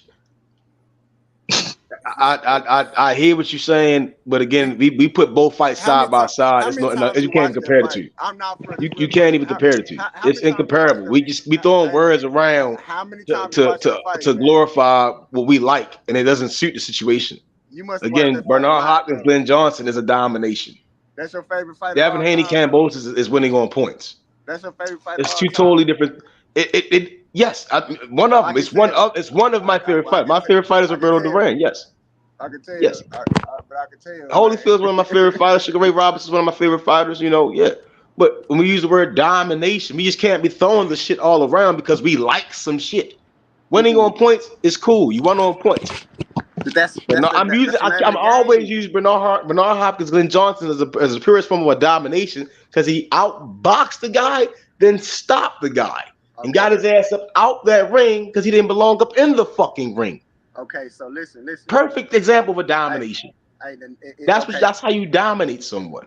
Okay, there's fighters that technical fighters, right? Haney is a technical fighter. He's a fighter that's looking to win on a scorecard. You can still dominate by winning on a scorecard. You basically proved my point right. He wins on points. It's a points win. It's good. Bernard Hopkins dominated Glenn Johnson. Hold on. Yeah, but it's different types of domination, right? Floyd Mayweather dominated Manny Pacquiao. He didn't knock him out. He dominated him, right? Yeah, Manny Pacquiao didn't have a jab to speak of, really. He was not a jab guy. Yeah, but he was using it from time to time. But like you said, he wasn't a jab guy. You're right about that. Yeah, that's an ATG with virtually no fucking jab. Got dominated though, still like Floyd. But but that's against Floyd. Another another ATG. Yeah, but he would use the jab every now and then. But that wasn't his main thing though. He would the thing with Manny Pacquiao. He would throw combinations and shit. An ambush swarmer. And bunches. He was an ambush swarmer. He was not a jab guy. He wasn't working behind a jab. Whatever, dude. It is what it is. I'm not even. It doesn't really even matter. These are all kind of separate arguments. I think we're just talking past each other. The jab is a really important single fucking punch. But if you want to talk about the most effective single punch in the history of the sport, and the one that is undefeated, is the one that knocks the guy out. That is the single most effective punch, period. Regardless of what that shit is. Okay, it's the result that fucking matters in boxing. That's my point. Not the fucking method that you got there. Hey, look, no fighter can win against time. So you cannot count on a knockout your whole career. And that's reality of boxing, bro. So to say that that's the most important thing, that's crazy. That the reason why Floyd had the longevity and the greatness for however long he fight is because he was a technical fighter, knew how to work the jab, knew how to stay at a distance. That's why it's the most. That's why the jab is the most exactly. important. Floyd Mayweather showed his punch was better than Pacquiao, even though Pacquiao had more power than him. His jab was better than Pacquiao's best punch. Mm-hmm. That's how I look at it. I thought it was more. I remember watching the fight. It was so damn bad of a fight performance that I stopped watching the fight. What was so bad about it? Floyd, Pacquiao was trying. It wasn't in a. Again, was like one of the time I was getting back in the box. It wasn't something that everyone glowed about. It's just gonna be this, that, and the third. Then when I seen the shit, I'm like, okay, like where they talked about Pacquiao, like he was this guy, and then it wasn't what I thought it was. It was a good win, but I didn't think it was a domination. I mean, Floyd just showed that he's better as a boxer. I guess again, I'm not a fan of Pacquiao like that, and I'm not very much of a fan of Freddie Roach. Hey, somebody got to look up the definition of dominant, man. Dominate. Yeah, it's the mastery. It's mastery. Hold on, I was actually just reading this shit. It's the power a master has over a slave may be the clearest case of domination, but it's not necessary to have a literal dominance in order to be dominated. Present with tyrants over their subjects and men over women in patriarchal societies. Hold up, bro. Dominance is a boxing jargon, like for judges. Like if you are winning the majority of the round and you're not getting, like they break down what disruptive means, what dominance means. This is a boxing shit, not like not the ordinary use of the term. Yeah. Oh yeah, power and influence over others. Yeah. I'm just. But listen, like if you go to the WBC, like judging thing, they'll break it down like what dominance means. This is like a boxing term, not like how we would. It's not like sex, like BDSM and shit. Like that's not it. Yeah. Well, again, I in my perception of dominance, I'm always say B-Hop and Glenn Johnson is dominance at its purest form. Your deception of dominance is knockouts only. No, not really. It's that's his purest form, though. Yeah, I'll say that's his purest form. Yeah, like I guess it's so stupid. It's so simple that it's going over some people's head. I don't know how to make it any more plain for guys, right? Like for real, I'm talking about the result. You guys are talking about the method. You're talking about the techniques and all of this shit. I'm merely talking about the results. Whenever you see fucking knockout or TKO or wherever the fuck that is, that fucking result, like that punch, whatever punch it was that got that result, that was the best fucking fight. That was the best fucking punch in that fight. Doesn't matter what the other guy's jab looked like. Doesn't matter what fucking thing your jab looked like. When it's all said and fucking done, it's the thing that gets you the fucking knockout. Is the best fucking punch in all of the fucking sport. But when we speaking of dominance, like let's say that no fighters in a slugfest with another guy, and the fight is close through 10, and it's 5-4, but then the next round the guy gets knocked out. Was that a dominant performance, or was that just a very close fight and he got knocked out? Right. So again, you don't have to dominate in order to get the knockout. And that's the whole thing about the importance, the idea of the important punch. To me, the thing that is undefeated is the knockout punch. That shit is undefeated. What's the You know why? I know because the guy got knocked the fuck out. That's how I know. But if he didn't land the punch, guess what? It didn't happen. He didn't get knocked out. Hey, guess what? Guess what punch will keep you away from getting knocked out? The jab. That's how a number of punches can stop that. A number of punches. You can headbutt somebody not get head out. You can grab somebody. You can clinch to not get knocked out. Gary Russell ain't had no jab and he ain't get knocked out. So that's big cap. No, I'm not saying it. I'm saying that the jab is to keep distance. That's the distance punch. That's to keep away. That's cap too, though. Stephen Fulton got a jab. He's undefeated. Again, we just seen Gary Russell Max say then we saw Tank versus Cruz when they lost their lead fucking hand. And I was explaining to someone a while back again that the straight left or southpaw can turn into a quote unquote form of a jab, but they don't have that jab, that front lead hand jab. You get what I'm saying? So you don't have a jab, then you want to have to use your other tools to box. All right, you said Gary Russell Jr. He said Gary Russell Jr. Gary Russell lost his lead hand, Tank lost his lead hand, and they both were able to not get knocked out. Tank was able to win this fight, and then the judges didn't see Gary Russell win it. I thought Gary Russell beat his ass, but it is what it is. You think he beat his ass with one hand? I thought he beat with no jab. I thought he beat with a straight left, and I thought he beat him with that left hook. Yes. Hey, look, but I'm just saying the jab is a space creator. It can help you. It can help prevent you from getting knocked out. Yeah, and it can also be the reason why you got knocked out. Because if the people slip your motherfucking jab and hit you with an uppercut, and you get knocked out, guess which punch was more fucking effective? Guess which one was a better fucking punch? But with who? Because I'm just saying. With anybody. It doesn't matter. It doesn't matter the person. I'm talking about a situation. If you slip a jab and hit somebody with an uppercut to the fucking chin or a left hook to the fucking liver or whatever the fuck it is that gets him the fuck out of there, then guess what punch was better than the jab? Okay, so whatever one knocked him the fuck out. One thing for certain, when you jab, one thing for certain, when you jab, and he's already there for the counter before he throws his punch. One thing for certain. Then he didn't knock him out. Then he didn't knock him out. It can go either way, Smoke. It can go either way on that. No, it doesn't go any way. I said when he knocks him the fuck out. Because my point is, it's about the knockout blow. Bruh, I don't understand that. Look, I got to me. Do you understand what I'm saying? If you knock him out, then it's better than the fucking jab. Hey, look, Floyd is my favorite fighter of all time, and he's not the he only got like 26 or 27 knockouts in his career, and one I wouldn't even call a knockout because when he fought Ortiz, but he was look at his career. He's arguably the greatest fighter of all time. So what's Floyd's greatest performance? Yeah, and which one is the jab performance that we can stand out? I would say his greatest performance was against Canelo. Over Corrales. I feel like that was a dominant. That was a great. That was a dominant performance. Not much jabbing going on there. Also, not much jabbing going on against Arturo Gotti.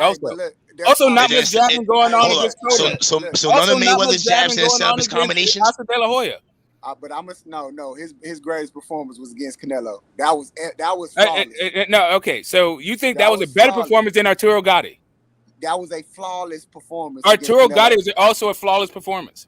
He broke his hand. Corrales was also a flawless performance. He broke his hand in that fight, so I'm not going to give him that because he dominated that fight against Gotti, but he broke his hand in that fight. So he didn't perform like how he could have performed. So I'm gonna still say him when Canelo, that was his best performance. That was okay. So but Canelo went to the cards and Gotti did not.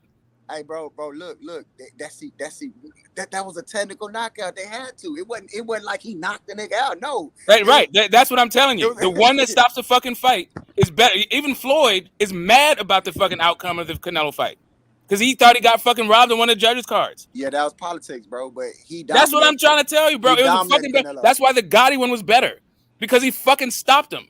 And the Dale Corrales also. Man, I don't know. I'm looking at his performance, what he did to Canelo at that age, at where Canelo was, the age of Canelo, bro. He dominated Canelo, bro. That shit was. You just like that fight better, but we're talking about the performances. Now you're talking about the age and all that shit. Like if you didn't know the ages, if you didn't know what their ages were.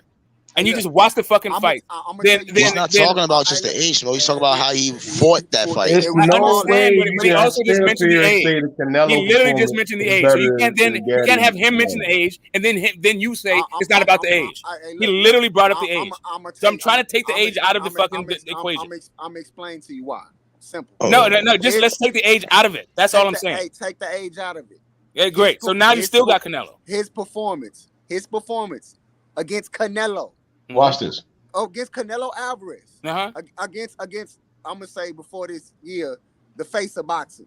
What you would have called the face of boxing last year. Fuck, dude. He was not the face of boxing then. He was like 24 years old. Last year. I'm saying last year. I'm talking about last year. What the fuck does it have to do with Floyd? No, listen to me. Damn. Listen, bro. You was complaining earlier about you not. Yeah, but you literally are talking about fucking last year now, bro. You got me in 2015 or 2014 and Can I talk? Okay. Gotti ain't Canelo. What? Gotti and Canelo? Gotti ain't Canelo. Okay. And Canelo ain't Diego Corrales. Hey, look. Hey, check this out. Bro, Canelo's gonna go down as a top what does that got to do with when he fought Floyd 10 years ago, damn near? Okay, I'm gonna say it again. His performance against Canelo Alvarez. What he did to Canelo, no fighter ever did that. No, not bro. He's 24 years old, bro. He hadn't fucking fought anybody. You're trying to give him. You're trying to give him retroactive credit for what he became after the fucking fight. We're talking about the fight on the night. Oh my god, dude! I got it. You want to give him retroactive credit? I understand. I understand this. I understand what you're saying. I'm literally only talking about the technical breakdown in the fight, and you're talking about the prestige of Canelo for his entire career now. I got you. It's his age and all his fucking weird shit. It matters to you. It matters to you. It matters to you. I got you, bro. I got it. That's why you think it's better. That matters. It matters. It matters to you, bro. Hey, check this out. Check this out. You want to know why I don't care why. It doesn't matter. I'm not arguing. I'm not telling you that it's not. That, bro. Let me talk. God damn it. Wait, I actually want to pass the mic. I actually want to move on because I actually don't care why you think it's the best one. You've been talking the most fighters. You've been talking the most this whole night. Okay, but I haven't. But I haven't though. I go on pauses and I will go on pause again. I just want to make a fucking point. Everybody had got quiet. You say it interrupted me. Yeah, I know because what you're saying is fucking dumb at this point. No, bro. I got it. What you're saying is why you like the Canelo performance better. I got it. I got it. I know, and I'm not, and I understand your opinion. I'm not trying to argue your opinion. Why are you bothered by it? I'm not bothered by it. I'm trying to move on from it because I don't care about it. Why are you still talking? Because I'm trying to make a different point. Why are you still talking? Because I want to make a point that doesn't have anything to do with the veracity of your opinion. So you want to interject my opinion? No, I don't. I want to move on from your opinion and make another thing about something totally different. I was talking. Okay, go ahead, bro. Go ahead. Finish. All right, damn. But hey, anyway, Floyd has dominated a whole lot of fighters with his performance. His one of his best performances has been with the lead jab. Floyd is my favorite fighter of all time. I look at him and I look at other fighters. Matter of fact, I'm not the biggest fan of Crawford, but Crawford, look at how Crawford fights. He's one of his most deadly and most important things of him as a fighter is his fucking jab. Is his jab. Okay, so right, so I would agree that one of his things is his jab. I would argue that I would argue that his hooks are actually more important to his arsenal than his jab. It would be better, like really, if of the two guys that were about to fight, I would say that Errol Spence's game is way more predicated on his jab than fucking Bud Crawford. But cool, we could talk about guys who are predicated on their jab. But even when we're talking about Floyd Mayweather, he's had some of his signature fucking performances in his biggest fights did not feature a jab. But that's a different point. But listen, the whole point is I wasn't trying to necessarily argue with you about which one you liked better. I wasn't saying that. I'm not saying that what your taste is right or wrong. I just wasn't trying to argue what your taste is. And it was, and when it became apparent to me that your opinion wasn't like a technical breakdown, it was just the way that you appreciate fucking Canelo and all this other stuff, then I wasn't just trying to argue the veracity of that. I'm going to let you have that one because there's no right or wrong answer to that. But I was just trying to break down like the idea of it, like a dominant fucking performance. And for me, the Diego Corrales was a flawless performance. That has nothing to do with like the overall like career success of the guys or like any of that other shit. It's just kind of like I'm looking at the fights and doing a technical breakdown of the fights. That's all. Yeah, but look, I agree. Listen, let me tell you something. I'm gonna tell you why I brought the age up. Because how old was Corrales when Floyd fought him? It was 2 fights. Yeah, I don't give a fuck. That doesn't affect the technical breakdown of the fight for me. Listen. It matters because he didn't fight prime Corrales. Of course he fought prime Corrales. What are you talking about? No, he didn't, bro. Bro, they're the same age, bro. Do you understand? Like, what are you talking about? Yo, shit. They're literally in the fucking Olympics together. Like, I'm dying. God damn, y'all funny as shit. Hey, this is why I like arguing box with people. Man, get out of here, man. You've been capping all night. They're literally undefeated fighters. They're undefeated. They both were undefeated at the time. They're 2 undefeated fighters. And Floyd had just come off the first year layoff. It was a huge anticipated fight because going into the fight, Floyd was a man at 130. But since he took that layoff, Diego Corrales had emerged as the man, and this was going to be the biggest fucking test of their career. And fucking Floyd Mayweather washed this dude. Got him out of there. It was an absolutely flawless performance, and it did not go to 12. There was no reason to talk about judges' scorecards or none of that weird shit in boxing. And you know what he didn't do? He didn't fucking jab that much. When he did, what did he do with it? I mean, he was catching Corrales with shit that he didn't see coming. Floyd wasn't worried about you know when he didn't use a fucking jab at all, really? Well, I mean, he missed it up. Like actually, he had to change it up for the drunken master shit. Excuse me, bro. I was tripping. I was thinking about Gotti. My mind got mixed up, but it's all good. Yeah, nah, but listen, this is what I got to put in. When he fought Corrales, he had to fight Corrales the way that he fought him, because the way to me personally, you can argue that Floyd lost the first fight. You're talking about Castillo now, not Corrales. Yeah, see, I'm mixing up. It's all good, bro. It's all good. Like, see what you don't understand is like my icon. 1 and 2. It has Floyd Mayweather, Diego Corrales, Michael Maidana on this shit from when they were kids, bro. Yeah, like, yeah. So, like this is I literally grouped up.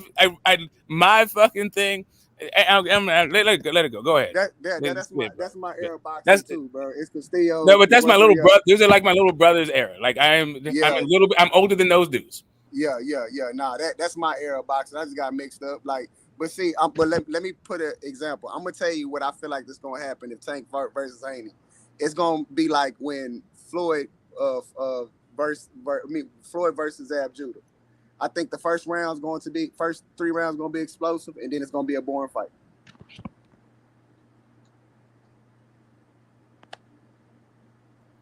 I don't know. I'm not picking Tank, so that's somebody else. But yeah, man, I don't know why. Oh no, I got Haney in it as well. Hey, look, but I understand exactly what he said. I understand what he meant. Yeah, no, don't get me wrong. I respect Tank ability. I respect his counter ability, his knockout ability, and I'm not saying that that punch isn't great. I mean, Deontay Wilder would not be who he is in boxing. He has the highest percentage of knockout of any fighter. But when you're a knockout artist faces a technical boxer, 9 times out of 10, I would even say more, the boxer gonna win. The boxer always wins, and like it's a lot of people that watch boxing. You watching it for the knockout. I watch it for the performance. That's the reason why I like that Canelo versus Floyd fight so much, because I mean just to look at this day. Not saying that it matters. I understand what Floyd fight you like, but not saying it matters. But him seeing who Canelo is right now and seeing what an old ass Floyd did to him. That's crazy.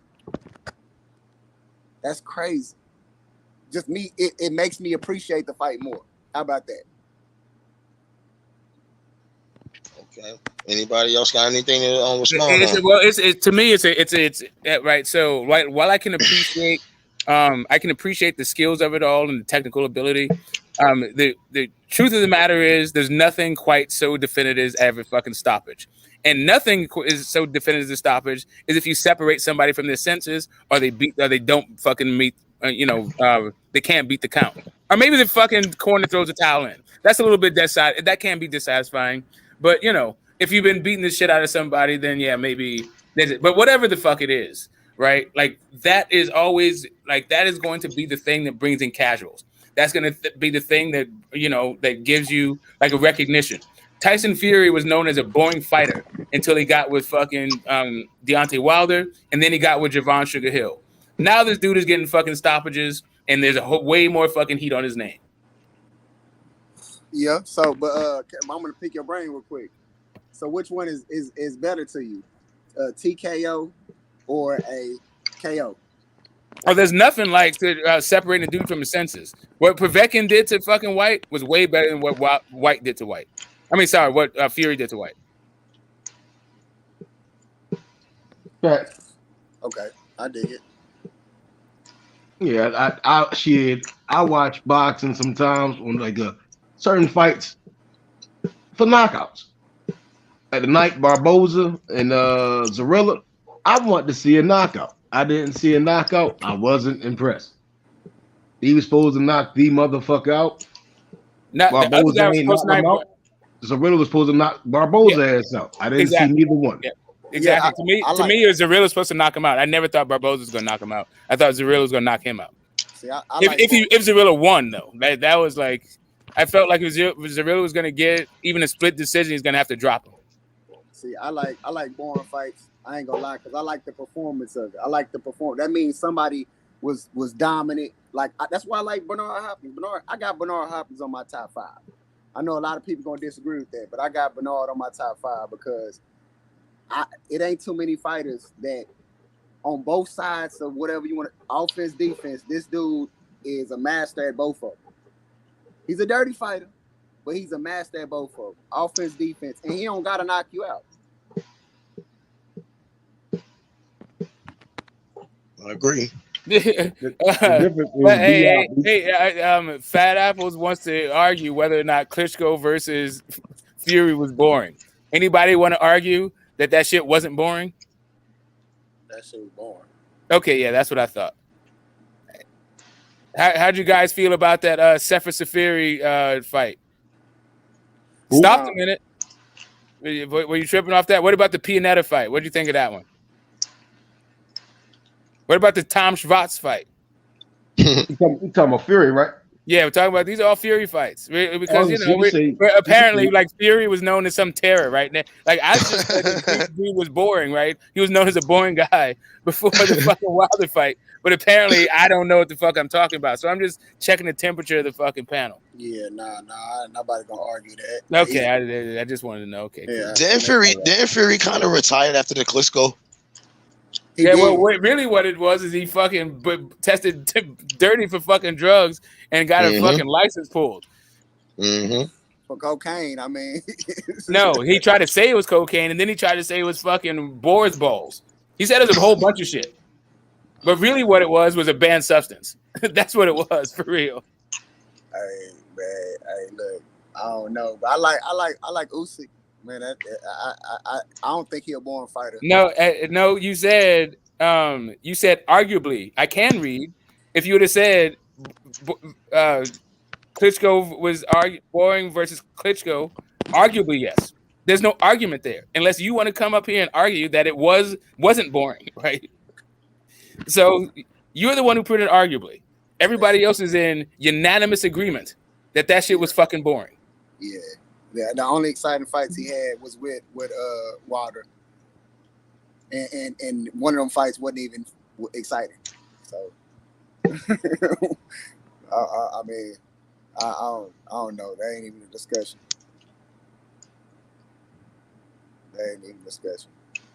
I think. Hey, look though. Side note. I think Benavidez. I got Benavidez as my number 2 right now, man. I to me, he reminds me of a tall. Hagler, or is it Hearns? A tall Hearns. Meaning his jab? No, the way he throw his punches, bro. I ain't never seen nobody that tall. Fury, but this dude, he fast, bro. And nobody talk. They talk about his knockout ability, bro. That dude is fast. He knocked niggas out with a cluster of punches. Yeah, he is fast with his hands. He does got fast hands. Yeah. He did it to David Lemieux. His hand speed was crazy. Man, that's why I say he remind me of Hearns, bro. Because the way Hearns, that's how Hearns used to dominate dudes. The way I look at David Benavidez, if the opponent don't have at least the speed of his hand speed to match him with some power, it's gonna be hard to beat that guy. Yeah, but I do know somebody that has the power and the speed to do it. But you know what I mean? Who? I mean, we all kind of want him to fight already. But Benavidez has been quiet as hell since. You know what I mean? Who? But Who? You ever heard of David Morrell? Yeah. What you think of him? I mean, he nice, but that's not the fight I want to see. I want to see him fight Plant or the Charlo. Because we're not gonna see him fight Canelo. Canelo ain't gonna fight him. That's the only fight. So Canelo ain't gonna fight him. I want to see Charlo or Andre. I think he'll beat Andre. I think it'll be a good fight against Jamal or Jamel. Whatever. I mixed their name up. I think Jamal. So it's gonna be interesting who he chooses in his next fight. Nobody gonna fight him. I think his career gonna go down like Ward's, bro. Nobody wants. Nope. I don't think nobody want to fight him, bro. I think. So you see David Benavidez moving up in his career, then? I don't know You see him pulling on Andre Ward, because Andre Ward, like you said, he was in that same situation, but he ended up moving up, and then he became champion there. You know what I mean? He ain't gonna have no other choice. I don't think nobody want to fight him, bro. I think they are scared of Benavidez, bro. Just like how they were scared of Ward, and nobody gonna take that challenge, bro. But I feel what you're saying, bro. But there's one fighter out there that's not scared of him, and he says he wants the smoke, and there's no response. David Morrell has called out David Benavidez. He really wants that smoke, and David Benavidez hasn't responding lately about it. He got to build up his merit, bro. Oh no, David Benavidez said some stuff to him too, but there is somebody in the division that really wants that smoke, and David Benavidez don't want no part of it right now. Okay, so do he deserve to fight? I think he should fight that guy. The guy has a belt. If you want to fight for belts, there's one right there. Prove yourself. Yes. But see, and that's why I defend, and it'd be hard sometimes, but that's why I defend Canelo on the fact that why he ain't fought Andre or why he ain't fought Charlo is because simple as this. One, why haven't Charlo and Andre fought each other? Like what makes you deserving of this fight? Y'all ain't even fighting each other. You understand what I'm saying? Mm-hmm. So, like, I mean, Benavidez is heading for the top dog right now. He ain't trying to go low. He's trying to go high. You know what I'm saying? He's been calling out Canelo for a few years. He's been calling out. He's called out Charlo. He's called out Plant. I see him going up fighting Bivol. Shit.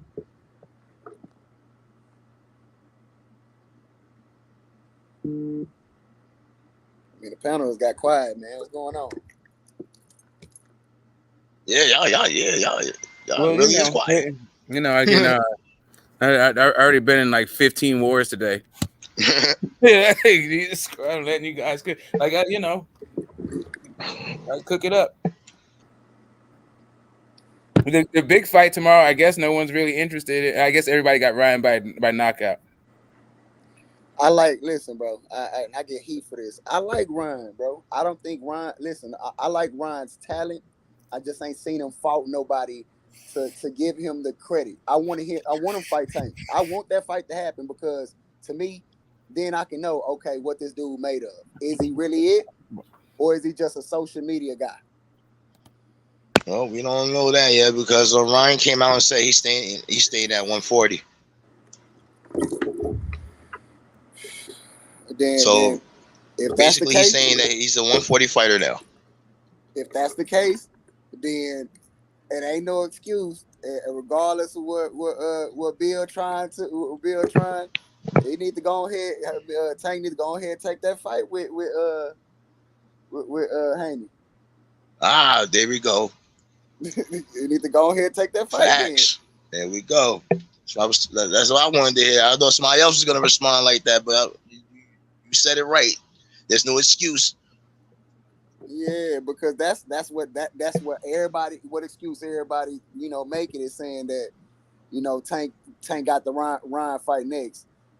Well, I don't want to hear nothing. I don't want to hear nothing when Haney beats his the two guys in front. If it's Cabosas or Loma, or if it's Loma, and then like I said, let's just say that Loma is his next fight.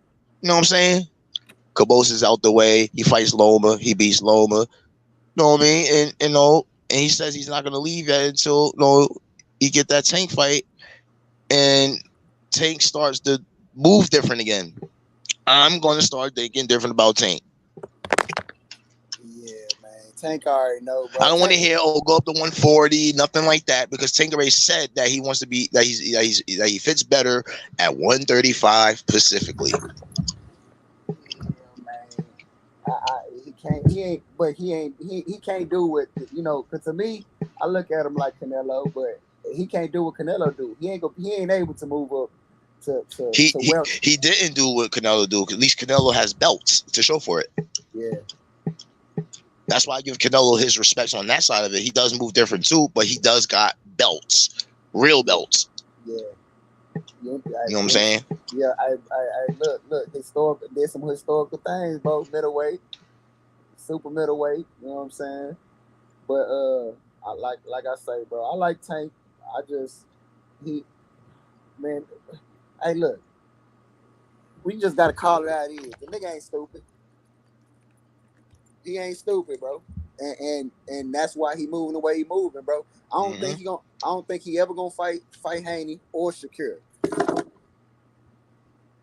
Yeah, I agree with that. I think he's not stupid. He definitely knows. He definitely knows what he's doing.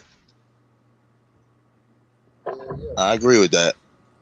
I think we'll see the Haney versus Shakira before that.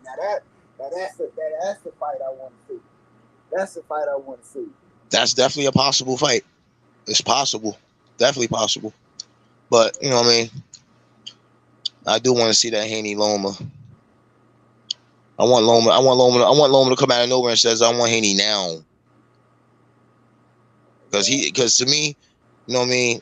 This guy don't need to fight no warm up to fight now, man. Then he just had a warm up before he even went to war. Like you don't need no damn more warm ups. Come on now.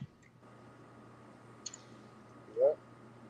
And then as you look at, remember how the talks was going about back in the day when Loma was, Loma and Tank became one of those things.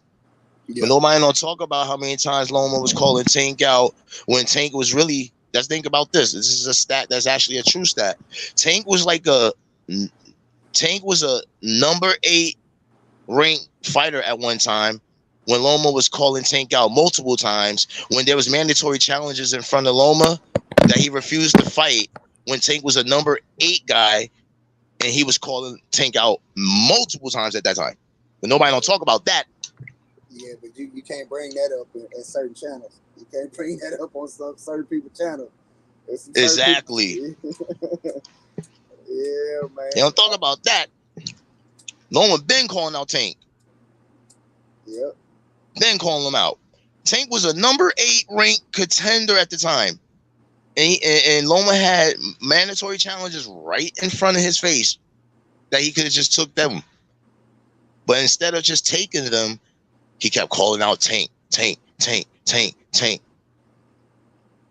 But one thing I give Tank credit for, he is the money bag, bro. He is the money bag right now. He's where the money at. Yeah, I'm not gonna take away his money and what he's getting, man. I would never take away that, man. He's he got money, man. He's good. He's eating. You know what I mean? We all just as boxing fans, we know Tank is too damn good. We want him to fight somebody good and use those same performances he does in the ring with the big boy. That's all. We know what he could do. We know his talents. We know his skills. We know he got that great knockout. His ratio is 93%. I mean, yeah, we know he's the real deal, but we want him to fight the real deals. That's all. Yeah. That's all. We'll see, man. I mean, I don't know. I don't see it. I don't see it happening. I don't see it happening. I think he's gonna keep doing what he's doing until either he fade out or he take a big fight, bro. But right now, bro, I don't want to see him, fight another one of these, A fighters, but not the A plus fighters. I want to see him fight Haney. I want to see him fight Shakira. To be real, I want to see him fight Loma.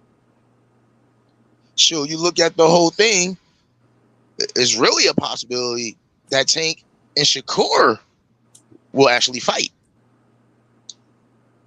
Because if Tank is really serious about staying at 135, Shakur would be up there in like maybe 1 or 2 more fights. Yep. Yeah, and Shakur made it clear. He made it clear he's going to 135. But, I think Haney's going to clean up and handle his business and do exactly what he needs to do first before that even happens. He talked about moving up. He talked about moving up. See, hey, all Haney wants to do right now, bro, is handle the mission in front of him right now. He wants to, fight Loma. Like we said before, we all said the Tank Davis. He wants to fight Loma and Tank. That's how he wants to finish 135. In Haney's mind, those 2 guys right there is what he wants on his resume before he leaves. You know what I'm saying? But if he doesn't even get the Tank Davis and he fights Loma and he beats Loma, I see Haney moving up to 140. Yeah, I can see Haney ending his career at 47. You know what I'm saying? He got the height, to be good at 47. Me 45. So 47, 45. Yeah. But I'm about to switch it up real quick, man. I don't think the fight gonna happen with Spence. I don't think the fight gonna happen.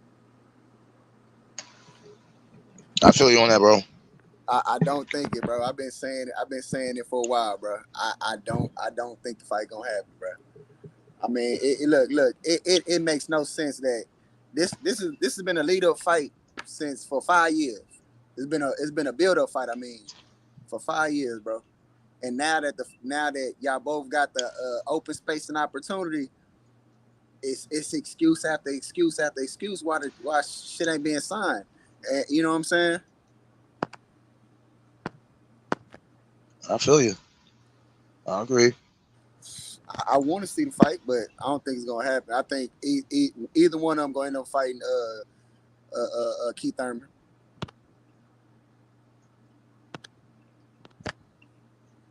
I think both of them will be Keith Thurman. Yeah.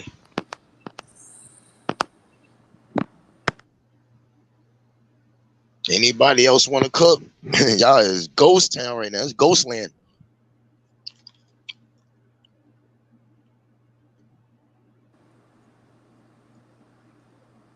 I'm here. I'm just typing in the fucking chat. But so. Oh yeah, you been in the chat the whole time, man. You know I do. You know how I do it. Man, I like to have multiple conversations when the shit go. Especially like when you have a lot of people on the panel. Like it's cool to let other people fucking do their thing and whatever. Nah, you good right now. Ain't nobody really speaking. You know what I'm saying? Somebody bring the heat. I want to, you know what I'm saying? Yeah, like so there's a whole bunch of shit like this, like people, and it's just about understanding, right? Like as you grow and you experience more of the sport, your understanding of it grows. But you always, think you know it all. So it's just kind of like it is what it is, man. Like, and none of us know it all. We're just here to fucking learn from each other. And at this point of this sport, how much I've watched it and who I've been linked to and been like, fortunate enough to see behind the curtain, be in the gyms, like hang out with get some Hall of Fame game, all that shit. So my thing is just like a little bit different, but I'm still a fan. It's not like I'm a fucking fighter. It's not like I'm a manager or promoter, none of that shit. But I have promoted shit. I've done film and television shit, so I can know the basics of the game. So I mean, these conversations are cool, but without knowing like the ins and outs of certain things, it's hard to speak on. But that jab shit, that's easy work because like some guys just got short fucking arms. Some guys like that's really like some Hall of Fame dudes got short fucking arms. But who your top 5? That's because I asked earlier. You ain't say who your greatest. Your Yeah, top 5. right. Because it just muddied the waters. Who my favorite fighters are doesn't speak to the efficacy of a jab in the sport. That just talks about my preference. Yeah, no, I'm just saying the reason why. I know. I didn't answer it earlier just because of that. Like that's all. Like the way when you introduced it, it was a tangent and it was just kind of a straw man. I wasn't trying to go down that particular rabbit hole. I wanted to get some clarity on what we're talking about. That's all. Let's see. My favorite 5 now, though. Bud, Spence, Usyk,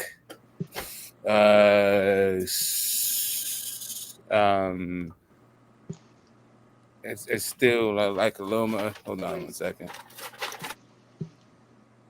I like Loma too. I think that getting too fucking comfortable with that. I like Loma, but he's not one of my favorite. He's not one of my top 5. The last one to round it out, it would be Devin Haney, and it's last and not least. That's in no particular order. Why everybody got Haney? Not everybody, but majority of people got Haney so low on their list, man. It's just so crazy. It is like I said, my list is not in any particular order. Oh, okay. I'm glad you clarified. Yeah. I'm about to say. At the top 5, at my top 5, I got Haney in the top 3. Well, he's just talking about my favorite fighters now. Like it's like, yeah. My favorite one's gone. Yeah. I be looking at everybody's list, bro. And Haney be at the bottom, be like 9 or 10. They got Chinese fighter, whatever. I mean, Japanese fighter. No, I can't even pronounce it. Yoka. No, not Yoka, but Nyote, Monster, Inoue. Yeah, he a beast though. I want to see him fight Stephen Fulton. Yeah, Fulton. Yeah, I want to see him fight him. They in the same weight class. I could definitely see that as a possible fight. Fulton said he definitely don't mind having that fight. Fulton already said that he'll take that fight. Yeah, I want to see that. I want to see it. And, hey, look. And, hey, bro. What's your name, man? I say Smoke. Yeah. See, and that's a fight. That's a fight that will be determined on jab. James Jeffrey, the person that took that vacated 2 belts in the 140 division is Josh Taylor. Josh Taylor is the one that has 2 vacant belts taken away. 2 belts away from now. Now they're vacant. Ah, shit. And see, this is the thing, bro. I love boxing, but the thing I hate about boxing is it's too much politics that's involved, bro. And sometimes it make me not enjoy the sport sometimes, bro. Because like I think Josh Taylor's a good fighter, bro, but the only reason why Josh Taylor is relevant. Hey, who is that?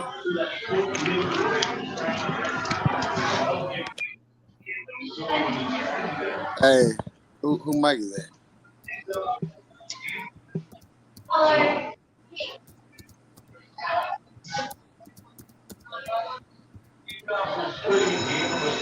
Hey, yo, come on, man. Put that on mute. Yo. Nobody trying all that. Yeah, I'm like, get out of here with that.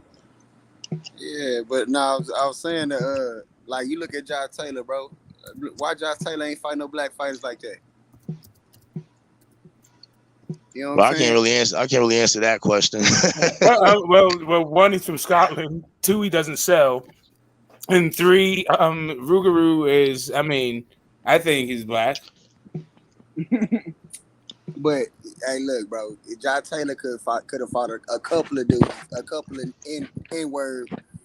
You know what I'm saying? But he could have fought Crawford. Yeah. No, he said he's not trying to fuck with Crawford. He already let that shit be known. He's like, Crawford's probably his favorite fighter. Yeah, he looked like he think about it. Yeah, think about it. Yeah, man. Think about it. He probably knows that he knows Crawford is the real deal and probably is one of his favorite fighters. He probably don't want to fight him. But see, there was talks about him fighting Tank. What a year ago? Or, last year? I don't know. They'll talk about. Actually, a while back. Tank actually put his name in his mouth. He actually put him out. He actually said that. I remember that very well. Yeah. At one time, he did say his name. Yep, and not only that, I think it was after Tank fought Tank. Not Tank. No, it kind of came right after Josh Taylor got the undisputed belts. Yeah. Around that time. Yep. So shit, like. And look, but his career is politics, bro. They look, and I can say the same thing for Terrence Crawford. That not in a negative way. I'm saying that they didn't put Terrence Crawford in the spotlight until he 34 years old. I'm gonna say not 34. I mean he was 31 years old, bro. And he been winning belts. He been dominated, but he just now getting the shine that his talent deserves. You dig what I'm saying? I feel you, bro. So it's like it's too much. It be too many politics in this boxing world, bro. Like too many politics, bro. Like what me and Obo was debating earlier when I was talking about Canelo. Canelo won when one of the judges had Canelo winning, bro. If you don't believe that's politics, that's crazy, man. Does anybody on the panel believe Canelo won that fight against Floyd? Of course not. He didn't win. I don't think he won a round either. I don't think he won a round either. Yeah, I don't know, man.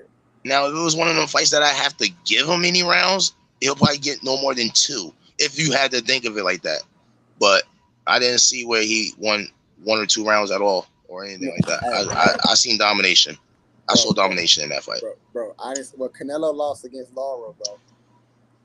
And Caney ain't no arguing with me. I done watched that fight so many times, bro.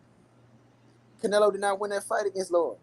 Oh, J.O. said, so beating Postal, Regis, and Ramirez is politics? It's a question. I think that was directed to you, bro. Is what? He asked the question. Beating Postal, Regis, and Ramirez is politics? I mean, he's talking about Josh Taylor against those guys. Look, so Josh Taylor was the fighter that deserved them fights. He was in a tournament, bro. But I'm just saying, because this is what I look at, right? Now, Josh Taylor, he was unified, right? Yep. And then he beat Ramirez to be undisputed. Yeah, so check this out. He won what, 140? Yep, 140. 140. But honestly, when you say about black fighters, he didn't fight. When he got those belts, I don't know, maybe somebody else knows this answer more than I do. But the last time I remember, when he did get undisputed, I didn't really hear no black fighters out there really calling for Taylor like they really want to fight him. Like I can't really name one that really wanted that fight. Hey, look, that's why I brought up the Tank situation. Yeah, Prograde did. Prograde did. Yeah, I think Haney. Oh yeah, but he did fight him already though. Smoke. Yeah, no, but Prograde wanted that rematch though. Oh, he did call for a rematch. Yeah, he wanted that rematch. Was Taylor undisputed when he called for it? I mean, he wanted it immediately. Like he was just like, I want that shit. He wanted to run it back. Yeah, I feel you on that. I was just saying based on the titles, like he had all the belts. Once he had them, like did you hear anybody besides Regis that even called him out in the black level? But I mean, listen, he's not even undisputed anymore, right? Like, yeah, that's true. You only like most people only do that shit one time. Like, he's still my pound for pound fighter though. I'm keeping him in my top 10 pound for pound though for now. Because he's still undefeated and he has accomplished goals. He's got some accolades in his book. You know what I mean? That's why I got him. So do you think? Yeah, I'm not talking technically. I'm talking about your eyes. You think he won that last fight? No, he didn't. And so I like the way the guy adjusts in fights. Like he makes the proper adjustment to fucking win fights time and time again. And that's one of my favorite attributes of any fucking fighter. Like the ability to be a complete guy, to be able to fight on the inside, outside, counter punch, lead, all that shit. Like you can punch in combinations, have different combinations, can disguise your punch, all that stuff. But yeah, the ability to adjust to what the other guy is doing, right, in order to make the proper adjustment to win a fight, like that is, that's next. You're making a nice point right there, Smoke, because exactly what you just said. This is why a fight that I wanted to happen in the previous time. This is a fight that I wanted more. I really wanted that Crawford Taylor fight. That would have been an interesting matchup. It would have. I think it really would have been interesting, bro. Crawford would have scored him. But the power probably would have beat him. Would have beat Taylor. Yeah, Crawford would have. But their skills, like what Smoke just said, like that's pretty much what Crawford brings that same damn stuff to the table. But see, hey, look, you can't name a fight Crawford has had that you can say in your mind, yeah, Crawford lost that fight. Literally, I asked you. Not every fight I see in Crawford's career, he's won them all. Yeah. So you see how I asked you, I said, do you think not technically, do you think that Taylor, did it look like Taylor won that last fight? You said no. Nah, Taylor didn't even look like Taylor in that last fight. Yeah. You know what I mean? I think he lost. You know what I mean? I think he lost. Smoke. But he also wanted the rematch, and he also came out and said that he put an offer on the table for Catterall, and he didn't get a response. Yeah, also. But Smoke. What's up? Eye test, not technical. Do you think that Taylor won that last fight? No, which is why he slid way down on my pound for pound. Right, exactly what happened to me. Yeah, so like, and see, that's my thing. It's a lot of fighters. Like I think Tank would knock him out. And honestly, on my side of it, I agree with that. I agree with that too. From But that last, if he would have lost that fight, performance, yeah. if Josh Taylor, my bad, Smoke, but if Josh Taylor would have lost that fight and they would have gave him the loss, he wouldn't have been in my top 10. But see, that's why I talk about our politics, bro. Because they gave him the fight, and anybody that watched that fight will be like, "Yeah, bro, you did not win that fight." But that's what happened, bro. When you a top ranked fighter, you gonna get some cards pulled for you. Mm-hmm. You know, it's true. It's true. Yeah. My bad, Smoke. What you was about to say, bro, man? My bad to interrupt me. No, it's all good, bro. This shit, heated fucking thing. It's fucking people on panel. I'm not tripping off that shit. Fuck, what were we just talking about though? I did lose my train of thought.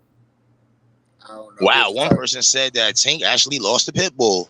Man, what fight you was seeing, bro? No, they're just in the chat fucking trolling. They're talking about how Canelo. They said Canelo versus fucking Floyd was a draw. That's crazy. They're just fucking trolling, bro. They're just like crazy. They just want attention in chat. J.O., nobody's hating on Josh Taylor, man. What did we say that we are hating on Josh Taylor? Nothing, absolutely nothing. Yeah. Oh, right. That was the whole thing I was gonna say about knocking him out, Tank knocking him out. Come on, think about J.O. Think about J.O. You must be a Josh Taylor fan. You must be a huge Josh Taylor fan. When you saw that fight against Catterall, what did you really honestly think in that fight? You really thought he won that fight? And the better question is, do you think Tank beats Jack Catterall? Mm-hmm.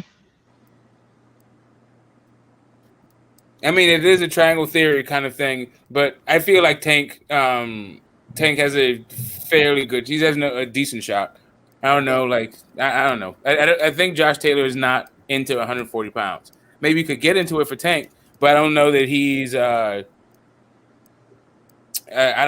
just don't know what Tank's power is like against Josh. So Taylor. basically, Josh Taylor is actually bigger than what he should be at right now at weight. So he should go to 147, basically. I think so. I think he's like he just is waiting for a shot at a title at 147. Like he has no chance. All right, J.O. Hey, all right, hold on. He responded when I asked him that question, and he said that he had Catterall winning the fight 7-5. So why would you say that we're hating on Taylor if you had Catterall winning?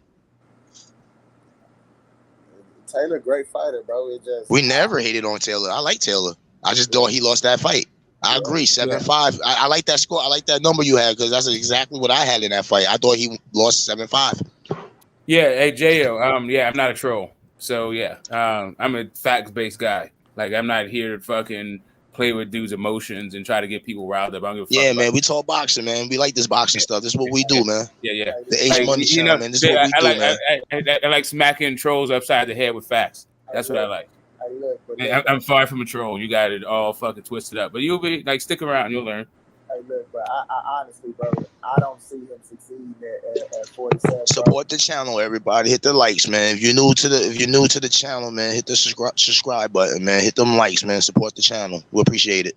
For sure. But yeah, I don't see Taylor succeeding at 47, bro. Because even if Crawford and Spence move up, bro, he wouldn't last against Boots. He wouldn't last against Keith Thurman. Yeah, but Boots is IBF guy. Like he would like the WBO.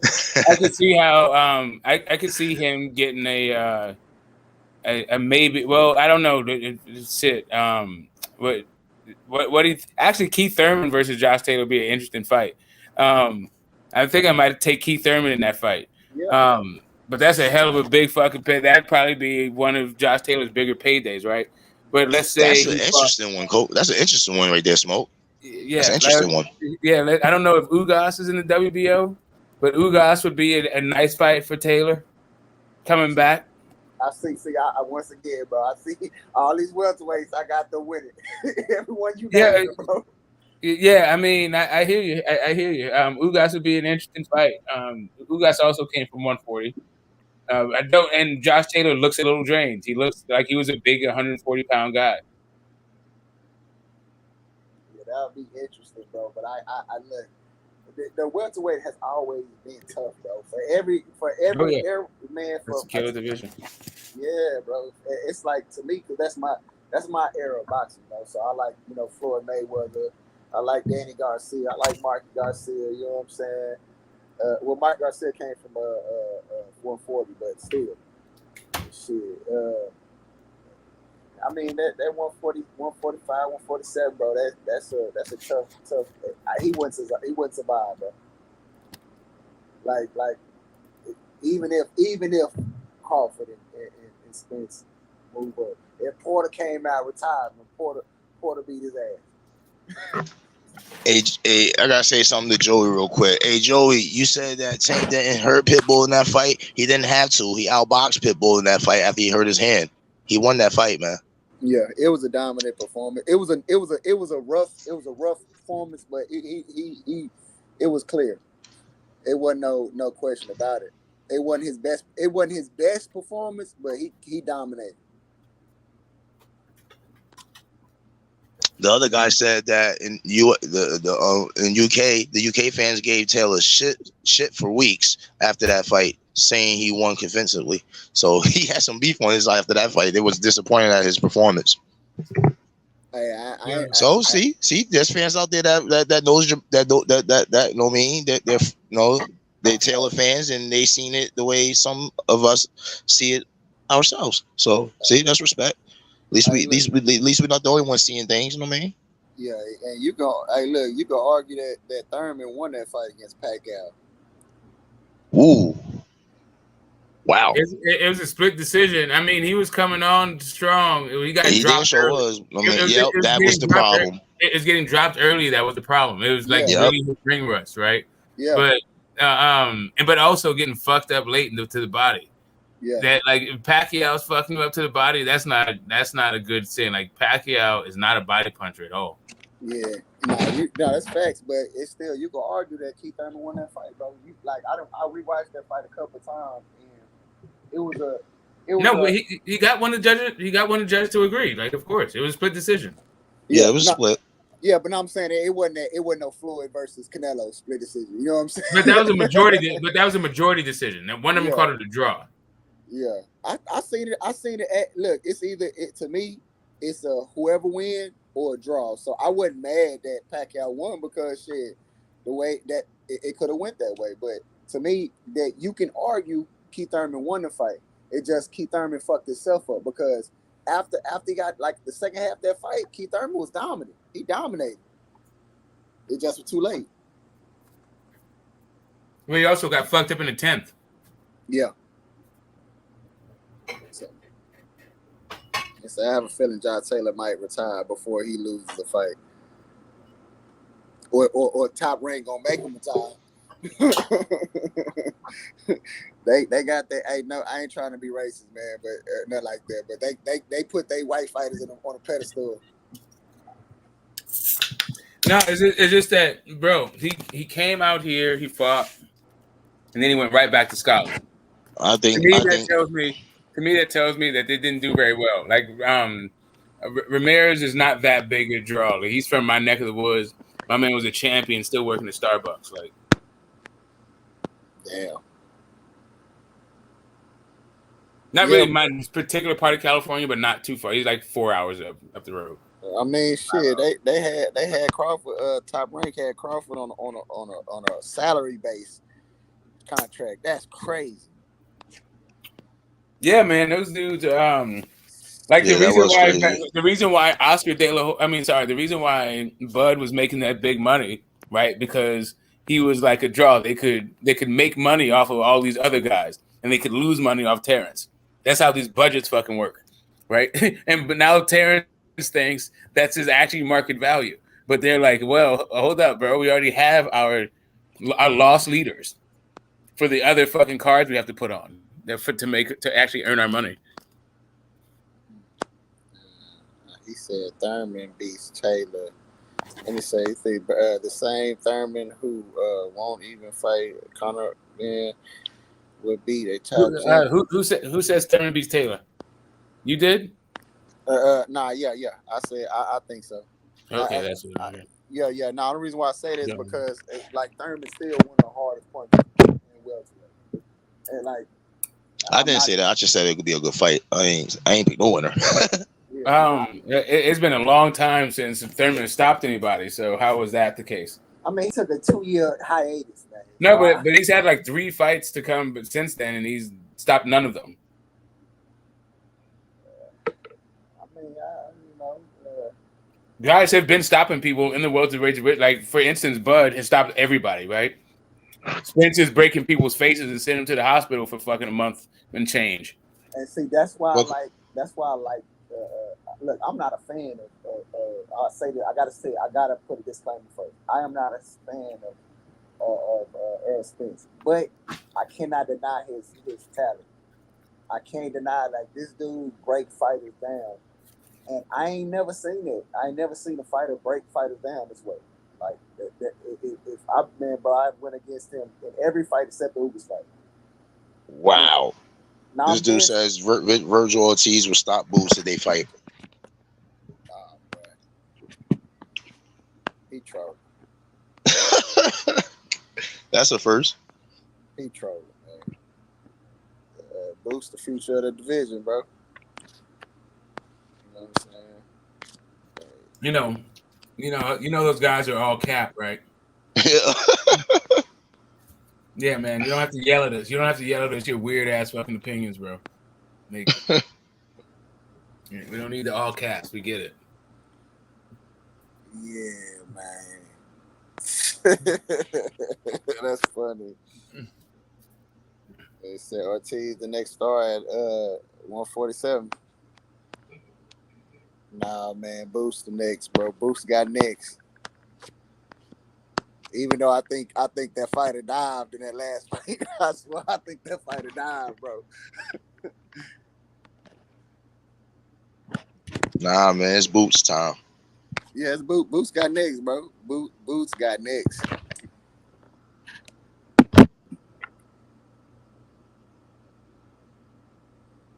Yeah. So Conor Benn and Chris Eubank are signed.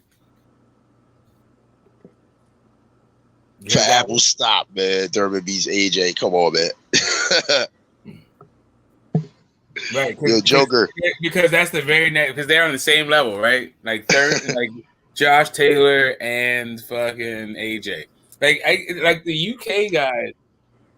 Do you guys just like fight something like as a team? Anyway, I don't know, man. Anyway, and we don't really. The American amateur like mindset is like a thing of the last century for real. We haven't really gave a shit about the Olympics in a long time, and that's not just boxing. That's just like kind of in general. Like the American interest is just falling off.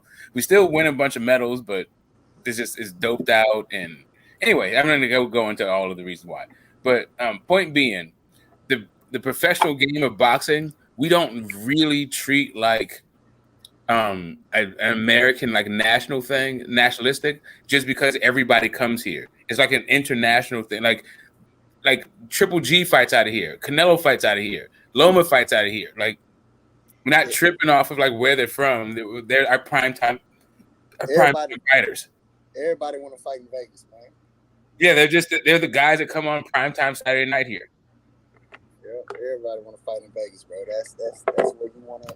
That's where you want to be at. You know what I'm saying? Yeah, Ugas fights here, like Rigondeaux fights here. Cubans, Russians, Ukrainians, you name it, they fucking fight here. Man, I can't. What's the name? I can't wait to see Ruiz versus Ortiz. You hear me? Who is it? Yeah. Virgil's next fight. Yeah. Roy.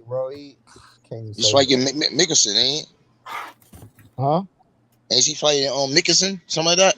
McKinnon? Something like that? No, I can't even say that name. Ruiz. I'm talking about heavyweight. Oh, you're talking about heavyweight division. Oh, you're talking about Luis Ortiz. I think you're talking about Virgil Ortiz. Yeah, no. I'm talking about Ruiz versus Ortiz. I want to see that fight. Because Ortiz is a hell of a fighter, bro. He just man, go on Ruiz's page on YouTube. Watch his training and watch the episodes of his show. Man, this boy is training hella hard right now, man. He got to. He got to, bro. He's fighting a more technical fighter. He's definitely training like he really wants this. Like this is his best training in his career right now. The way he's doing it, for what I've been watching. I'm not even gonna lie. I've been watching him. The dude's training hard as shit right now. Hey, look. To me, that Cuban dude, bro. He the fourth or the third best heavyweight fighter right now, bro. I still think Ortiz is that dude. Just because he got knocked out twice against Wilder don't change nothing, bro. Wilder he different when it comes to man. Well, in that fight, I got Ruiz in that fight. I think I'm gonna say. I think he makes a statement against Ortiz. I'm gonna say 50-50 just because I believe in Ruiz's talent, but I also believe in Ortiz's talent. So I'm gonna say 50-50. I'm not gonna make a judgment. I can't, cause I mean I believe in both of their abilities. To me, it's whoever execute the game, whoever execute their game plan best is who gonna win a fight.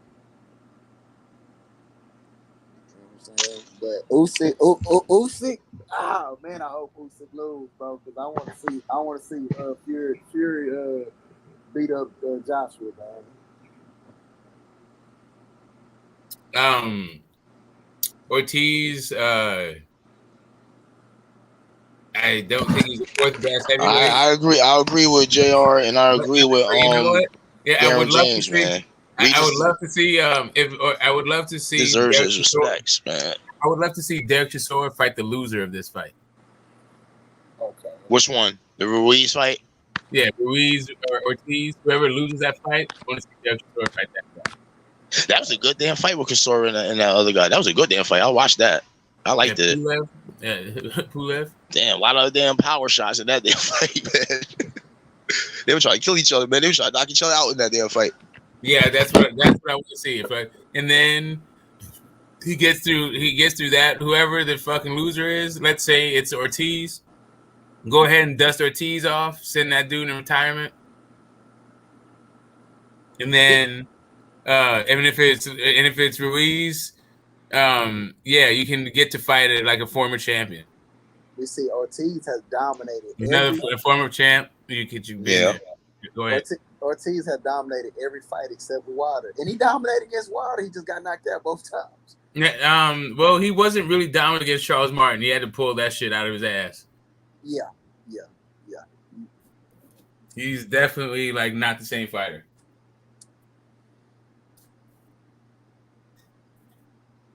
Shit, what y'all think about Wilder coming back against the Nordic Nightmare? Knock him the fuck out. Yeah, Wilder's my favorite American heavyweight, man. When he retired, I'm like, damn, who else I'm gonna like in the heavyweight division now? Wilder was my main guy. You know what I mean? I know there's other guys out there. I'm like, who else I'm gonna pick in the heavyweight division? Because each division I got one of my favorites. So it's like, I think Wilder. Listen. I think Wilder is gonna be. He shouldn't have retired, even though he getting up there in age. He shouldn't have retired, but I understand because, you know, shit, he got humbled, and that shit, you know, it happens to everybody. The way he fought, and that last fight against Fury, is the way he should have been fighting his whole fucking career. Because the way he was fighting that fight was amazing, bro. The first time I looked at Wilder, I'm like, this nigga can box. yeah, I agree with you. The way he fought in that third fight, he was doing some things that I'm like, all right, he came out different. I like this out of Wilder. All right, let's see if he could keep this up. But I realized that he had too much weight on him, and then he got tired too fast. You know what I mean? And that, you know what I mean, played in a part for Fury to win again the way he did. But him coming back and taking this long retirement off and stuff and coming back, if his mentality, if his mental state of mind is being that fighter that he was against Fury now, that would be a good advantage for him to add those skills into this return. He would be just as better, and he'll have better chances of winning Yeah, bro. Like you right though, bro. I mean, even though he was winning already, knockout artist and all that, but for him to add on, if he could add on some of those other things the little things that he was adding on to Fury, if he could do that But now see, the problem is with that knockout power, oh my God, he has a definite chance to win another belt before it's over. AJ, the problem is, bro, Aiden, bro. The problem is, bro, they didn't want to give Malik Scott the credit, bro. They didn't want to get. Oh, he took a dive, bro. That was just all he did. I'm like, bro, just shut the fuck up.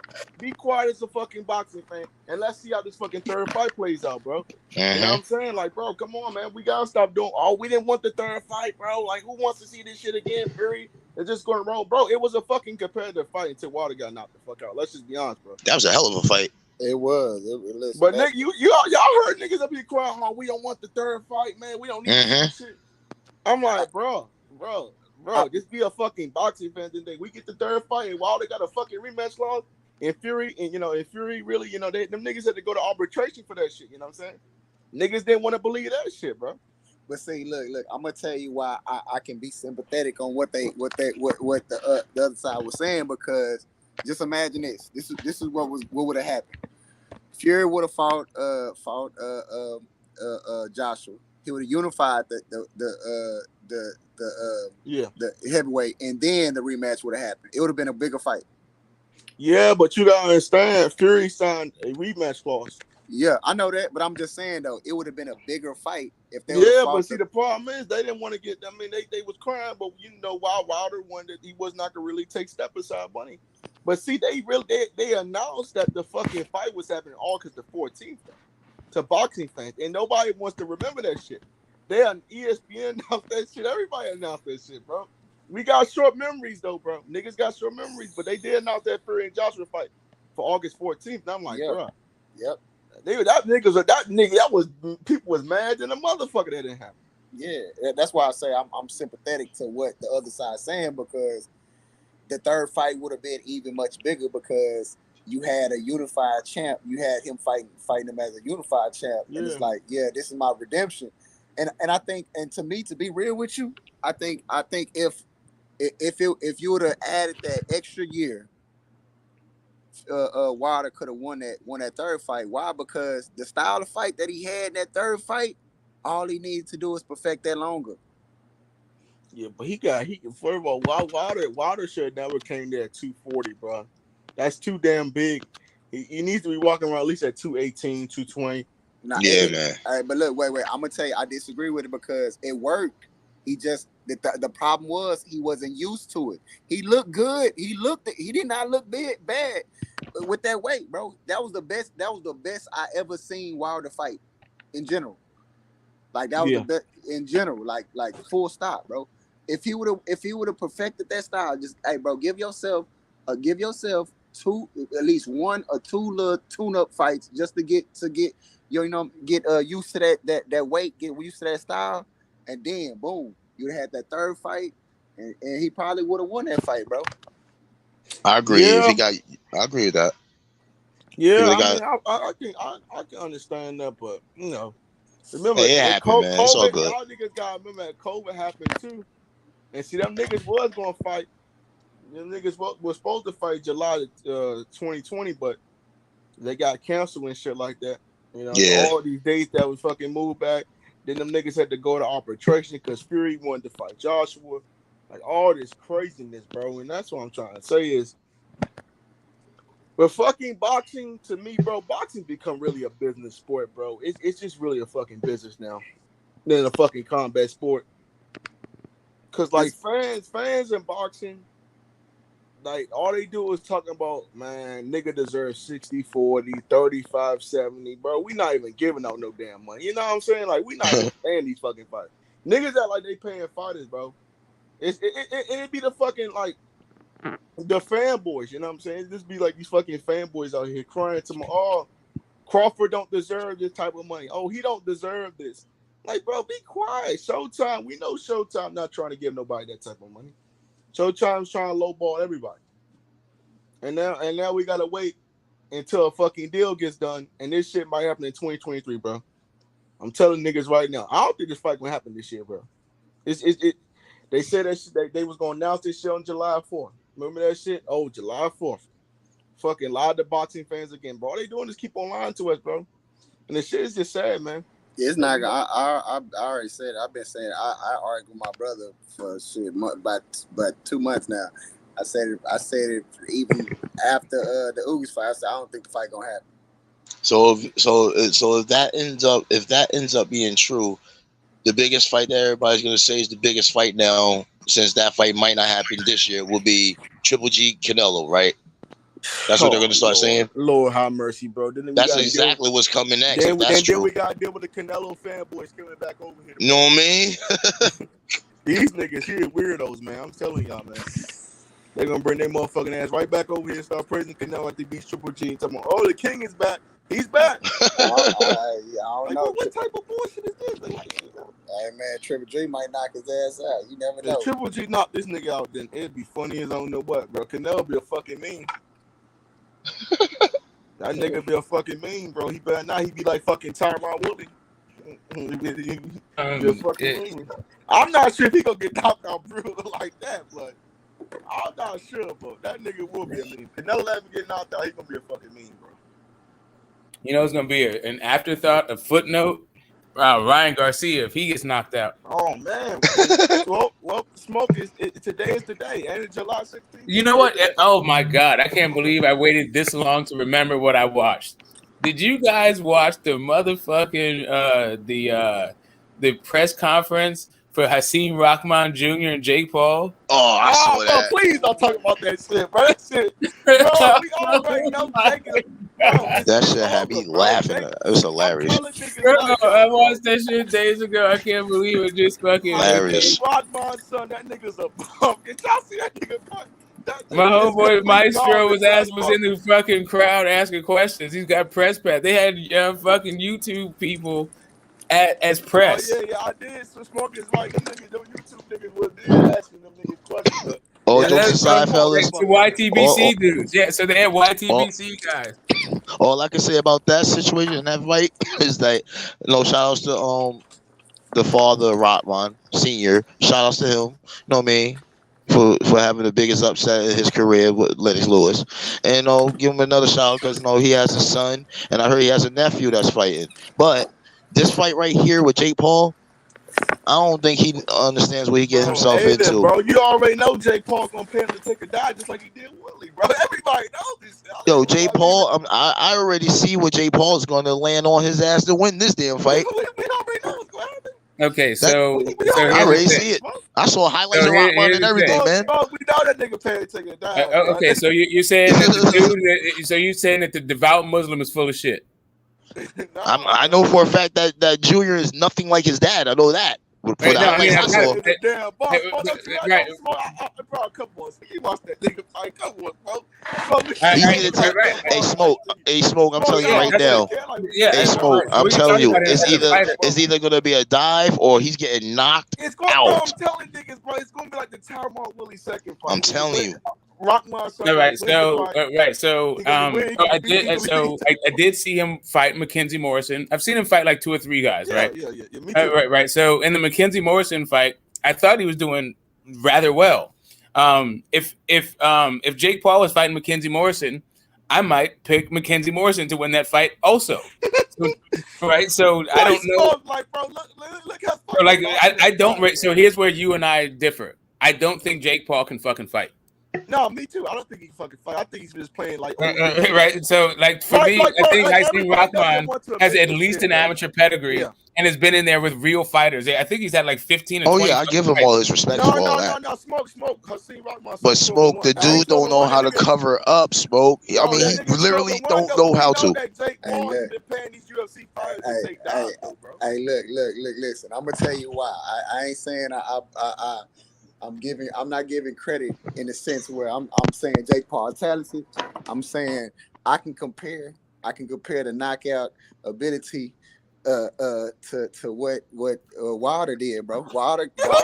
Hey, look, listen. Nigga, come on, bro.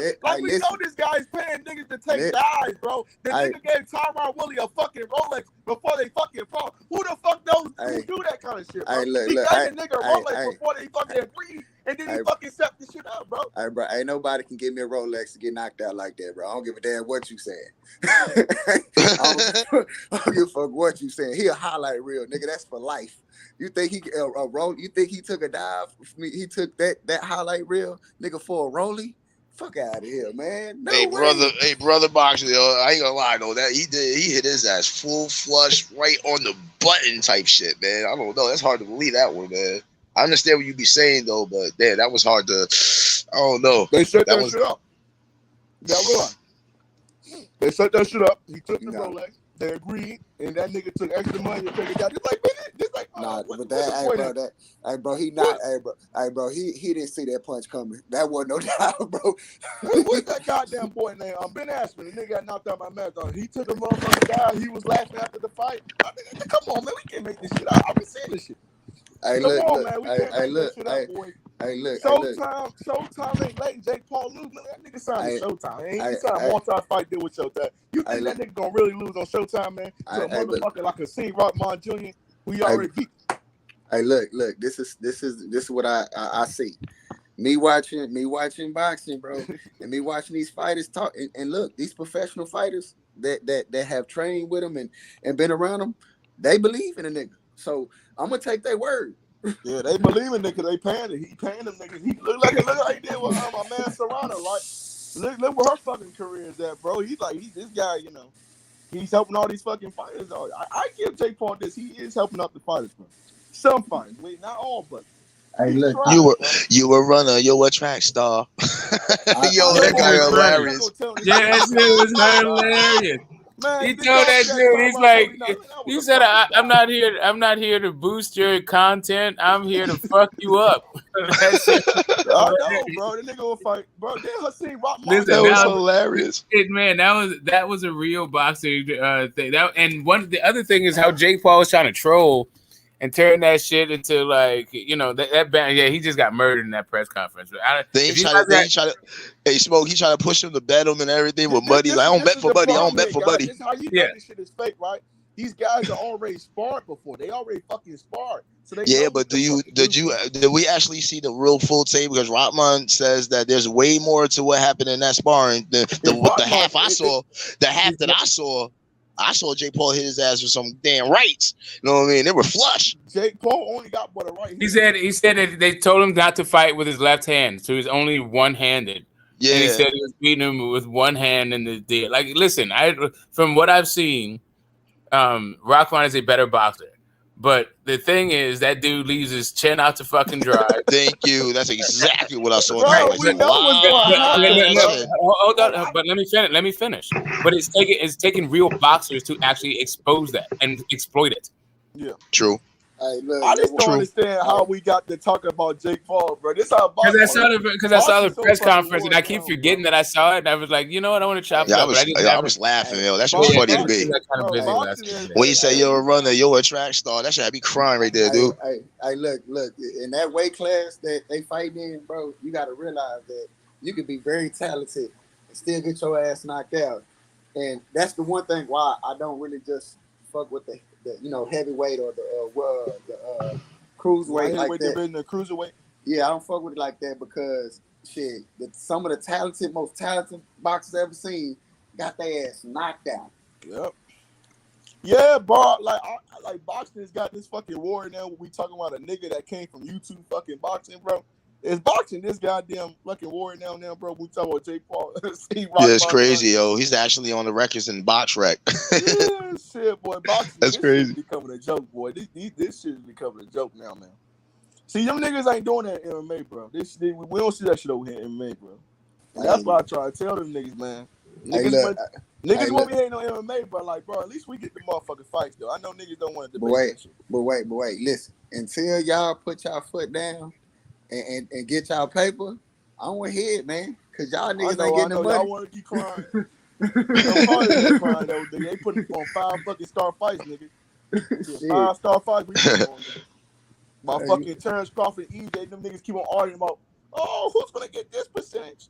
Fanboys are, who's going to get this percentage? Ain't no fucking fight being made every single day. Who's going to get this percentage? Crying about Tank and Hang. Ain't nothing fucking getting made.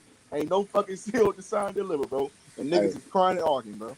Yeah, them UFC fighters, bro. They get Hey, paid. brother, boxing. What you think about Ryan Garcia's interview? He said that he's staying at 140. Well, let him stay at 140 and fuck him. Let him stay at 140 and let him get himself killed at 140. Get shit on the damn fucking Ryan Garcia. Ryan Garcia's a fucking pussy to me, man. I swear to God. Niggas say he had fucking mental health issues. We find out this guy took a vacation, lying like I don't know what, say he's gonna see a psychiatrist and shit. Lying like that. This guy's a fucking liar, bro. And what's gonna happen? What's gonna happen tomorrow is he's gonna beat Fortuna, bro. I'm very confident in this shit. They're not letting him lose, man, until he fights somebody big, man. Hey, look. But Fortuna does fight Gary. That's the one thing I'm gonna say about Fortuna, bro. I feel like he can't expose Ryan Garcia because Ryan Garcia do keep that motherfucking chin up in the air. Mm-hmm. And Togo was actually he landed a punch on Ryan Garcia. I seen that motherfucking fight. And Ryan Garcia, he's fighting aggressive, more aggressive with Joe Goose now. He fighting too aggressive. He ain't got no defense. He don't got no head movement, side to side head movement. Bro, I'm telling you, he gonna get fucking exposed. Did y'all watch Arnold Barbosa tonight? Arnold Barbosa Jr. Did y'all guys watch it? Yeah. Hey, look. I think he's really talented though, bro. I think Barbosa would give a lot of people problems. I think he should fight Lopez next. Ooh. Hey, but what you think about that one, brother? Boxing. Ooh, that's a good fight. I think Lopez will beat him because Lopez is a good counter puncher, and I kind of did see Barbosa get hit by that right hand too many times, though, bro. Yeah, I did see the right hand like get hit. Yeah, he did get the right. He don't got no defense, bro. He don't got no defense though, bro. Hey, look though. Listen though. This is my thing. Why I like, and it goes with the Ryan shit too. Sometimes your offense is your defense. That's why Earl Spence is what Earl Spence is, because he it's been times you can see that man, this nigga defense trash. But bullshit. It's bullshit. We shouldn't compare or like I don't think that at all. I'm going with Crawford. Hold on, bro. I'm gonna call yo, Aiden know this shit. I love that's my nigga, but yo, come on. Earl Spence is a way better fighter than fucking Ryan Garcia. No. He's a way hands down. Hey, no. I'm not comparing. I'm not comparing. I know you're not, but I'm not comparing. Put them niggas in the same two brackets. And I don't like Earl, but bro, come on, nigga. Yeah, I'm not doing that. Ryan Garcia, Earl I'm not doing that. I'm not doing that. I'm not doing that. All I'm saying is sometimes a nigga offense and like Spence, to me, his offense is his defense. He make fighters stop swinging. Yeah, because he's a really great inside fighter. Ryan Garcia is really not a great inside fighter. He doesn't keep his hands up like Spence. Spence always keeps his hands up. Spence actually has decent defense. Like he'll block some of the punches though. Mm-hmm. But Spence, he'll block some of the punches. He got way better jab than Ryan Garcia. He's way more technical than Ryan Garcia. Those way more body play. I was just using the example, man. No, I know. He knows how to cut the ring off better than him too. But Earl Spence, he's a very sound fighter. But Ryan Garcia, he looked terrible in his last fight. I'm not sure why would they even put him in the ring against a guy like Togo, who was a fucking Ghana domestic fucking fighter, who nobody fucking cares about, bro. He beats fucking Togo, now he's back. So basically, everybody's going to 140, basically. Like, all the guys are going to 140, basically, now. I think, bro, I swear, niggas don't want to see Gary Antoine Russell, though. That's the one dude they don't want to see at no 140. Ain't nobody's calling his motherfucking name out at 140. Y'all see that shit. Niggas don't want to speak on that shit, though. Hey, what's his name? Ghost? I don't know about Ghost. Earl Spence fighter. He fought Frank Martin. Nigga Frank Martin. Yeah, Frank Martin. He need to get his defense up. Nah, Frank Martin overrated this shit, bro. Nigga, bro, let me put him in the top 35, bro. Nigga beat Jackson Ramos, who just came off a loss, against a TKO loss against fucking Richard Comey, bro. Come on, man. Like, I'm not saying, and that's a good step-up fight, too, because Jackson Ramos can actually box.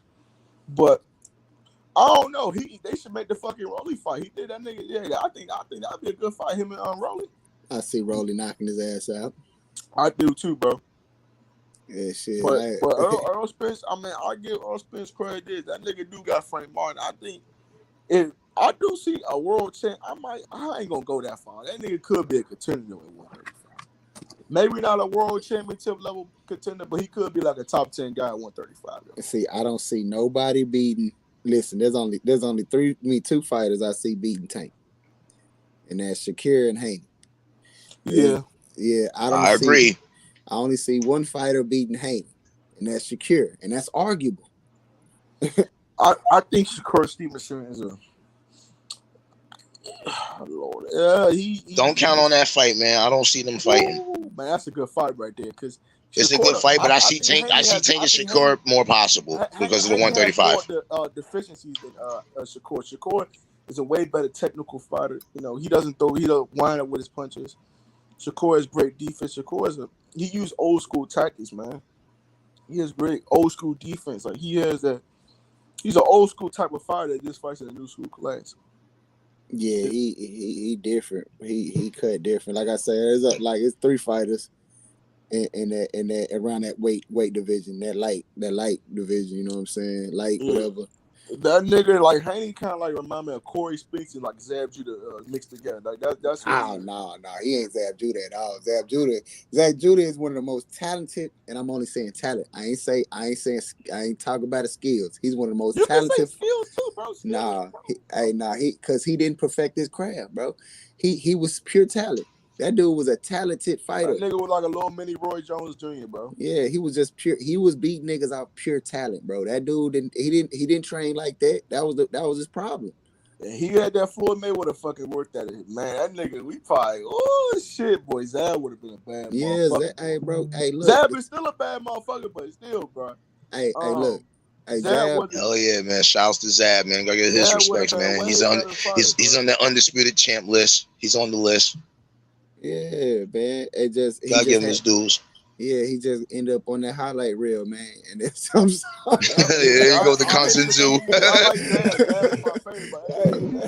Come on, man. Don't keep doing the constant zoo on him. Man, bro, that dude he almost killed that. No, man, you missed it the other night, man. Hey, yo, hates the fact that Amir Khan knocked out fucking Zab Judah. Man, bro, but that wasn't no knockout, man. That was like some bullshit. Zab over there crying and shit like that. That's why he lost.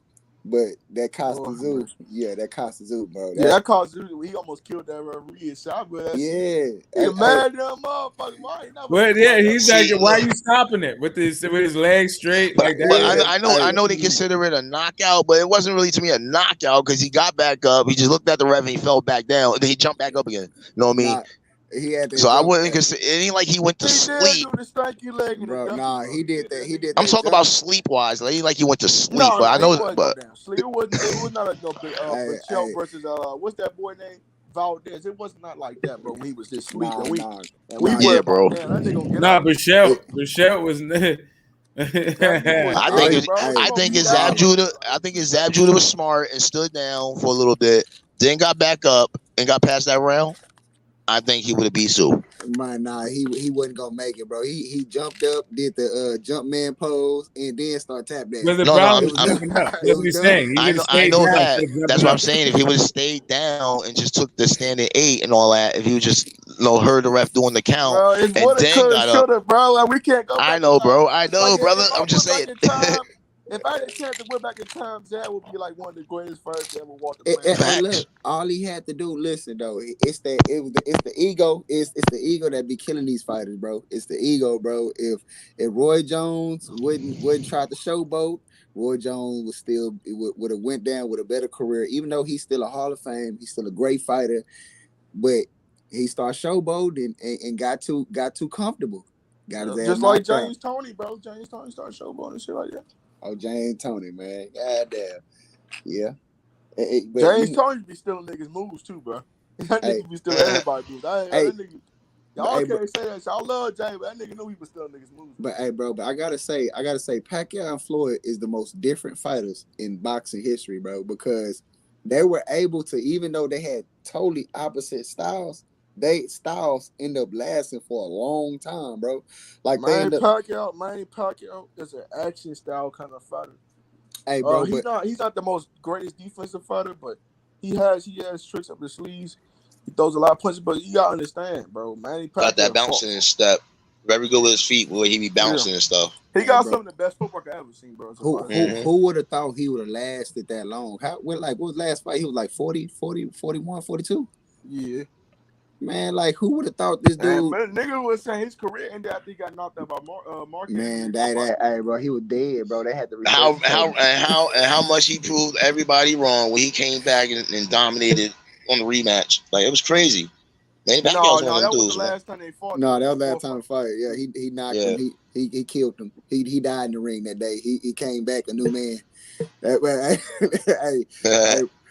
for real, I thought he was dead, bro. Man, the way he was there. Yeah, the Marquez and Pacquiao fight, that shit was amazing. Yeah, bro. Yeah. That's what boxing was good back then, bro. Morales and Pacquiao was lit too. Yeah. It was, but it wasn't as good as that Marquez because that first fight, man. Pacquiao, Barrera also. Hey, because you can argue whatever you want to argue, either or sides of all 4 fights of Marquez and Pacquiao. You can say that Pacquiao knocked down Marquez about 2 or 3 times. Yeah, that was the first fight. That was the that first fight was kind of crazy. Yeah. I know that shit, bro. Hey, he got knocked. I never said shit about nigga came in and they got and then it wasn't a draw. It was a draw. Morales was in his ass with some good shit in the first fight. Yeah. Yeah, bro. Canelo doesn't he doesn't have that warrior Mexican. Hold up, spirit. Morales did win that first fight. Hey, bro, do you like what do you like? I feel like for me, bro, when we talk about the all-time great Mexicans, bro, we shouldn't even mention Canelo, man, because it could like nah, Mexican I ain't fighters, gonna do that. I ain't gonna do that. Because I'm still gonna keep Mayweather. I'm still gonna keep De La Hoya on my list as the best one. Yeah, but bro, that's he these said Mexican all fighters. But when together. you look at these, let me say, when you look at these, they had heart, bro. They wanted to fight anybody. It was no fucking excuses. And Canelo, he has too many excuses for me, bro. It's like all these fucking excuses. Oh, I don't want to rematch people. Oh, I want to fight a 41-year-old Triple G. Yeah, oh, that's I my don't only want to. concern. There's too many excuses with this. Yeah, I feel you. I feel he don't have that Mexican blood, bro. He don't have that Mexican warrior spirit that he'll fight anybody, bro, at any time, bro. I agree with that 100%. It's just I can't take away from his accomplishment. No, I'm not saying. Exactly. I feel the same way about that. Yeah, I can't Bro, so that's. I don't like. I think he's a good Mexican fighter. I don't think he's a great Mexican fighter, bro. But it ain't a Mexican fighter that has accomplished what he accomplished. It ain't too many fighters in general that has accomplished what he accomplished. I know, but bro, look at the competition though, bro. Like, and we just gonna say that shit, bro. Like, look. Hey, but bro, look how many weight divisions Oscar won belts. Yeah, nigga was a 6 division weight class. Oh yeah. No, I'm not taking away from Oscar. You know what I'm saying? Shoot, it just I look at Canelo the same way I look at Sugar Ray Leonard. You know what I'm saying? Bro. Wow. Hey, look, listen, I'm gonna tell you what. Can I explain? Can I explain to this?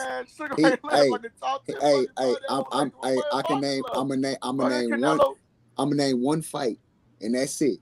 This dude duck Hagler all the way until they were older, and then when he fought Hagler, he had the biggest ring in boxing history today. Bro, that's not like some excuse to me. Hey, no, you ain't listen to me, bro. All this you can look up right now. It's the biggest boxing ring today in the whole fight he ran.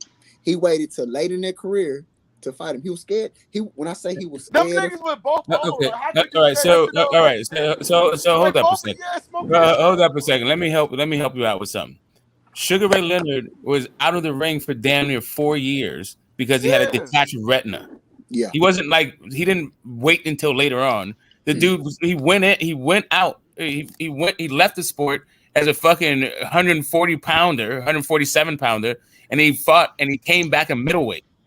And they could have fought 10 years prior. 10 years prior, he was fighting at welterweight. Fighting that fucking welterweight. He's fighting at 140 pounds actually before then. Like, hey, look, Hearns would call the dude out for the whole career. They didn't fight. They were never fighting at the same weight until he came back from a torn retina after years. Hagler always stayed at 160, bro. He never went up. He never went down. Yeah. And that man that takes retina, the same thing but people don't want to remember that shit though. That really did kind of like, cause if people would. He was supposed to fight, bro. He was supposed to fight Aaron Pryor after that shit at 140 pounds. Yeah. Like he was fighting. He was nowhere near fucking Marvin Hagler's weight class. Yeah, bro. Niggas don't want to give Sugar Ray Leonard credit because, you know what I'm saying, they see him kind of like, oh man, he kind of like started that shit before Floyd did. Like that nigga Ray Leonard, man, that nigga's fought you, man. He still fought them niggas, man. We can't take nothing away from that man, bro. He still fought people, man. To me, like he's the best welterweight to ever live, in my humble opinion. That's just my humble opinion. Well, they just don't have footage of Sugar Ray, the actual Sugar Ray Robinson in welterweight. That's the problem. That's the only reason. I have Ray Robinson number 2. And so they have him at middleweight. We have his fights at middleweight. We just don't have him at welterweight. But he's supposed to be the best welterweight ever. Yeah. Ray Robinson was a bad dude, man. Is it any, bro? Like that's the problem here. It's just it's not too much footage on these older guys. Like, you see, it's just sad, bro, that we don't got a lot of footage on these older guys in boxing. But yeah. But Ray Leonard, we can't take away from that, man. I don't care what nobody says. That nigga fought everybody. Facts. Man fought everybody, bro. Nigga might say he didn't fight this dude or that dude. He might never fought Aaron Pryor, but that nigga, hey. Shit, another guy I like. He was signed to fight him for $750,000. Another guy I like that I watched. I like Mildred Taylor. He was really nice too. I liked him too. Ooh, boy, Mildred Taylor was good, but Chavez did him dirty like that. Boy, I thought he would beat Chavez's ass though, bro. Yeah, like just think if he knew how to clinch like fucking Devin Haney. Ooh, if he knew how to clinch, that man be a bad. But right. Man, to me, good point, like Mildred Taylor was like the second most talented dude on the 84 team, bro. He was the second most talented dude on the 84 team. Behind Pernell Whitaker, bro. That's just my humble opinion. That 84 team and Olympic boxing, that shit was crazy, bro. That 84 team, bro. I don't know if niggas gonna ever see some shit like that again. Hey, Smoke, you ever think we gonna see an 84 team ever again in boxing history, man? Boxing is leaving the Olympics in 8 years. Oh shit, nah, bro. We'll be in the damn boxers leave the Olympics. Damn, I heard about that shit too. They so you talking about 2028? Basically, they're gonna leave, right? I thought it was 2030, but it could be 20. I guess that's the last Olympics, 2028. Yeah.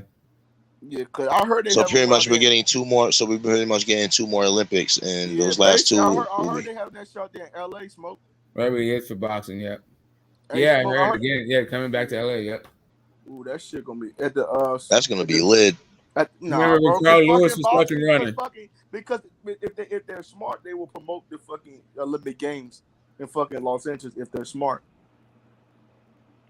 Yeah, that 92 game, was it 92? Yeah, I think it was 92. That's a guy that's that smoked me in high Mosley. school. That was Mosley De La Hoya in 92. Yeah, no, that's my homie too.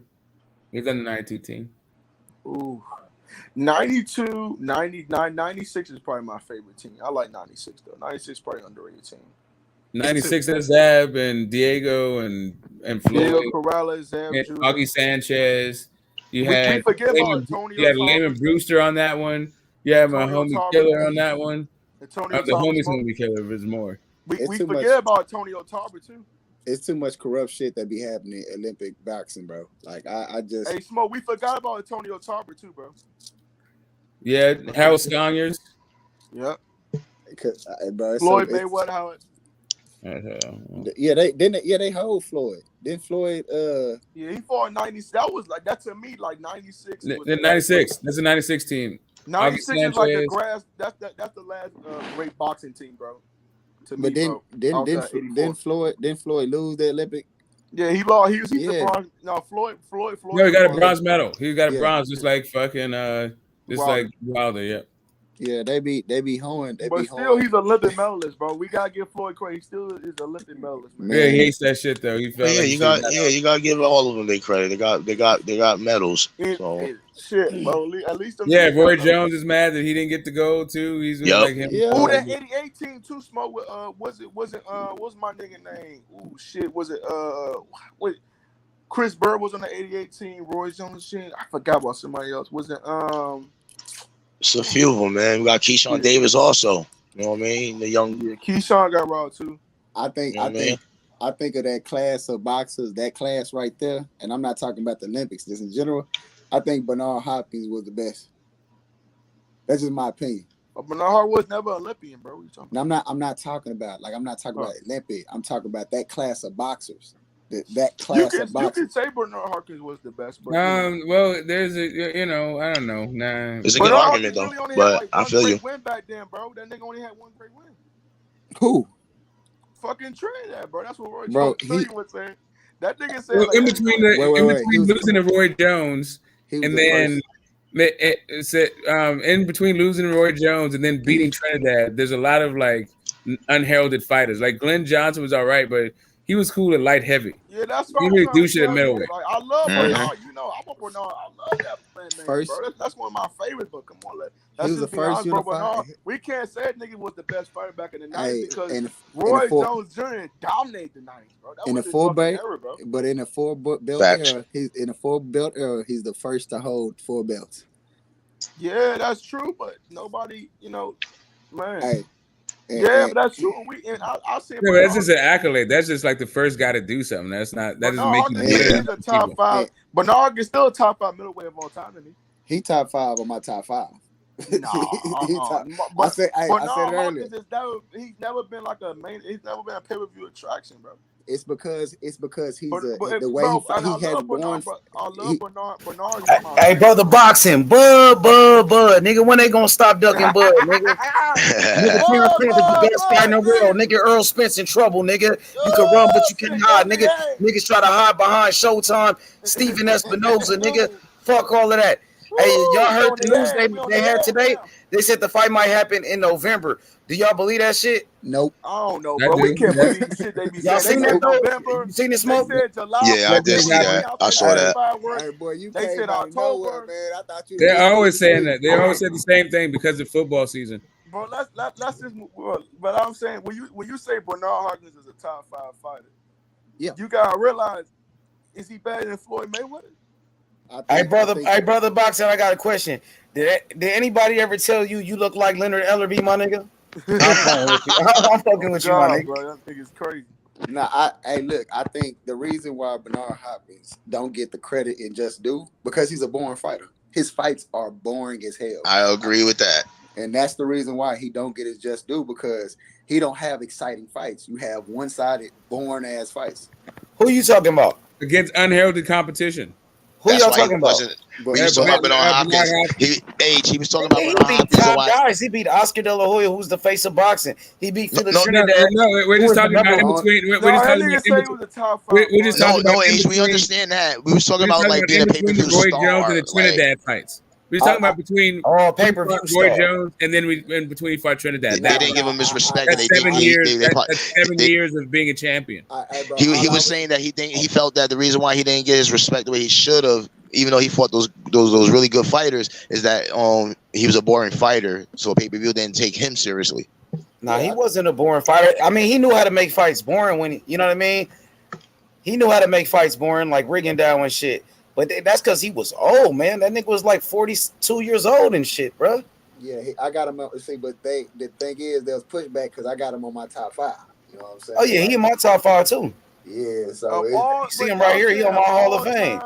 There you go, right there. H Money Boxing Hall of Fame. We'll take you to the Hall of Fame real quick. You know who else in my Hall of Fame? Brother Boxing. Check out who I got. Terrence Scott. Yeah. Hall of Fame, nigga. You know what I'm saying? You can talk about Hall of Fame on H Money. My personal favorite. You got to start with guys like them. Oh yeah, that's another one. Yeah. Sugar Ray. Oh yeah. Real Deal Holyfield. B-Hop. Hell yeah. Lights Out. The Undertaker. Lights Out Tony. Yeah, Money Mayweather. The TBE. Winky. You know what I'm saying? Yeah, Winky was a bad boy. Hey, Shouts to Winky. Larry. What about Larry though? Best jab in the What business. about Ali? Smoke. Another one. Yeah, man, I got you, bro. You know, it's only right that you follow up with Nigel Benn, right? Great list. I like Great Nigel, list. but he's a little bit too reckless, man. Hey, watch this though. I don't know about that style of fighting, my nigga. Yeah, man. Exactly. What about Chris Eubank? You heard that fight guy? He good, but not on my personal life. I like guys like this. Oh yeah, there you go. There we go. You know, my Sterling. Hey, check this Where's analogy. bro? Hey, Aaron, come on, man. We got the hawk. No, I got the hawk, my nigga. Hey, check right this here. out. Hey, check Gotta this have out. that nigga right there. Hey, check this Gotta analogy have out. Julian. And gotta hey, the goat. Hey, before you go, the goat of all goats, Ray Robinson, nigga. I will talk Of about course, it, you bro. got to go with Joe Calzaghe after that, right? I like him though, Smoke. I do like him. I ain't gonna lie. Where he at? What about Prince I ain't got Nassim? him because I ain't got him, but I mean I got him though. But on the personal, he is one of my favorites. But this was like my He doesn't go-to make the guys. cut though. He's These not are my making the cut. go-to guys right here, Smoke. Yeah, I'm saying, what? You don't think Joe Calzaghe after Sugar Ray Robinson? Like, what the fuck? Hey, Money. Like, what the actual fuck? Money. What's up with it? To me, Ali is like Jordan, and Holmes is like Kobe. Yeah, you right about that. Yeah, You're right about that. You know what I'm saying? Because Holmes is like a prototype of Ali. But you got to have Hagler up there, like for real though. Oh yeah, we got the marvelous one. Come on, man. You know I got him. Rest in peace, Marvin. Young Marv, where you at? There you go. Hagler, bro. That's what I talked about earlier, man. My nigga Hagler, bro. That dude's a scary fighter. We went in the ring with him. Man, bet one of my top 5 fights, bro, is him and Hearns. I don't care if it was short. That's one of my top 5. 15 rounds. Hearns versus Hagler. That shit was amazing. Oh yeah, that was a war, man. That was a dog fight. That was amazing, man. Hey, that boy Hearns came with the smoke though. Hey, that nigga came out swinging. Hagler came out swinging right with him. It was like a street fight. It wasn't even, you know what I mean? Yeah. Oh, you talking about Hagler Hearns? Oh, that shit. I thought you were talking about Hagler fucking Hagler's Sugar Ray stuff. No. I don't respect that fight. So I already told you I don't respect that fight. I don't. But you said you didn't respect that fight? That is ahistorical, though. I'll tell you that. But Hagler, no, I don't respect the Hagler versus Leonard fight because one, it was the biggest ring in boxing. Yep. And two, bro, it wasn't even a good performance. At all, bro. Sugar Ray. See, the thing is, like Sugar Ray Leonard changed championship boxing from 15 rounds to 12 rounds. That was the first time, a world championship fight was a 12 rounder. Sugar Ray changed it from 15 rounds to 12 rounds. And then Sugar Ray made sure he had the big ring. If he didn't have that big ring, he wasn't gonna fight, and he got the big gloves. Yep. And that's why I was bringing it up earlier. And I'm not that's not knocking Sugar Ray Leonard's accomplishment. The dude is a Hall of Famer. You know what I'm saying? Shoot, top 5, top 10, wherever you want to put him, he up there. I thought they got they got rid of 15 rounds after the Juku Cam Ray Boom Boom Mancini. But championship fight smoke. They switched. I mean, I thought it was just in general. Like that was the whole championship fights were still 15 rounds. But Sugar Ray changed the world championship boxing from 15 rounds to 12 rounds in that Hagler fight. Yeah, that Hagler fight, it was crazy. That was crazy, bro. Like that until this day, that's the biggest boxing ring in boxing history. I don't know. So I don't understand what that's supposed to mean. So no, because Sugar Ray wanted the big ring. He made sure he had a big ring, or he wasn't going to fight. Yeah, and he if you so watch he could the fight, run. That's what he did. He was running the whole fucking fight in that big ass ring. Okay, so they both were in the same ring, right? Yeah, but that nigga had a big ass ring so he could fucking run around, bruh. So you have all that room to run and stay away from Hagler, bruh. Right. Generally, people that run don't win fights, right? It's like no. I thought Hagler won that fight. Sugar Ray was tired as shit in that fight, bro. Well, I mean, there you go. He was jabbing and running. A close fight. It's split. If it's split decision, if memory serves. Yeah, he was jabbing and running. Right? He did not want to. And excessive holding too. They could have took a point away for all that damn holding he was doing for real. Yep. So yeah, I'm sensing some hatred out. No, that's not hatred, bro. But I'm seeing some bitterness on the outcome of that Sugar fight. Ray was a bitch, bro. I ain't gonna. I love Sugar Ray. You know, I like Sugar Ray. Sugar Ray was good. You had him on the Hall of Fame, and now he you was the call him a ultimate bitch. diva. Like he is in my personal favorites, but the shit he was doing with Hagler, that shit was weak, bro. It was. Man, that shit was weak, bro. He waited for Hagler to, be in wars with Thomas Hearns and fucking John the Beast Mugabe before he would get in the ring with him. I did not. Hey, look, I was saying that was my whole point earlier when I was bringing up Sugar Ray Leonard. I was bringing up the fact that okay, I'm a Yeah, but you just don't take into account that the only reason he was up there was because he got injured and he was supposed to be and he was out of the sport for damn near fucking 4 years. Like he came back as a middleweight when all that shit was going on. Hey, look, hey, come on now. He called Duran out of retirement to fight him again. Duran was retirement. That shit was like a 6 month turnaround. That shit was like an immediate That's some turnaround. ghetto shit. You say he caught them and told him. Yeah, no, he did. He called. He literally he called Duran. Are you talking about the third? Are you talking about the third fight? I'm talking about the the rematch was immediate. Okay, yeah. I think you're talking about the third fight. Third fight. Sugar Ray waited for years to give him that third fight, nigga. Yeah. And then Sugar Ray waited forever to give Thomas Hearns his rematch. And Sugar Ray never fought fucking Aaron Pryor. You know what I mean? And he waited forever to fight Thomas Hearns. No, he waited forever to fight Marvin Hagler. He got injured. He was supposed to fight Aaron Pryor, and he got injured. Came back, remember? He came back. Hey, look. Correct. It was 3 years later in a completely different division. Hey, look. Sugar Ray was ultimate diva, bro. Hey, look. I brought him up because I compared him with Canelo right now. Because Canelo is the biggest diva in boxing. Canelo. I get your point now. Why you he said got that that from Sugar Ray and shit, and he got some of that shit from Mayweather later. But they put in way more work than Canelo did, though. To be honest, no, they should have been doing. No, you're right, 100%. Shit, you're right. But I was just comparing. But you're right though. You are right, my nigga. Because I remember when Demetrius Andrade showed up to a press conference on Canelo, the same way Aaron Pryor showed up to a press conference with Sugar Ray Leonard, and Sugar Ray Leonard wouldn't even fight him. If the whole thing is about Sugar Ray Leonard being a diva, sure. But Canelo is nowhere near the diva that Sugar Ray Leonard is. As a matter of fact, Canelo's not even the diva that Oscar De La Hoya was. No, he's his own version. He's a diva for sure. That shit he was doing with Demetrius Andrade, that nigga diva. That shit he did with the Bivol rematch, diva. The shit he did when he Oscar De La Hoya was diva too. Oscar De La Hoya tried everybody, but he was a diva. The fuck out too.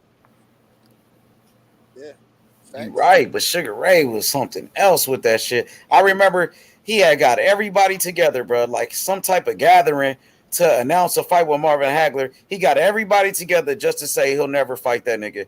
That was some of the weakest shit I've ever seen. That shit was, that was horrible, bro. Bro, like, I wish Hagler would have never fought that piece of shit. I mean, I like Sugar Ray. Bro, he was full of shit, bro. He did all kinds of fucking dirty tricks and all that shit. That dude, he got the W's. All right, he got W's over all the four kings. He didn't, and he skirted fucking Mike McCallum too. Hey, look, imagine, like this is what I was trying to say earlier. Imagine if that Duran versus Sugar Ray Leonard was in the modern era, this era of social media and all that shit. Oh, when he quit that No Mas? Yeah. Oh, that shit would have been even worse. I mean, people still remember that shit, but in this era, they would have roasted the shit out that man. Oh yeah, they did fucking Wilder when Wilder lost, bro. That shit was crazy, bro. No, it's not even that. It's AJ spitting out the mouthpiece against Ruiz. Oh yeah, they did him dirty, but the way when Tio got beat by Cambosis, oh my god, nigga, Tio Fimo ain't never been the same. The way Rigo lost to Loma, they killed Rigo for that. Well, they did. I wasn't around at that time, Smoke. Oh yeah, man. I wasn't on killed YouTube him for that fucking thing because Rigo talked all that shit, wanted to fucking fight all that thing, and then he laid the fuck down. Yeah, I mean, he did move up like 2 weight classes to fight that man or some shit. I mean, yeah, I got it. I'm with it. If you're gonna go up there, bro, then Kell Brook got his. What you say about Mikey is that he didn't give up. They wanted to stop the fight, all that shit. He's like, no, he cut didn't me, quit. cut me. The only thing is he did not quit, but he did like give up trying to win though. He got his I ass felt like whooped. he stopped trying to win. I'm trying to tell you, like Rigo said, his hand hurt and then left the whole fucking fight. Hey, look. Side notes. I want to. You was gone, money, but who you think will win? Who you think Josh Taylor could beat in welterweight right now? Damn, at 147. Because that we were talking about it earlier. I say I don't see him beat. I don't see him beat none of the top guys. Yeah, I don't see him beating Crawford. I don't see him beating Spence. I don't see him beating Boots. I think he got a chance with Thurman. I think he could beat Thurman. Yeah, You know no, what I'm we're talking about if Errol and Errol and Bud are gone. Gone, because they both said they moving up after this fight. Yeah, so like, who can he beat to get a belt? And I was think like, he can beat Thurman. Yeah, He yeah, can beat Thurman, right? I think he can get with Thurman. That's what I was saying earlier, and I think he might be able to get with Ugas, maybe. I think Ugas would drop. I don't know if Ugas the same after that beating Spence gave him though. So I mean, it'll be a 50-50 fight though. To be honest, maybe Stanionis, but I don't think he's in it there. Maybe Stanionis. Yeah, see, those guys are bigger at 147, and Josh Taylor, like, he tried to bully a lot of guys at 140. I don't think it's going to work at 147, so I think it'll be a 50-50 fight with Stanionis. I think he could probably take Stanionis. It'll be a good fight, but I think 50-50. I think he got a chance to beat Keith Thurman. Who else? I think he could beat Rashidi Ellis. I think he could beat Rashidi Ellis, to be honest. I think that's about it. I think... Is Ellis in line for a title? Who, Rashidi? Yeah, I thought he just. No, I don't think so because he's been on a long ass layoff though. But I think he could take Thurman. You know what I mean? But I could see Thurman possibly beating him too though. But I think Josh should beat Thurman. To be honest, what you think though, bro? Look, I think like I said it. If Thurman regain his power of late what he had, I don't think it'll be a chance. I think he still got it. I don't think he has been able to execute because of the time off. I agree that Taylor. He ain't got a knockout.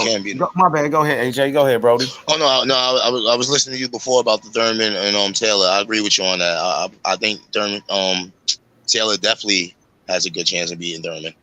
Mm-hmm. Yeah, he tough, but the thing Thurman he hasn't had a knockout, bro, in forever. He just fought Barrios. We seen Tank Davis, a 130-pounder, knock out Barrios, but Keith Thurman couldn't drop him, couldn't knock him out. He couldn't knock out Jose Cito Lopez. He could, of course, Pacquiao beat him. I can't remember the last time Thurman had a knockout, to be honest, bro.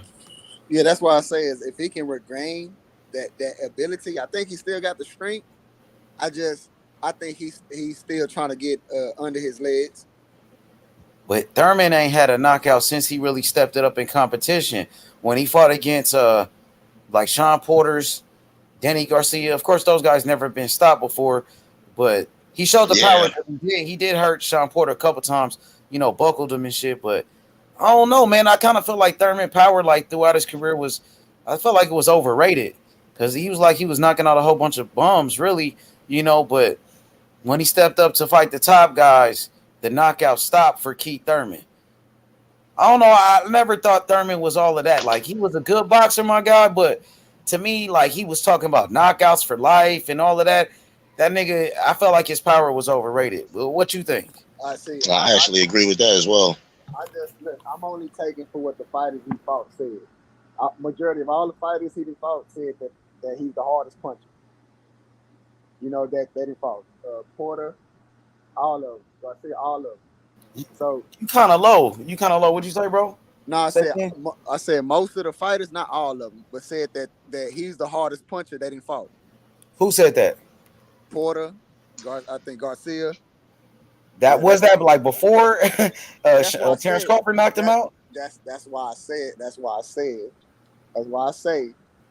if he can get back to what he was, I don't see Josh Taylor beating because he still got that. He still got the ability. I don't know if he can execute it no more. Mm-hmm. Man, I wonder if Thurman could beat those guys at 47 right now. Who you think Thurman could beat at 47 right now? You think he could beat Crawford? You think he could beat Spence? You think he could beat Boots? I You think think he could beat I, Stanionis? I look. The only reason why I say it's a I think that's the possibility. only guy he can be right there, standing on this. No. Look. The only reason why I say it's a possibility with Boots because I don't know. I haven't seen Boots get tested yet. Boots is talented, and I see the talent. I think he's the future of the welterweight division. I want to see him face real talent before I can judge his pressure. See if he can handle pressure. Yeah, for sure. He wants to fight everybody. Like he been calling out the top guys, but seems like nobody want to get in the ring with him. Mm-hmm. So he got to keep beating those guys they put in front of him. But yeah, he got the talent for sure, man. That kid is a phenom, man. I think he'll punish Thurman though. To be honest. No, I think he would. I think he'll win that. I think Boots will win that fight. I'm just saying that's a fight that I would want to see. I want to see because Thurman got pressure.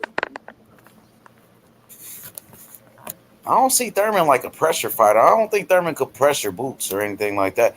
Thurman ain't no great inside fighter. He's a good boxer. He know how to move. You know what I mean? He got some good speed and shit, fast hands. Good footwork. You know what I mean? But he ain't just no pressure fighter. He ain't. You know what I mean? Yeah, when I'm saying pressure, I mean it like I'm talking about work. I ain't meaning the actual term pressure like he's a pressure fighter. I'm saying that Boots ain't fought nobody that put him under pressure. You know what You I'm think saying? Thurman could pressure him? Or who I you think could pressure him? Like Spence, maybe Crawford. it wouldn't. I don't. That wouldn't even be a fight. I think both of them would be Boots. I don't even think. You I think don't. both of them would be Boots? I think both of them would dominate Boots. That's why I say, Boots got to put some stripes on him before he can go against them monsters. Them are like the goddamn Loch Ness, Godzilla, and fucking King Kong. So I don't see nobody beating them two right now in welterweight in general.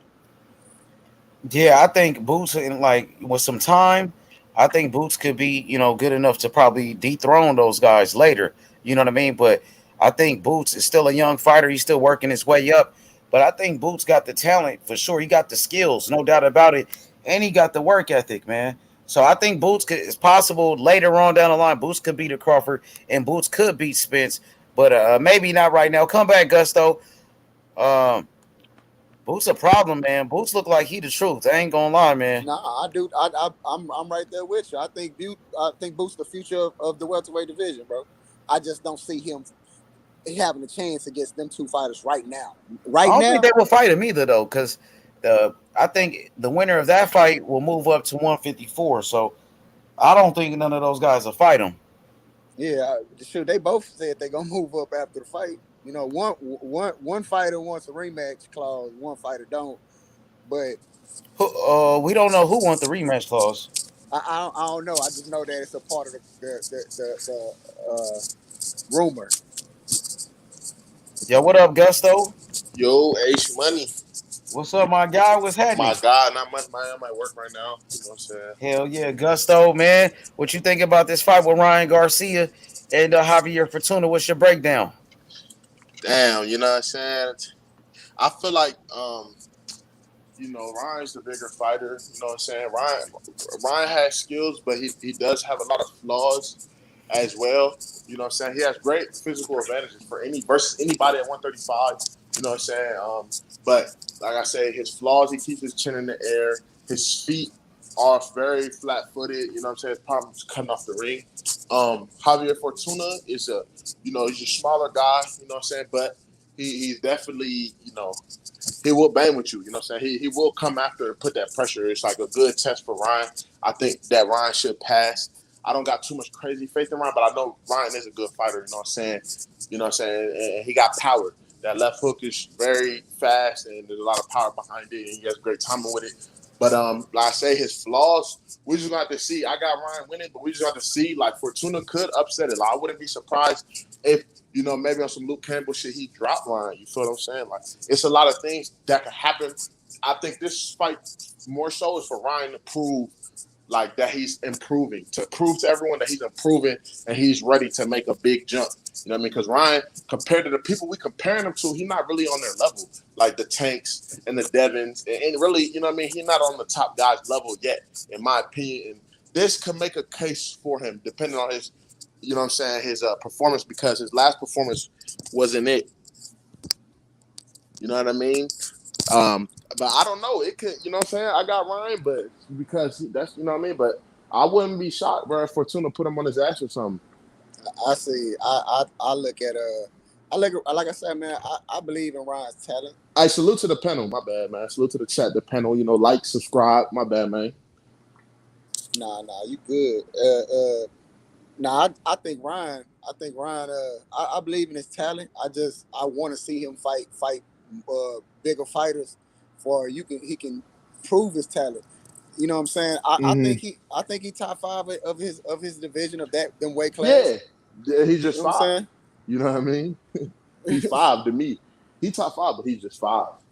Shit. I mean, now, like I think he could beat Kambosos. Yeah. I mean, like I said, I just got to see what's good with this net, because I know what Kambosos possess. You know what I'm saying? Kambosos ain't no.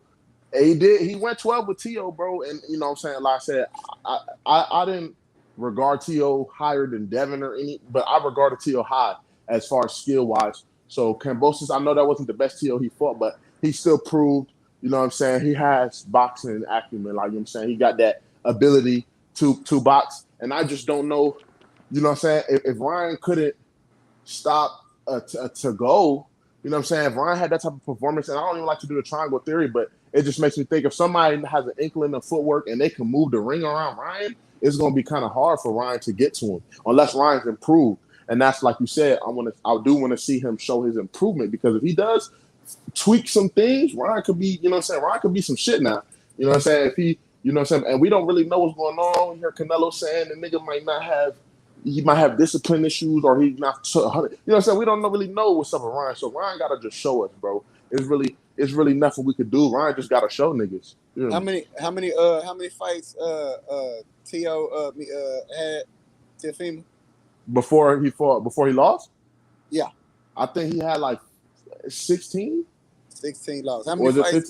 How many fights Ryan Garcia got? 20-something. 20-something. He like 22 fights, right? Something like that. Yeah. I think his problem is his diva complex. I think he's another diva fighter, but I think Ryan is talented, bro.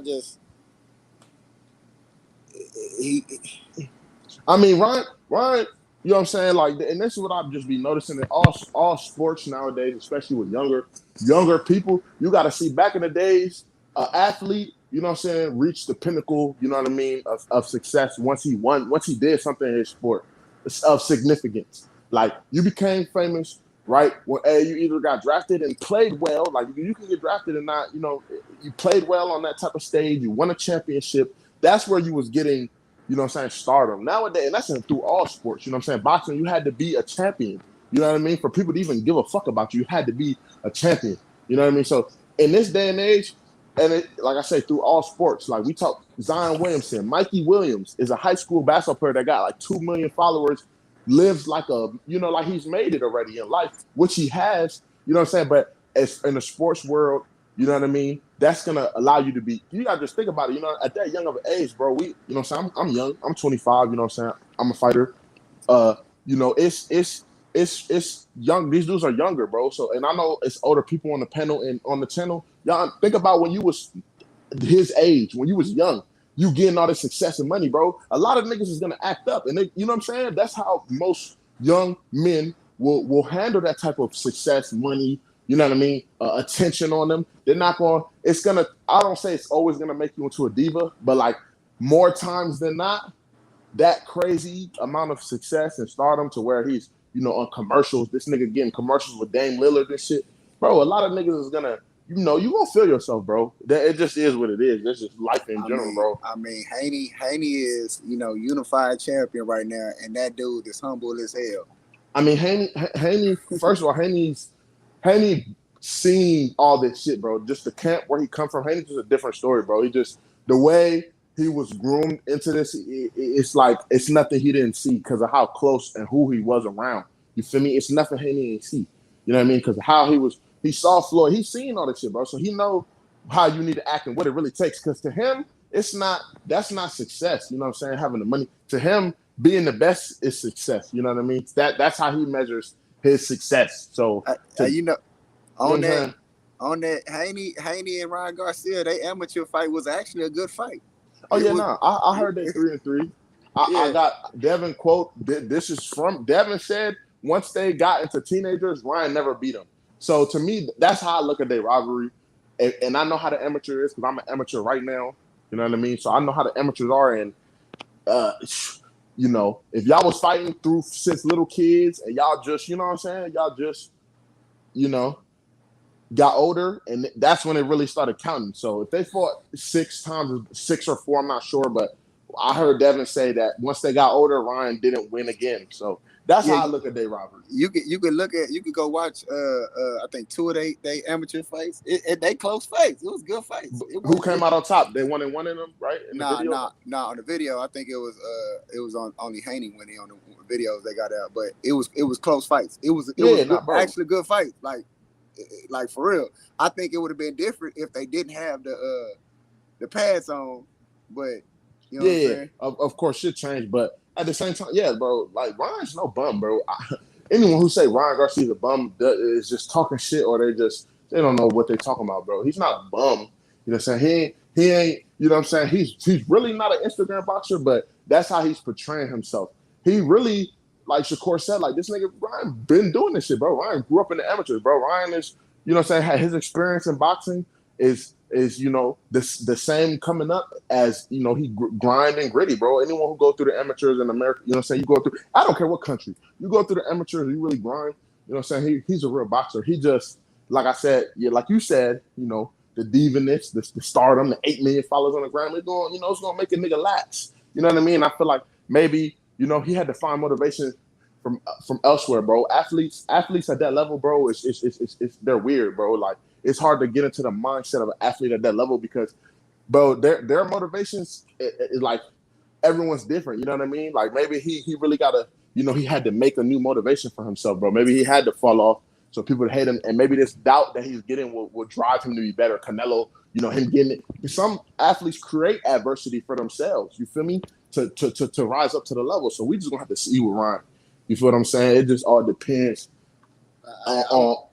I want to see that with all of them, though. I want to see it with Haney. I want to see it with Ryan. I want to see it with Tank. I want them. I want Shakir. I want all of them to fight each other.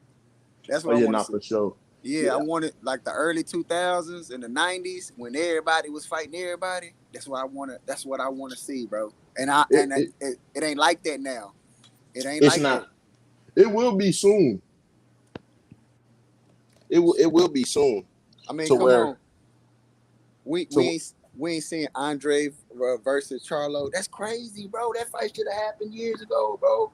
Yeah, man. It's just, you know, this day and age, man. I don't even know what it is with boxing, but like I said, I felt like this year they did us a little better service. Man, you know what I mean? Hey, look, at least you actually seeing some actual push with the Crawford and Errol Spence, and this shit been in talks since what, 2017. You know what I'm saying? Like, but you ain't seeing it in that other weight class. Now everybody listen. You go to middleweight, everybody want Canelo, but nobody fighting each other. You go to superweight, you got everybody talking. But check this out, Canelo, but they ain't fighting each other. Nobody want to fight Benavidez. You know what I'm saying? Like it just, I don't know. I love boxing, so boxing is still at its pinnacle because I mean this summer has been one of the best summers of boxing in a while, bro. I mean it's been a fight. Like last month, it was like a fight every week. Or the month before last, one of them. It was May or June. It was fight every week. But none of these fighters fighting each other, bro. Like I want to see these. Look, the Tank Davis and the Ryan Garcia fight not gonna happen because Ryan Garcia said he's staying at 140. Haney said he's not going back up. So. Not Haney, I mean Tank. Tank ain't moving back up. Okay, so that's not gonna happen. Tank, go ahead and take that contract with with Haney. You did. Where everybody at no panel, man? Just got quiet.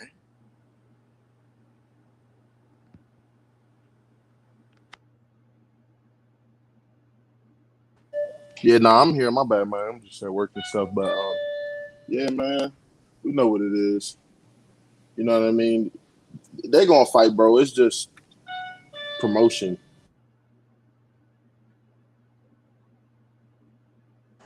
Nah, I don't think. I mean, I don't think. I don't know. I hope. I don't see Tank versus Haney ever happen.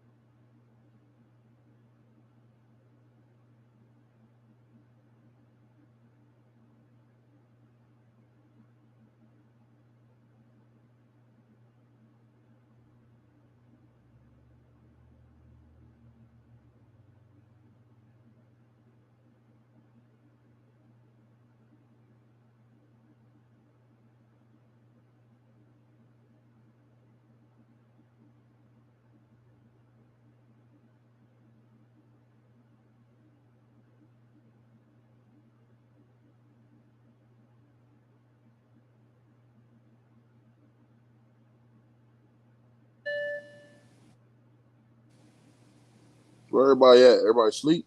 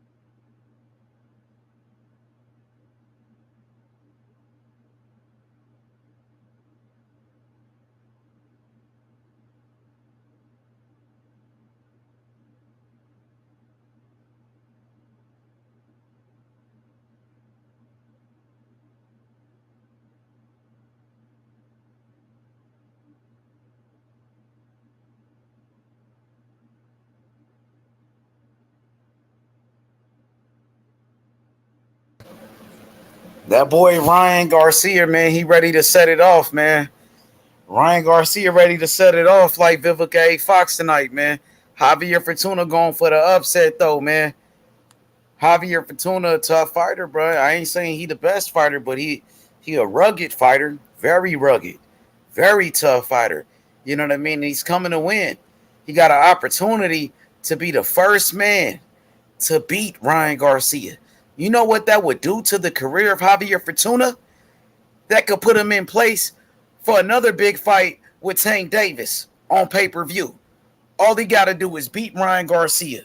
It'll be the biggest win of his fucking career, man. This is a big fight in the sport of boxing, bro. So much on the line. If Ryan Garcia lose this fight, that's going to be devastating, bro. You feel me, AJ? If Ryan Garcia lose this fight, man, it could be the end of Ryan Garcia, man. You know what I'm saying? Javier Fortuna coming to win. He's coming to fight. It's gonna be a tough fight, bro. Ryan Garcia still got a lot to prove, man. Ryan Garcia is a young fighter in the sport of boxing.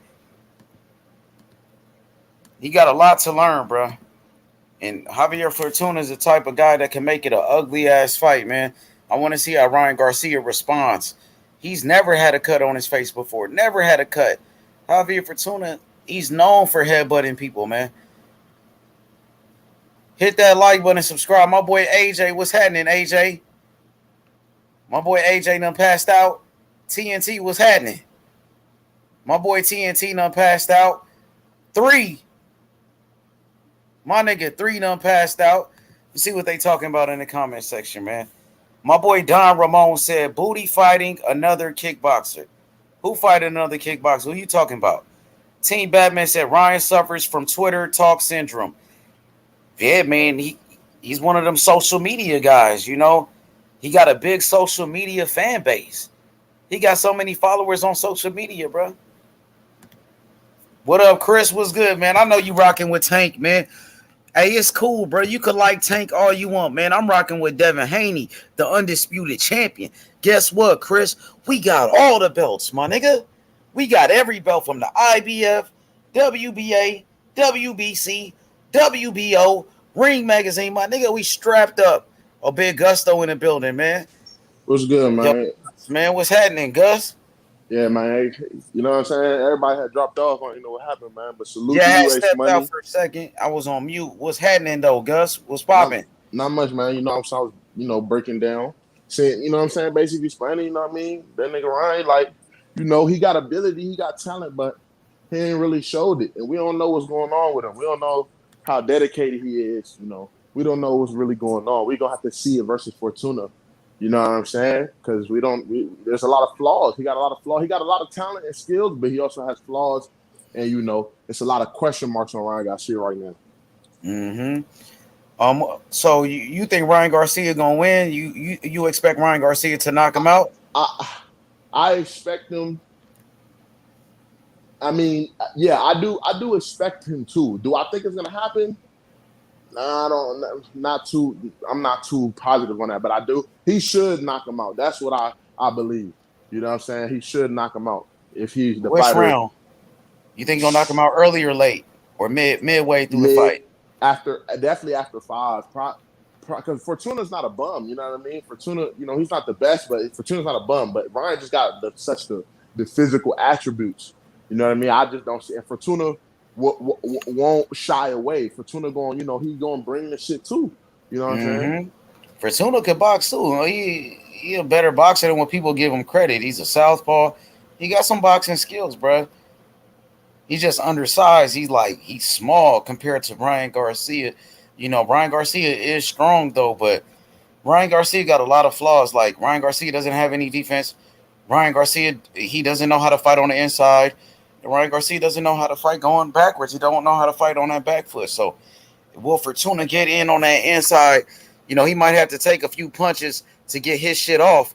But if, you know what I mean, if Fortuna is able to work his way on the inside and start to smother some of Ryan Garcia's offense, it could be a long night for Ryan Garcia, bro. And Fortuna got 26 knockouts. Ryan Garcia ain't never been in the ring with somebody that could punch. And I'm not saying Fortuna is the biggest puncher, but Ryan ain't been in the ring with somebody that could crack or even had a little bit of pop. He fought against Luke Campbell, who doesn't have any power, and Luke Campbell was able to drop him, bro. I wouldn't be surprised if Fortuna was able to beat him. To be honest, I won't be surprised if Fortuna get the upset, bro. I won't be surprised if it's a close-ass fight, a tough fight for Ryan Garcia, man. What up, TNT? What's happening? Yeah, you said that shit. My boy TNT done passed out. My girl came downstairs. Can you hear me? Yeah, I can hear you. What's up with it? Yeah, my girl came downstairs, and you was like, my boy TNT done passed out, and it just woke me the fuck up. And she right here. Say something, baby. Hell yeah, TNT, man. I appreciate you, bro. Man, I appreciate yo, you got me. I told you, boy, I fuck with y'all, man. Y'all my peoples, man. Keep man, hey, thank you, brother. I want to ask you, man, this Ryan Garcia Fortuna fight, break it down for me, man. What you think gonna happen? Okay, let me tell you like this. Okay, let me break it down for you real fast. And I'm taking this straight from Kenny. Yo, you know, I'm in the Devontae Tank Davis camp, right? Kenny said this one. This is what Kenny said. And you know, they call him the Bible. This is what Kenny said. You Kenny said you were part of the camp with Tank? No. What I'm saying is that's what I fuck with. That's what I fuck with. Okay, I got you. Okay, I'm not in that circle, but I'm from Baltimore, so I'm just saying. But this is what Kenny said. Kenny said, "Watch out for the upset." That's what Kenny said, and that boy the Bible, yo. So I'm like cautious on this one. Really cautious. Yeah, hey man, it's possible. It's definitely possible. Like I said, Ryan keep his chin in the air and his feet is flat. He don't really know how to cut the ring off. He got flaws, man. You know what I'm saying? Like, Luke Campbell dropped him. So and Fortuna ain't no bum. You know what I'm saying? So it's possible for Fortuna to catch this dude. But if, based on the talent and Ryan's the size advantage and the fact that, he does have a crushing left hook, you know what I mean? He should knock Fortuna out, but don't be surprised if Fortuna put him on the canvas in the way to that. That's all I'm saying. That's all I'm saying, homie. That's all I'm saying. Yeah, I agree. Yeah. I agree. How you see the fight going?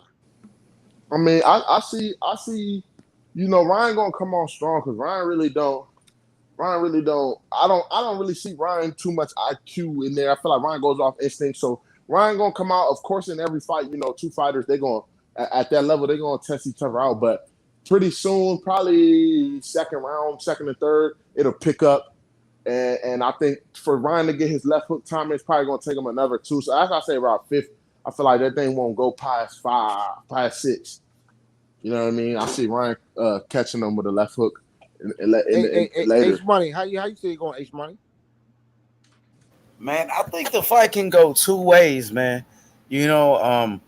I think Ryan Garcia could possibly overpower Javier Fortuna, knock him out early, because Ryan Garcia is the bigger guy, and Ryan Garcia does have power, and he's very strong. So it's a chance that Ryan Garcia can knock him out early with the power, but then there's a chance that Javier Fortuna can give Ryan Garcia a tough-ass fight, and Javier Fortuna can make it a long night.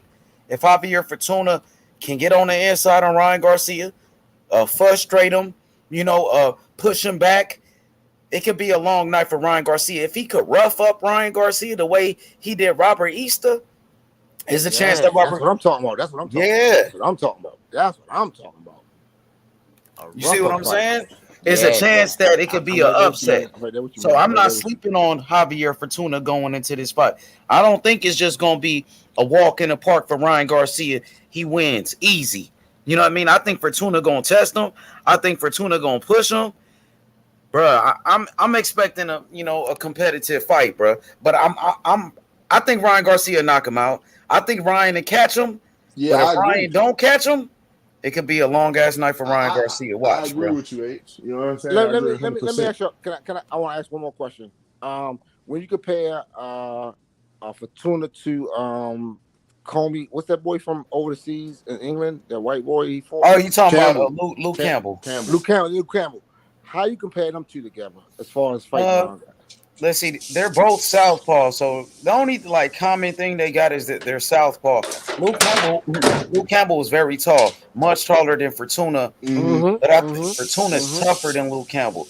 Fortuna got more heart, more dog. He's more of a more dog. Luke exactly. More, Luke got the Olympic pedigree. If Ryan catch a punch from Fortuna, is that going to be?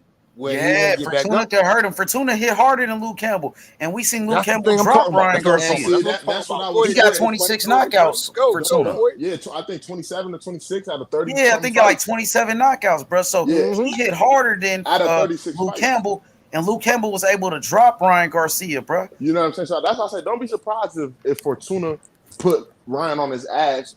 You know what I'm saying? On the way to a Ryan Garcia victory. Like same thing with Luke. Like. He might, but I don't know. Like I say, I'm not sleeping on Fortuna either because Fortuna's a dog. You know what I'm saying? Fortuna was, he was in JoJo's. You know what I'm saying? He was there. Absolutely. He was giving JoJo some work. Absolutely. For JoJo just outworked them, but Fortuna definitely, is no slouch. You know what I mean? But Ryan, he just, Ryan say what he is. Ryan do a lot of talking. Ryan, you know what I'm saying? Promote himself to be this, certain type of fighter that he has to live up. and dominate a dude like Fortuna. It can't be, because we see when Devin stepped up, really stepped up. It hasn't been no close rounds. You know what I mean? When these other guys are stepping up, Shakur stepping up, these other guys it's not been no close rounds. So he stepped up versus Luke Campbell. He got hurt, he came back, he got the knockout, but then the nigga started. He struggled in his last fight. So it's like, everybody else, your peers, they stepping up and they putting on master classes. So he definitely for sure has to dominate, whether niggas believe he can or not. That's what he got to do. Okay, I feel you. Can I just want to say one thing? Shout out to H Money, yo, I love you to death, man. Shout out to you too. Be on the phone. H Money gave me a wrench because I cooked that motherfucker back. I cooked his ass. So he about to come soon, bro. He be getting up around this time, so he gonna be on the way. I'm gonna cook him. Yeah, him and Cassidy last night, bro. They went at it for like 3 hours, my nigga. Yo, I'm gonna put him back in the pot. I'm gonna put him back in the pot, and I'm gonna cook his ass. I'm gonna stir him and fry him real good, and I'm gonna serve him up to everybody. Hey, I fuck with that nigga Cash though. Let him know. Yeah, that's my guy, man. I love him too. And I fuck with everybody, to be honest. Yeah, I fuck with everybody, bro. It's good. Yo, I fuck with everybody too, man. That's the thing. I love y'all, man. Yeah, bro, we can talk boxing, debate, you know what I'm saying, niggas? And that's what I fuck with, bro. Not everybody gonna see shit the same way. You feel me? Like this, like all these other fights, like this Bud and Carl, you know what I'm saying? Bud and Spence. Everyone gonna see shit the way they see it, you know what I mean? And I love, debates. You got EJ, huh, don't it? Man, you know what? I was thinking about that earlier. I don't, bro. At first, I still got EJ, but when I was just thinking, because I was thinking about Boots, and I was thinking, damn, if Boots and Spence fought or Boots and Crawford fought, you know what I mean? I started thinking like, damn, me personally, I would get an edge. First, I was thinking if Boots and Spence fought, I would pick Boots. That was me, even though Spence is my guy. H Money, I fuck with them Texas boys. I was living in Texas when I got into boxing. I fuck with the Texas fighters for sure. I rock with Spence, the Charlo, you know what I mean? But I was really thinking, damn, man, I always pick the boxer, bro. You know what I'm saying? I always pick the boxer, and Crawford is the boxer, but I was thinking, I was like, okay, stylistically, what can happen? You know what I'm saying? It's a lot of shit that can happen. You know what I mean? And right. Okay. Spence didn't get. Go ahead. I'm listening. Did you drop? My bad. Yeah, my bad. Spence didn't get to where he got to by not being able to box now. You know what I mean? So when people say Bud is just going to dominate Spence, I can't believe that he's going to dominate him. Can he win? Yeah, he for sure can win. He has all the tools and the abilities to beat Spence. But Spence didn't get where he got without being able to box. So that domination shit, I don't see it happening for either fighter. You know what I'm saying? I just feel like most of the times I'm picking a boxer, but it's just something I see as far as game plans where I just feel like Spence could implement his game plan, which will allow him to win. But then I said so many variables, bro, because Crawford do so much shit.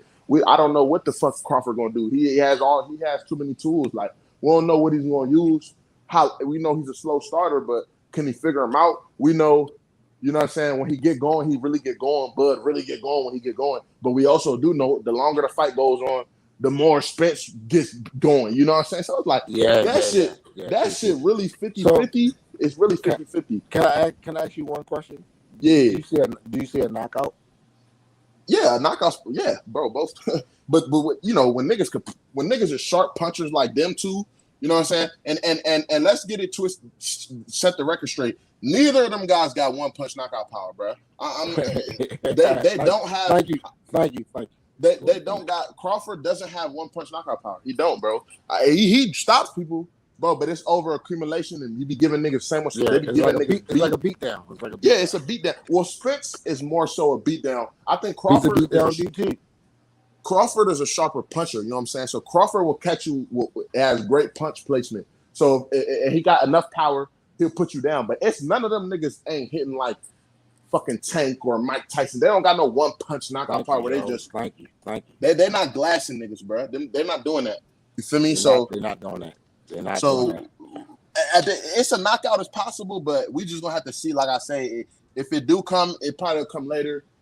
either early or later, you know what I'm saying, and it'll be off somebody's mistake, you know what I'm saying. But if there's a knockout, we talking about a knockout, then you know if I see Bud getting that. You see Bud getting knocked out? You don't see if it comes, yeah, bro, because just the way Bud fights, bro. I can see Spence getting a stoppage. You don't see Crawford getting knocked out. I mean, I'm sorry, you don't see excuse me, let's speak it up. You don't see Spence getting knocked out. He could get it. He could get a stoppage, bro. You know what I'm saying? Like I see, you know, him breaking them down. I love your the way you breaking it down. But continue if you can. Yeah, no. I see Spence, you know what I'm saying? Spence got a great work rate, you know, and accumulation of punches. You know, like I say, I'm saying if it does happen, if there is a knockout in the fight, it'll most likely Bud will be the one that caused it, right? But both dudes could stop each other. Both dudes, like I say, both dudes have the ability to stop each other and the power, you know what I'm saying, to stop each other. It just depends, like I say, it'll come down to who can implement their game plan. And what game plan will Bud bring?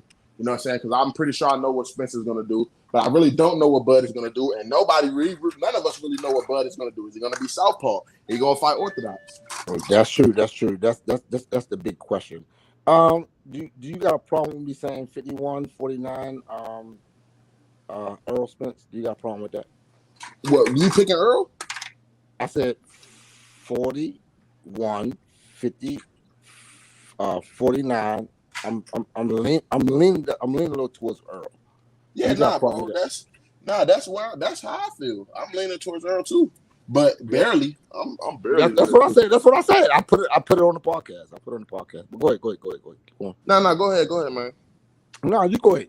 I mean, I was giving it to you because I just want to interject. I like to do interjections. I like to just give my little thing. I mean, I love this show. Y'all got all the stats and everything. I'm just a living history person, so I'm just seeing the fight from my perspective. I'm not a history buff. I can't tell you every Earl Spence fight, even though I watched them all. I can't call them all. I fuck with Crawford. Crawford is amazing, yo. That boy is amazing. And that's why I put 51-49, because I can't really, I'm just leaning towards who I like. That's why I'm not gonna be like I'm 50-50. And I like that. You keeping it 100. You keeping it 100. You telling, you know what I'm saying? Mm-hmm. And that's what I'm saying. I'm leaning towards Earl for different. I'm leaning towards Earl just because, like I said, I feel like his first of all, the way he fights is I'm not explaining. It's treacherous. It's treacherous. At his level, yeah, it's like at that level. It's treacherous. When the way he fights, normally those dudes win big fights. You know what I'm saying? But the boxer normally wins. But the way Earl fights is Earl. I believe Earl has a better defense than niggas give him credit for, and he do a lot of little things better than people give him credit for. That's why it's people saying, "Oh, Bud is just gonna dominate this man," because they don't see certain things that Earl does that has allowed him to flourish. You know what I'm saying? So you know, like I said, I barely got him over, and it's only because I think the way he cuts the ring off and the body attack, his level changing, the way he changes levels. You know what I mean? It poses the most threat, especially his work rate versus a slow starter like Bud. That's why I feel like, you know what I'm saying? Because the way I see it, I feel like, okay, he has the ability to hurt Bud, and we know he has a higher work rate, so I feel like he has the edge on a decision. If the fight goes to a decision, I feel like, more than likely Spencer win that decision, and he has the power to end it early. Whereas I feel like on a decision, but who knows, bro? You never know, bro. I can't count Bud out. You never know. I can't count that nigga Bud out, bro. H Money, how you feel about it? How you feel about it, H Money? What'd you say, TNT? How you feel about it? About Earl Spence and Terrence Bud Crawford? Yes. Go ahead. Give it to us. Hell of a fight, bro. To be honest, 50-50 fight. I know we talk trash. Bud is one of my favorites. I think Bud is. I think Terrence Crawford is the face of boxing. To be honest with you, man. No, that's a fact. That's a fact. And we should give him to that. We should give him that. But I think Earl Spence, bro, is a beast too. And like you was telling me yesterday, that Sorry to size say, advantage, that he's naturally bigger. He's the natural welterweight, so I think Earl Spence might have an advantage because he's the naturally bigger guy, and Earl Spence can fight. He got a good jab. He's a great inside fighter as well. But I just think Bud, is something special, man. I think Bud is the best fighter in the world. Terrence Crawford knows how to make adjustments. The defense of Terrence Crawford, and then the IQ and the power punching of Terrence Crawford. I gotta go with Terrence Crawford, man. But I know it's gonna be a 50-50 fight. No. Ain't nobody mad at you. Ain't nobody mad at you. I told you I'm 49, so I ain't mad at you. But Say it again. I'm not mad at you. I told you I'm 49. Yeah, I think it's gonna be 50-50. But like I said, can't go 50-50. I can't go 50-50. For me, I think it's a 50-50 fight, and I'm 49-51. Yeah, I'm gonna lean towards Terrence Bud Crawford because I think Terrence Bud Crawford is the better fighter. He got better skills. He's a better fighter overall. He got better defense, better footwork. He's a better puncher. He's sharper. He could switch. He could do it all. But Earl is strong, though. Earl is strong. Earl got a great jab as well. And Earl is a solid fighter all around his damn self, man. So, and Earl throw a lot of punches, man. So it's gonna be interesting to see how Terrence Crawford, deal with the pressure. And Earl Spence, very aggressive fighter. He's constantly putting pressure on his opponents, and he breaks his opponents down. He work off that jab. And I was saying earlier that the jab is the most important punch of boxing. And Earl Spence got one of the best jabs, man. He's a beast. He's a machine. But I just think Crawford, bro, his IQ, it's on a different level, bro. And Earl Spence, he does get hit sometimes. He gets hit. I seen Ugas catching him with big shots. I seen Kell Brook was catching him with big shots, and even Sean Porter gave him a tough ass fight. Sean Porter almost beat him in there. So, man, I just gotta go with Bud, man. The way Bud beat Sean Porter, and you look at how Spence fought Sean Porter, and I feel like Bud did a better job, man. And I just think skill-wise, skills, Crawford got more skills, bro. That's what I look at, skills. Crawford got more skills. I totally can. If I can respond to that, I totally agree with that situation you just said, because it's a fact that fucking Crawford destroyed Earl Spence opponents way more than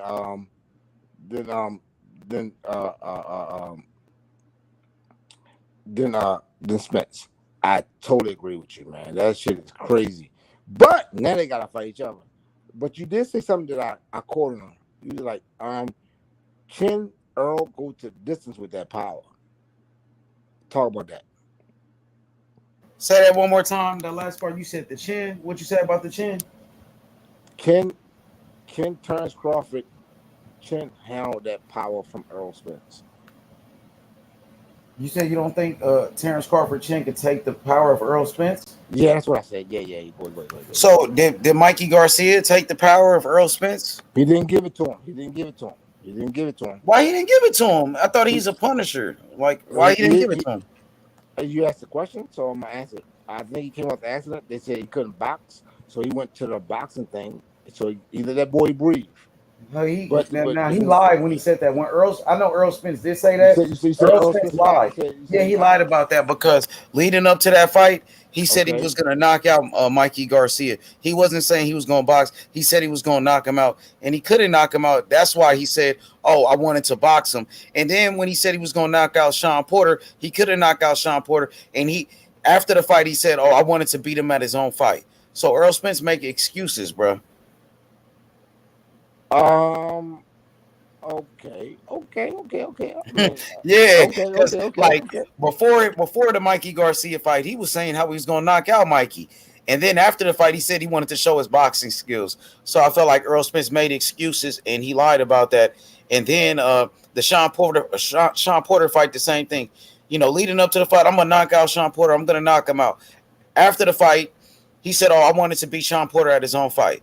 No, you didn't fight Sean Porter at his own fight. Sean Porter made you fight that fight. He forced you to fight like that.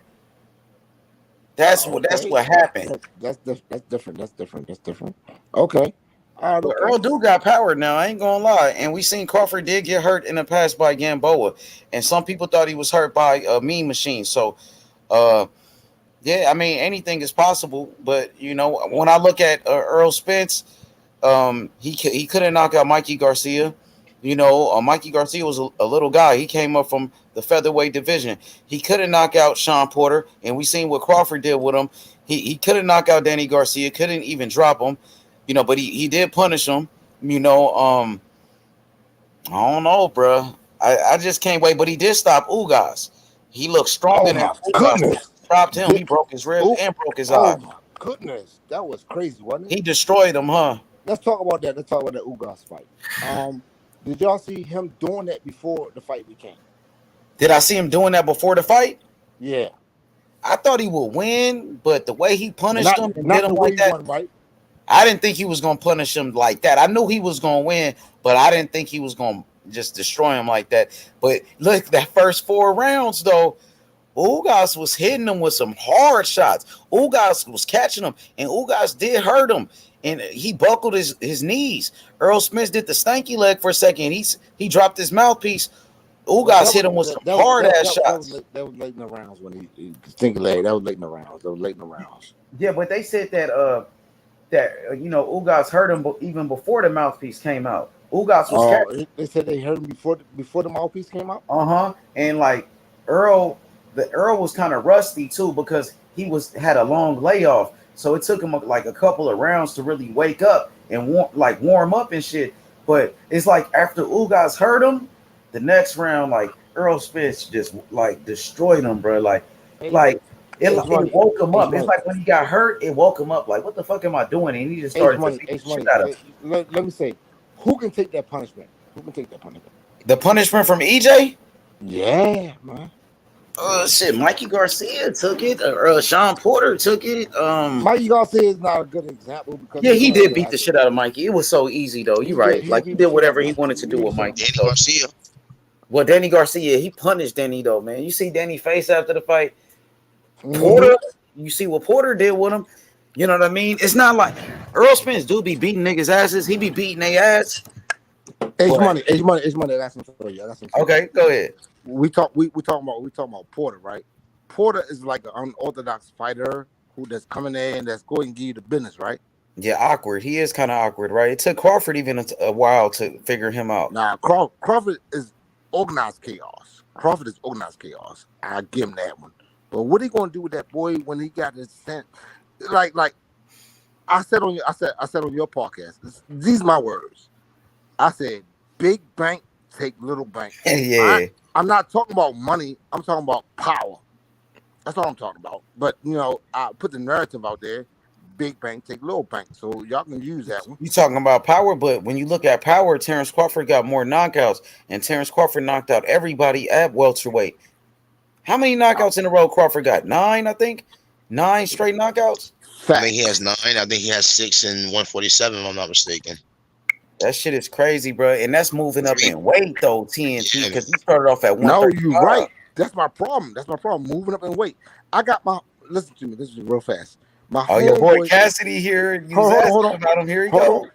Oh yeah, get him on. What up, John? Let me welcome John real quick. What's up, my guy? What up, John? What up, my guy, man? What's up, my guy? Hey, John, I know you're going with Earl Cash. Smith. Hey, Cash, motherfucking ass. So let me ask this question real quick before I forget it. Do Earl got the power of Terrence, or do Terrence got the skills that Earl don't have? You said does. Okay, you say that one more time. Do Earl have the power of Terrence, or do Terrence have the skill that can come by Earl? Neither one have either or. Well, go ahead, John. Let John get up in there. Go ahead, John. Yeah, neither or. Earl Spence and Terrence Crawford power are different. They're not on the same level. And as far as pure skill, you got to give Bud the edge on that. EJ is more of a fundamental fighter. He focuses on his fundamentals: jab, body, cutting off the ring, the simple boxing techniques. He worry about that. Bud, he got a lot of skills. He can go unorthodox. switch hitter. He counter punch. He does a lot. So Hey, and not to cut you off, brother. You know what I'm saying? I got a question to add on that. Do y'all feel like, what I'm saying, maybe Earl don't get enough credit for some of the skills he does possess? Like do you feel like Earl? Because I feel like Earl's more skillful than what people give him credit for. Yeah, you're right about that. He is, and I a lot of people try to take. I totally agree. I totally agree with that. A lot of people try to take away from his skill set, and try to downplay him as if he's not an Olympian. The motherfucker was an Olympian. That dude can box, bro. He got a solid jab, solid defense. He's a very good all-around fighter. Yeah, you're right about that, brother. They don't give him the credit as a boxer that he deserves. You're right. You know what I mean? Because like I said, shit out Ace Money. Shout out to Ace Money. That nigga can box. Earl Spence, solid jab, bro. Hey, Great body puncher. Keep his hands up too. I'm gonna keep it real too. Because Ace gonna keep it real. Crawford, does have the better boxing ability, but he has the better boxing ability on display. He showed us time and time again. But at the end of the day, the fight's still 50-50. For a lot of different reasons, in my opinion. You know what I'm saying? I just see how, it just depends who can do what they set out to do. You know what I mean? That's a fact. Who can do what they want to do? I like that one. Go ahead. Keep going. You know what I'm saying? That's all I just said, because like I said, I don't know what Crawford gonna do. You know what I'm saying? But I do have a feeling that he will box, and it will be Earl on the front foot trying to cut off the ring. Is Crawford gonna start slow? I feel like if Crawford picks up earlier, it could be a different fight. But if Crawford takes his time to figure him out while Earl's, doing his thing, you know what I'm saying? There's just so many ways the fight could play out. That's why it's such a great fight. I feel like, because nobody truly knows where it's gonna go. Look, I want to ask this. What is the keys to success for Bud to beat EJ, and vice versa? What is the okay? What does EJ gotta do to beat Bud? Good question. Good as goddamn question. Good as goddamn question. What's the keys? H Money? What's the keys? All right, the keys I would say for Terrence Crawford is to start fast with Earl Spence. You cannot afford to let Earl Spence get an early lead on you and expect to knock him out in the later rounds. Terrence Crawford got to start off fast, bro. And you know what I mean? He got it. He can't wait, because sometimes Terrence Crawford is a slow starter in fights. The way he started off with I think Gamboa was winning the first 4 rounds with him. Even I think always so slow. He won a couple of rounds early. You cannot do that with. I'm gonna figure you out. You cannot do that with Earl Spence Jr., bro. You gotta start fast with Earl Spence Jr. And since because I know H fucks with Bud, as I do too, but H fucks with Bud a little more, and I feel like I fuck with Spence a little more. So I say a key, you know what I'm saying, for Spence that he cannot do, Spence can't do. You know what I'm saying? Spence can't swing wild like he does, because sometimes Spence will overshoot on and throw a wild hook. You know what I mean? He cannot do that, because if he does that, I believe Crawford will make him pay. You know what I'm saying? Yeah, he could counter him. Like Spence was kind of wild in that fight with Ugas, and he was definitely leaving himself wide open, bro. Wide open. Yup, I agree. Yeah, look. Let's do this for a second. Let's go and get Crawford his fucking goddamn flowers. We gave Earl's flowers too, but everybody that fucking goddamn Crawford fought, they felt that fucking goddamn punch and fucking goddamn feeling. Oklahoma. Hell yeah, you're right about that. They felt it. But now tell you what. Not Terrence. My fault. Earl said, look, I'm gonna do you like this one. That's a whole different game. And now we're gonna sit here, and I keep on putting on the podcast. I'm 51-49, and I want y'all to keep reminding me of that, because I'm not really deciding, because I'm leaning towards one. I already know the other one can go and get it. That's all I'm saying. So are we talking about power, or are we talking about skills? It depends. That's the question. That's the question. Thank you. I feel like they both got skills though. And they both got power. Also think about the highlights.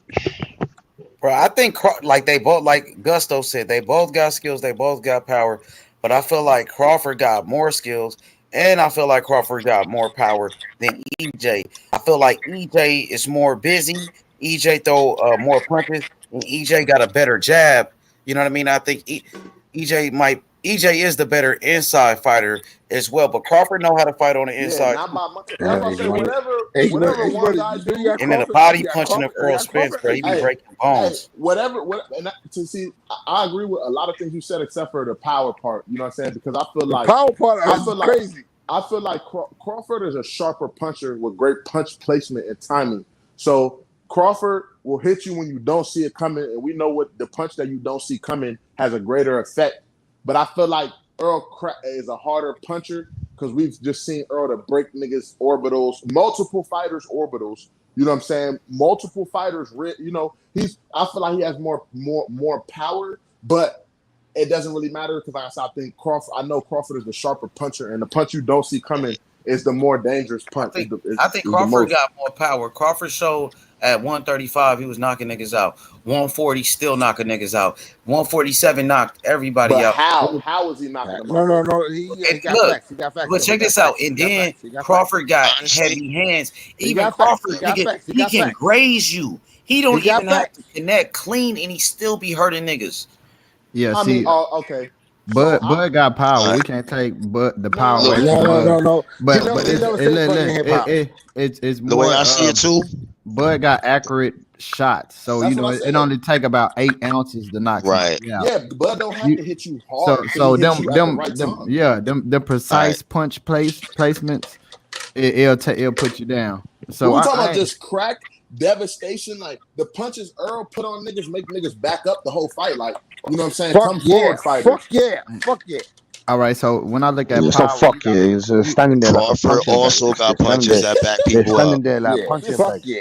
Okay. It's not fuck yeah. This is It's not why. fuck yeah. They're standing there like a punching See, bag. it's an interesting fight. It's an interesting fight. It's Very, such an interesting very fight, and interesting. I love these You conversations. can tell me when because, Spencer's listen, put a hold fucking on. move on that. Wait, hold on, bro. I love these conversations because everybody sees what these two fighters do, and everyone sees it in their own way and how it's going to come together when they meet in the ring. You know what I'm saying? Everyone see it in their own way, see what these two fighters do, and everyone got their, how they see it differently. When's he gonna fight a mover? Gusto. When's he gonna fight a mover? When's he gonna fight a mover? A guy that can move his feet side to side and punch. Side to side. Is that Beckman? And you also got to think about the fact that Is that Bushman? Yeah, it's Bushman. But you still got to think about. But you, TNT, you got to think about something else, man. You got this 5149, man. I didn't get to answer yet, though. I'm gonna answer though. Go ahead. You got to change this 5149 stuff, bro. No. That 5149, like I say, I'm barely leaning towards Earl, unacceptable. but I am leaning towards Earl. And that's what I was saying earlier, bro. I always pick the boxer, bro. But there's a reason why I'm leaning to Earl, because I feel, especially you, my nigga Cass, I feel like you not giving Earl credit, bro. It's no way he was an Olympian with no boxing ability. So you talk like Earl has no ability. That's how you sound. But the nigga, there's no way in America Exactly. he made it to the That's how I Olympics. sound, but that ain't. And just to back up on that, Well, if TNT, you know the style, you think Gusto's coming in to save you? You know the Olympic style.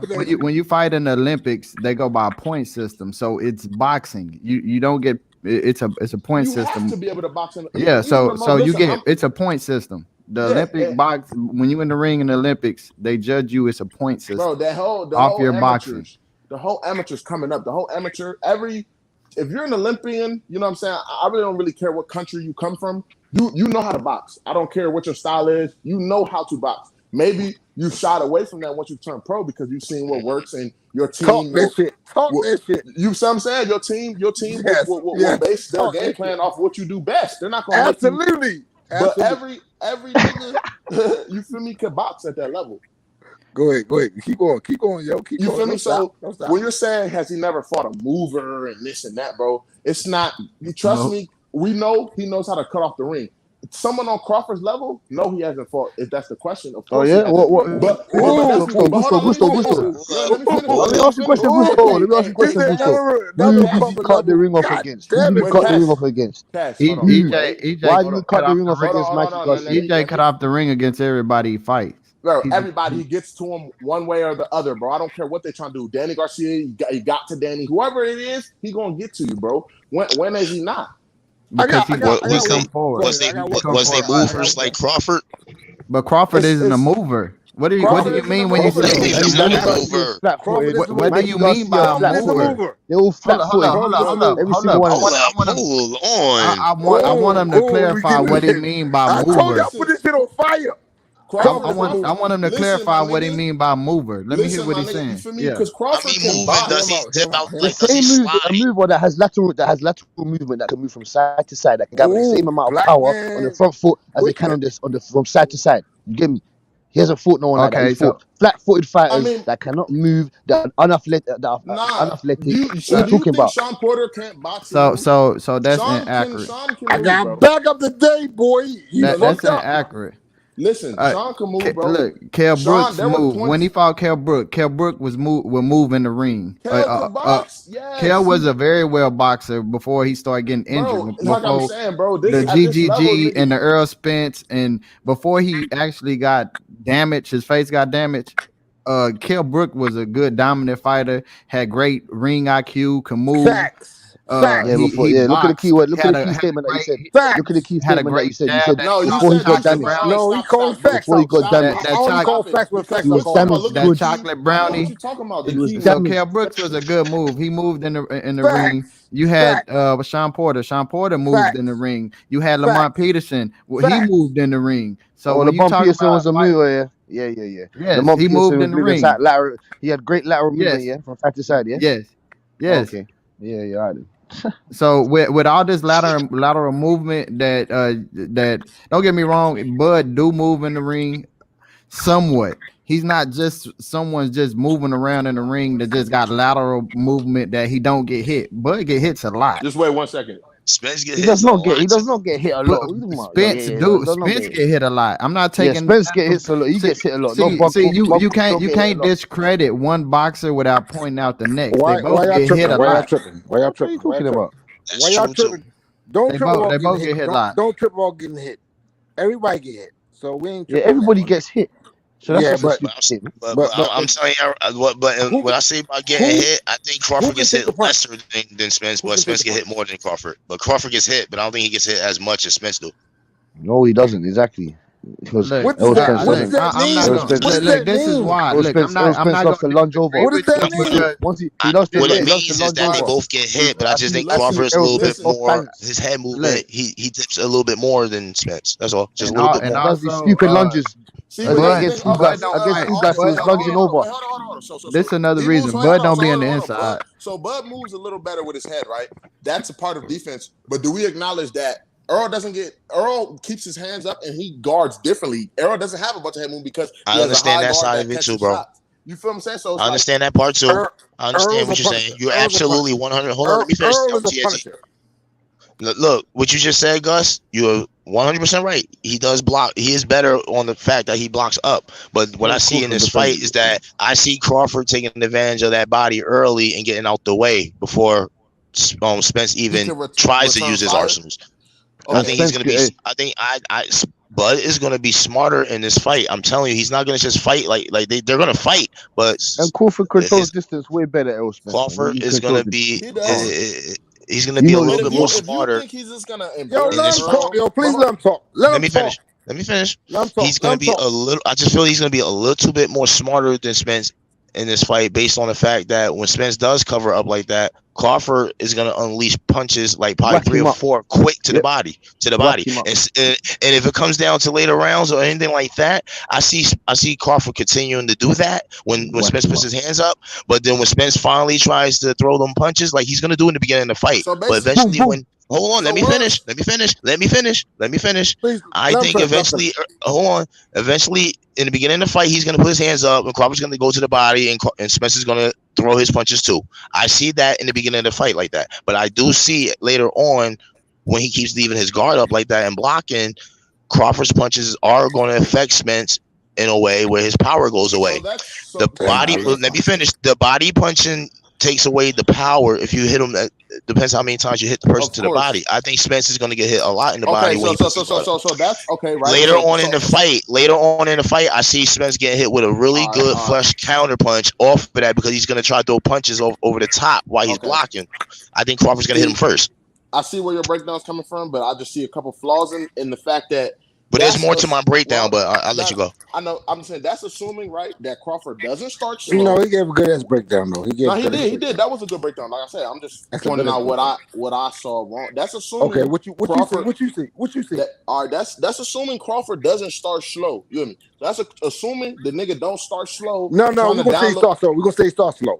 Because that's what we've seen. But we're gonna say he starts slow. We're gonna say he starts slow. Based off of what we know he starts slow. All right. Hold on, TNT. Hold on, TNT. If that's the way we're gonna go about it, then in my way, he just needs to start faster. Like. Yeah, and that's my point. Because we don't know. Listen, all these big fights, the team, their teams and their camps, they come in with good, game plans for each fighter. You know what I'm saying? So we're assuming he won't start slow, which he normally does. You know what I'm saying? And that's assuming you're talking about a body attack, which Spence we know has the better body attack and normally starts that early. Facts on that. If we're talking about someone being broken down from body punches and not that, I feel like that would be Terrence more likely to be the person broken down from body. Break down from body attack. If somebody were to break down, that's my opinion because we know what Earl does to the body. We know Earl's level change. We know Earl likes to change levels. You know what I mean? It's not going to be all just the same attack. Earl